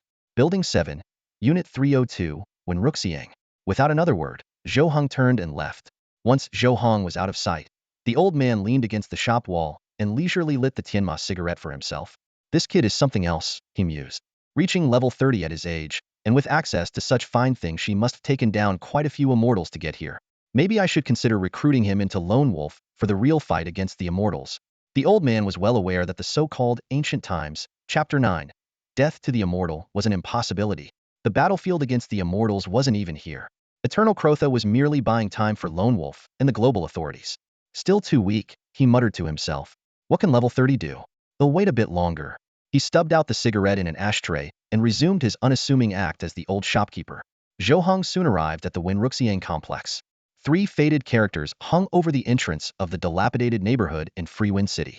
He navigated with ease and found Building 7, Unit 302. Before he could knock, muffled voices, a man and a woman filtered through the poorly insulated walls. Honey, how long was I unconscious this time? This time? A month. How long will this dose of essence last me? Only 3 days. My lifespan is running out. Honey, you're too good to me, sob, love me, please. What followed was a series of intimate sounds. Zhou Heng's expression darkened as he stood there, unsure what to make of his homeroom teacher's behavior. He pulled out a Tianma cigarette, moved to the stairwell, and waited in silence. About 2 hours later, the apartment finally fell quiet. Only then did Zhou Heng step forward and knock on the door. Who is it? Coming, a woman's voice called out. The door opened to reveal a woman in pink pajamas. Her appearance was ordinary, but her eyes sparkled with an unusual brightness, and a trace of lingering passion lingered in her gaze. And you are? She asked. Hello, ma'am. I'm one of Teacher Yu's students. Is he home? The woman gave Zhou Heng an incredulous look. Yu Tong, that useless man, still has students coming to see him? Anyone with any ability who knows his situation would have cut ties long ago. She turned and walked towards the inner room. Come in, then. I'll go get your teacher. Honey, one of your students is here to see you. Huh. I still have students coming to see me? Yu Tong hurriedly dressed and emerged from the inner room. Yu Tong walked out of the room, his words halting abruptly the moment he caught sight of Zhou Heng. What are you doing here? Who told you to come? His face darkened instantly. Zhou Heng didn't answer directly. Instead, he gestured toward the door. Mr. Yu, can we talk? Yu Tong glanced toward the bedroom, his fists clenching instinctively. After a moment, he nodded. Fine. The two of them made their way to the small square of the Wenruxiang residential complex. There was no one else around. Yu Tong wasted no time. You've used the life contract, haven't you? Zhou Heng was about to retort, didn't you also? But before he could finish, Yu Tong stepped forward in a flash and grabbed him by the collar. I had no other choice, but you're different. Yu Tong's eyes were blazing with anger. Out of all the students I've taught, you're the one I have the highest hopes for. You're sharp, perceptive, and composed. As long as you stay on the right path with time, you can steadily improve your level. Watching his once familiar yet no strangely distant homeroom teacher, Zhou Heng sighed inwardly. He wasn't a saint killed when necessary, but he wasn't devoid of humanity either. Faced with the man who had guided him for 3 years, Zhou Heng couldn't help but wonder if he should lend him a helping hand. Memories of the past 3 years surfaced in his mind. This man before him was supposed to be a bright, promising young teacher. How had he ended up like this? The Zhou Heng from the Empire's announcement, that's me. I can save you. There's still time, Zhou Heng said bluntly. His conversation with the old man had made it clear. His teacher wasn't ignorant of the truth. Instead, he was blinded by deep emotions, willing to trade his own life for the fleeting revival of someone he cared about, even knowing that person was aiding the longevity families in stealing his lifespan. Yu Tong's eyes widened in disbelief as he tightened his grip on Zhou Heng's collar. What did you just say? Say it again. I didn't hear you clearly. Zhou Heng met Yu Tong's gaze squarely, speaking each word with deliberate clarity. My name is Zhou Heng. I'm the Zhou Heng from the Empire's announcement. No, that's impossible. Yu Tong stammered, releasing his grip on Zhou Heng's collar and collapsing to the ground, clutching his head. His gaze was unfocused, his mind reeling. He couldn't fathom that his student was the same Zhou Heng who, within 40 days, had defeated a level 70 at level 20, and then a level 80 at level 30. After a long silence, Yu Tong finally stood up, his expression twisted into a smile more pained than tears. I'm sorry to have embarrassed myself in front of you. Let's go sit over there. I have something to give you, and there are things I need to tell you. The two of them sat on a bench in the small square. Yu Tong took a medal from his bag, placed it in Zhou Heng's palm, and gently closed his fingers around it. Yu Tong gently caressed the lone wolf token in his hand, a flicker of nostalgia passing through his eyes. This is the emblem of the Lone Wolf organization. Legend has it, this mysterious group has opposed the Chongqing family ever since their rise to prominence, he said in a low, tender voice. I obtained it when I saved a member of the Lone Wolf organization by chance. It was thanks to this token that I got the opportunity to participate in their trials. As he spoke, Yu Tong's gaze softened. Your master's wife, the woman now under the control of the Chongqing family, relentlessly draining my lifespan, is the one I met during that trial. Like you, she was an orphan. A gentle smile appeared on his lips. When I first met her, she seemed so ordinary, so unassuming, yet she always managed to catch my attention without even trying. Her every smile and gesture, she was truly breathtaking. Yu Tong's expression darkened suddenly. But one day, after completing a mission, she no longer recognized me. She said she'd been poisoned by something that causes periodic comas. He clenched his fist tightly. At first, I was clueless and searched everywhere for a cure to wake her. Eventually, I discovered that in the howling gale wastes, there exists a clear liquid that could temporarily alleviate her condition. But the creatures there were far too powerful, and I had no choice but to sign a life contract. He fell silent for a long time, his grip tightening on Zhou Heng's hand. The terror of the Chongqing family far exceeds anything an ordinary player like me could comprehend. She does love Mesh couldn't bear to see me trading my lifespan for that liquid.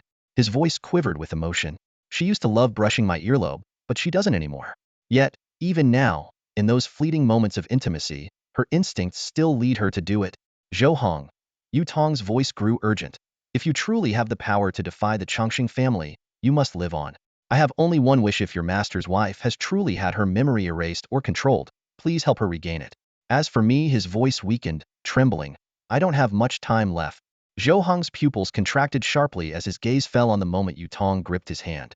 In that instant, he noticed the countdown in his mentor's status screen under the lifespan section. 2 minutes and 24 seconds. Less than 2.5 hours of life remained. Zhou Heng felt a chilling cold seep into his bones. Could love really drive someone to sacrifice their life? As an ordinary man who had buried himself in work after graduating from college, he had never fully grasped the weight of such emotions in his previous life. Yet now, he found himself in no position to judge someone else's choices. Mr. Yu, is it really worth it? Zhou Heng's face bore a trace of melancholy. Yu Tong lightly patted Zhou Heng's hand and grinned. I used to wonder the same thing, but now, as I stand on the brink of death, everything has become so clear. Why wouldn't it be worth it? All I've ever pursued is the choice my heart made. Like that famous saying goes, when I look back on my life, I don't want to feel ashamed of doing nothing. Now, I can finally say that with pride. As he spoke, Yu Tong reached out into the air as if grasping something invisible. A white, cube-shaped item appeared in his hand, which he then handed to Zhou Heng. I thought I'd never have to use this in my lifetime. Luckily, I didn't sell it, and it saves you, a big shot, from having to buy one yourself. After I'm gone, please use this to seal her. The quality is average, and it only lasts 10 years. If she hasn't regained her memories by then, end her. Yu Tong dusted off his knees and stood up with an air of nonchalance. Well, I'm off now. 2.5 hours left. I need to say my final goodbye. This time, don't eavesdrop, young man. It's not good for someone your age to hear too much. With that, he waved his hand without looking back and walked toward Building 7, Apartment 302, to spend his remaining moments with his beloved. Zhou Heng remained seated, gazing at the ceiling orb in his hand. This high-quality tool could seal creatures below level 40, required 5 seconds to cast, and would need to be recast if interrupted. There was no cooldown time. This was the tool he would use to seal his teacher's wife. But was this really the right ending? As his thoughts churned, Zhou Heng reflected on everything he had experienced since entering the Infinite Endless. From hunting down players of the Chongqing family to every moment he thought he had uncovered the darkness and cruelty of this world, only to realize he had barely scratched the surface. Officials, what exactly are you doing? 1,000 years have passed, and you've allowed the Chongqing family to act unchecked? Why hasn't anyone reached out to me? Zhou Heng muttered under his breath. He had once thought his lack of contact with the Xia Kingdom's authorities was due to his insufficient strength, but now, it seemed the truth was far more complex. With his record of defeating members of the Chongqing family, if the officials had truly wanted to recruit him, they would have acted long ago. Yet over 40 days had passed, and there wasn't even a shadow of their presence. Looking up toward Building 7, Apartment 302, the faint sounds emanating from within sharpened Zhou Heng's gaze. A chilling thought began to take shape in his mind. Perhaps the Xia Kingdom's officials, or even the entire global governmental structure, were caught in some crisis he couldn't yet fully comprehend. The lack of information left him unable to discern the true state of the higher-ups, but maybe it was time for him to take action and alter the unknown course of events. Fate's prompts unfolded slowly across Zhou Heng's retinas like a flowing stream. He gazed intently at the two starkly different paths of fate laid before him. The first was to wait for 2.5 hours, collect the remains of his homeroom teacher, seal the teacher's wife, and then slay players from the Longevity family. This would unlock his peak moment in the land of longevity, but at the cost of losing something precious in his life. The second path was to challenge fate itself by performing a specific ritual to confront the Lord of Lifespan directly, seeking a slim chance to save his teacher Yutong. This choice would drastically alter his trajectory and might even reshape the future of the entire Sokka's empire. Without hesitation, Zhou Heng chose the second path. He understood that his current pace of growth was far too slow, and he needed a dramatic breakthrough to accelerate his progress. Following the guidance of fate, he clasped his hands together, fingertips pointing downward as he half-closed his eyes. In the haze of his breathing, he envisioned the pale green, tree-like figure of the Lord of Lifespan. Soon, Zhou Heng felt his consciousness detaching from his body, drawn by a beam of light. When the light faded, he found himself standing on an endless expanse of green grassland, with a towering tree reaching into the heavens at its center. A gentle breeze rustled through the tree's canopy, sending countless tender green leaves drifting to the ground. System prompts appeared before him. You witnessed the boundless eternity. Projection of Lord of Lifespan. 1,000 years of lifespan. 10,000 true damage reduction. 10,000 holy damage reduction. 100 chaos damage reduction. You unlock the true damage, holy damage, and chaos damage systems. A voice, ancient and resonant, echoed across the expanse. I remember you. You are remarkable. But for the sake of one who is near death? Very well. I grant you a new trial. As for the rest, leave it to the whims of your and his fates. As the voice faded, the lush grassland and the towering tree dissolved like an illusion, and Zhou Heng was instantly returned to the bench in the Gentle Haven residential area. The system prompts continued to appear. The Lord of Lifespan gazes at you from the depths of the boundless eternity. Longevity trial advanced to Greed of Lifespan. You receive the blessing of the Lord of Lifespan. Third advancement achievement unlocked. Third advancement certificate detected. Existing profession detected. You are qualified for third advancement. The system then presented a list of third advancement achievements to choose from. 10 years interest. Kill 10 longevity family players in the land of longevity. 100 years interest. Kill 100 longevity family players in the land of longevity. 1,000 years interest. Kill 1,000 longevity family players in the land of longevity. 10,000 years interest. Kill 10,000 longevity family players in the land of longevity. Million years interest. Kill 100,000 longevity family players in the land of longevity. Greed of Lifespan. Annihilate all longevity units in Gale's Whale, the free city in the land of longevity. Zhou Heng ultimately chose Greed of Lifespan as his leap-forward achievement. This aura. Within the icy frost mechanical city, Keluosa the Eternal slightly raised its head, the sharp mechanical eyes fixed in the direction of the howling wind. As the ruler of the third throne, its database began immediate analysis. This was the aura of an ancient deity, yet such a powerful divine presence should not exist in this region, fated to decay after millennia. At that moment, an unusual phenomenon caught its attention. In the center of the grand hall, the Sokka's Emperor's sword, forged from radiant brilliance, suddenly stirred. The elderly woman at Keluosa's feet halted her actions, gazing intently at the sacred long sword that commanded an involuntary sense of submission. Keluosa rose abruptly, its mechanical body taut with tension. It could clearly sense that the mysterious power was surging into the Emperor's sword. This discovery plunged Keluosa into contemplation. Could this be the will of a deity, urging it to fulfill the mission of severing immortality? Through rapid calculations, Keluosa reached a conclusion. This region had failed to complete the first chronicle, the ancient era, in over 10,000 years and was seen by the deities as nothing more than a doomed wasteland. Yet the appearance of Zhou Heng seemed to have altered the judgment of the Lord of Lifespan, prompting this supreme existence to cast a glimmer of hope onto the stagnant Sokka's empire. Suddenly, the Sokka's Emperor's sword trembled violently, its once pure white radiance now tinged with faint green hues. In the next moment, the sword shot upward, piercing through the ceiling of the mechanical city. Above Frost Mechanical City, the Emperor's sword began to grow uncontrollably. From its initial 10 meters to 100 meters, then 1,000 meters, until it finally stabilized at a staggering length of 12,000 meters, enough for Keluosa the Eternal to wield. The elderly woman looked at Keluosa in shock. This deviates greatly from our plans. Keluosa did not respond. It simply stared at the enormous sword in the sky for a long time. Finally, it erupted into thunderous laughter. I see. So this is the path destiny has laid out for me? Very well. Let me ignite the final flame for this dying empire. It ascended into the air and grasped the colossal Emperor's sword. In that instant, a magnificent stream of radiance surged from the blade into its mechanical body, swiftly restoring its power. So this is divine strength?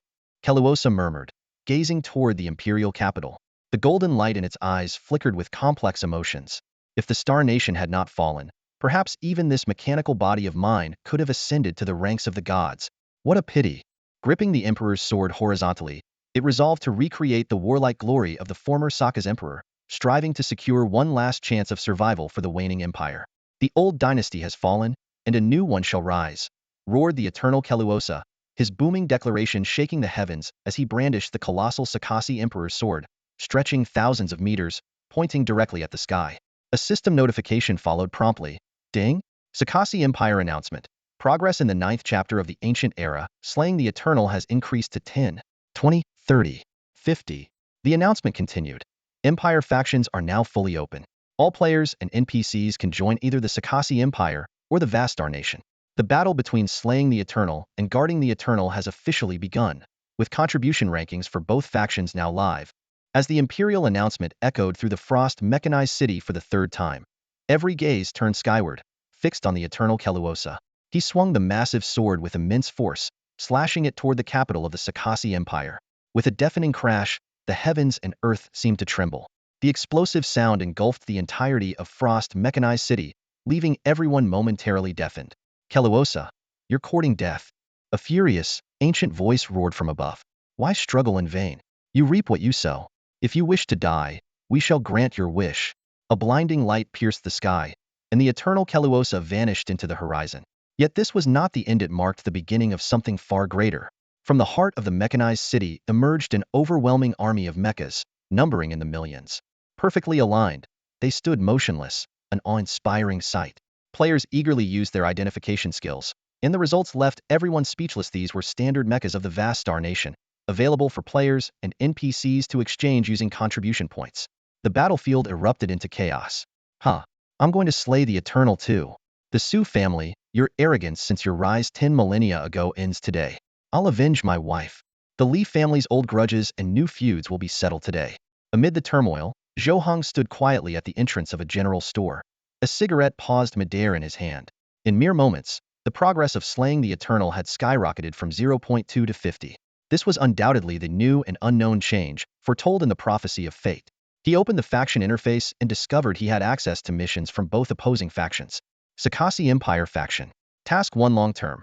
Kill members of the vast Star Nation to earn contribution points equal to the target's level 100.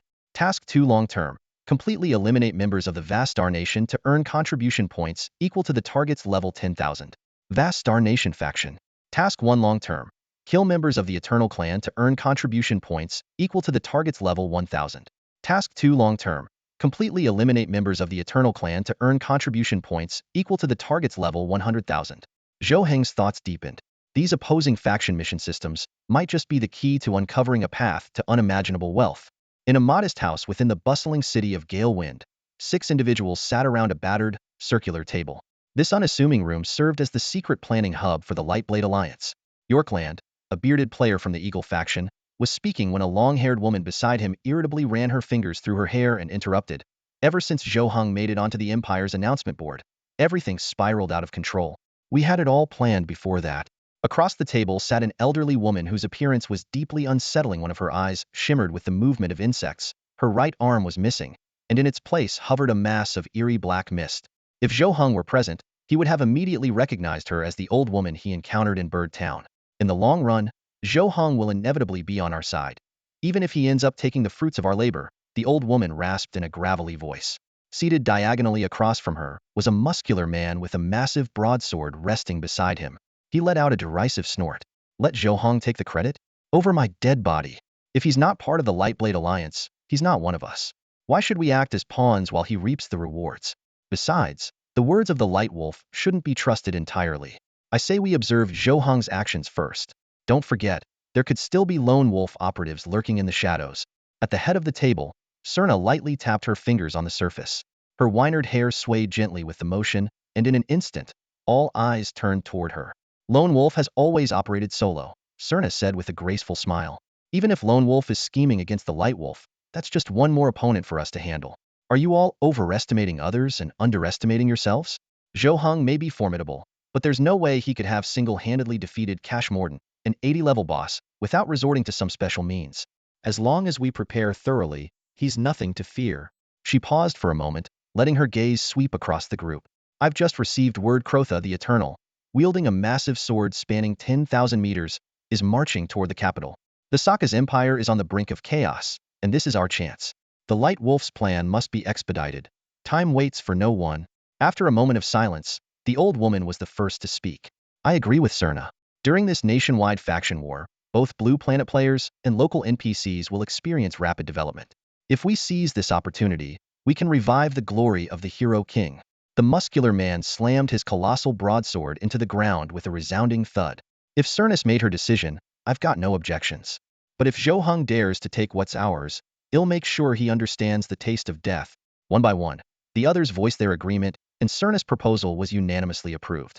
Selena gave a charming smile, her figure twisting as she instantly transformed into the plump woman who ran the general store in Birdsong Town.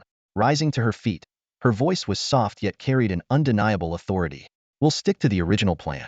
I'll approach the elder of the Wong family from the Longevity clan, and buy you all the time you need to open the Land of Lifespan. Yes, Leader Cell. The group responded in unison, their eyes gleaming with determination. They all understood that capturing the Radiant Wolf would grant them access to its unique light-sensing ability, essential for locating the scattered fragments of the Sakaster Emperor's sword. Only then would their dream of restoring the glory of the heroic king truly begin. As the Lightblade team moved into action, Zhou Heng wasn't idle either. He fished a Pegasus brand cigarette out of his pocket and extended it toward the old man beside him.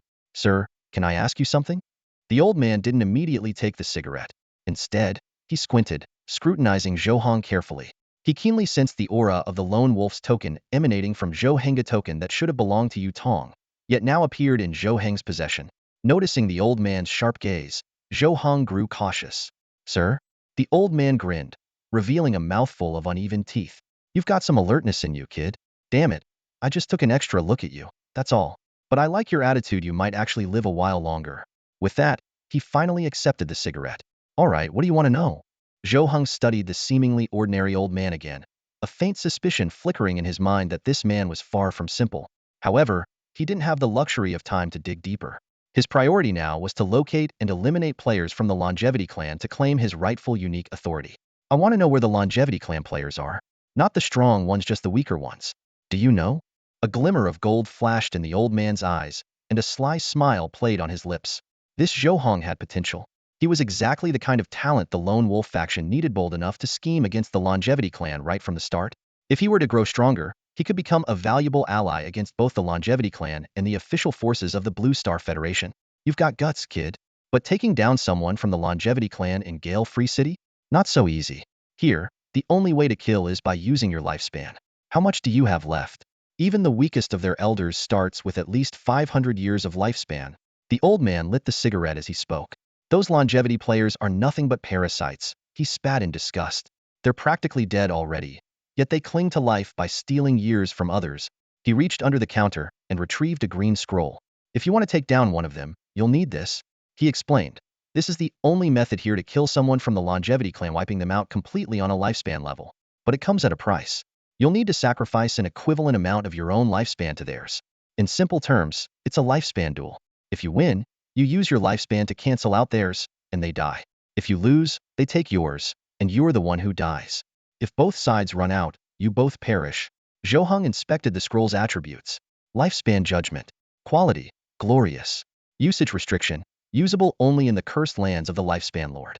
Effect, initiates a lifespan judgment between both parties. Victory, deducts an amount of lifespan equal to the opponent's remaining lifespan, erasing them. Defeat, opponent deducts your remaining lifespan, resulting in your death. Mutual defeat, both lifespans are exhausted and both perish. Well, want to give it a shot? It's not too expensive, just 10,000 silver coins. But since I like you, we'll cut it in half. Only 5,000 silver coins, the old man said with a grin. Of course, if you've got money to burn and lifespan to spare, I've got 99 more of these. Buy as many as you can handle. Zhou Heng gave the old man a long, steady look before silently pulling out 5,000 silver coins from his bag and completing the transaction. It seems you're quite confident about your lifespan. The old man spoke with a hint of mystery, his tone laced with subtle implications.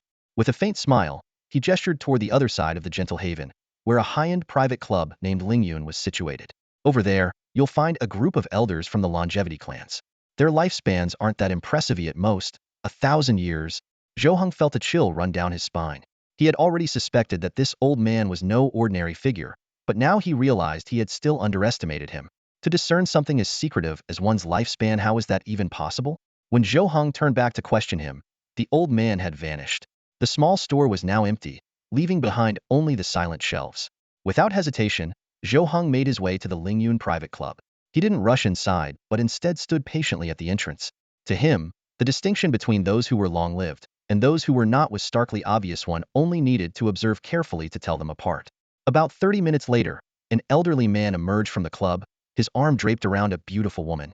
As they walked, the man's hands roved shamelessly, his eyes brimming with greed and indulgence. Zhou Heng quietly followed, a lifespan verdict already in his hand. Who's there? The old man snapped impatiently, turning to look. Following me at a time like this, didn't you know I'm about to enjoy myself? He gave Zhou Heng a once-over, his gaze filled with disdain. Kid, you after the woman with me? Fine, you can have her after I'm done. If she's your girl, we can even share her. Huh? Zhou Heng ignored the man's crude remarks and instead slowly unfolded the lifespan verdict in his hand. The old man's words faltered mid-sentence. What's that you're holding? Planning to use it on me? Huh? Do you even know where you are? Can't you see the big restricted sign on your attribute bar? He stopped abruptly, his eyes widening in disbelief as they locked onto the item in Zhou Heng's hand. The lifespan verdict, you... Damn it. The old man's face turned pale. As a relic of the longevity clans with only 300 years of life remaining, he knew all too well what this meant. Even if he managed to win, he'd lose over 100 years of his lifespan, and who knew how long it would take to regain it. Without hesitation, the old man shoved the woman aside and bolted. But it was already too late. Zhou Heng moved swiftly, activating the lifespan verdict in an instant. Under the watchful eyes of players and NPCs in the bustling Freewind City, a colossal scale materialized in the air between the two men. Streams of green energy began pouring from their bodies into the respective sides of the scale. 100 years. 200 years. 300 years. The old man's face twisted in terror as he realized that even after staking his entire lifespan, he was still losing. He cried out in despair. No. No. It's impossible. I still have 300 years left. How could I? Just then, the scale on Zhou Heng's side tipped slightly as one additional year was added, bringing his total to 301 years. It was a seemingly insignificant difference, but it was enough to crush the old man's final hope. That single year became the decisive blow. The verdict was revealed in an instant: 300 years to 301 years. Zhou Heng emerged victorious. At the very moment the judgment appeared, the elder from the Chongqing family began to decay at a speed visible to the naked eye. His already withered face crumbled like a melting wax figure, chunks peeling off and falling to the ground. In the blink of an eye, the once spirited elder, who had been embracing a woman just moments ago, dissolved into a puddle of gray-black sludge. He didn't even have the privilege of turning into white light to be absorbed by the infinite realms after death. A system notification promptly appeared. Successfully eliminated a Chongqing family player. Restrictions of the Shou Sui land lifted. The gaze of the Lord of Lifespan is upon you. Gale Free City enters a sealed state. Entry only, no exit. Zhou Heng felt a sudden lightness throughout his body and quickly opened his attribute panel to confirm every skill and attribute previously sealed in the Shou Sui land was now fully unlocked. In this unique domain where lifespan was the sole weapon, he alone could wield his full power. Let the slaughter begin, Zhou Heng murmured softly. In his hand, the dragon bow materialized, signaling the return of his prized long-range sharpshooter abilities. With a vast 50-kilometer field of vision and the Lord of Lifespan's restriction over Gale Free City, not a single elder of the Chongqing family would escape his deadly aim. Under the astonished gazes of those around him, Zhou Heng lightly stepped onto a beam and leapt upward with ease. The crowd exchanged bewildered looks. Could he move with such agility in a place where all skills were supposed to be sealed? Before long, Zhou Heng had ascended to the highest point in the city, standing atop the bell tower. From there, he surveyed the entirety of Gale Free City. The sprawling metropolis resembled a fusion of an island nation's capital with the elegant charm of Tang Dynasty architecture. Its sheer size exceeded expectations. Even with his 50-kilometer vision, the horizon seemed endless. Deep within the city, a colossal barrier of wind shimmered faintly, and beyond it loomed the shadowy outline of a giant wolf. However, the distance made it impossible to discern clearly. Zhou Heng quickly identified several Chongqing family elders within his field of vision. These individuals bore a resemblance to the one he had just defeated. Though aged and frail, their well-maintained appearances and graceful movements hinted at an air of refinement. With a creak, Zhou Heng drew the dragon bow to its full extent, aiming at one of the Chongqing players. He intended to use his arrow to test their defenses, gauging how the Shou Sui land would calculate damage in this one-sided combat environment. A direct kill would be ideal, but if necessary, he still had the Sakast Emperor's sacred sword as his trump card. The arrow tore through the air with a sharp whoosh. Zhou Heng stood atop the small clock tower, his gaze fixed on the distant scene where a veteran member of the Chongqing family resurrected in a burst of white light. The revival point was approximately 10 kilometers from the location of death. After a brief moment of thought, he switched to his Jiao horn bow, nocked an arrow, and drew the string. He intended to test whether this phenomenon was related to health or a specific game mechanic. As he watched the target revive once more in a white glow at the designated point, Zhou Heng began to form a hypothesis, though further evidence was needed to confirm it. Without hesitation, he switched to the dragon bow, pulling the string to its maximum tension and targeting every visible Chongqing family elder. With an astounding attack speed of 11.0 arrows per second, he unleashed a torrent of arrows, each one precisely locking onto a different target. I heard the Su family brought in another batch of promising girls to Danu players fresh to the game. Really? Looks like we're in for some fun tonight. The two elders of the Chongqing family were conversing with grins when, in the blink of an eye, arrows whizzed through the air, piercing through their foreheads with deadly precision. Each strike dealt a staggering 26,180 points of damage. How is this possible? Isn't this the Shou Sui domain? Even as they fell, they couldn't comprehend how someone could inflict such damage with arrows in the Shou Sui domain. They weren't alone in their confusion. Every elder of the Chongqing family within a 50-kilometer radius of Zhou Heng became his prey. Watching the continuous flashes of white light at the revival point, a glint of realization flickered in Zhou Heng's eyes. Within the Shou Sui domain, as long as his attacks landed, he could kill his enemies outright. This wasn't a matter of health points. It was the unique mechanics of the map.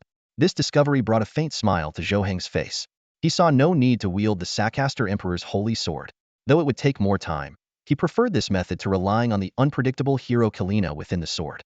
Slowly draining the enemy's revival coins seemed far more efficient. With his decision made, Zhou Heng commenced an unrelenting hunt. A relentless rain of arrows blanketed the revival point, and no matter how many revival coins the Chongqing family elders possessed, they could only last so long. From the moment Zhou Heng realized the Shou Sui domain allowed him to exploit his attributes, the hunt had begun. Damn it! What the hell is going on? A lackey of the Chongqing family's Wang clan trembled as he witnessed the carnage at the revival point. He, too, couldn't fathom how someone could use such power in the Shou Sui domain. It defied all logic. This is bad. Something terrible has happened, the lackey screamed in panic as he bolted toward the depths of Gale Free City, heading straight for the area shrouded by the fierce and unyielding barrier of endless winds. Though called a barrier, it was, in truth, an unrelenting tempest. Accompanied by the howling wind, an elderly man, frail and stooped, stood firm with the aid of a cane. His name was Wang Mo, and his piercing gaze was fixed on Serna across from him, his expression as dark as storm clouds. All my life, I've hunted the goose, and now I've been pecked by one. Wang Mo seethed through gritted teeth. I never thought someone of my caliber would be outmaneuvered by a mere child like you. The loss of power from the Radiant Wolf, that was your doing, wasn't it? Cerna's lips curled into a smug smile. Wang Imo, your time has passed. The future belongs to us. Now, will you release the Radiant Wolf willingly, or shall the Radiant Sword take matters into our own hands? Wang Mo's face grew darker still, and he erupted in fury. Never. Cerna's smile deepened. As a victim who had once suffered under the tyranny of the Longevity clan, she had long awaited this day to seek justice and repay the pain she had endured tenfold. She wasn't alone. Others, including the elderly woman and the burly man with the long blade, had also borne the humiliation inflicted by the Longevity clan. You have no chance, Cerna declared, her eyes shifting toward the heart of the Tempest, the very place where the Radiant Wolf was imprisoned. I'll wait for you to transform into a lifespan beast, and then I'll sever your head to mourn the youth I lost. If the Radiant Wolf were released, its radiant aura would no longer suppress the curse of longevity. All, including Wang Imo, would be reduced to emotionless lifespan beasts. Wang Mo's knuckles whitened as he gripped his cane, veins bulging, his face twisted with defiance and rage. At that moment, an aged but imposing figure emerged from the storm. Wang Go, your acting is as terrible as ever. Tricking a girl barely over a century old is one thing, but trying to fool me? Not a chance. It was none other than Li Rang, a legendary player from the Xia Kingdom and a member of the Lone Wolf organization. The ferocity on Wang Mo's face vanished instantly, replaced by a chilling smile. At least I managed to lure you out, didn't I? The fools of the Radiant Sword served their purpose well enough. Cerna's face turned pale as an ominous feeling surged within her. Instinctively, she glanced toward the Radiant Wolf's prison. From the depths of the storm emerged a towering young man, broad-shouldered and exuding an aura of menace. He carried twin blades at his waist, his hair tied in a bun, his stride confident and commanding. Lady Cerna, the hulking figure sneered, tossing 5 severed heads to the ground before her. Are these who you were looking for? The elderly woman, the long blade. How could this be? Everything was going according to plan. Cerna stammered, her trembling hand reaching for the elderly woman's head, only to grasp at light dissipating into the infinite void. Li Rang watched coldly from the sidelines.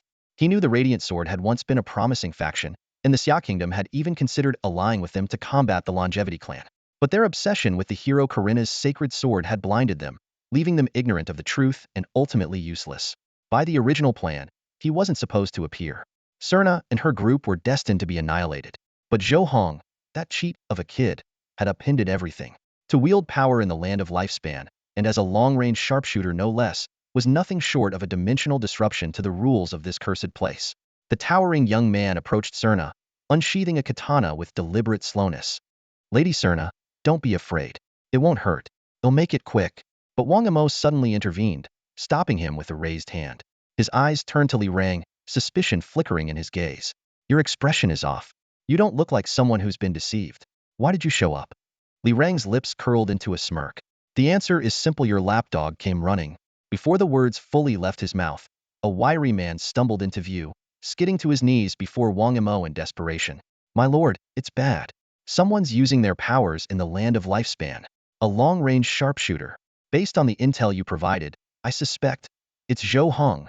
The fierce wind howled through the depths of the Shosue grounds, its deafening roar cutting through the desolate landscape. Li Rang stood there with an air of ease, a sniper rifle slung across his back, hands buried in his pockets, the faint trace of a devilish smirk playing on his lips.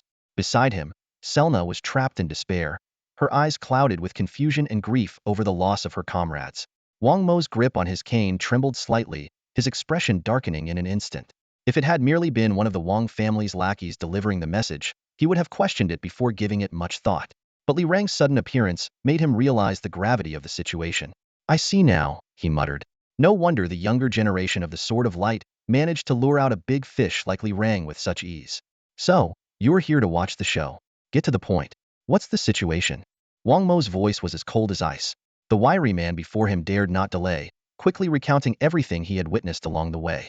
As the report concluded, the already grim expressions of Wang Imo and the burly man beside him, Daojiro, who wielded a katana, grew even darker. If the wiry man's account was accurate, and Zhou Heng could indeed wield his attribute-based powers within the Shosue grounds, then his ultra-long-range shooting capability, with a radius of 50 kilometers, was at least on par with a 5-star profession. Such strength and methods left them with only one outcome if they couldn't counter it quickly: annihilation. Even with a stockpile of revival coins, they couldn't withstand such a relentless and cheat-like assault. So, this is why you've shown yourself? Li Rang, aren't you afraid I'll risk everything to make sure you don't leave here alive? Wang Mo's tone was like the whisper of a demon. Li Rang chuckled lightly. That kind of threat might scare a little girl like Selna. But me? Are you still dreaming? Knowing you as well as I do, there's no way you'd throw everything away to fight me here. Or do you think these eagle eyes of mine are just for show, incapable of spotting your little schemes? Wang Mo sneered but chose not to engage in a war of words with Li Rang. Instead, he pulled out a communication device from the vast Star Nation and sent out a concise message to all the elders of the long-lived families within the Shosue grounds. Change of plans. Activate the Shosue Judgment Vault. Target. Zhou Heng.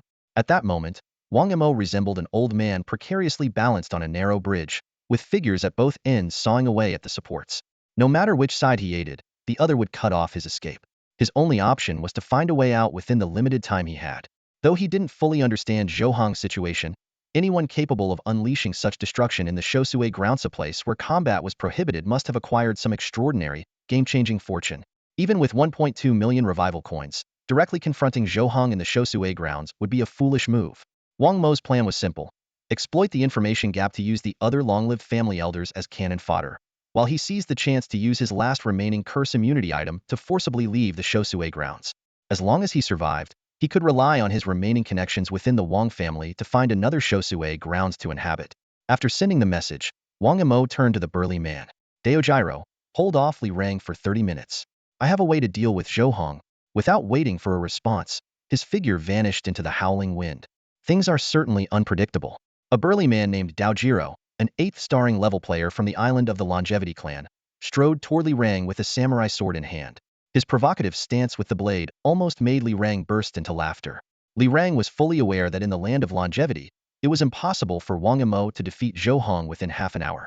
Even 100 hours wouldn't be enough. Clearly, Daojiro was nothing more than a pawn Wang Mo had sacrificed to buy time. But Wang Mo had overlooked one crucial detail: Cyclone Free City only allowed entry, not exit.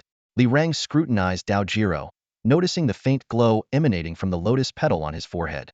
This confirmed that the man was indeed an 8th starring level longevity player. A level 90 novice with merely 8th starring strength wasn't even worth a glance from Li Rang outside the land of longevity. However, since this little player dared to face him heat-en, he must have equipped some sort of additional life container. Amused, Li Rang decided to humor him for a while, as leaving the city was not an option for now. Meanwhile, Wang Mo had infiltrated the depths of Cyclone Free City into an opulent crystal-constructed castle. I remember it's here, aha, found it? He exclaimed, retrieving an altar-like device, 9 grotesque demon head sculptures, and a human skin mask from the treasure vault. To stay discreet, he only took 30 million silver coins before swiftly making his way out of the castle. At that moment, 2 fate notifications appeared. The first warned that the elders of the Longevity clan were attempting to flee from the wailing grounds of Cyclone, but were unaware that the entire area had been sealed off. The second pointed to an elderly white-haired man 50 kilometers west of the city, hinting that eliminating him could yield significant rewards. Zhou Heng immediately abandoned his assault on the altar and raced toward the western direction. Utilizing his ultra-long-range vision across the 50 kilometers, he weaved through towering buildings, relentlessly searching for the peculiar elder. Soon, he locked onto a white-haired figure attempting to leave Cyclone Free City. Without hesitation, Zhou Heng nocked an arrow and released it, striking the target just as he was about to escape. Strangely enough, the old man didn't respawn at a revival point. Instead, he revived on the spot and continued rushing toward the city's exit. However, the moment he crossed the city gates, an invisible force repelled him back inside. What's going on? Wang Mo stared at his hands in disbelief. As an elderly man with white hair, who had just attempted to flee with resources in hand, he should have already escaped the land of longevity. Yet, inexplicably, he found himself resurrected in the same spot.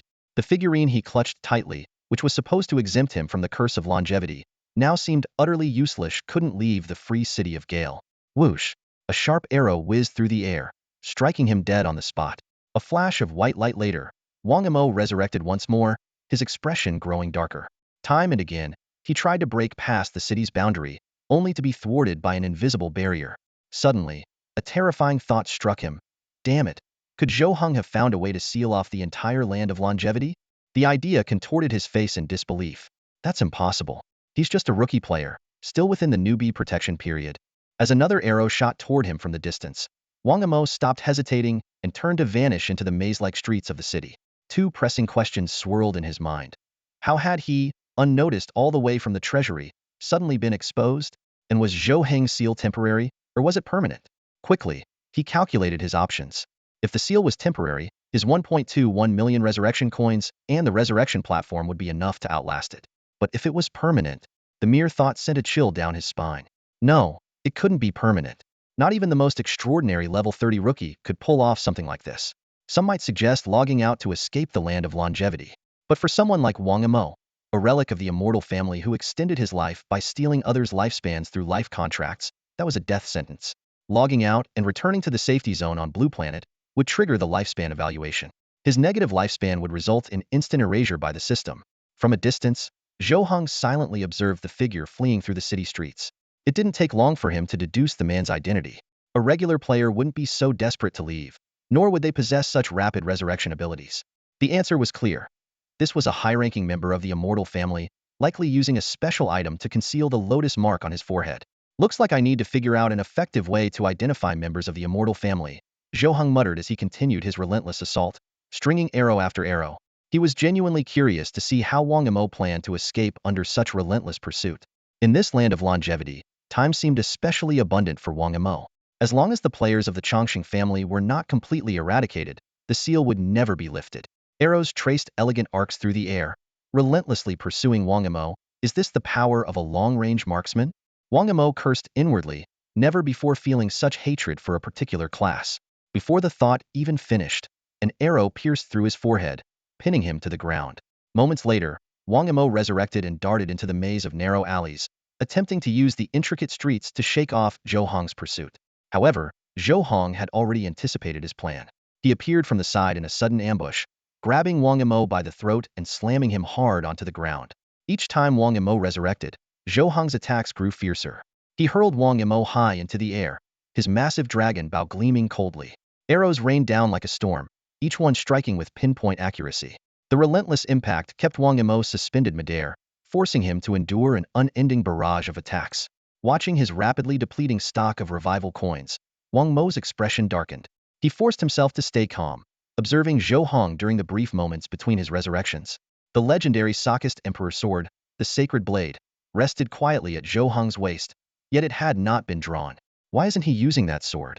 Wang Mo's mind churned with suspicion. Soon, a chilling hypothesis took shape.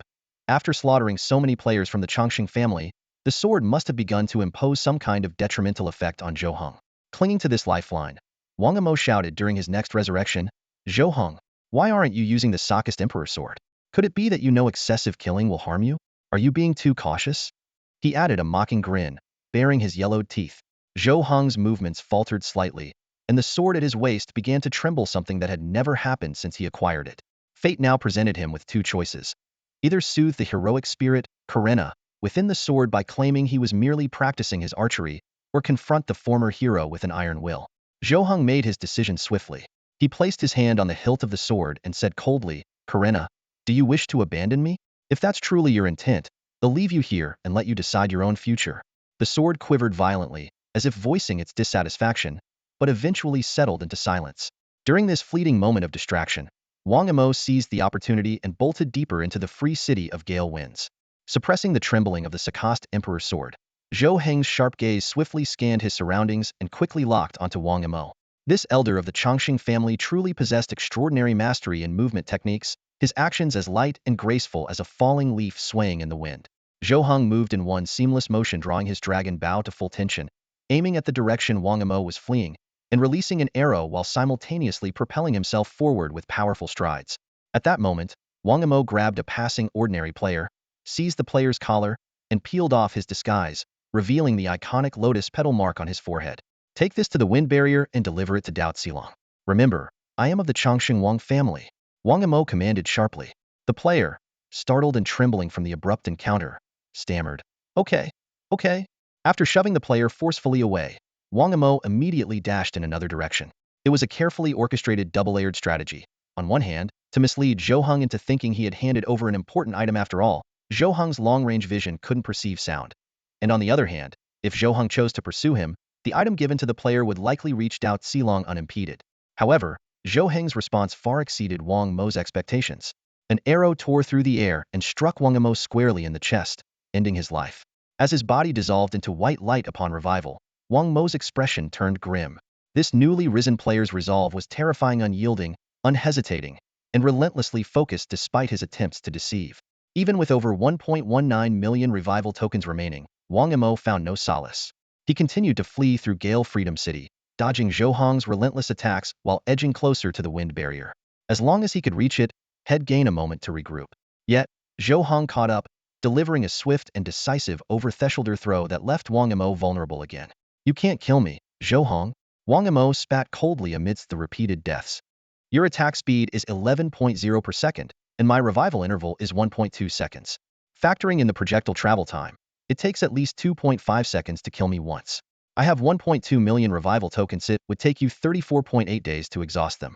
Can the seal on this longevity land hold out for that long?"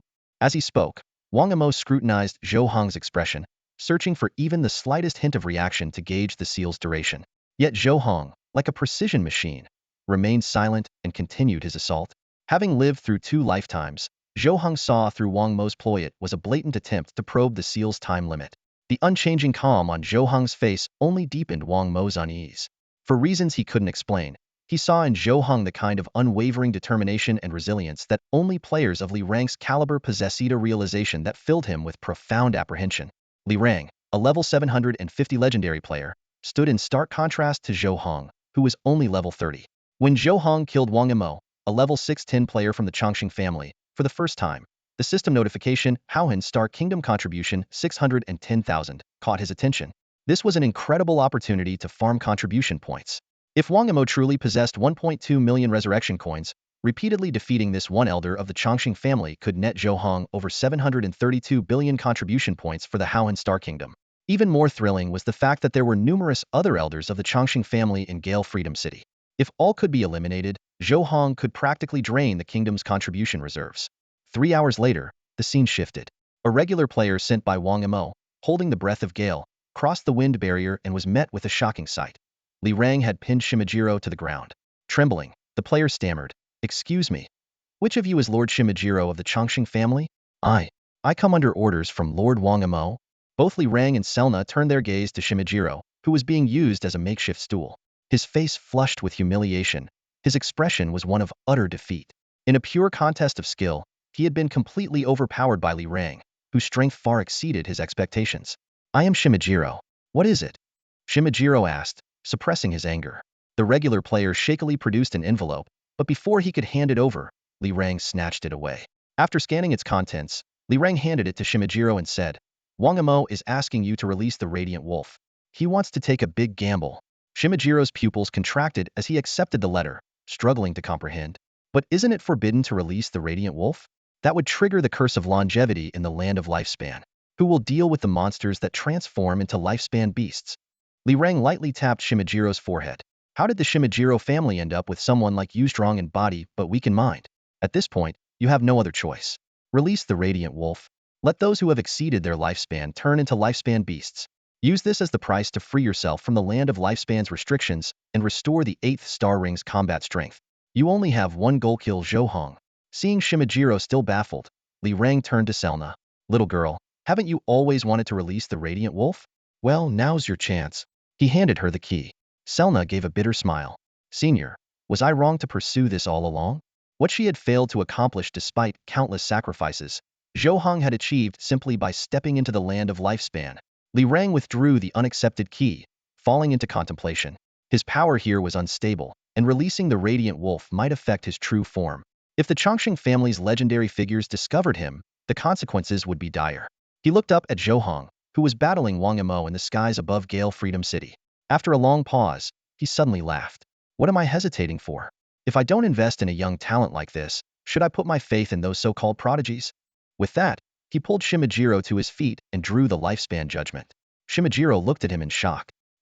What are you doing? Are you planning to die together?" Li Rang grinned and was about to crush the lifespan judgment when an arrow suddenly whizzed through the air, knocking the judgment from his hand. Startled, Li Rang looked in the direction of Zhou Heng. Moments earlier, Zhou Heng was in the middle of exploiting Wang Mo when 2 destiny prompts suddenly appeared on his retina. The first revealed that the lone wolf sniper Li Rang was planning to invest in him, intending to use the lifespan verdict to sacrifice his own lifespan and eliminate a player named Dao Jilong, a member of an 8th star ring level immortal family. The second prompt disclosed something even more intriguing. Dao Jilang's backpack contained a significant opportunity. Although Zhou Heng's current strength made it nearly impossible to defeat him hidden, there was a chance to execute a swift kill if he could use the Darkness Aid Me skill at the moment of contact. Even though Zhou Heng had never met Dao Jilong and knew little about the 8th star ring level players, the allure of such a major opportunity was too tempting to ignore.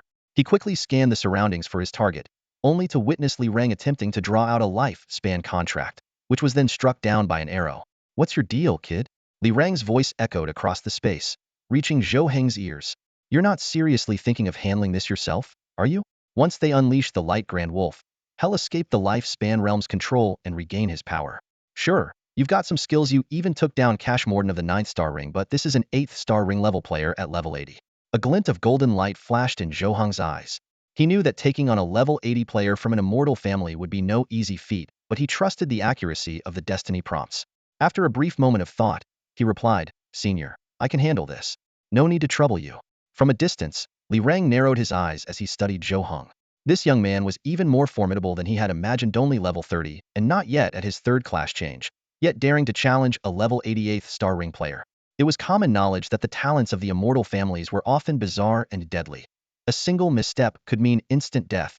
Li Reng didn't interfere with Zhou Heng's decision. He firmly believed that everyone should walk their own path, with success or failure dictated by fate. After a long silence, he released Dao Jilong and, under the latter's confused gaze, handed him a key. Dao Jilong looked at Li Reng, baffled by his sudden change in demeanor.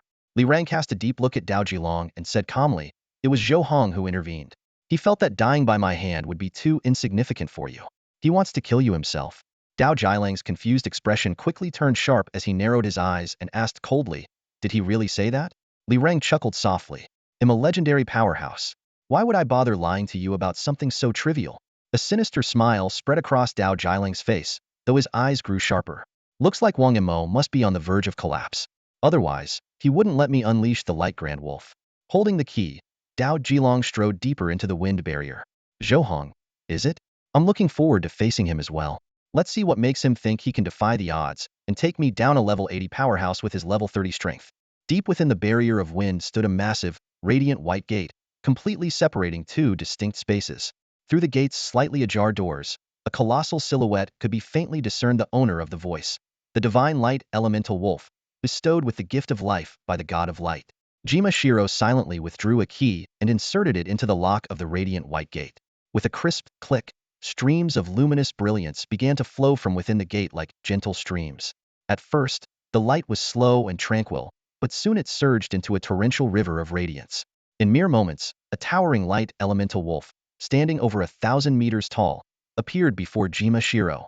The giant wolf lowered its head, gazing intently at the diminutive figure of Jima Shiro, before letting out a long, resonant howl toward the heavens. The mournful cry shook the earth and sky as the wolf stepped into the air, racing toward the outskirts of Gale-Free City. With a thunderous explosion, a massive rift tore through the city's sky, allowing an ominous green mist to flood in from the outside. "Lifespan is not a thing for the greedy," a low, hoarse, mocking voice echoed from the shattered void, followed closely by a rolling tide of verdant energy that blotted out the sky. A henchman who had been exploiting life contracts to steal the lifespans of ordinary players suddenly clutched his throat, releasing a blood-curdling scream. "Aya!" His skin turned a grotesque shade of green at a rate visible to the naked eye, and in the blink of an eye, he transformed into a humanoid creature with glowing green eyes. "Lifespan! I need lifespan! Give me your lifespan!" He was no longer human but a demonic puppet of greed, hungrily seeking to drain the life essence of everything around him. The sight sent waves of terror through the ordinary players nearby. Some fled in panic, while others desperately tried to log out. In an instant, the once bustling Gale-Free City became eerily desolate. Even Wang Yimou, who had been pinned in the air as a target by Zhou Heng, was not spared. Thick green mist poured into his body, transforming him into a monstrous green abomination. The system immediately updated his status. Wang Yimou, Beast of Lifespan. Level, 610. HP, 20 billion 20 billion. Mana, 00. Attribute reductions, none. Special abilities. Fog of Lifespan. Releases an area effect attack, dealing 1 of its max HP in dark element damage. Fountain of Lifespan. Regenerates 10 of its max HP every second. Respawns remaining, 1,190,000. Zhou Heng's pupils constricted as he instinctively stepped back, his eyes scanning the surroundings with heightened vigilance. This level of monster far exceeded his capabilities. The creature's staggering regeneration rate alone was enough to inspire dread. Yet, Zhou Heng did not panic. There was no danger alert from the fate system, which meant that a turning point must exist. Recalling the earlier wolf's howl, Zhou Heng raised his gaze toward the massive rift in the sky. Through the swirling green mist, the enormous head of the light elemental wolf emerged, locking eyes with him.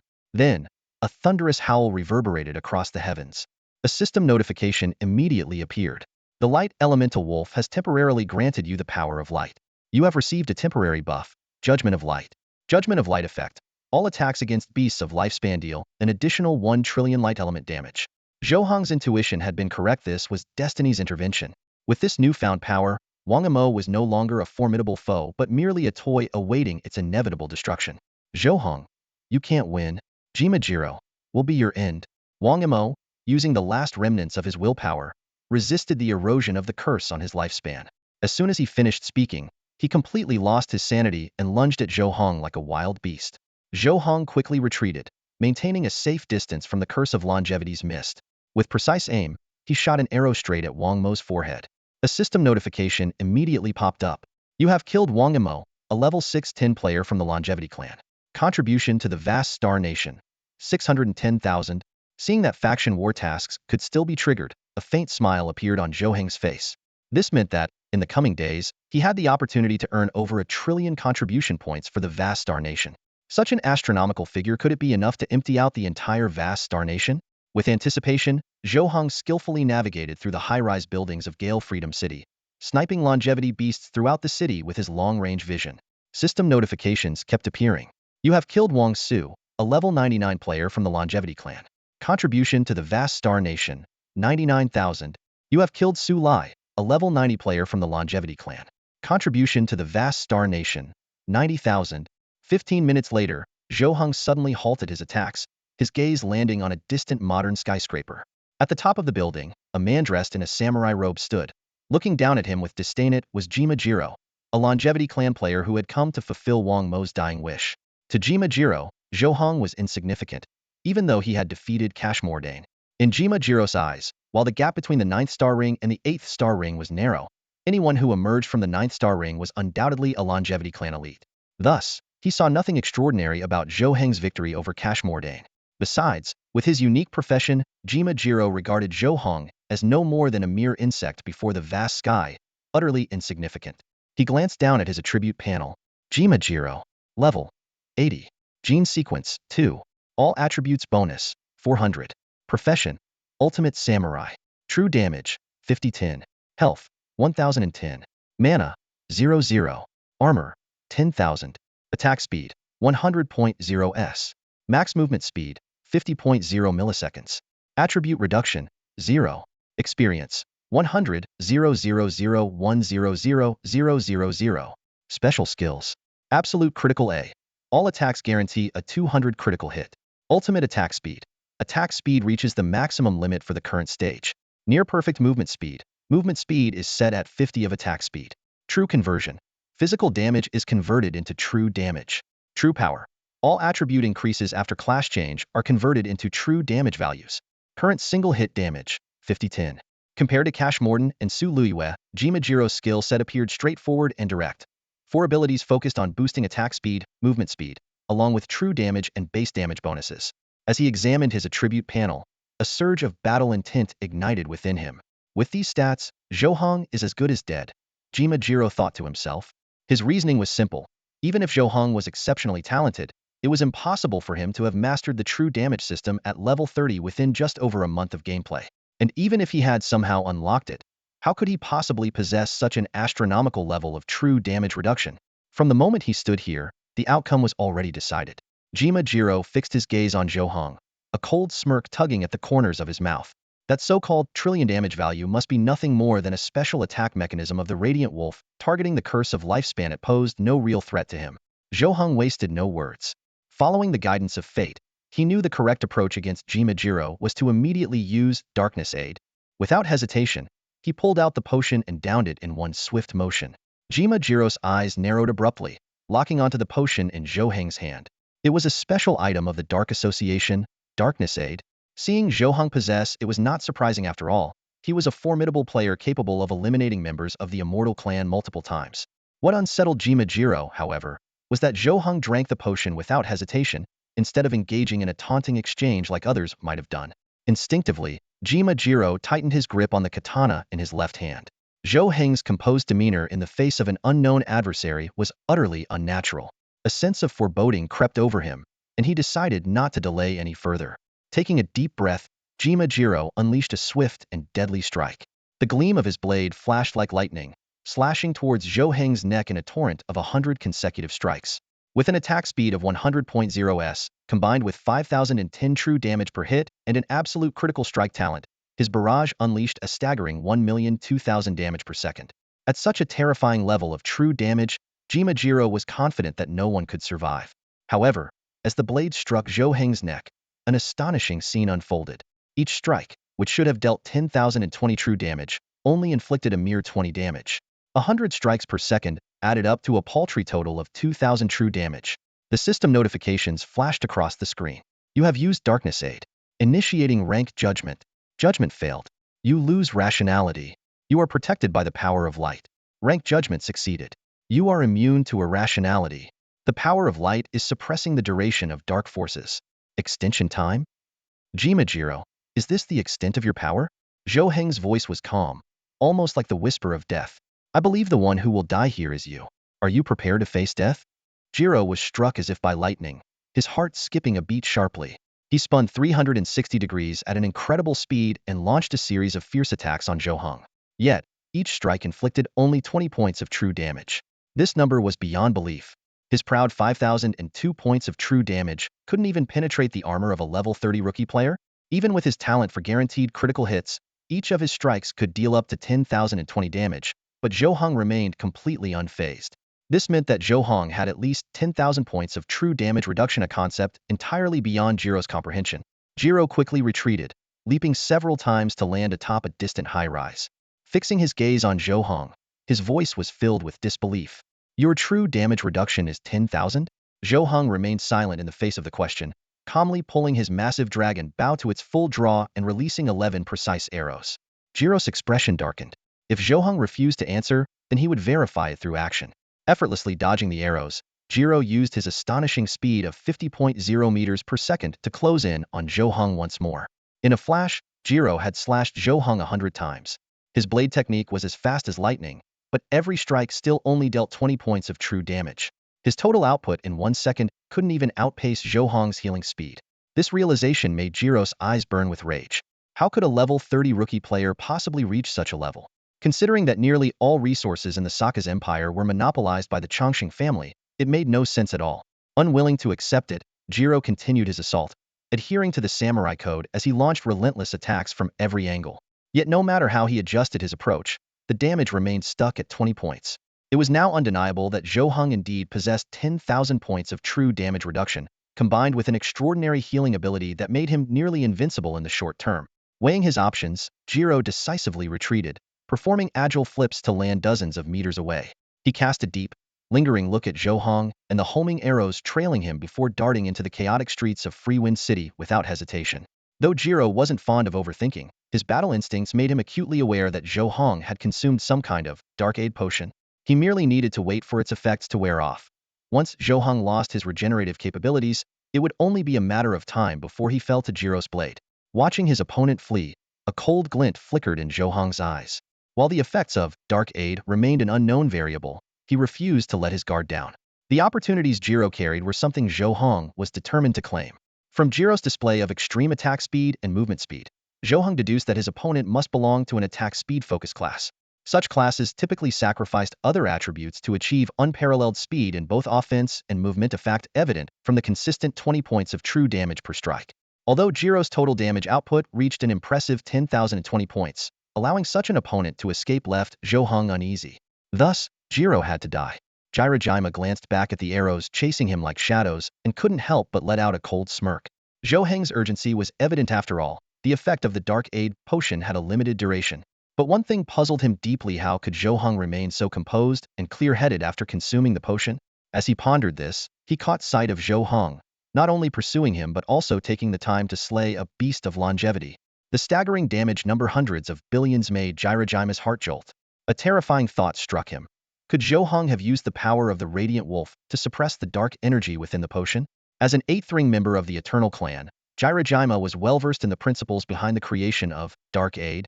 At its core lay a wisp of dark energy that, once ingested, would surge through the user's body, gradually dissipating while granting temporary attribute boosts. If Zhou Heng had indeed used the Radiant Wolf's power to quell that dark energy, the effects might last until every beast of longevity had been annihilated. A truly dire scenario. Jirajima began darting nimbly through the streets of Gale-Free City, attempting to buy time. Before long, a torrent of arrows converged behind him, forming what looked like a dragon of arrows from a distance. He moved like an eel, slipping through narrow spaces while buildings blocked many of the projectiles. Zhou Heng remained calm as he observed. This wasn't the first time he'd faced such a situation and encountered it when battling Wang Amo. Back then, he'd contemplated how to use arrows effectively in complex terrain to corner an enemy far faster than himself. Now, he had his answer, firing from multiple angles to create a three-dimensional encirclement. With enough time, he could force his opponent into a dead end.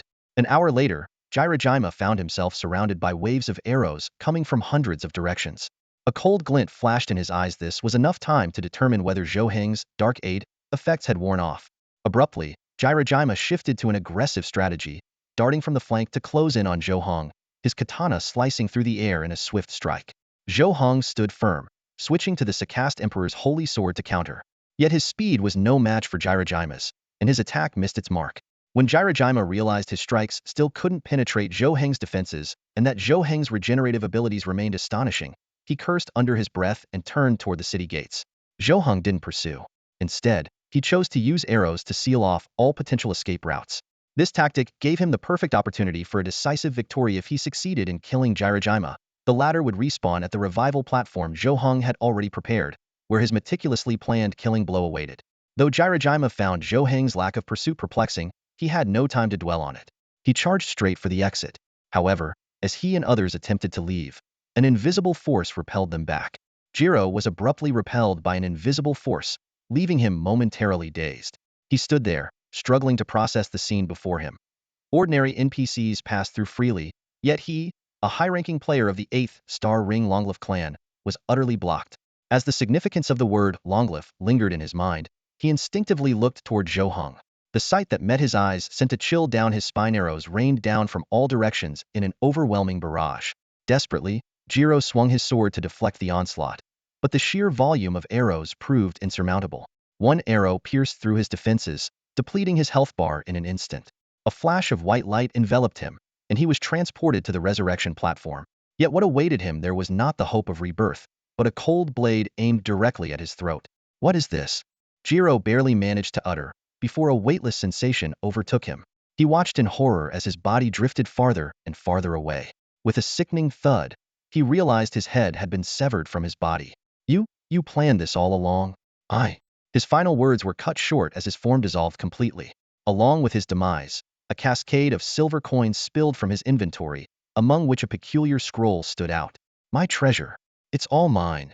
The surrounding show beasts, like sharks scenting blood, surged toward the scattered loot. Zhou Heng wasted no time. He snatched up the unique scroll while fending off the encroaching beasts with precise arrows, retreating swiftly from the chaos. Once safely atop the rooftop, Zhou Heng gazed down at the frenzied beasts fighting over the silver coins. He felt no remorse for the lost resources. The silence from the fate system confirmed what he had hoped it was a true treasure he had acquired. Unrolling the scroll, Zhou Heng read the legend of the star-devouring dragons of the cosmic seas. These dragons, known for consuming stars, were said to bestow unimaginable power upon beings who exhibited profound strength. The scroll's instructions were clear. Aim it at one's class to trigger an evolution of epic proportions. However, this transformation required completing 3 Ultimate class advancement achievements. So this is the rare opportunity the fate system hinted at, Zhou Heng mused, a sly smile curling his lips. To most, achieving 3 Ultimate advancements would be an unattainable feat, but for Zhou Heng, who was on the cusp of completing his 3rd advancement, it was merely a matter of clearing show beasts from the Stormwind Free City.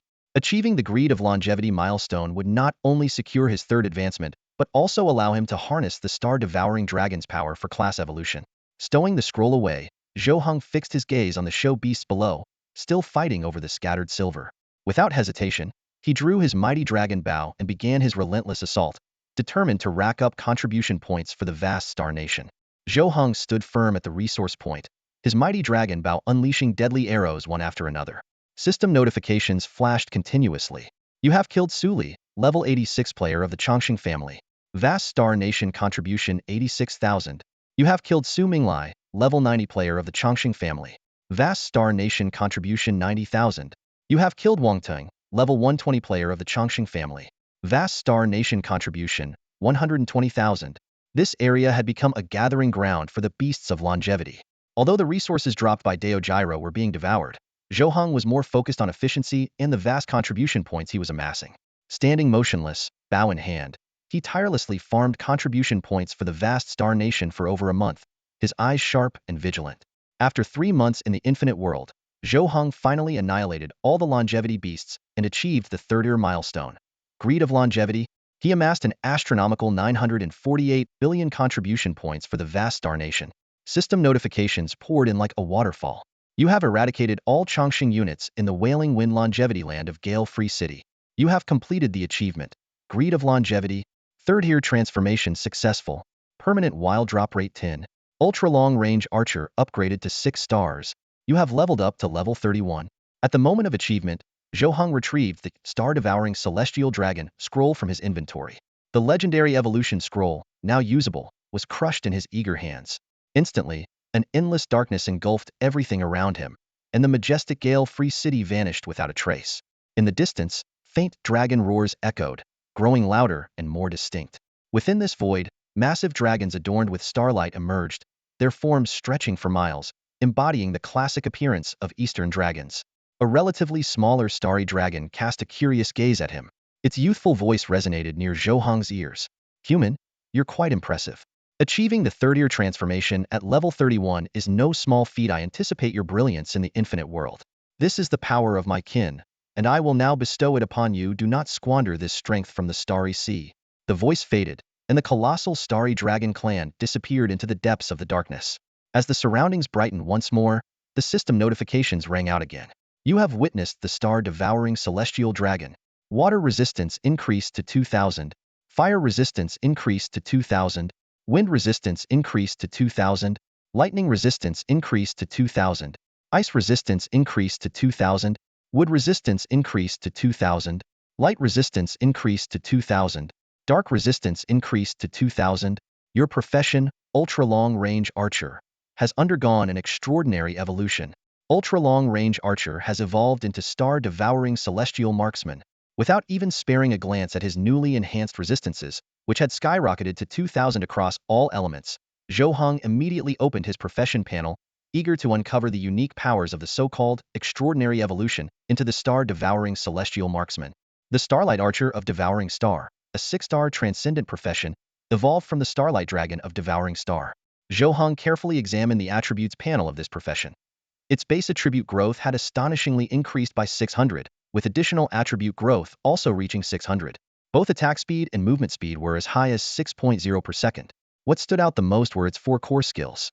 Distant Starry Vision grants the user a godlike perspective, allowing them to observe everything within an 80-kilometer radius. While it cannot penetrate buildings, it far surpasses ordinary long-range vision capabilities. Distant Starry Archery extends attack range to an incredible 1,000 kilometers. Distant Starry Pursuit. Once an enemy is locked on, arrows will permanently track the target. If the target escapes the range, the tracking duration can be extended by up to 10 hours multiplied by the skill level. Dimensional Strike from the Stars consumes 10 of mana to release a 10-kilometer radius area attack centered on the user, dealing 2.0 times their magical power as physical damage to all enemies. Additionally, there were 2 powerful passive skills. Flow of the Starlight eliminates the need for arrows and adds an extra 30 corresponding attribute damage to each attack. Will of the Starlight Dragon. When activated, attack speed and movement speed increase by 50, and all attributes can be converted to attack or magic power at a 2-to-1 ratio. However, the user will enter a weakened state for 30 seconds afterward. Zhou Heng couldn't hide his shock. This profession surpassed long-range archers in every way, especially with the bonus of 1.0 attack speed and movement speed gained with every star level increase. Through evolution, he had gained a 500 additional attribute boost, though currently, from level 1 to level 31, there were only 160 base attribute points.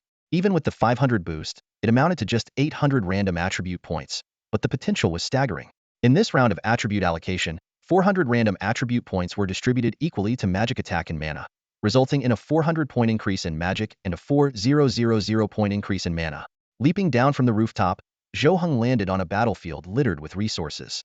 The corpses of 1,000,000 elders from the Longevity clan had transformed into piles of loot, yet only silver coins were present, no copper or gold coins. The unusual distribution raised suspicions. It took him 3 full days to clear the resources in the area. 2.7 billion silver coins, 1.2 million dazzling backpacks, a large number of extravagant items, such as lingerie for both men and women, hinting at the hedonistic lifestyles of the deceased. A special drop from Wang Imo, a poorly crafted instant revival platform, seemingly created through some cruel means. Zhou Heng examined the 2 newly acquired items in his possession. One was a 120W, 500W immunity totem capable of instant resurrection, while the other was a mysterious item from an unknown region that could nullify almost all curses below level 99 for 3 days. Although the methods of obtaining these items were somewhat questionable, they were undeniably valuable treasures for him. After organizing his inventory, he opened his attribute panel and carefully reviewed his current stats. True name, Zhou Heng. Lifespan, 18,820. Level, 31. Health, 170, 790, 170, 790. Mana, 174, 610, 174, 610. Armor, 0. Attack speed, 13.0 s. Movement speed, 17.2 milliseconds. Damage reductions. Water, fire, wind, thunder, ice, wood, light, dark, 2,000 each. True damage, holy damage, 10,000 each. Chaos damage, 100. Experience, 0-100. Fate hint unique. When faced with a choice of fate, destiny will provide you with tangible guidance. Looking at these stats, Zhou Heng couldn't help but marvel. At merely level 31 after his 3rd class advancement, he had already achieved an attack speed and movement speed that many players struggled to reach even before level 100. Just then, a massive wolf, its body spanning 1,000 meters, descended from the sky. Lowering its enormous head, it leaned in close to Zhou Heng. "Zhou Heng, we meet again," the wolf said. Zhou Heng gazed at the radiant wolf and nodded with a smile. "Thank you for your light judgment. It allowed me to deal with those beasts of longevity." The wolf narrowed its eyes and smiled back. "If anyone should be thanking someone, it's me.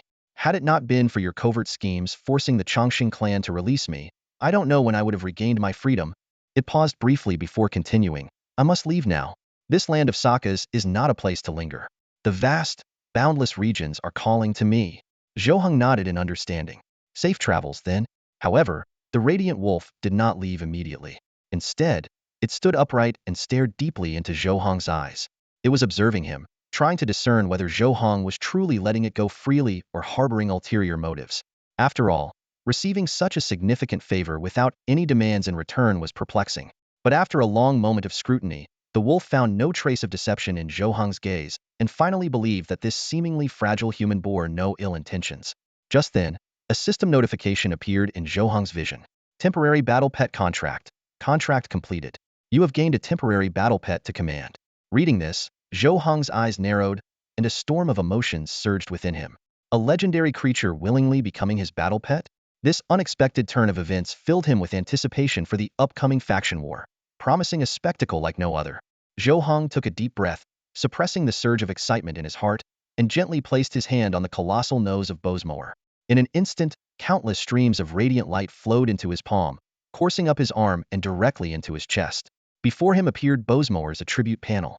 Divine Light, Elemental Life Form level, not yet restored. Half-step Epic Mana, 1000 max.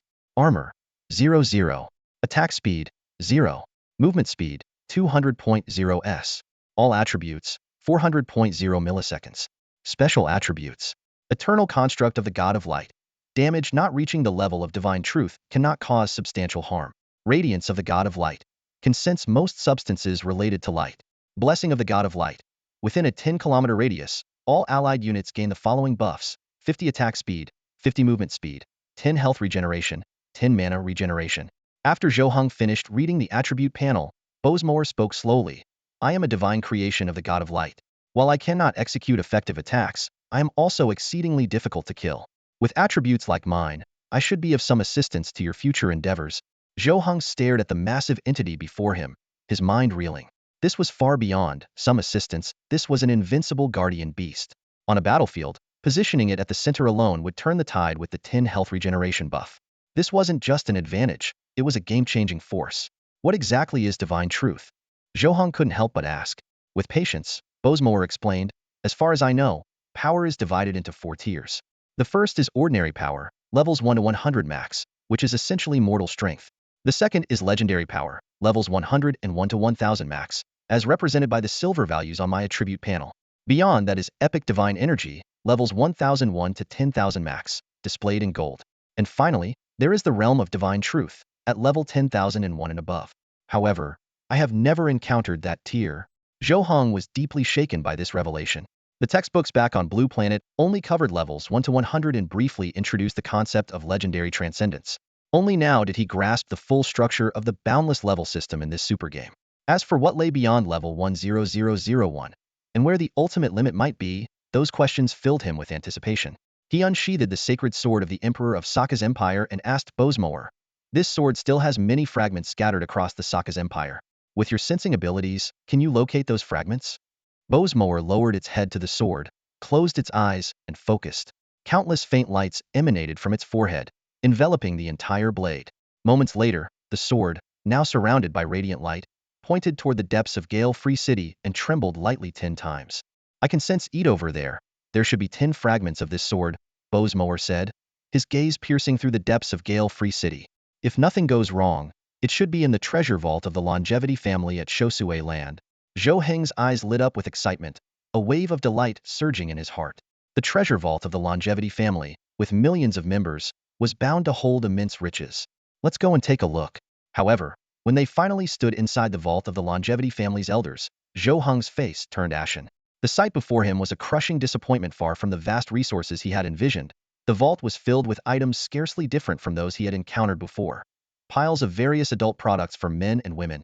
It was evident that these decadent elders of the Longevity family had indulged to the extreme in their hedonistic pursuits. The only thing of notable value was the silver coins, though not an overwhelming amount. There were still 300 million. Combined with the spoils gathered from other Longevity elders, Zhou Heng's total assets now exceeded 3 billion silver coins. "The fragments are here."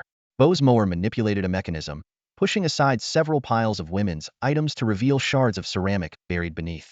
Zhou Heng swiftly gathered the fragments and integrated them into the sacred sword of the Sockist Emperor in his hands. A system notification immediately appeared. Sacred Sword of the Sockist Emperor fragment fusion successful. Sacred Sword of the Sockist Emperor upgraded to level 13. Attributes. Quality. Ancient. Slaughter. 300. 013000. Attack 1 per kill of a same level being. Protection. 3000. 013. 0000 HP 10 per kill of a same level being. Attack speed, 2.0 s. Movement speed, 4.0 milliseconds. Durability. Upgrade progress, 131,0000. Compared to its level 3 state, the sword had undergone remarkable improvements in both its slaughter and protection attributes, with attack speed and movement speed increasing by 1.0 and 2.0, respectively. Even more striking was its transformation in appearance. The once ordinary long sword now shimmered with an enigmatic glow, its blade streaked with flashes of dark light. "Finally, over level 10, my return is within reach," Zhou Heng murmured, though he knew this was far from enough. "I still need more fragments of the sacred sword of the Sockist Emperor. I still need more longevity blood." Deep within the sword's core, where Zhou Heng could not see, the fragmented shadow of the heroic King Kailuna opened her eyes, her face contorted with rage. Her fury intensified as she uttered Zhou Heng's name. She had meticulously devised a plan. Once this exceptional new player reached a certain level of power, she would feign awakening her strength and guide him to the fragments, turning him into her puppet. Yet things had not gone as planned. Zhou Heng's growth had far exceeded her expectations, and he had never truly trusted her. Instead of controlling him, she had become a tool for his slaughter of the Longevity clan. How can I escape this predicament? Kailuna pondered desperately within the sword, searching for a way out. Suddenly, a thought struck her, and a sinister grin, even more terrifying than before, spread across her face.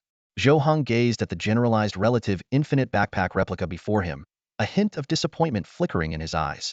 Despite integrating 7 brilliant grade backpacks to expand its capabilities, the equipment had reached its limit and could no longer evolve. In the distance, a mountain of brilliant grade backpacks stood silently, precious relics left behind by the elders of the Chongqing family. As he pondered, 2 destiny prompts suddenly appeared before him. The first suggested that, as a newly emerged player from Xia, he could share these abundant backpacks with his compatriots. While this would mean forfeiting immense wealth, it would undoubtedly earn him widespread gratitude and respect. The second hint revealed a critical piece of information. If he could obtain the legendary Generalized Relative Concept Crystal, he could reconstruct the backpack replica, granting it true generalized relativity and infinite capacity. It subtly implied that burning down the unsettling Gale City of Freedom might pave the way for a new path. A glint of determination flashed in Zhou Heng's eyes as he turned to Bozamoer beside him. I want to burn this city down. Can you help me relocate these brilliant-grade backpacks? Though puzzled by the notion of destroying a massive city spanning 70 kilometers, Bozamoer silently complied. It safely transferred all 1.2 million brilliant-grade backpacks before retrieving a fire source to assist Zhou Heng in igniting the city. The fire raged for 7 days and 7 nights. On the 10th day of the 3rd month since Zhou Heng entered the Infinite World, the city laden with the plundered history of a million Chongqing family elders was reduced to ashes. Then, a low, rumbling sound echoed from the center of the city, as if some colossal structure had collapsed. Bozamoer led Zhou Heng to the source of the noise, where they discovered a massive pit over 5 kilometers in diameter. Its depths were shrouded in impenetrable darkness. As Zhou Heng approached the pit, a series of prompts flashed across his retina. Detected technological artifact. Blood-drinking killing sword. Detected technological artifact. Fusion core. Detected technological artifact. Fusion warhorse. Detected technological artifact. Generalized relative infinite backpack replica. The system then alerted him. Conditions for activating the residual power of a dimensional microworld have been met. Initiating sequence. With a deafening roar, the seemingly endless darkness within the pit split apart, retracting to the sides. This was not ordinary darkness but a special material capable of absorbing light, a fully automated gateway. Standing at the entrance of the now open gate, Bozamoer scrutinized the pristine white passageway revealed within. With a solemn expression, it cautioned Zhou Heng, be careful. This is a unique technological secret realm, accessible only under specific conditions. The fact that you've triggered its activation means you already possess the required qualifications. I'll guard this place for you and wait for your return, said Bozamoer before lying down. Zhou Heng stared at the pristine white passage below the gate. Seeing that the system's fate prompt did not provide any options for decision-making, he leapt in without hesitation. A system notification promptly appeared on his retina, linking and sealing the magic element corridors. All magical powers will be disabled. As Zhou Heng descended through the pure white passage, all of his skills and class abilities were locked, leaving him with only the most basic attributes. In his broadly defined infinite inventory, all magic-related items became unusable. Only the Sakist Emperor's sacred sword and the fusion warhorse remained functional. When he landed steadily, the system immediately issued another notification. Welcome, prospective citizen of the vast Star Nation. Please proceed to the 10th space. Before the voice finished, the sound of mechanical movements echoed all around him. Zhou Heng realized he was in a massive, smooth, white chamber, with robots swarming in from all directions. A scan identified them as standard reconnaissance units from the 3999th Legion of the vast Star Nation, with a mere level 10 rating and exceedingly low stats. Drawing the Sakist Emperor's sacred sword, Zhou Heng easily cut down the entire batch of robots. After exiting through the only available passage, the chamber bizarrely rotated 180 degrees, transforming into the second space. Here, numerous level 30 light energy archers emerged. They extended their mechanical bodies from the walls, their arms morphing into bows that fired arrows formed from concentrated light. Zhou Heng deftly dodged the attacks while systematically dismantling these feeble foes. Clearing the enemies with ease in the third space, he advanced to the fourth space, where level 20 mechanical scouts began to appear. Although slightly stronger, they were still no match for Zhou Heng. He pressed forward, breaking through the fifth and sixth spaces in succession. Upon reaching the seventh space, Zhou Heng was confronted by a towering humanoid mech over 10 meters tall.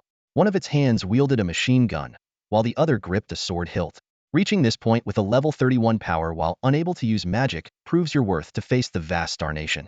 However, you'll need to defeat me first, the mech declared, raising the sword hilt horizontally. A pale blue energy blade materialized in the air. Zhou Heng faced his opponent in the seventh dimension with utmost caution. He quickly cast an identification spell on the mech in front of him, and its attributes instantly appeared.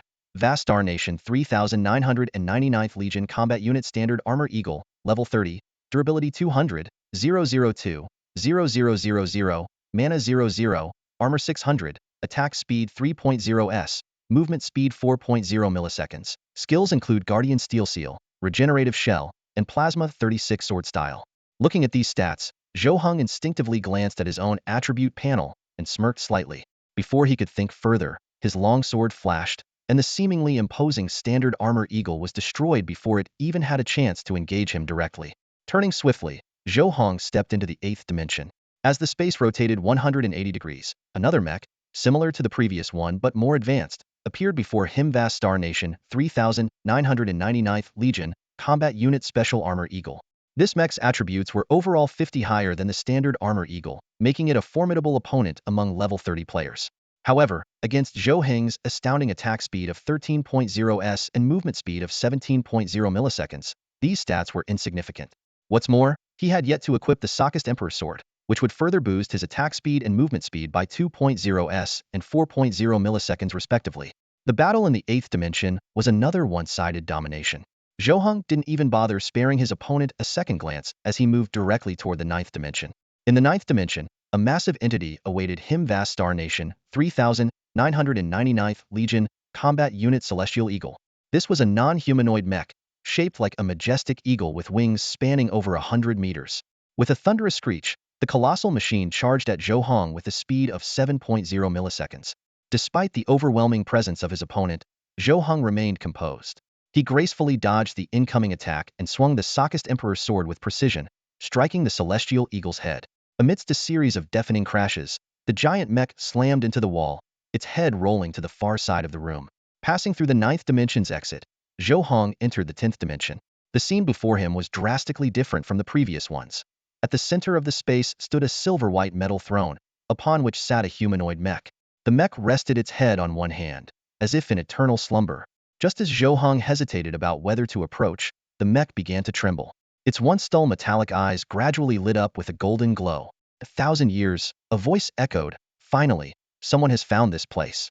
This dimensional microworld is about to fulfill its purpose. The massive humanoid mech slowly straightened its frame, the faint creak of its metallic joints echoing like the sound of ancient rusted gears grinding to life. Its golden eyes glowed faintly as they scrutinized Zhou Heng, a freshly advanced level 31 player wielding the Bloodthirst Slayer sword, equipped with a fusion core and a generalized relative infinite backpack prototype. The vast Star Nation has finally resurfaced. The mech's deep, contemplative voice resonated. It seems the immortals in this region have been eradicated? Zhou Heng paused thoughtfully before responding. If by immortals, you mean those with lotus marks on their foreheads, then not He still rule the Sokka's empire. Sokka's empire? The mech's tone turned mocking. A degraded version of the Sockest empire. I see. The people of Sockest fell hard, didn't they? Its golden gaze flickered as it hesitated briefly before continuing. Tell me, what is the state of the world now? Who holds power? Zhou Heng concisely summarized the current global situation. The mech let out a cold scoff. Crotha? Proclaiming themselves eternal? With that level of strength? Laughable. It paused for a moment, then asked again. And you, what world are your players from? How long have you been logged into the boundless infinity? Sensing the weight behind the mech's words, Zhou Heng replied cautiously, this marks the 10,000th year and 3rd month since our world logged into the boundless infinity game. I see. The mech murmured as it slowly rose to its full height, towering over 100 meters. A pair of metallic angelic wings unfurled behind it, and in its left hand, a faintly glowing object shimmered. Its right hand gripped an enormous sword, spanning 80 meters in length, exuding an aura of unmatched power. I sense a sliver of potential in you, but only just, the mech said gravely. Remember this. You have exactly 1,000 years and 3 months remaining. If you fail to eliminate the Immortal Clan players and complete 100 of the first expansion pack, Ancient Epics, within this deadline, you will be deemed failures. Raising its colossal sword, the mech declared, Come, little human. Show me if you, a well-equipped warrior, are worthy of claiming the fragment I left behind. You have 10 seconds to examine my stats, followed by 120 seconds to defeat me. Fail, and the item will remain beyond your reach. Zhou Heng immediately activated his identification skill. Vast Star Nation commander of the 3999th Legion, the Decayed and Weathered Bronco. Level, 51. Durability, 500, 000500000. Mana, 00. Armor, 1000. Attack speed, 5.0s. Movement speed, 15 milliseconds. Special attributes. Decay Drive. Inflicts 200 additional corresponding damage. Weathered Regeneration, Durability Recovery 1s. Though only level 51, its stats far surpassed even those of a level 70 Vastguard Army Axe Soldier boss. Zhou Heng withdrew his gaze, locking eyes with the Legion commander. With resolute determination, he stated, I don't need 120 seconds. To kill you 5 seconds will suffice. The rusted and weathered mechanical being, Belenko, looked at Zhou Heng and burst into hearty laughter. Its corroded metallic frame quivered slightly, and a long-lost glimmer of excitement flashed in its eyes. As a sentinel that had stood guard over this desolate ruin for countless ages, it had been far too long since it encountered a human-like figure capable of speaking to it. Though Belenko was far from its former glory, with attributes now pitifully diminished, defeating it within 5 seconds was no trivial task. Yet, with the intuition of a once legendary warrior, it could sense that the man before it was not bluffing, truly possessed the strength to back his words. 5 seconds? Then show me how you'll achieve that. Belenko roared as it swung its massive sword in a sweeping arc, launching its attack. Its colossal frame surged forward at an astonishing speed of 15 meters per second, like a mechanical beast poised to strike, bringing its sword down upon Zhou Heng with immense force. Zhou Heng, wielding the sovereign sword of the Sakist Empire, vanished from his position in the blink of an eye, evading the ferocious blow. Though Belenko's massive size made it difficult for Zhou Heng to deal maximum critical damage, even his minimum damage output was enough to rapidly deplete its durability gauge. Belenko laughed again, louder this time. Good. Excellent. Only someone like you is worthy of obtaining that object. It is only fitting that it be entrusted to a rising star like you, to honor its former glory. Human, tell me your name. Even as it spoke, Belenko continued its counterattacks. Yet, its movements seemed sluggish compared to Zhou Heng's agility, like a cumbersome giant being toyed with by a nimble sprite. As the 5-second limit approached, Zhou Heng's final strike drained the last of Belenko's durability. He calmly sheathed his sword and replied, Zhou Heng, with a cacophony of grinding metal, arcs of electricity flickered across Belenko's disintegrating form. Its body began to fall apart, and in its dimming gaze, it raised its left hand high, pointing just above Zhou Heng's chest. In its palm, a faintly glowing orb pulsed, hinting at its extraordinary nature. Zhou Heng, a fine name, Belenko murmured haltingly. Now, by the authority of Belenko, commander of the 3,999th Legion, I grant you citizenship of the vast star nation. This is yours. Before it could finish, the final spark of light faded from the ancient commander's eyes. Zhou Heng stood in silent tribute for a long moment, paying his respects to the valiant warrior of old. Then, he turned his attention to the crumpled piece of paper that the orb had transformed into, activating his appraisal ability. General Relativity Concept Crystal. Quality: Ancient Legendary. Description: a fragment of conceptual essence distilled by the vast star sovereign from countless formations, known as General Relativity. Using this crystal, the vast star sovereign forged the immensely powerful ancient artifact, the General Relativity Infinite Backpack. It is said to allow infinite storage of all non-ancient grade items. Can be used to upgrade remnants or replicas of the General Relativity Infinite Backpack. Zhou Heng took a deep breath. This was the first ancient artifact he had obtained since entering the boundless, endless world, and to think such a priceless treasure appeared as nothing more than a crumpled piece of paper. Zhou Heng carefully took out the prototype of the General Relativity Infinite Backpack and slowly unfolded it. Holding the crystallized essence of the General Relativity concept in his right hand, he cautiously brought it closer to the backpack. The moment the crystal touched the backpack, its previously wrinkled surface instantly smoothed out, transforming into a pristine, flawless sheet of paper that gently fell onto the first page of the backpack. A notification immediately flashed before his eyes. General Relativity Concept Crystal consumed. Backpack successfully upgraded. The newly enhanced attributes of the General Relativity Infinite Backpack appeared. Ancient quality, capable of storing unlimited amounts of resources below the precious tier without occupying inventory slots. The backpack's capacity expanded to 1,000 by 1,000 General Relativity units, with the ability to absorb backpacks of corresponding quality, allowing the suffix to evolve to the same tier evolution progress. 010-000-000.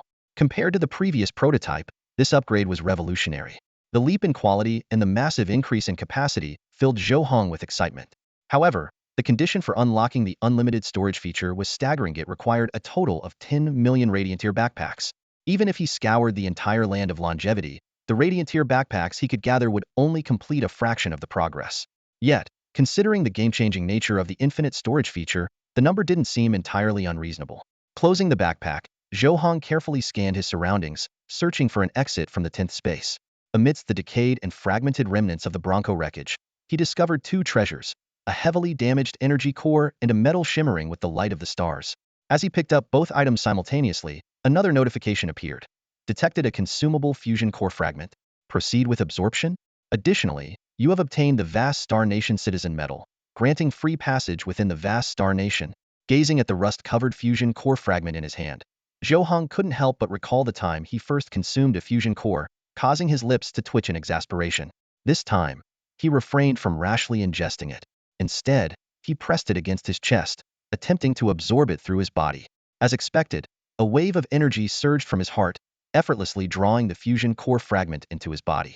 The system promptly displayed a new notification: fusion core fragment absorbed. Fusion core upgrading in progress.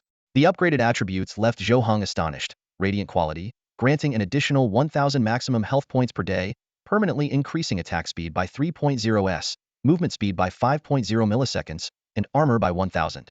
Upgrade progress, 1100. The enhancement was monumental compared to before, especially the daily increase of 1,000 maximum health points, which meant a gain of 30,000 health points in just 1 month. However, this also came with a rise in health depletion. Without the legendary battle pet Boson Moore by his side, such a drain on life would have been unsustainable. Finding a passive skill that could regenerate health continuously had now become his top priority. Zhou Heng carefully examined the Zhou Heng Star Nation Citizen Medal in his hand. This exquisite medal was once the pinnacle of citizenship within Zhou Heng Star Nation, a symbol of immense prestige and authority. Though its brilliance seemed to have faded over time, Zhou Heng understood its value. It was akin to an ancient identity card, a relic that would undoubtedly prove indispensable in the future. With great care, he tucked the medal away and turned his attention to the mechanical wreckage scattered across the ground. After pondering for a moment, he retrieved the core of the Fusion Warhorse from his Infinite Relic backpack and activated it. A series of metallic clinks and transformations followed as the Fusion Warhorse reassembled itself, restoring its original form. It let out 2 soft snorts before immediately beginning to devour the corroded remnants of the Bronco wreckage. With each piece consumed, a faint silver glow pulsed across its frame. Zhou Heng surmised that this process resembled an upgrade mechanism fueled by the fusion core. Once the wreckage had been entirely consumed, the Fusion Warhorse underwent a dramatic transformation. Its level rose to 20, durability reached 2 million, energy reserves increased to 1,000 points, armor value climbed to 400, attack speed improved to 1 strike per second, and movement speed surged to 30 meters per second. Most impressively, it gained self-repair capabilities, allowing it to regenerate even after being destroyed by relying on its fusion core. Additionally, its new skills included Gallop Across the Land, enabling it to travel 1 kilometer at full speed for just 1 energy point, and Stride Over Waters, granting the ability to sprint across water surfaces for 1 kilometer using only 2 energy points. These upgrades were remarkable compared to its initial state. Zhou Heng couldn't help but imagine the commanding presence of this mechanical warhorse as it thundered through the martial world. However, with the legendary pet Boson Mower already serving as his primary mount, the upgraded Fusion Warhorse would have to wait its turn in the background for now. Zhou Heng proceeded along a winding white tubular passageway, unsure of how long he'd been walking before finally arriving back in Gale Freedom City. At that moment, just beyond the Wailing Winds ravine, a white horse shimmering with golden light came to a halt. Its rider, a stunning woman with a regal air, wore luxurious white garments adorned with golden patterns. Her sharp, contemplative gaze swept across the immense canyon that had been carved out by her past battle with the Eternal Crosa. Too late. The Zhou Heng Star Nation's research lab has already been unlocked, she murmured to herself. How did Li Rang discover it? Her eyes darted between the Wailing Winds ravine and the sky, as if searching for some hidden clue. It seems my time is limited. 3 minutes should suffice. She dismounted gracefully, a faint trace of sorrow flickering across her expression. After a brief pause to collect herself, she pressed her slender, fair hand to her lips and gently exhaled toward the canyon. Instantly, the already turbulent winds in the ravine intensified, roaring as a massive tornado formed in the blink of an eye. Now begins my hunt. A faint smile played at the corners of her lips as she mounted her horse once more, galloping toward the heart of Gale Freedom City. Her mission had 2 critical objectives. News from the higher-ups indicated that Li Rang had appeared in the howling plain of the Gale, possibly uncovering the hidden research facility of the vast Xinghua. At the same time, the death of the Su family's direct descendants was also reported. As a junior, it was only appropriate for her to investigate. As for the elders of the longevity families in the land of longevity, they were nothing but a group of useless relics with no future. Death meant little to them.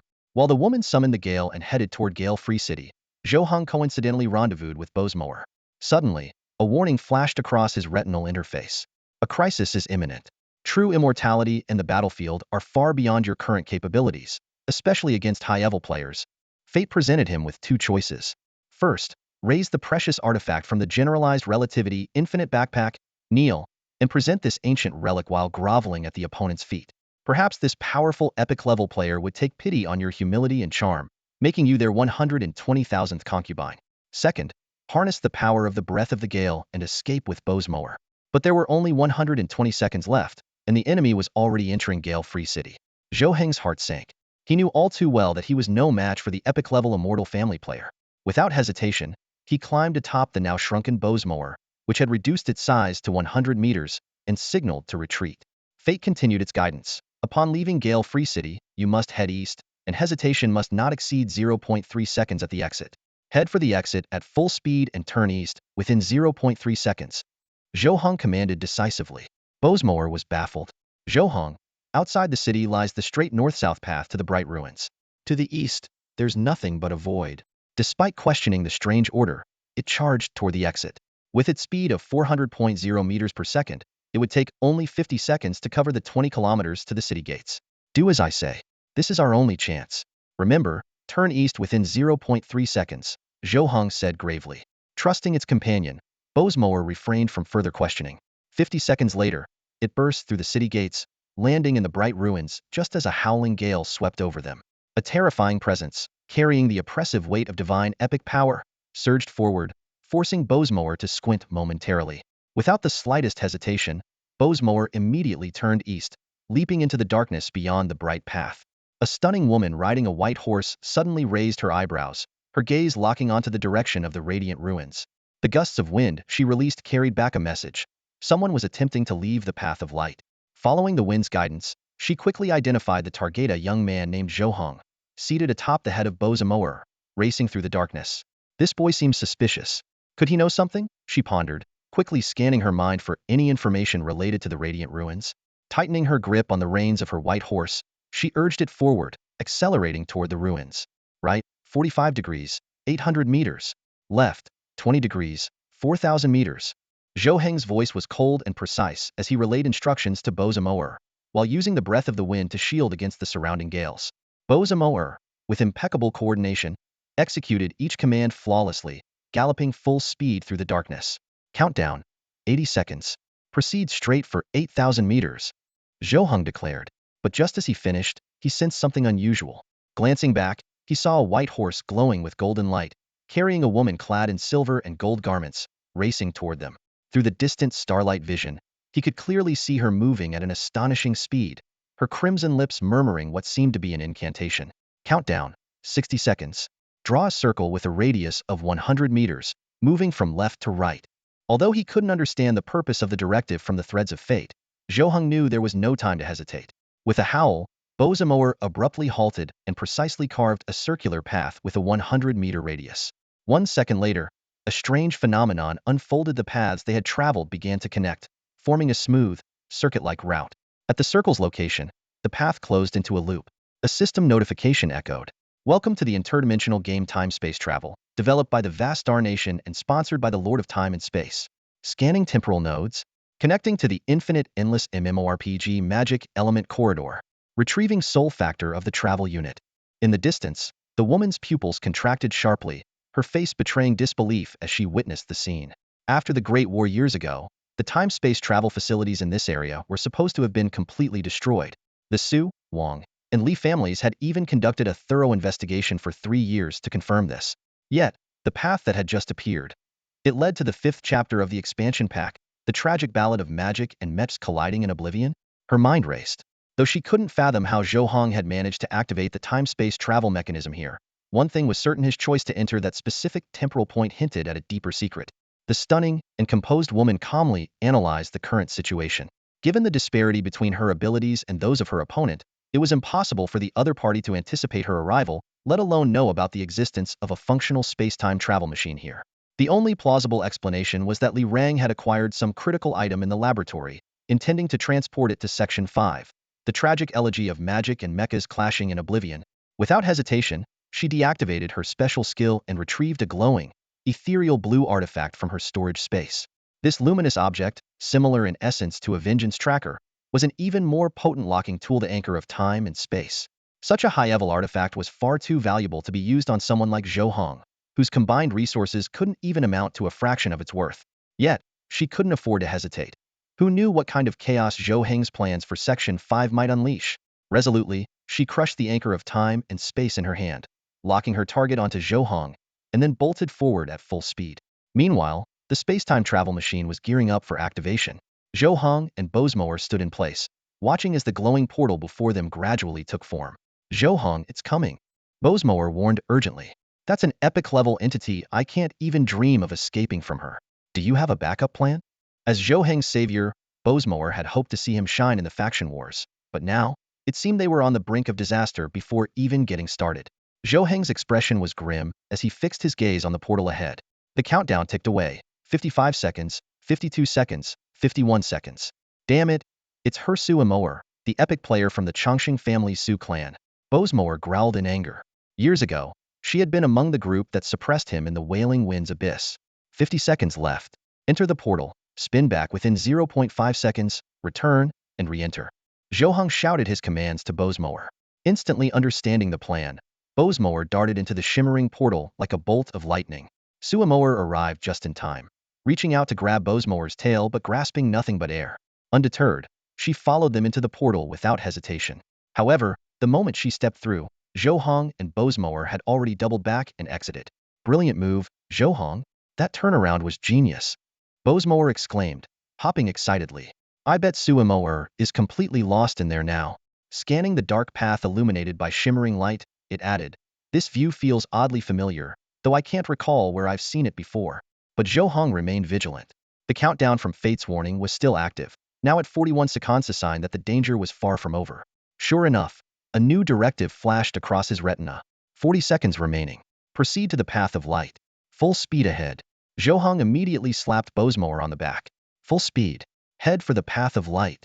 Move now. Sensing the urgency in Zhou Heng's voice, Bosmoer pushed its speed to the maximum, dashing toward the path of light at an incredible 400.0 milliseconds.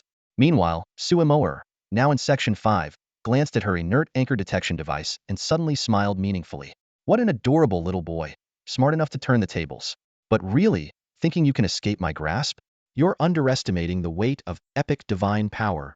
Reaching into her backpack, she pulled out a circular badge marked with an X. Tossing it forward, she activated it with a single press. Disruption successful. Exiting the time corridor. Returning to Section 9. Prepare for Chongqing's demise. Li Rang stood at the end of the radiant path, his gaze piercing through the darkness that stretched beyond, fixed on the smooth, gleaming trail before him. His pupils contracted sharply. This time travel device should have been completely destroyed during the battle, yet the sight before him left him stunned.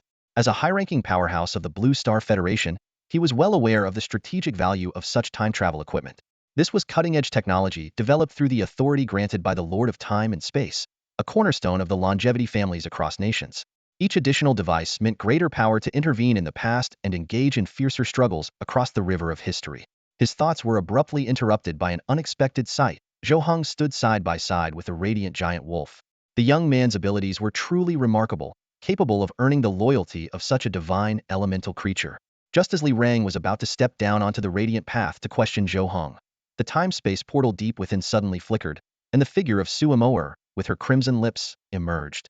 A member of the immortal Su family. Her presence here was no coincidence. Li Rang quickly deduced the situation. Other lone agents had reported that Suamoer had indeed ventured to the wailing lands of the Tempest. As Zhou Heng sprinted towards him and Suamoer stepped through the portal, Li Rang swiftly pieced together the sequence of events. Clearly, Zhou Heng had obtained something in the land of longevity that he shouldn't have, prompting the Su family to send this epic-level player to retrieve it. Kid, go on. Leave this to me. Li Rang muttered as he brushed past Zhou Heng. At that moment, the countdown timer on Zhou Heng's retinal display hit 0. Without hesitation, Zhou Heng clasped his hands in a respectful gesture toward Li Rang and then sped toward the secret realm's exit, riding the boson more. Suamoer caught sight of Zhou Heng saluting Li Rang and misunderstood the situation, assuming Zhou Heng had handed the item over to him. She immediately summoned her white steed and charged forward. Li Rang, however, remained composed, flicking a coin into the air while retrieving the sniper rifle from his back and taking precise aim. At the exit of the secret realm, Zhou Heng paused briefly, glancing back at Li Rang, who was likely now locked in combat with Suamoer. He etched the image of his benefactor deeply into his mind, silently vowing that once his strength grew, he would repay this debt tenfold. Let's go. It's time to leave this place. Zhou Heng sat firmly on the wolf's head, his gaze fixed on the exit of the radiant ruins. Bosmoer hesitated no longer and quickly slipped into the exit passage. The moment Zhou Heng left the secret realm of the radiant ruins, a sudden outburst erupted from the announcement system of the vast star nation. A torrent of kill notifications flooded in. Congratulations to player Zhou Heng for eliminating level 610 longevity clan player Wang Yimou. Congratulations to player Zhou Heng for eliminating level 99 longevity clan player Wang Su. Congratulations to player Zhou Heng for eliminating level 90 longevity clan player Su Lai. This magnificent display of achievements immediately sent shockwaves through both factions. Players of the vast star nation were ecstatic, cheering wildly. Haha, I knew the mighty Hong could do it. This is the ultimate triumph for us ordinary players. The old regime is dead, and a new era begins. Longevity clan, prepare to fall. Brothers, charge. Even the level 610 overlord of the longevity clan, Wang Yimou, was taken down by Heng. Isn't this proof enough that we're on the right path? As the kill notifications continued to flood in, players from both factions frantically opened the shared faction contribution leaderboard. Zhou Heng's contribution points soared at an astonishing rate. 10 million, 20 million, 1 billion, 10 billion, 100 billion. Finally, under the stunned gazes of all, the number froze at an astronomical 9.48 trillion. Meanwhile, the second place on the leaderboard had a mere 120,000 contribution points, amassed from countless resurrection tokens. What shocked everyone even more was that when Zhou Heng's contribution points stopped increasing, his faction was displayed as Sokka's Empire. This revelation left players from both factions bewildered. Which side did this so-called god of ordinary players truly belong to? If he was loyal to the Sokka's Empire, why would he annihilate nearly 1 million members of the Longevity clan? But if he stood with the vast Star Nation, why hadn't he changed his faction allegiance? As the crowd remained trapped in confusion and awe, Zhou Heng had already crossed the wailing winds, heading toward the battlefield of the factions. This war was only just beginning. The Frostfall Mechanical City launched a full-scale attack on the Frostfall region, and the flames of war quickly spread to the 36th province of the Sokka's Empire. At the same time, the vast Star Nation's army launched a fierce assault on the Radiance region. Reports of the battle came flooding in like snowflakes. The Frostfall region had fallen, and Kasa province was lost. The Sokka's Empire immediately counterattacked, reclaiming Kasa province. Both the Radiance region and the Frostfall Mechanical City were in crisis, with the chaos of war engulfing all. Zhou Heng sat firmly atop Bosan Moore's massive head, letting the colossal creature charge across the battlefield. Over the past 2 months, he had been focused on eliminating the remnants of the Longevity clan in the Land of Years, while the war between the two major factions had erupted in full force, extending the front lines to the borders of Kasa province in the 36th province of Sokka's. The Sokka's Empire's territory was astonishingly vast, divided into 36 provinces across 3 concentric tiers: the Outer Ring, the Middle Ring, and the Inner Ring, with 12 provinces in each tier. Each province was further divided into domains, such as the Frostfall region, which was part of Kasa province in the 36th province. These domains were comparable in size to a province in the real world. Zhou Heng's current location, Kasa province, lay on the Empire's frontier, within the Outer Ring. According to the faction logs, although the vast Star Nation had occupied Kasa province, they were unable to make further progress. The pressure from enemy forces in neighboring Outer Ring provinces and nearby Middle Ring provinces had locked the battlefront in a stalemate along Kasa's borders. Just as Zhou Heng was about to instruct Bosan Moore to head to the Frostfall Mechanical City to loot the vast Star Nation's resource vault, 3 destiny prompts suddenly appeared on his retina. The first prompt warned him that the Frostfall Mechanical City, apart from being the Eternal Cross's base of operations, had been completely stripped of resources. This was also the reason the vast Star Nation had been unable to break through Kasa province. If he insisted on going, the most he could gain would be the admiration of other players. The second prompt suggested he head to the Radiance region, where an old acquaintance might bring unexpected opportunities. The third prompt encouraged him to advance into the Lesser Radiance region, where his overwhelming strength could dominate the battlefield, earning substantial contribution points and resources from ordinary players. Zhou Heng raised an eyebrow, gazing in the direction of the Radiance region, puzzled. In this boundless and infinite world, apart from his childhood friends from the orphanage, the grand motherly headmistress, and teacher Yu Tong, who else could he possibly meet? Though unsure of the person's identity, his instincts told him it was worth investigating. Bosan Moore, let's head to the Radiance region, Zhou Heng commanded his mount. With a resounding roar, Bosan Moore surged forward at an astonishing speed of 400 meters per second, racing toward the Radiance region. Between the Radiant Domain and the Frost Domain lies the Blazing Domain, a region dominated by deserts, even less hospitable for novice players than the Frost Domain. A blurred figure streaked across the desert of the Blazing Domain at astonishing speed. It was Zhou Heng, riding his mount, Bosmower. With a movement speed of 400 meters per second, he was 60 meters faster than the speed of sound in the real world. In less than an hour, he traversed the entire 440-kilometer stretch of the Blazing Domain, arriving at the Radiant Domain. Meanwhile, deep within a dense forest in the Radiant Domain, a brutal confrontation was unfolding. For players from the Sokka's Empire had encircled Talus, their formation professional and well-coordinated swordsman, a shield bearer, and an archer, clearly a seasoned team accustomed to working together. Hand over the item dropped by the boss, the leading swordsman said coldly. Otherwise, if we can kill you once, we can kill you countless times. Your revival coins won't last long. Talus, the only daughter of the mayor of Birdsong Town and a girl Zhou Heng, had once briefly cast her gaze toward the item in her inventory. It was useless to ordinary players, but vitally important to her. Revival coins? I have plenty, she retorted with a mocking laugh.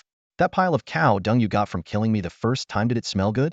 The four players' faces darkened, especially as they recalled the stinking pile of trash they had received from killing her earlier. You're asking for it, the swordsman bellowed, his blade igniting with flames as he charged toward Talus. Talus opened her mouth, unleashing a piercing sonic boom that forced her attackers back. Taking advantage of the moment, she broke through their encirclement and sprinted deeper into the forest. A bard wasting time learning attack skills instead of singing to children? Do you even have the resources to meet the learning requirements? The leader sneered, signaling the team to pursue her from different directions. Father, why did you betray the light? Talus whispered to herself as she fled. You promised to live a brilliant life. Suddenly, an arrow pierced her shoulder, the impact slamming her into a tree. She gritted her teeth, forcing herself to stand and continue running. Got her. My arrow has a slowing effect. She won't be able to. The archer's triumphant words faded mid-sentence as his expression shifted to one of terror. Run. Now.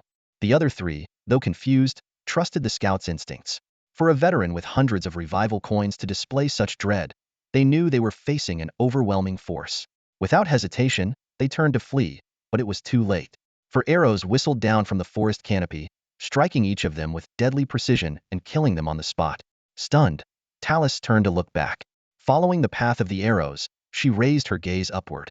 In the next moment, she saw Ida towering, radiant figure over 100 meters tall, its divine glow and colossal form exuding an aura of godlike majesty as it strode toward her. Talus had never encountered such a colossal creature before. She was so overwhelmed with nervousness that she found herself fumbling awkwardly, her words coming out in stammers. The enormous wolf, Boss Muawar, towering over 100 meters, merely cast her a fleeting glance before slowly parting the surrounding trees with its massive frame and lowering its colossal head.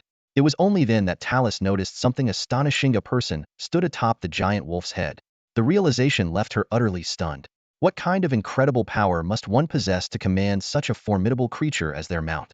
When she finally got a clear view of the person's face, her shock deepened, rendering her momentarily speechless. It's you. I've seen you before. Talus stammered, recognizing Zhou Heng. She vividly remembered him once standing at the gate of her home, humbly pleading with her father for a job, claiming that he lacked talent and merely sought a position at the Black Bear Guild. Yet now, before her stood someone exuding an aura far from mediocrity. Zhou Heng leapt gracefully from the wolf's head, smiling faintly as he nodded in greeting. Fate had brought him face to face with an old acquaintance in such an extraordinary manner. Miss Talus, I didn't expect you'd still remember me. Talus forced an awkward smile. You were quite striking, and you were at my doorstep at the time. Off course, I remember. She carefully avoided mentioning his previously obsequious demeanor, fearing it might offend someone of such unfathomable strength. Eager to change the subject, she quickly offered her gratitude. Sir, I can't thank you enough. Without your help, even my 3 revival tokens wouldn't have been enough. May I ask for your name? Zhou Heng, he replied simply. Talus's pupils contracted as she instinctively took a step back. Zhou Heng? Are you? The one on the vast Star Kingdom's contribution leaderboard? When Zhou Heng affirmed her guess, Talus's apprehension turned to delight. She immediately rummaged through her backpack and retrieved an item she had taken from the boss. Holding it out toward Zhou Heng, she said, My lord, this is the item they were after. To me, it's far less important than my little ones. I was thinking of selling it. Her words were abruptly cut short as a look of terror flashed across her face. She stared in horror at her right hand clutching the item. Vivid green flames erupted from her hand, rapidly consuming her arm and spreading across her entire body. A blood-curdling scream echoed through the air, and in the blink of an eye, the living, breathing Talus was reduced to a pile of blackened ash. Among the ashes lay 3 untouched revival tokens. Zhou Heng crouched down, his expression grave, and carefully picked up the tokens. The revival mechanism had failed to activate. Such a method could only belong to the Eternal Clan. Even Zhou Heng himself could bypass the revival mechanism only with the Sakast Emperor's Holy Sword, and even then, only against players from the Eternal Clan. The eerie green flames reminded him of the calamity mist of longevity he had seen in the Land of Lifespan. Could all of this be connected to the Lord of Lifespan? As he sifted through the ashes, Zhou Heng discovered a charred crystalla, hard-to-destroy useless crystal, quality, inferior. What should have been a valuable item had been reduced to worthless debris in that mysterious fire. Zhou Heng gazed at the scene before him, then turned to look at the massive figure of Boss Mower beside him, his brows furrowing slightly. This method of remote destruction, do you have any idea who might be behind it? Boss Mower gently shook his enormous wolf head. I've been suppressed for years. While I know that many professions are capable of such remote control and destruction, I can't say for sure who is responsible. However, one thing is certain. The person behind this must have a presence within Radiant City. Falling silent, Zhou Heng shifted his gaze toward Radiant City, deliberating whether to infiltrate the city for reconnaissance or launch a direct assault while riding Boss Mower. The emergence of such an advanced technique suggested that the city, part of the Grand Star Empire's territory, might have betrayed its allegiance or worse, been infiltrated by agents of the Changsheng clan. As he weighed the pros and cons, a message from fate appeared on his retina. The hymn of destiny is forever sung in this world of fleeting glories. You can never know if your actions today will be praised in the future. 2 options followed. Fate Prompt 1. Head to Radiant City and seek out the potential enemy you suspect to be there. Fate Prompt 2. Head southwest from Radiant City, veering 20 south of west. You may stumble upon an unexpected opportunity. Narrowing his eyes, Zhou Heng didn't hesitate for long. He chose the second prompt, urging Boss Mower forward at full speed in the indicated direction. Meanwhile, within Radiant City, Yang Kai opened his eyes, his expression dark and grim. He had been following orders, constructing a blood longevity magic array in the Radiant domain to extract longevity crystals from players or NPCs. The item Talisi had recovered was one such crystal, dropped from an NPC boss affected by the array. But what should have been a smooth operation was disrupted by Zhou Heng's sudden appearance. As an independent player unaffiliated with the Changsheng clan, Yang Kai had limited information.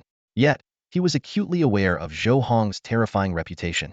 The man who had once been a novice in Bird Town had since become a formidable figure, feared by many. His track record of eliminating hundreds of thousands of Changsheng clan players was chilling enough, but the sight of the 100 turtle wolf at the epicenter of the array was what truly unsettled Yang Kai. After much internal debate, Yang Kai abandoned the idea of waiting for reinforcements from the Changsheng clan. Instead, he chose a different path, to dismantle the blood longevity magic array and flee southwest from Radiant City at a speed of 11.0 meters per second. He believed that if he could escape the Radiant domain and later fabricate a plausible excuse to his superiors, he might still survive. However, just minutes into his escape, the enormous glowing wolf suddenly appeared before him. Yang Kai's face turned ashen, his knees buckling as he collapsed to the ground. Trembling, he kowtowed repeatedly before Zhou Heng. Brother Heng, please spare me. Ask whatever you want, I'll tell you everything I know. Once the lofty president of the Bird Town branch of the Black Bear Guild, Yang Kai now groveled at Zhou Heng's feet, begging for mercy. The information gap had led Yang Kai to mistakenly believe that Zhou Heng's ability to bypass resurrection mechanics could be applied to anyone. This misconception allowed Zhou Heng to subdue him without resistance. Zhou Heng stepped closer, crouching down to grab Yang Kai by the hair and lift his head. Tell me everything you know. You have 10 minutes. Keep it concise. Yang Kai knelt on the ground, his voice choked with emotion as he divulged everything he knew, his face streaked with tears and snot. After hearing him out, Zhou Heng's eyes flashed with a cold glint, and murderous intent surged within him. The actions of the Longevity clan were far more heinous than he had imagined. They were using the lives of their own people to extend their lifespans. So, according to what you're saying, every Tier 3 main city in the vast Star Nations faction has a blood lifespan magic array? Zhou Heng asked, narrowing his eyes. His tone carried a chilling edge. Yang Kai, intimidated by Zhou Heng's imposing aura, felt his legs go weak. He quickly replied, yes, every single one. Even the Tier 2 main city of Cassis and Cassis province is no exception. In fact, the defenses there are even tighter, with numerous top-tier players guarding it. Do you have any lifespan crystals on you? How many have you consumed? Zhou Heng continued his interrogation. Yang Kai immediately handed over all the lifespan crystals he had on him. Here they are. I haven't dared to consume a single one. Once you take these, you'll never be able to unlock the legendary achievement leap. Zhou Heng took the crystals and used his appraisal skill. The information displayed was as follows. Lifespan crystal. Quality. Inferior. Effect. Increases lifespan by 10 years upon consumption. Trait. Can be stored in a lifespan container. This doesn't match what you said. There's no indication here that consuming these would prevent a legendary breakthrough, Zhou Heng said, frowning. Are you lying? Or has the Longevity clan employed a forger? It's the forgers. Yang Kai nodded repeatedly in explanation. And not just ordinary forgers. I don't know the specifics, but once these crystals appear, all negative information is completely erased. This revelation sent shockwaves through Zhou Heng's mind. He wasn't concerned about ordinary forgery methods, but the ability to hide information at the moment of an item's creation was truly alarming. This meant that players who obtained lifespan crystals would only feel joy at their extended lifespans, completely unaware of the sinister plot behind them. Suddenly, Zhou Heng recalled the unresolved mystery of the Flame Gauntlet. Logically, over the span of 10,000 years, someone should have triggered the evolution from Flame Gauntlet to Blazing Wrath purely by chance. Yet, there were no historical records of such an event. Could there be a similar hidden force at play here? The more Zhou Heng learned about the Longevity clan, the more he realized their terrifying strength and influence. He understood that his current power was still insufficient. He glanced at the kneeling Yang Kai, caught in a dilemma. Yang Kai's immediate submission might have been because he didn't know that the Sakist Emperor's sword Saint Blade was ineffective against ordinary players. If Zhou Heng killed him, Yang Kai would simply resurrect in the city, and the fact that Zhou Heng couldn't kill regular players would likely become public knowledge. This could jeopardize his plans to deal with the blood lifespan magic arrays. After considering for a long moment, Zhou Heng hoisted Yang Kai onto the wolf-head mount. Let's go. Take me back to Radiant City and show me this blood lifespan magic array. He decided to inspect the array's structure in person and determine whether he had the strength to destroy it. Yang was brewing a plan in his mind, but he was well aware of his fear of death and dared not defy Zhou Heng's orders. Reluctantly, he followed Zhou Heng to the front of Huiguang City. Suddenly, a commotion broke out among the guards on the city walls. Look, someone exclaimed. What is that? Whoa, my god, that's a giant wolf made of light elements. I've been playing Infinite Boundless for over a decade, and I've never seen anything like this. Its level is 1000 max. This is the first max level light elemental creature I've ever seen. When they spotted the figure standing atop the giant wolf, cheers erupted instantly. It's the God Heng. Open the gates. God Heng is here. The heavy city gates slowly creaked open, and Zhou Heng was momentarily dazed. This scene of being worshipped by countless people brought him back to his dreams from his university days in his previous life. Who wouldn't want to rise above others and achieve greatness? Yet the harsh realities of society had crushed those aspirations, making him realize he was just an ordinary person. But today, he had finally fulfilled that dream. Zhou Heng paid no attention to the cheers of the crowd. Holding Yang, he let Boza Moer leap through the city, quickly reaching their destination, the luxurious hotel next to the city lord's mansion in Huiguang City. Without hesitation, they headed straight for the central suite on the top floor. As soon as they entered the room, Zhou Heng's eyes fell on a magic circle drawn in vivid crimson on the floor. He cast an identification skill. Blood Longevity Magic Array. Quality: Rare. Coverage radius: 300 kilometers. Durability: 30,000,000,000,000,000,000. Armor: 10,000. Allurement reduction: 10,000. Function: can refine living beings invested into it into various levels of longevity crystals. Zhou Heng took a deep breath. The sheer scale of the Longevity clan's operations was staggering. This kind of blood longevity magic array, with a radius of 300 kilometers, had been deployed across the entire Kasa province. If such a powerful stronghold existed in the heart of the vast Star Nation's territory, the situation on the borderlines would be even more alarming. Could the vast Star Nation truly defeat the Sakist Empire and completely eradicate the Longevity clan? At that moment, fate presented him with two choices. Option 1. Set out from Huiguang City and launch a relentless assault toward Kasa City, destroying 12 blood longevity magic arrays along the way to secure the vast Star Nation's rear lines. However, time was tight, and the risks were enormous. Option 2. Flee abroad and remain in hiding for at least 200 years. With his lifespan, he could use this time to ascend to the legendary rank. Without hesitation, Zhou Heng chose the first path. He quickly assessed the situation. Physical attacks, even with the Sakist Emperor's sword, could only deal 9,000 damage, insufficient to breach the magic array's armor. His only option was to rely on the Dragon Bow for elemental attacks. With his plan set, Zhou Heng wasted no time. Activating the will of the Starry Dragon and equipping the Dragon Bow, he aimed at the core of the blood longevity magic array and launched his attack. Yang Kai stood silently to the side, his eyes fixed on Zhou Heng's every move as he prepared to attack the blood longevity magic array. Suddenly, Zhou Heng released an arrow, delivering an astonishing 73,070 damage in a single strike, instantly shattering the confidence of Yang Kai, a level 60 player. Reflecting on his 20 years of arduous training within the Black Bear Guild, barely scraping his way to level 60 and giving up on the possibility of a 6th rank, Yang Kai felt a pang of despair.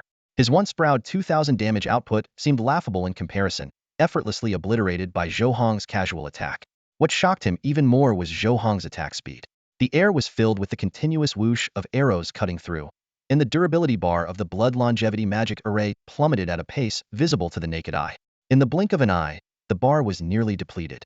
Such overwhelming power left Yang Kai's legs trembling, grateful that he hadn't recklessly engaged Zhou Heng. He doubted he could last even a second against him. In just 5 seconds, with a sharp cracking sound, the core of the blood longevity magic array shattered, and a strange red tentacle fell from within. A system message immediately appeared. Calamity of longevity quality item. A tentacle severed from a terrifying creature. Your current rank is insufficient to investigate it further. Let's go. To Water Lake City, Zhou Heng said curtly. His companion, Bo's mower, already attuned to his commands, gave a wolf's howl and disappeared with him into the glow of the city. Still reeling from the thrill of survival, Yang Kai was startled by the sudden arrival of the guild's vice president. The man took one look at the destroyed blood longevity magic array, sneered, and logged off without a word. In that moment, Yang Kai grasped the brilliance of Zhou Heng's plan and quickly logged off as well. The scene shifted to the Su family in Sky City, located in the Maritime District. Su Ming, seated in a wheelchair, calmly wiped the corner of his mouth with a handkerchief as he listened to Yang Kai and his deputy bicker like clowns in front of him. Normally, such individuals were unworthy of his time, but their interaction with Zhou Heng had granted them this rare audience. After hearing their accounts, Su Ming remained silent, motioning for his subordinates to escort them out. As the door closed, he coughed up 2 mouthfuls of blood and weakly asked, "Who was in charge of blood refining for the vast Star Nation faction?" "It's Wang Lan from the Wang family. Level 70, 9th star ring tier," his subordinate replied. Su Ming shook his head, his body racked with another violent coughing fit. Not enough. At that level, going against Zhou Heng is tantamount to suicide. Send Su Yu instead. She's level 100, 5th star ring tier, more than enough to crush Zhou Heng. Before his words had fully settled, his phone vibrated. Seeing a message from Su Mower, her red-lipped avatar on the screen, Su Ming's pupils contracted. After reading her warning about Zhou Heng, who had somehow escaped an epic-level pursuit, Su Ming immediately changed his decision. Forget it. I'll handle this myself. With that, his figure vanished from Blue Star. This revelation solidified Su Ming's resolve. He calmly analyzed Zhou Heng's trajectory of growth. This young man's rapid progress far exceeded expectations. If left unchecked, the dynamic of this hunt-and-prey game might quietly reverse. As the head of the Su family's worldly affairs, Su Ming knew that power alone was not enough. A cool head was equally essential. His sister's revenge was something he had intended to exact slowly, to toy with the enemy until their demise. But Zhou Heng's meteoric rise left no room for leisurely plotting. This matter required his personal intervention. Fate presented Zhou Heng with 2 hints. First, having escaped from an epic-level player, he had now drawn the attention of Su Ming from the Longevity family, who decided to personally eliminate this unpredictable dark horse before it could grow any further. However, Su Ming was unaware that against Zhou Heng, who had mastered the elegant and ancient flute, he stood no chance. In 12 hours, a meticulously prepared funeral march would resonate over a feng shui-blessed land, bidding farewell to Su Ming. Second, Su Ming's strength was not only rooted in his personal abilities, but also in the influential background of his mother, an original player from the server's inception. If Zhou Heng wished to avoid conflict with the Longevity family, he could offer the elegant ancient flute as a tribute to appease Su Ming's mother and secure his survival, but at the cost of falling into an endless abyss in the future. Sitting atop Bossmore, Zhou Heng gazed into the distance with a faint smile. The second option wasn't even worth considering. As for Su Ming, the man who once pushed a wheelchair into his home, Zhou Heng had long wanted to settle the score personally. Since his opponent was so eager to meet his end, Zhou Heng was more than ready to play the funeral march. An hour later, Zhou Heng descended upon Shuehu City astride Bossmore. Under the astonished gazes of countless players from the vast Star Nation, he commanded his mount to crush the cluster of buildings beside the city lord's mansion, revealing a blood-red blood longevity magic array. The crowd erupted in shock and discussion. What is this?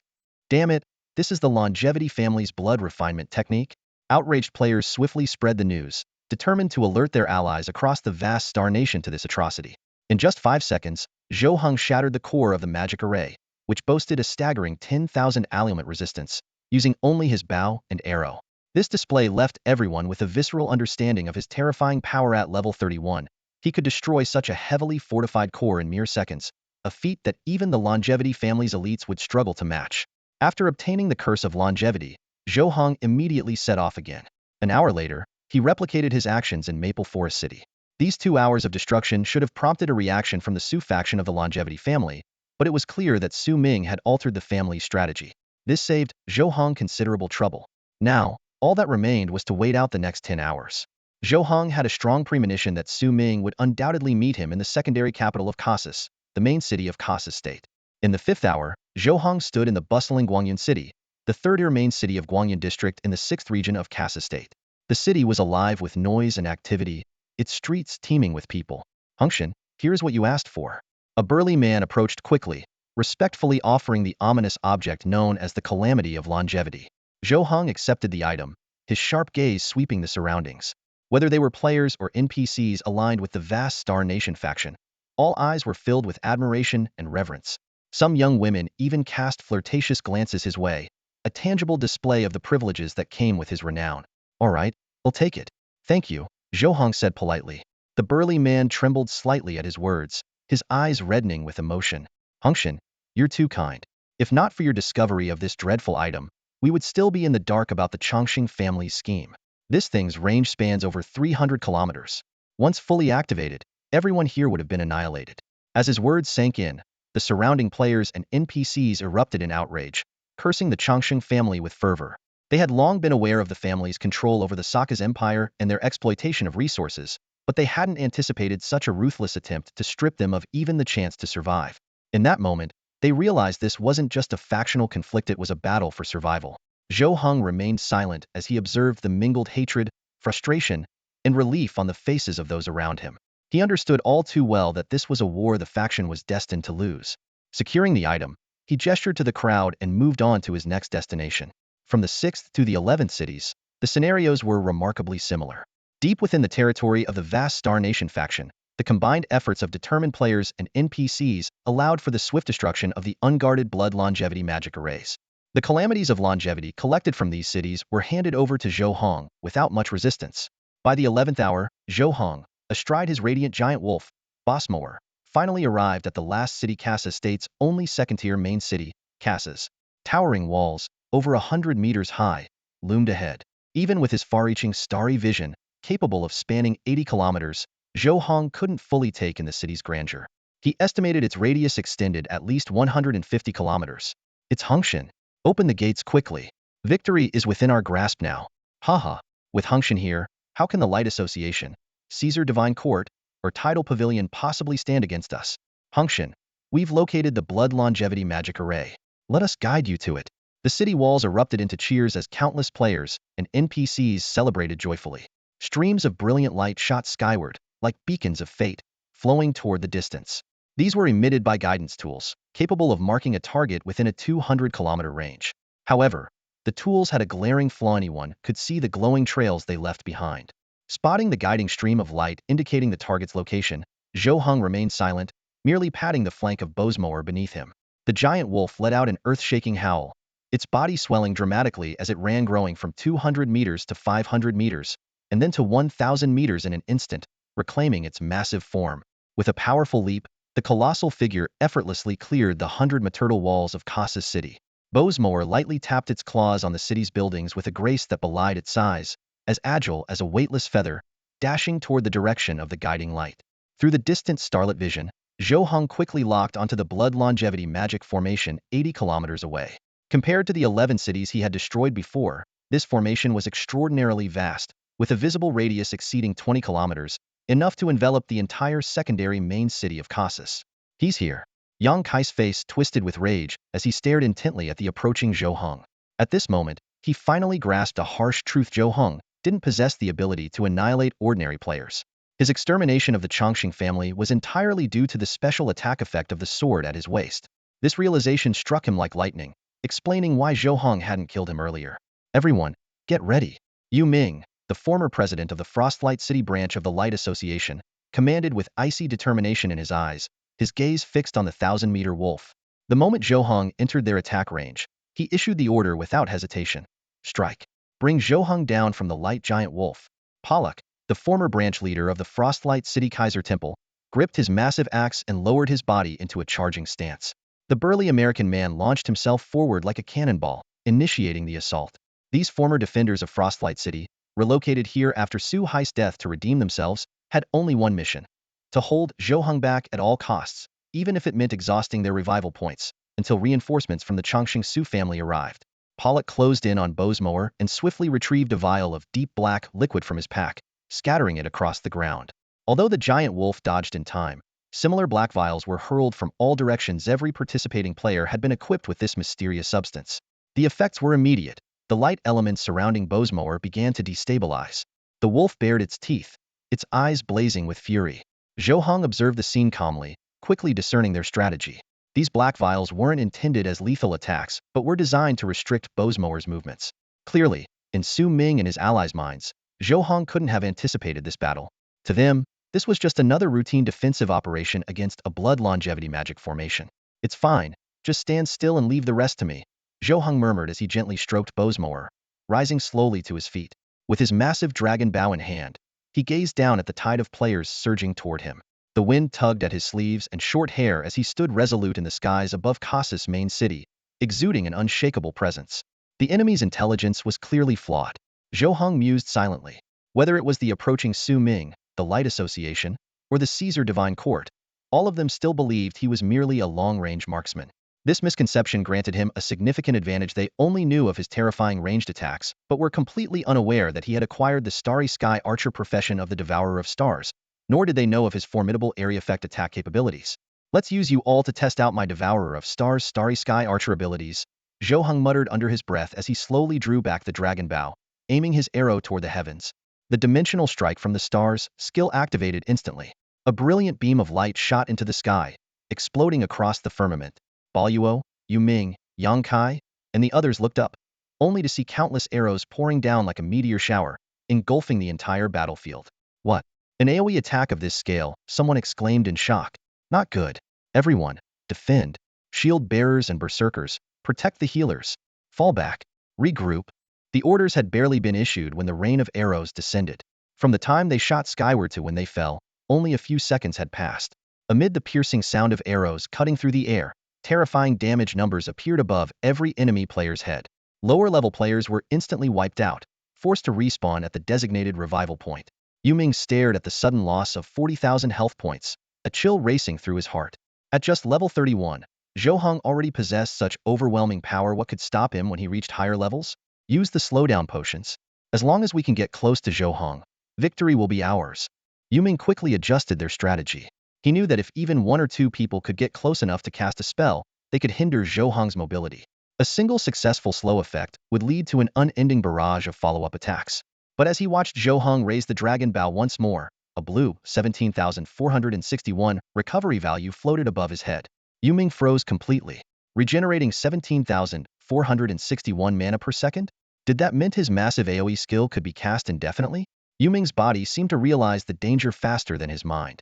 The moment Zhou Heng raised the bow, Yu Ming charged toward him. But it was already too late. Zhou Heng's dimensional strike from the stars truly had no cooldown and only consumed 10 of his mana. With the group buff from Bowsmower, Zhou Heng could regenerate 10 of his mana every second, effectively making the skill cost-free for Hyman Infinite, 10-kilometer-wide AoE attack. From the outset, the outcome of this battle was destined to be a complete wipeout. Neither Yu Ming, Yang Kai, nor their team could alter the result. Arrows rained down like a torrent, cascading from the starry sky. Zhou Heng stood atop Bowsmower, each wave of dimensional strikes from the cosmos accompanied by an unrelenting barrage of full-speed shots. Players from the Light Association, Caesar's Divine Court, and Tide Listening Pavilion charged forward one after another, yet none could get close to him, all falling under the merciless hail of arrows. Even without activating the star-devouring dragon form, Zhou Heng's every shot inflicted 3,990 points of ice elemental damage. Boosted by Bowsmower's 50 attack speed enhancement, he maintained a terrifying rate of fire at 27.2 shots per second. The Blood Longevity Magic Array, with its durability of 10 million, could withstand this ferocious assault for only 92 seconds. Yu Ming and the others turned pale, watching helplessly as the durability of the Blood Longevity Magic Array plummeted. Initially confident they could hold out for an hour, they now realized they couldn't even last 2 minutes. They couldn't comprehend how a novice player could grow to such an overwhelming level in just 3 months. In the blink of an eye, the 92 seconds elapsed, and the Blood Longevity Magic Array shattered with a deafening crash. The calamity of longevity fell to the ground. Yu Ming and his team, their eyes red with fury, roared orders. Grab the revival platform and retreat. Their mission had 2 objectives, either stall Zhou Heng for an hour or feign defeat. but they were strictly forbidden from taking the calamity of longevity with them. As the opposing players retreated like a receding tide, Zhou Heng leapt down from Bozmore's back and picked up the deliberately abandoned calamity of longevity. Narrowing his eyes, he grew wary. By all logic, such a valuable resource shouldn't be so easily discarded. If the enemy were to uncover its greater potential, wouldn't it empower them? At that moment, fate presented him with two crucial revelations. First, the calamity of longevity originated from the legendary creature, the source of longevity calamities. When 10,000 fragments are gathered, they will attract and merge into a new source of longevity calamities. Second, although Su Ming, a legendary player, was destined to fall to Zhou Heng, Su Ming could still earn substantial rewards by presenting offerings to the Lord of Lifespan during the creation of the source of longevity calamities. Zhou Heng scanned his surroundings, seeking a suitable location with favorable geomancy. He had to admit that Su Ming, as a legendary player of the longevity clan, was both decisive and cunning. Whether it was his legendary strength or this calculated fallback plan, Su Ming's meticulous planning was evident. Unfortunately for him, his adversary was Zhou Heng, and the course of fate would ultimately be steered by Zhou Heng's hands. Now, all that remained was to wait for Su Ming to walk into the trap. Using the distant starlight vision, Zhou Heng quickly found an ideal spot near Casa Sitya Place nestled between mountains and water. About 70 kilometers from the city, a crystal-clear river meandered through the landscape, with verdant hills fading into the horizon. He settled himself on a flat rock, took out an elegantly crafted ancient flute from his backpack, and gazed quietly at the vast expanse of sky and earth, watching the clouds drift and change. Beside him stood Bozmorer, its expression puzzled. It had thought it understood this human well enough, yet Zhou Heng's actions completely defied its expectations.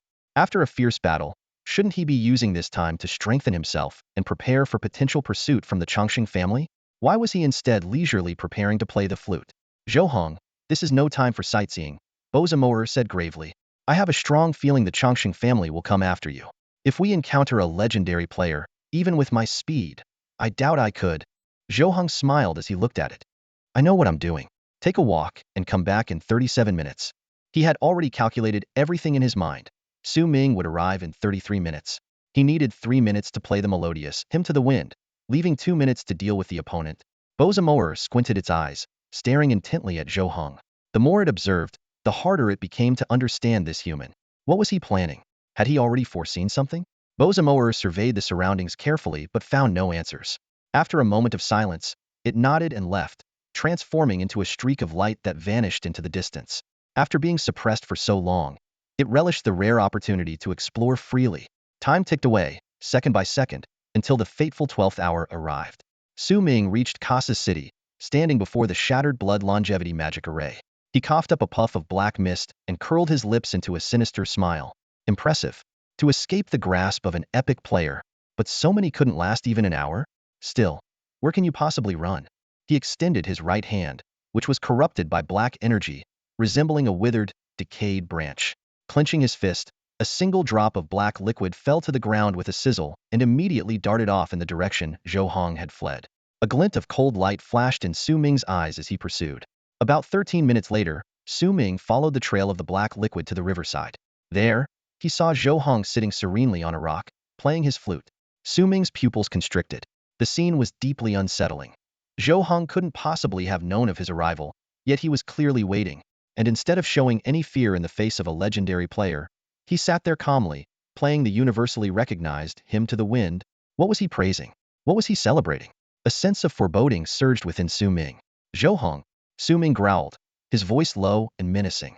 Without hesitation, he unleashed his full power, channeling the might of a level 350 player into a black streak of energy that shot straight toward Zhou Heng.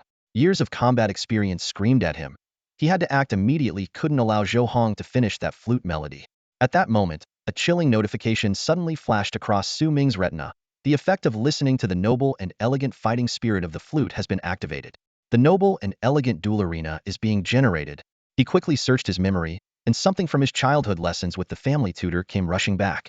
The fear in his eyes instantly turned into sheer terror and disbelief. The ancient elegant flute. How is this possible? Su Ming gasped in shock. Without a second of hesitation, he immediately altered his attack trajectory. The black streak of light that had been heading straight for Zhou Heng abruptly veered off, retreating along its original path at lightning speed. With a wealth of knowledge surpassing that of even the sealing master Wang Lu, Su Ming was acutely aware of the flute's true identity. Yet, He couldn't fathom how Zhou Heng had come to possess this genuine artifact. After all, vast amounts of time and effort had been spent creating counterfeits to confuse ordinary players and prevent them from accessing the ancient hero system. By all accounts, the number of so-called elegant ancient flutes in existence was astronomical, ranging from billions to trillions. And yet, Zhou Heng had somehow acquired the real one. Escape. I must escape. Su Ming's face twisted in desperation, the once arrogant demeanor of someone intent on killing Zhou Heng completely gone. Now, he had only one thought. He had to flee before the noble and elegant duel arena fully took effect. Otherwise, his attributes would plummet to unimaginable levels. At that point, he wouldn't be able to utilize any of his resources after all. What legendary player would carry low-level equipment? But it was already too late. The final note of the melodious and lingering Song of the Wind echoed, and a series of system notifications appeared in quick succession. The effect of the noble and elegant fighting spirit has been activated. The effect of the inferior flute melody has been activated. The noble and elegant duel arena has been successfully generated. Your level has dropped to level 1. Retrieving your level 1 attributes. You may retain one weapon usable at level 1. Su Ming stared in horror at his attribute panel as his once proud level 350 stats plummeted at an unbelievable speed, all the way down to level 1. He realized in despair that at level 1, he had no meaningful attributes to speak of, relying entirely on family resources at that time, and even then, he had been at least level 5 or 6. Worse still, as a legendary level 350 player, he didn't carry any weapons or equipment usable at level 1. Whoosh! A cold gleam flashed, and Su Ming could only watch as his own body drifted farther and farther away. With a dull thud, he finally realized that his head had been severed. He watched, helpless, as his body and head began to dissolve into particles of light, fading into the boundless void. Such a magnificent, ancient, elegant flute. Su Ming's gaze remained locked on Zhou Heng, his eyes filled with venomous hatred as though he wanted to tear him apart 1,000 times over. His voice, filled with bitterness and malice, came out in broken gasps.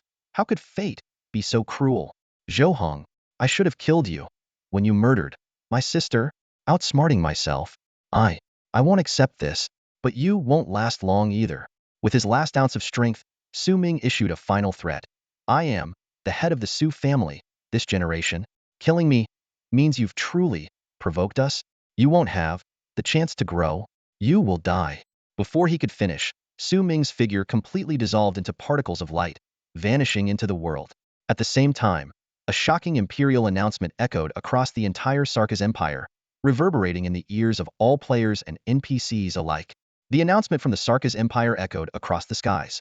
Player Zhou Heng, level 31, has slain Su Ming, a level 350 player of the Chongqing family. Progress in the 9th part of the Ancient Era expansion, bidding Chongqing farewell, has increased by 10, bringing the current progress to 60. This announcement, devoid of any rewards, landed like a bombshell, shaking the entire Sarkaz Empire to its core. Since the Empire's founding, no one had ever achieved such an extraordinary feat, defeating an opponent with such a staggering level disparity. This wasn't a mere duel among equals. It was a battle that crossed the chasm separating mortal strength from legendary power. Hongchun Sumoer was just about to step into the temporal travel machine when the announcement abruptly caught her attention. She paused, looking up at the distant sky, her eyes filled with disbelief. Su Ming, the newly appointed patriarch of the Su family, had demonstrated unparalleled strength over the past century, particularly in resisting the whispers of the abyss. He was supposed to be the pillar of his family. And yet, just like that, he had fallen? Not far away, Li Rang, who had been setting up his sky sniper rifle to target Hongchun Sumoer, froze mid-action. The cigarette dangling from his lips dropped to the ground in shock. It wasn't until the imperial announcement repeated for the 3rd time that he snapped out of it, muttering a curse under his breath. Is that kid out of his mind? Li Rang frowned deeply, a wave of unease washing over him. If Zhou Heng had only taken out a minor figure like Cashmorden, the Chongqing family might have brushed it off. But Su Ming was different. As the head of the Su family, his death was a severe blow to their reputation. Li Rang could already foresee the storm brewing. Zhou Heng wouldn't just face level 70 or 80 opponents from the 8th or 9th star rings anymore. No, he would now be hunted by legendary Radiant-class powerhouses. The sudden turn of events left Li Rang in a bind. Time was running out needed to complete his mission to take down Hongchun Sumoer, yet he also felt compelled to find a way to help Zhou Heng. In the end, Li Rang could only let out a weary sigh. The situation had escalated too quickly, and the Chongqing family strategists would give them no room to breathe. He fired a single shot in the direction of Kasa province, muttering under his breath, Zhou Heng, may fate be on your side. Whether this can guide you to survive depends entirely on your luck. With that, He turned and threw himself into the confrontation with Hongchun Sumoer. With a cold sneer, Sumoer, her crimson lips slightly curling, fixed her sharp gaze on Li Rang and raised her voice deliberately. You want to help Zhou Heng? Keep dreaming. This has long surpassed petty squabbles. His death is inevitable. Before her words fully settled, she swiftly turned and dove into the time-traveling machine. Before Li Rang could even raise his gun, she had vanished without a trace. Meanwhile, in the capital of the Saka's empire, the eternal Keluosa stood tall, gripping the blood-stained Saka's imperial sword. As the imperial announcement echoed across the city, he paused his assault and cast a piercing gaze at the group of golden-robed longevity clan members before him. With a booming laugh, he declared, "Open your eyes and see for yourselves. This is the fate of your so-called longevity clan. A new era has begun, and you are destined to fail."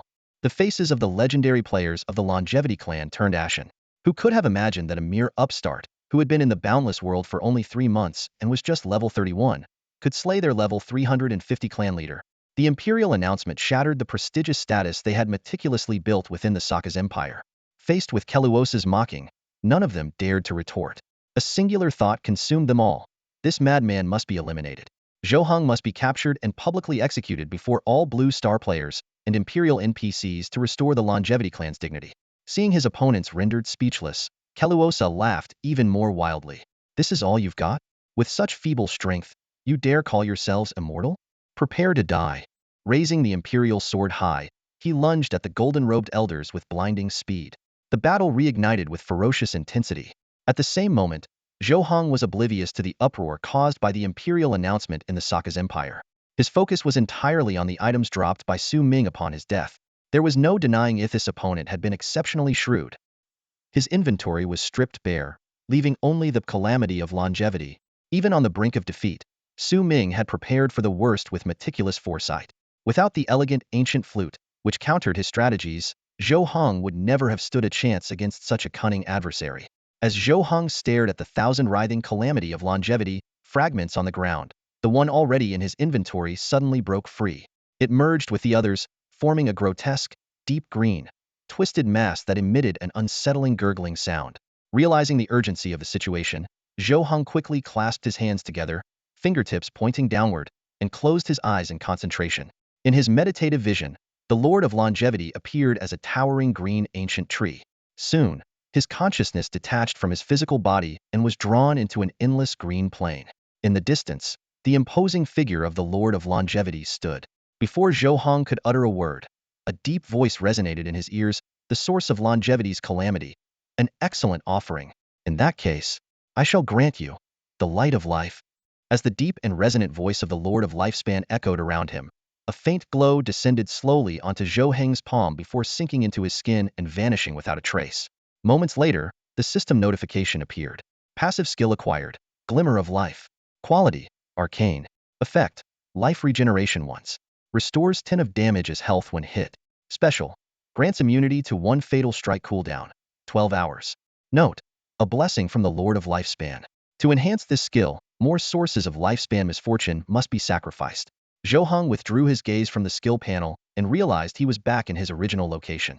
The vast, endless grasslands had vanished as if they had never existed.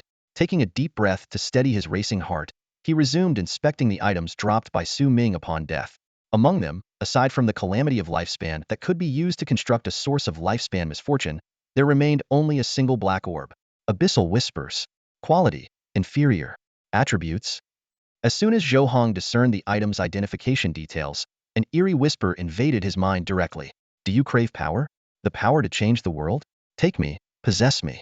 Only I can lead you to the boundless hall of ultimate truth, to explore the grand and infinite starry realm of the gods. Come, child. Only I am your true destiny. Unconsciously, Zhou Heng's eyes began to lose focus. His hand, holding the abyssal whispers, moved uncontrollably toward his forehead. It felt as though his very consciousness was being wrenched from his body, leaving him helplessly watching the events unfold. At that moment, he finally understood Su Ming's final contingency. The man had gambled that Zhou Heng, after winning, would succumb to the temptation of the abyssal whispers. Just as the situation grew dire, a notification from fate pierced through the influence of the abyssal whispers, appearing directly in Zhou Heng's field of vision. Fate notification 1. Your willpower is exceptionally strong. While the reasons are unclear, your 18-year-old self is fully capable of resisting this whisper. Fate Notification 2. If you succumb to the abyssal whispers, you will fall completely into darkness, becoming the abyss's emissary among the stars. Without a powerful background to protect you, countless beings will hunt you down. A cold determination flashed across Zhou Heng's face. While Fate might not understand the source of his extraordinary willpower, he did. As a transmigrator, how could he allow himself to be swayed by something as trivial as the abyssal whispers? If Fate claimed he could resist, then he would make sure to teach this whisper a lesson. Noticing that his body was still moving involuntarily to press the orb against his forehead, Zhou Heng let out a cold snort, forcibly wresting back control of his own body. Zhou Heng was facing the relentless assault of the abyssal whisper. That dark force ceaselessly battered his will, attempting to erode his sanity. Human, why struggle in vain? You're not even immortal. The whisper echoed in his mind. Heh, heh. Ordinary players these days, your willpower has grown this strong? I must admit, I'm starting to like you more. The voice carried a sinister chuckle, but Zhou Heng's response was unexpected. He quickly adapted to the intensity of the abyssal whisper, leaving the dark force astonished. You've only just logged into boundless infinity, and yet, how is this possible? Zhou Heng's eyes widened as he decisively clenched his fist, severing the connection to the abyssal whisper. In the instant he regained control of his body, fate presented him with two distinct paths. The first path. Seal the abyssal whisper into the grand relativity infinite backpack as a rare treasure, using its power to suppress the dark force but forever losing the chance to wield it. The second path. Consume the abyssal whisper. Having already overcome it once, he was now confident in his ability to fully control its power. With this choice, he could wield darkness in one hand and light in the other. However, this would undoubtedly draw the attention of the forces of light, bringing significant trouble in the future. Faced with this rare occurrence of two destiny prompts triggered by a single abyssal whisper, Zhou Heng quickly made his decision. If he could fully control this power, he couldn't let it slip away. As for the potential future trouble, his current situation was already fraught with danger. Without hesitation, he loosened his grip and swallowed the abyssal whisper, its inky darkness vanishing into him. How dare you, human? You defy the will of the great abyss. You will pay for this. An enraged roar erupted within him. A series of system notifications immediately appeared. You have consumed the abyssal whisper. The abyssal whisper launches an assault on you. Your unyielding willpower successfully resists the corruption. Fusion core fragment begins to devour the abyssal whisper. What? This is the fusion core? The power of the machine god? No, the stellar sovereign was supposed to have spared me. A cry of despair echoed from within him. Zhou Heng noticed a faint glow emanating from his heart, a flicker of white, tinged with black, pulsing 9 times. He quickly opened his attribute panel and discovered a new independent sci-fi skill page. Corridor of abyssal darkness disappears when extracted by fusion core. Quality: molecular level upgradable, atomic level, proton level, neutron level, electron level, quark level, lepton level, string level. Effects: forcefully siphons abyssal energy at the molecular level. Magic amplification 200. Personal magic amplification 400. Machine god's mana regeneration 10 seconds. Personal mana regeneration 20 seconds. Machine god's abyssal whisper. Continuous dark corruption 01000. As he reviewed the attributes, Zhou Heng couldn't help but smile. The life and mana regeneration he had long desired were finally his, and with a bonus of 200 magic amplification. This meant that, combined with his Dragon Bow and the Starfall Dimensional Strike skill, he could now achieve true uninterrupted, cooldown-free rapid fire. As for the abyssal whisper's negative effects, with the precedent set by the fusion core fragment, he wasn't concerned at all. What's next? Zhou Heng stood up, pondering where he should go from here. At that moment, 2 fate prompts suddenly appeared before his eyes. The first prompt revealed a critical piece of information. In the capital of the Sokka's empire, the Eternal families had finally begun to take notice of him. It suggested he head to Cocoa Town, located at the foot of the Misty Mountains, hinting at unexpected opportunities awaiting him there. The second prompt, however, came as a warning. It stated that he was about to face a truly legendary opponent, one far beyond his current level of 31. It advised him to leave the Sokka's empire and hide in the Chaos Zone. But Zhou Heng dismissed this suggestion outright. How could someone with a unique fate-guiding talent like his choose to live in fear? Scanning his surroundings, Zhou Heng quickly noticed Bo's mower. The light element being was staring at him in shock. You actually subdued the abyssal whispers? And you're unharmed? As a light element life form, Bo's mower understood better than anyone the terrifying nature of the abyss. It was a boundless, impenetrable darkness from beyond the Sokka's empire, utterly indestructible. By all accounts, Zhou Heng, at level 31, should have been incapable of resisting such power, let alone suppressing it. Perhaps it wasn't that difficult, Zhou Heng replied with a calm smile. Not that difficult? Do you think I, a light element being, am unqualified to judge how difficult it is to suppress something like that? Bose Mower was even more shaken internally, thinking to itself that this human might truly be capable of rewriting the Eternal Family's millennia-long reign. It briefly considered forming a full contract with Zhou Heng but ultimately decided against it, as its own powers were severely weakened. Instead, it resolved to head for the Chaos Zone after fulfilling its current obligations. Be cautious, Bose Mower warned seriously. Players from the Eternal Families who can subdue the abyssal whispers like Su Ming are always in key positions within their families. Zhou Heng responded with a faint smile. At this moment, the Eternal Families were indeed starting to take action. Somewhere, an important discussion about Zhou Heng was underway. Everyone, we must take Zhou Heng seriously. In just over 3 months, this newcomer to the Infinite Abyss has grown to such an extent. I've met Su Ming before, sharp, decisive, highly knowledgeable, and at level 350, capable of coexisting with the abyssal whispers. By all logic, someone like him shouldn't have been killed in just 10 minutes by someone at level 31. I suspect Zhou Heng possesses an artifact from the ancient hero system. What's even more concerning is that we know absolutely nothing about his initial talent. In the opulent conference room of the capital city of the Saka's Empire, 9 elders clad in silver robes sat upright, their expressions solemn. Their gazes met, and it didn't take long for them to reach a consensus on 2 critical matters. Zhou Heng's extraordinary innate talent, far surpassing that of ordinary individuals, must be thoroughly investigated. More importantly, he must possess an artifact from the ancient heroic system. Without such an item, even with his SS-level talent, it would have been impossible for him to defeat a level 350 legendary warrior with his mere level 31 strength. This individual must be eliminated, or he will become a grave threat, one of the elders stated gravely. As members of the longevity clans, they had means far beyond the reach of ordinary players. After careful deliberation, they decided to dispatch a team.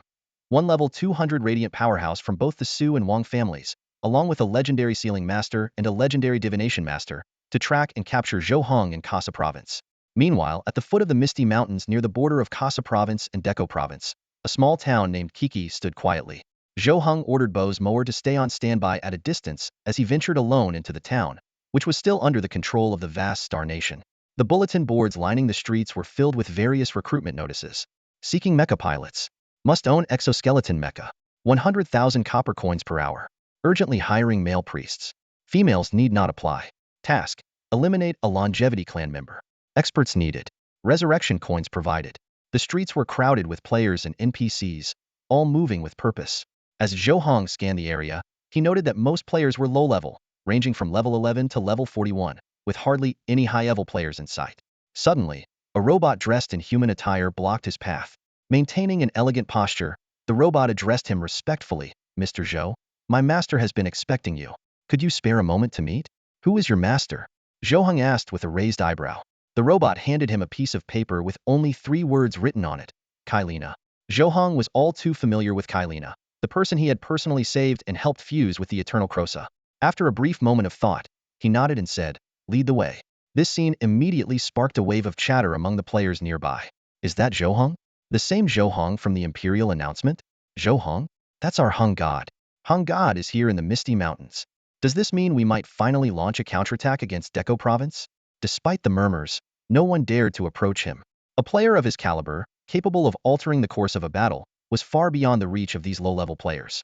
Following the robot's lead, Zhou Heng arrived at a small wooden cabin in a secluded corner of Kiki town. The robot gestured respectfully and said, Mr. Zhou, my master is waiting for you inside. Zhou Heng stood in front of the humble wooden cabin, a sense of déjà vu washing over him as if he had returned to the moment of his first arrival.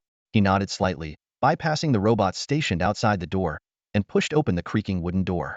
Inside, the cabin's furnishings were extremely simple. A wooden table, 2 wooden stools, and an old bed that had clearly seen better days.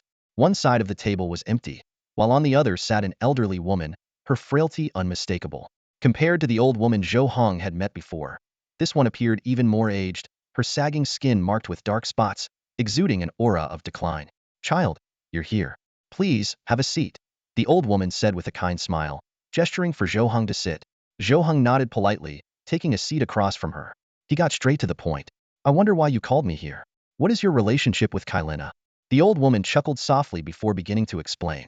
She revealed that Kailina was the true master of the Eternal Crosa, chosen and activated by the Longevity family. More importantly, Kailina herself was a member of the Kai lineage within the Longevity family. a descendant of players and NPCs born in the boundless, infinite world. Noticing the flash of surprise in Zhou Heng's eyes, the old woman continued with satisfaction. During the subneutron collapse canon incident involving the ancient mechanical deity, Kylina, as the master, exhausted her strength and vanished into the river of history. The Kylina you know is actually a clone cultivated from her cells. Our underground organization, dedicated to reviving the vast star nation, paid a tremendous price to create this clone. Thanks to your help, we finally succeeded. Eternal Crossa has confirmed this to me. As Zhou Heng remained silent, the old woman pressed on. Now that the vast star nation has regained a sliver of vitality, we need more clones of Kylina.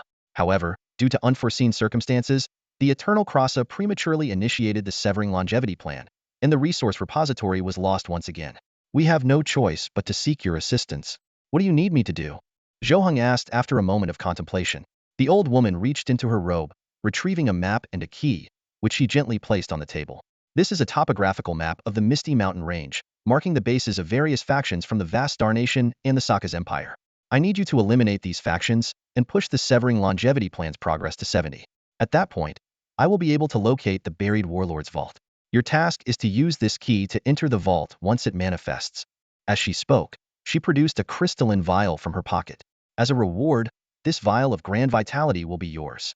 Consuming it will increase your maximum health by 10 million points. Zhou Heng's pupils contracted slightly as he stared at the vial in disbelief. Such an extraordinary boost to his life force was an offer nearly impossible to refuse. Zhou Heng was about to accept the task when a sudden prompt of fate appeared in his vision. The message revealed two critical pieces of information. First, the so-called Grand Life was nothing more than a bottle of spring water tinted with blue dye, and the task before him was merely a carefully orchestrated element of someone else's plan. Second, it advised him to abandon the task and the potential opportunities it might bring, and quietly leave. Narrowing his eyes slightly, Zhou Heng's mind churned with thoughts. What he had initially assumed to be an encounter with a venerable figure akin to the eternal Keluosa now seemed far more complex than it appeared on the surface. Although the exact schemes of the other party remained unclear, the fate prompt in his possession gave him confidence to participate in this intricate game. As the prompt suggested, in a contest like this, anyone could become the unexpected dark horse. After careful deliberation, Zhou Heng solemnly took the geomantic map and the key, and promised the elderly woman, "Grandma, leave this task to me. I will not disappoint you or the eternal Keluosa."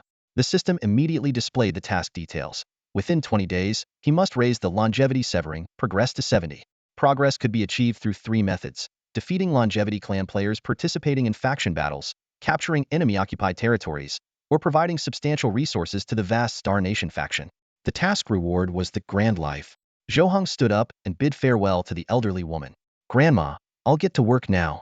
The old woman nodded with a gentle smile. "Go ahead, we await your answer." After Zhou Heng left, a strange smile crept onto the old woman's face. To her, everything was proceeding as planned. With Zhou Heng's strength combined with the legendary elemental battle pet Bozmower, it would take just over a day to sweep across the Misty Mountain battlefield. By then, she could not only locate the ancient mechanical deity, the blade hero of the Gale, hidden in the warlord's treasury, but also obtain the soul fragment of Kylina embedded in the Sakast Imperial Holy Sword held by Zhou Heng. She glanced at her attribute panel. Name, Zhou Qinger. Lifespan, 27003000. Level, 7821. Other attributes. Special attributes. Fanatical Scientific Will SS. When conducting scientific research, there is a 1 in 1 billion chance of spontaneously generating technological inspiration. Rebirth Gene. Currently undergoing self-rebirth processing. Gene Source 1, Kylina. Gene Source 2, Kylina. Gene Source 3, Kylina Soul Factor. Gene Source 4, incomplete. The old woman mused to herself, now, everything is in place. All that's missing is the final push. On December 17th, Zhou Heng stepped out of the small wooden cabin, heading straight for the player marketplace in Kiki Town. In his hand, he held the geomantic map given to him by the elderly woman. While the map detailed the positions of various factions stationed around the Yunwu mountain range, it conspicuously lacked any information about the merchant guilds. This sparked an idea in Zhou Heng's mind since he planned to eliminate the Sokka's Empire faction. Why not seize the opportunity to gather a stash of silver and copper coins as well? The copper coins could be reserved for the Universal Copper Quest, while the silver coins could be exchanged with players from the vast Star Nation faction for even more copper coins, achieving multiple goals at once. Arriving at the bustling marketplace, Zhou Heng immediately posted a task for all players in town. With his strength, coupled with Bozmower's speed and the infinite storage capabilities of the General Relativity Backpack, Amassing a large number of resources in a short time wouldn't be a challenge. The task was simple and direct. Looking for a player who deeply despises the Chongqing family and has the skills to back it up. I, Zhou Heng, need a guide. The more information you can provide, the better. The task caused an immediate uproar in the marketplace. Players passing by stopped in their tracks, staring in disbelief at the task board. If not for seeing Zhou Heng in Qiki Town with their own eyes, many would have doubted the task's authenticity. Zhou Heng posted a task? He needs a guide? Damn it. What if I don't hate the Chongqing family enough? Someone help, I'm desperate. I saw Zhou Heng myself. This is definitely real. My mother was killed at the resurrection platform by those scumbags from the Chongqing family. Is that hatred deep enough? That's nothing. Who in the vast Star Nation faction hasn't lost family to the Chongqing family? As the crowd buzzed with chatter, a short-haired man, about 175 centimeters tall, approached Zhou Heng. He had two long blades strapped to his waist, his sharp eyes tempered by restraint, yet harboring a storm of murderous intent beneath the surface. Zhou Heng, I don't know what your plan is, but I know every layout in the Yunwu mountain range, including the areas in Deco State. I can guarantee their positions won't change much in the next 10 days. I have only one request: let me personally kill a player from the Chongqing Su family. What's your name? Zhou Heng asked. Qin Wuxing. Wuxing, as in no way to live. The man replied coldly, as if he had already cast aside thoughts of life and death. All right, lead the way for me, and I'll let you kill 3 players from the Chongqing Su family. That's my promise, Zhou Heng said without hesitation. A gleam of determination flashed in Qin Wuxing's eyes as he nodded firmly and accepted the task. The two left the marketplace and headed to Bo's mower. Zhou Heng climbed onto the giant beast headfirst and handed the geomantic map to Qin Wuxing. This is the map I obtained. Use it to guide me to the merchant guild locations in each area. Qin Wuxing took the map and, with just one glance, his pupils contracted in shock. This isn't an ordinary geomantic map. It's augmented with technological methods to make it adaptable. With this, Zhou Heng, I can promise you there won't be even a millimeter of error in my guidance. Zhou Heng remained silent, simply gesturing for Boss Mower to come forward. Boss Mower stood up, casually kicking Qin Wuxing as he leapt lightly to land beside Zhou Heng. Qin Wuxing suppressed the excitement surging within him and pointed to the location marked Clay Town on the map. Lord Heng, after entering the Misty Mountains from Qiki Town, you can head directly west to reach Clay Town. This area falls under the Sakasi Empire's territory, where the Su family of the Longevity clan controls the Xingyun Trading Guild. They have been exchanging large amounts of copper coins there. Zhou Heng gazed intently at Qin Wuxing. This individual from the vast Star Nations faction seemed to possess an unusual depth of knowledge about the Sakasi Empire, indicating he was far from an ordinary player. Feeling the weight of Zhou Heng's scrutiny, Qin Wuxing took a deep breath and explained, Lord Heng, I usually don't disclose this to anyone, but you're different. I have an S-tier talent as a formless life entity, which allows me to summon 7 clones to infiltrate the Sakasi Empire. Combined with my scouting skills, this is how I've gathered this information. Zhou Heng raised an eyebrow in mild surprise. He hadn't expected Qin Wuxing to hold him in such high regard, enough to willingly reveal an S-tier talent. Properly utilized, such a gift could lead to rapid ascension. That's quite an impressive talent.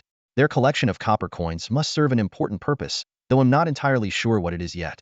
If you're able, you could help me collect copper coins later on, and I'll exchange other resources with you. Qin Wuxing's heart stirred with excitement. Gaining the favor of a top-tier player like Zhou Heng was recognition beyond his expectations. Thank you, Lord Heng. I'll remember that. Without hesitation, he activated his talent, simultaneously controlling his 7 clones while using the map to guide Zhou Heng.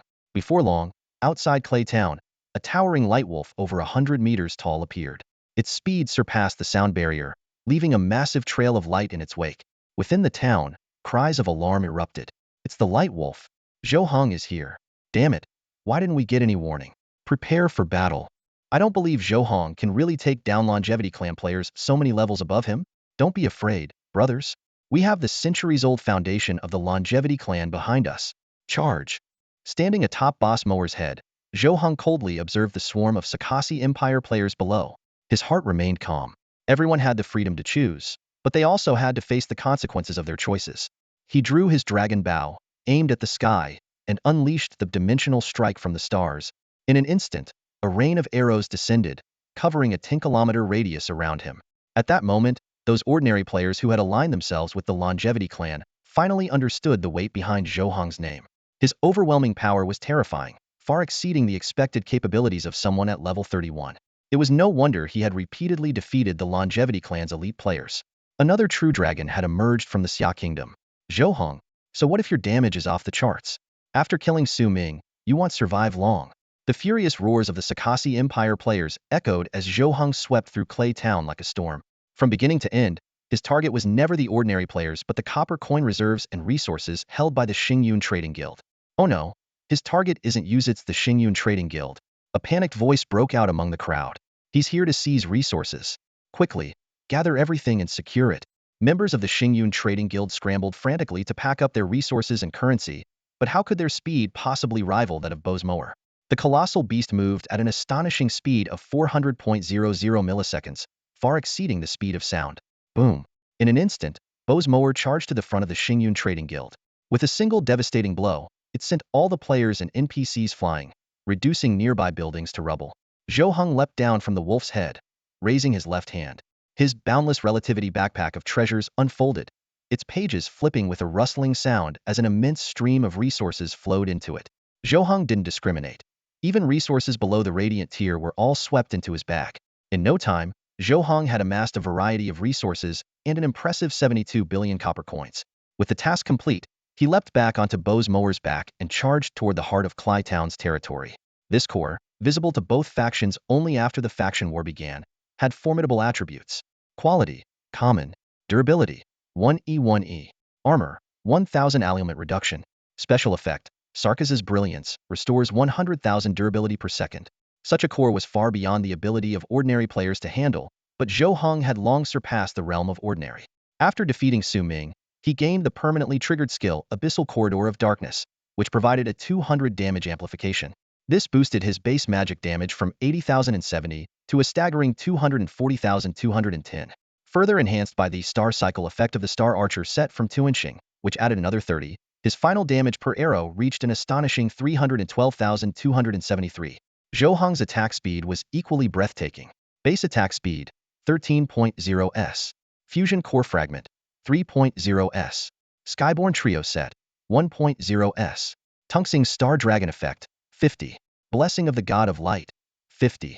Additional Skyborn Trio Set Bonus, 10. With all these buffs combined, his final attack speed reached an incredible 35.7s. While he could activate Burning Fury to push it even higher, Zhou Heng deemed it unnecessary. Drawing his bow and nocking an arrow, he activated the Star Dragon skill from Tuanxing, converting his health and mana into magical attack power. He aimed at the core of Clay Town, unleashing 35.7 deadly arrows per second in an unrelenting barrage. A straight beam of light shot out from Zhou Heng's direction, piercing directly into the core of Clay Town. This was no ordinary light, but the afterimage of a lightning-fast arrow streaking through the air. Each arrow dealt a staggering 312,273 damage, fired at a rate of 35.7 arrows per second, bringing Zhou Heng's DPS to an astronomical 11.14 million. Even with the core of Clay Town regenerating 100,000 health per second, its 1 billion durability couldn't last more than 10 seconds under his relentless assault. The Sarkis Empire players in the area, whether they had just respawned or barely survived a round of Zhou Heng's attacks, were frozen in stunned silence. A mere level 31 player had obliterated a heavily fortified town core in just 10 seconds. His power was far beyond anything they could comprehend. Boom! With a thunderous explosion, the core of Clay Town was utterly destroyed. The system immediately issued a faction-wide announcement. Player Zhou Heng has conquered the Sarkis Empire's Clay Town. Zhou Heng glanced at the progress bar for his Slay the Eternal mission, which had increased by 0.2. Without hesitation, he raised his dragon bow and systematically eliminated every remaining enemy player on the battlefield. Only after ensuring no threats remained did he signal to his mount, Bosanmore, to prepare for their next target. Qin Wuxing, who had witnessed the entire scene, was left speechless with shock. He had long known that Zhou Heng, nicknamed Godha, was exceptionally powerful for a newcomer, but he hadn't imagined such overwhelming strength. Reflecting on the immense effort their group had previously expended to capture this small town, Qin Wuxing now truly understood the saying, "Comparison is the thief of joy." The gap between them was so vast that no amount of hard work could possibly bridge it. Snapping out of his daze, Qin Wuxing took a deep breath and quickly activated his innate ability to guide Zhou Heng. Head southeast for 300 kilometers. There's a resource transfer station operated by the Chongqing Family Guild. I've been there before on a delivery mission, so I know it's stocked with rare resources that can't even fit into ordinary players' inventories. This is a golden opportunity. Zhou Heng followed Qin Wuxing's guidance, and Bosanmore immediately turned and sped in the indicated direction. With its incredible speed of 400.0 meters per second, the 300-kilometer journey was completed in no time. As Qin Wuxing had described, The transfer station was indeed substantial, with neatly organized resources and even labels reminiscent of a modern logistics system, like those used by express delivery services, a detail that Zhou Heng found somewhat amusing. Who goes there? A level 28 transport worker from the Chongqing family guild noticed the disturbance and was about to raise the alarm when Zhou Heng moved like a phantom. In a flash, he grabbed the worker by the collar with one hand and used the other to guide Qin Wuxing's hand to unsheath the Sarka's imperial holy sword. With one swift strike, the worker was decapitated. Releasing Qin Wuxing's hand, Zhou Heng said calmly, "The first one." Qin Wuxing stood frozen, staring in disbelief at the scene before him. In the blink of an eye, a player from the Chongqing family had been beheaded by his hand. The swiftness of the event left him momentarily stunned. He lowered his gaze to his hand, tightly gripping the Sarka's imperial holy sword, and suppressed the surge of excitement within him. Though this kill was achieved with Zhou Heng's assistance, it was ultimately carried out by his own hand. Mom, Dad, Grandma, Grandpa, aunts, sons, daughters, great-grandparents. Qin Wuxing's body trembled as he whispered almost inaudibly, "Did you see that? I've avenged you. This is just the beginning. They'll kill more of the Chongqing family players. Their immortality ends with me." As Qin Wuxing basked in the fleeting satisfaction of revenge, Zhou Heng had already swept through the battlefield like a storm, eliminating all Sarka's Empire players present and collecting the spoils. By the time Qin Wuxing came to, Zhou Heng was standing beside him, the mysterious sword at his waist and his massive dragon bow howling in the wind. "Let's move." "Next destination," Zhou Heng said curtly. Snapping out of his daze, Qin Wuxing quickly bowed his head and pointed the way. "If we keep heading this direction, we'll reach Burrower, a major city established by the Chongqing family in the Cloudy Mountain Range. It's guarded by an 80-level Chongqing player named Burrow Namuna. I'm not sure of her exact strength, but she'll definitely be formidable. Should we go?" Before he could finish, Qin Wuxing looked up to gauge Zhou Heng's reaction, only to find himself instinctively leaning back. Zhou Heng, riding on Bowsmore, had already shot forward like an arrow toward Burrower. Inside the city lord's mansion in Burrower, Burrow Namuna had just finished handling urgent matters in the real world. Slowly opening her eyes, she rose to her feet and quickly walked outside. Despite her status as one of the top players in the Cloudy Mountain Range, capable of standing her ground even against Cashmorden, she couldn't afford to be overconfident against her current opponent Zhou Heng, the one who had slain a level 350 legend at level 31. Burrow Namuna swiftly fled toward the outskirts of the city, her mind racing with questions. How could a newcomer, barely 3 months into the boundless world, achieve such feats? Normally, players of this level would kneel before her in reverence. She cast a lingering glance back in the direction where Zhou Heng was approaching, then disappeared into the dense forest of the Cloudy Mountain Range without hesitation. With a rush of wind, a white blur halted outside Burrower. Zhou Heng stood atop Bowsmore, bow drawn, arrow aimed at the city lord's mansion. With a sharp twang, the arrow shot forward, embedding itself precisely at the mansion's entrance, startling countless Sarka's Empire players within the city. "Is it Zhou Heng?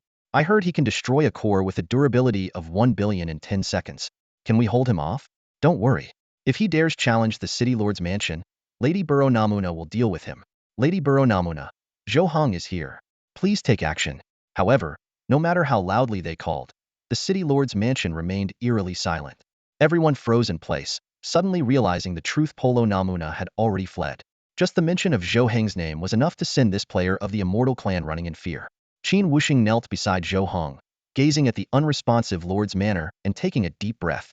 He had once caught a distant glimpse of Polo Namuna's avatar, an immortal at level 80, revered to the point where ordinary players would kneel in awe. Yet now, merely hearing that Zhou Heng was coming had driven her to flee in panic.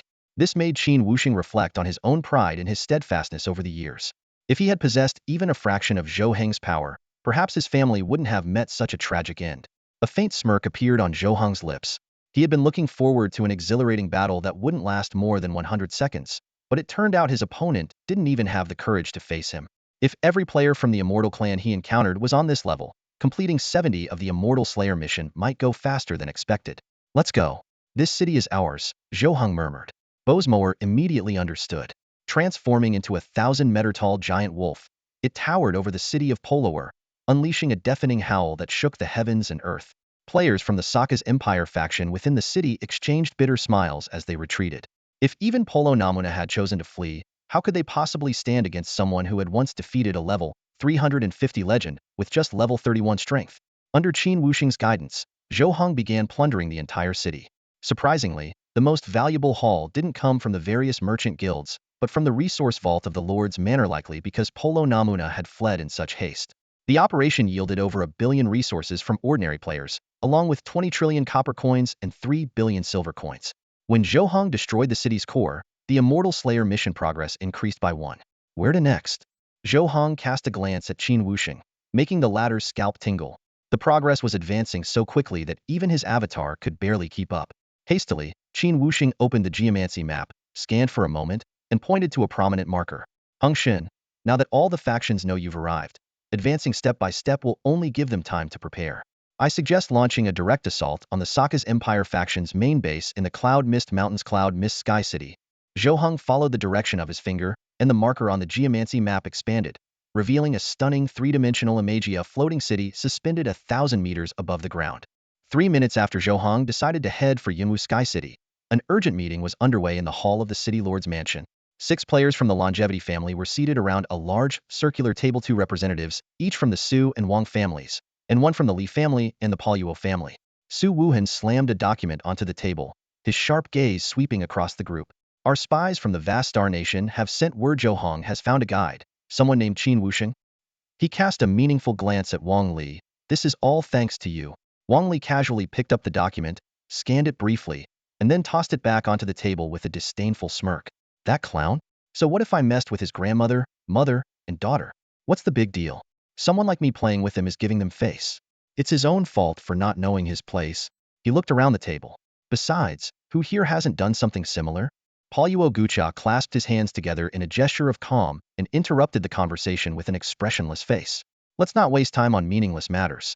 According to the think tank's analysis, Zhou Heng is highly likely to head straight for Yunwu Sky City. The key is, we must hold him off for 12 seconds. Time is of the essence. 12 seconds? Is that really so short? Li Yuan scoffed. Our scouts in Cass's city analyzed the traces at the scene and concluded Zhou Heng took only 0.5 seconds to eliminate Su Ming. The remark clearly enraged Su Yuling, whose glare was as sharp as a blade as he stared at Li Yuan.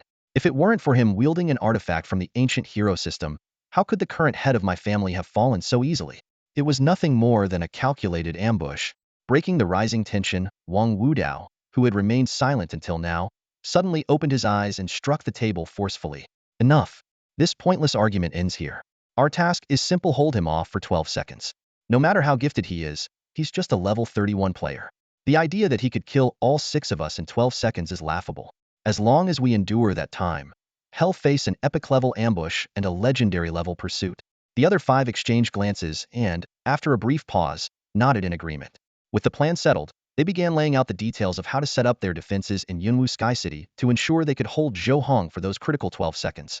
If their plan succeeded, the epic-level players mobilized by the Longevity family would be able to intercept Zhou Heng, and with the support of the approaching legendary units, permanently imprison this figure revered as a god by ordinary players. Meanwhile, Zhou Heng stood atop Bo's mower, gazing into the distance toward Yunwu Sky City. The destination was approximately 3,000 kilometers away.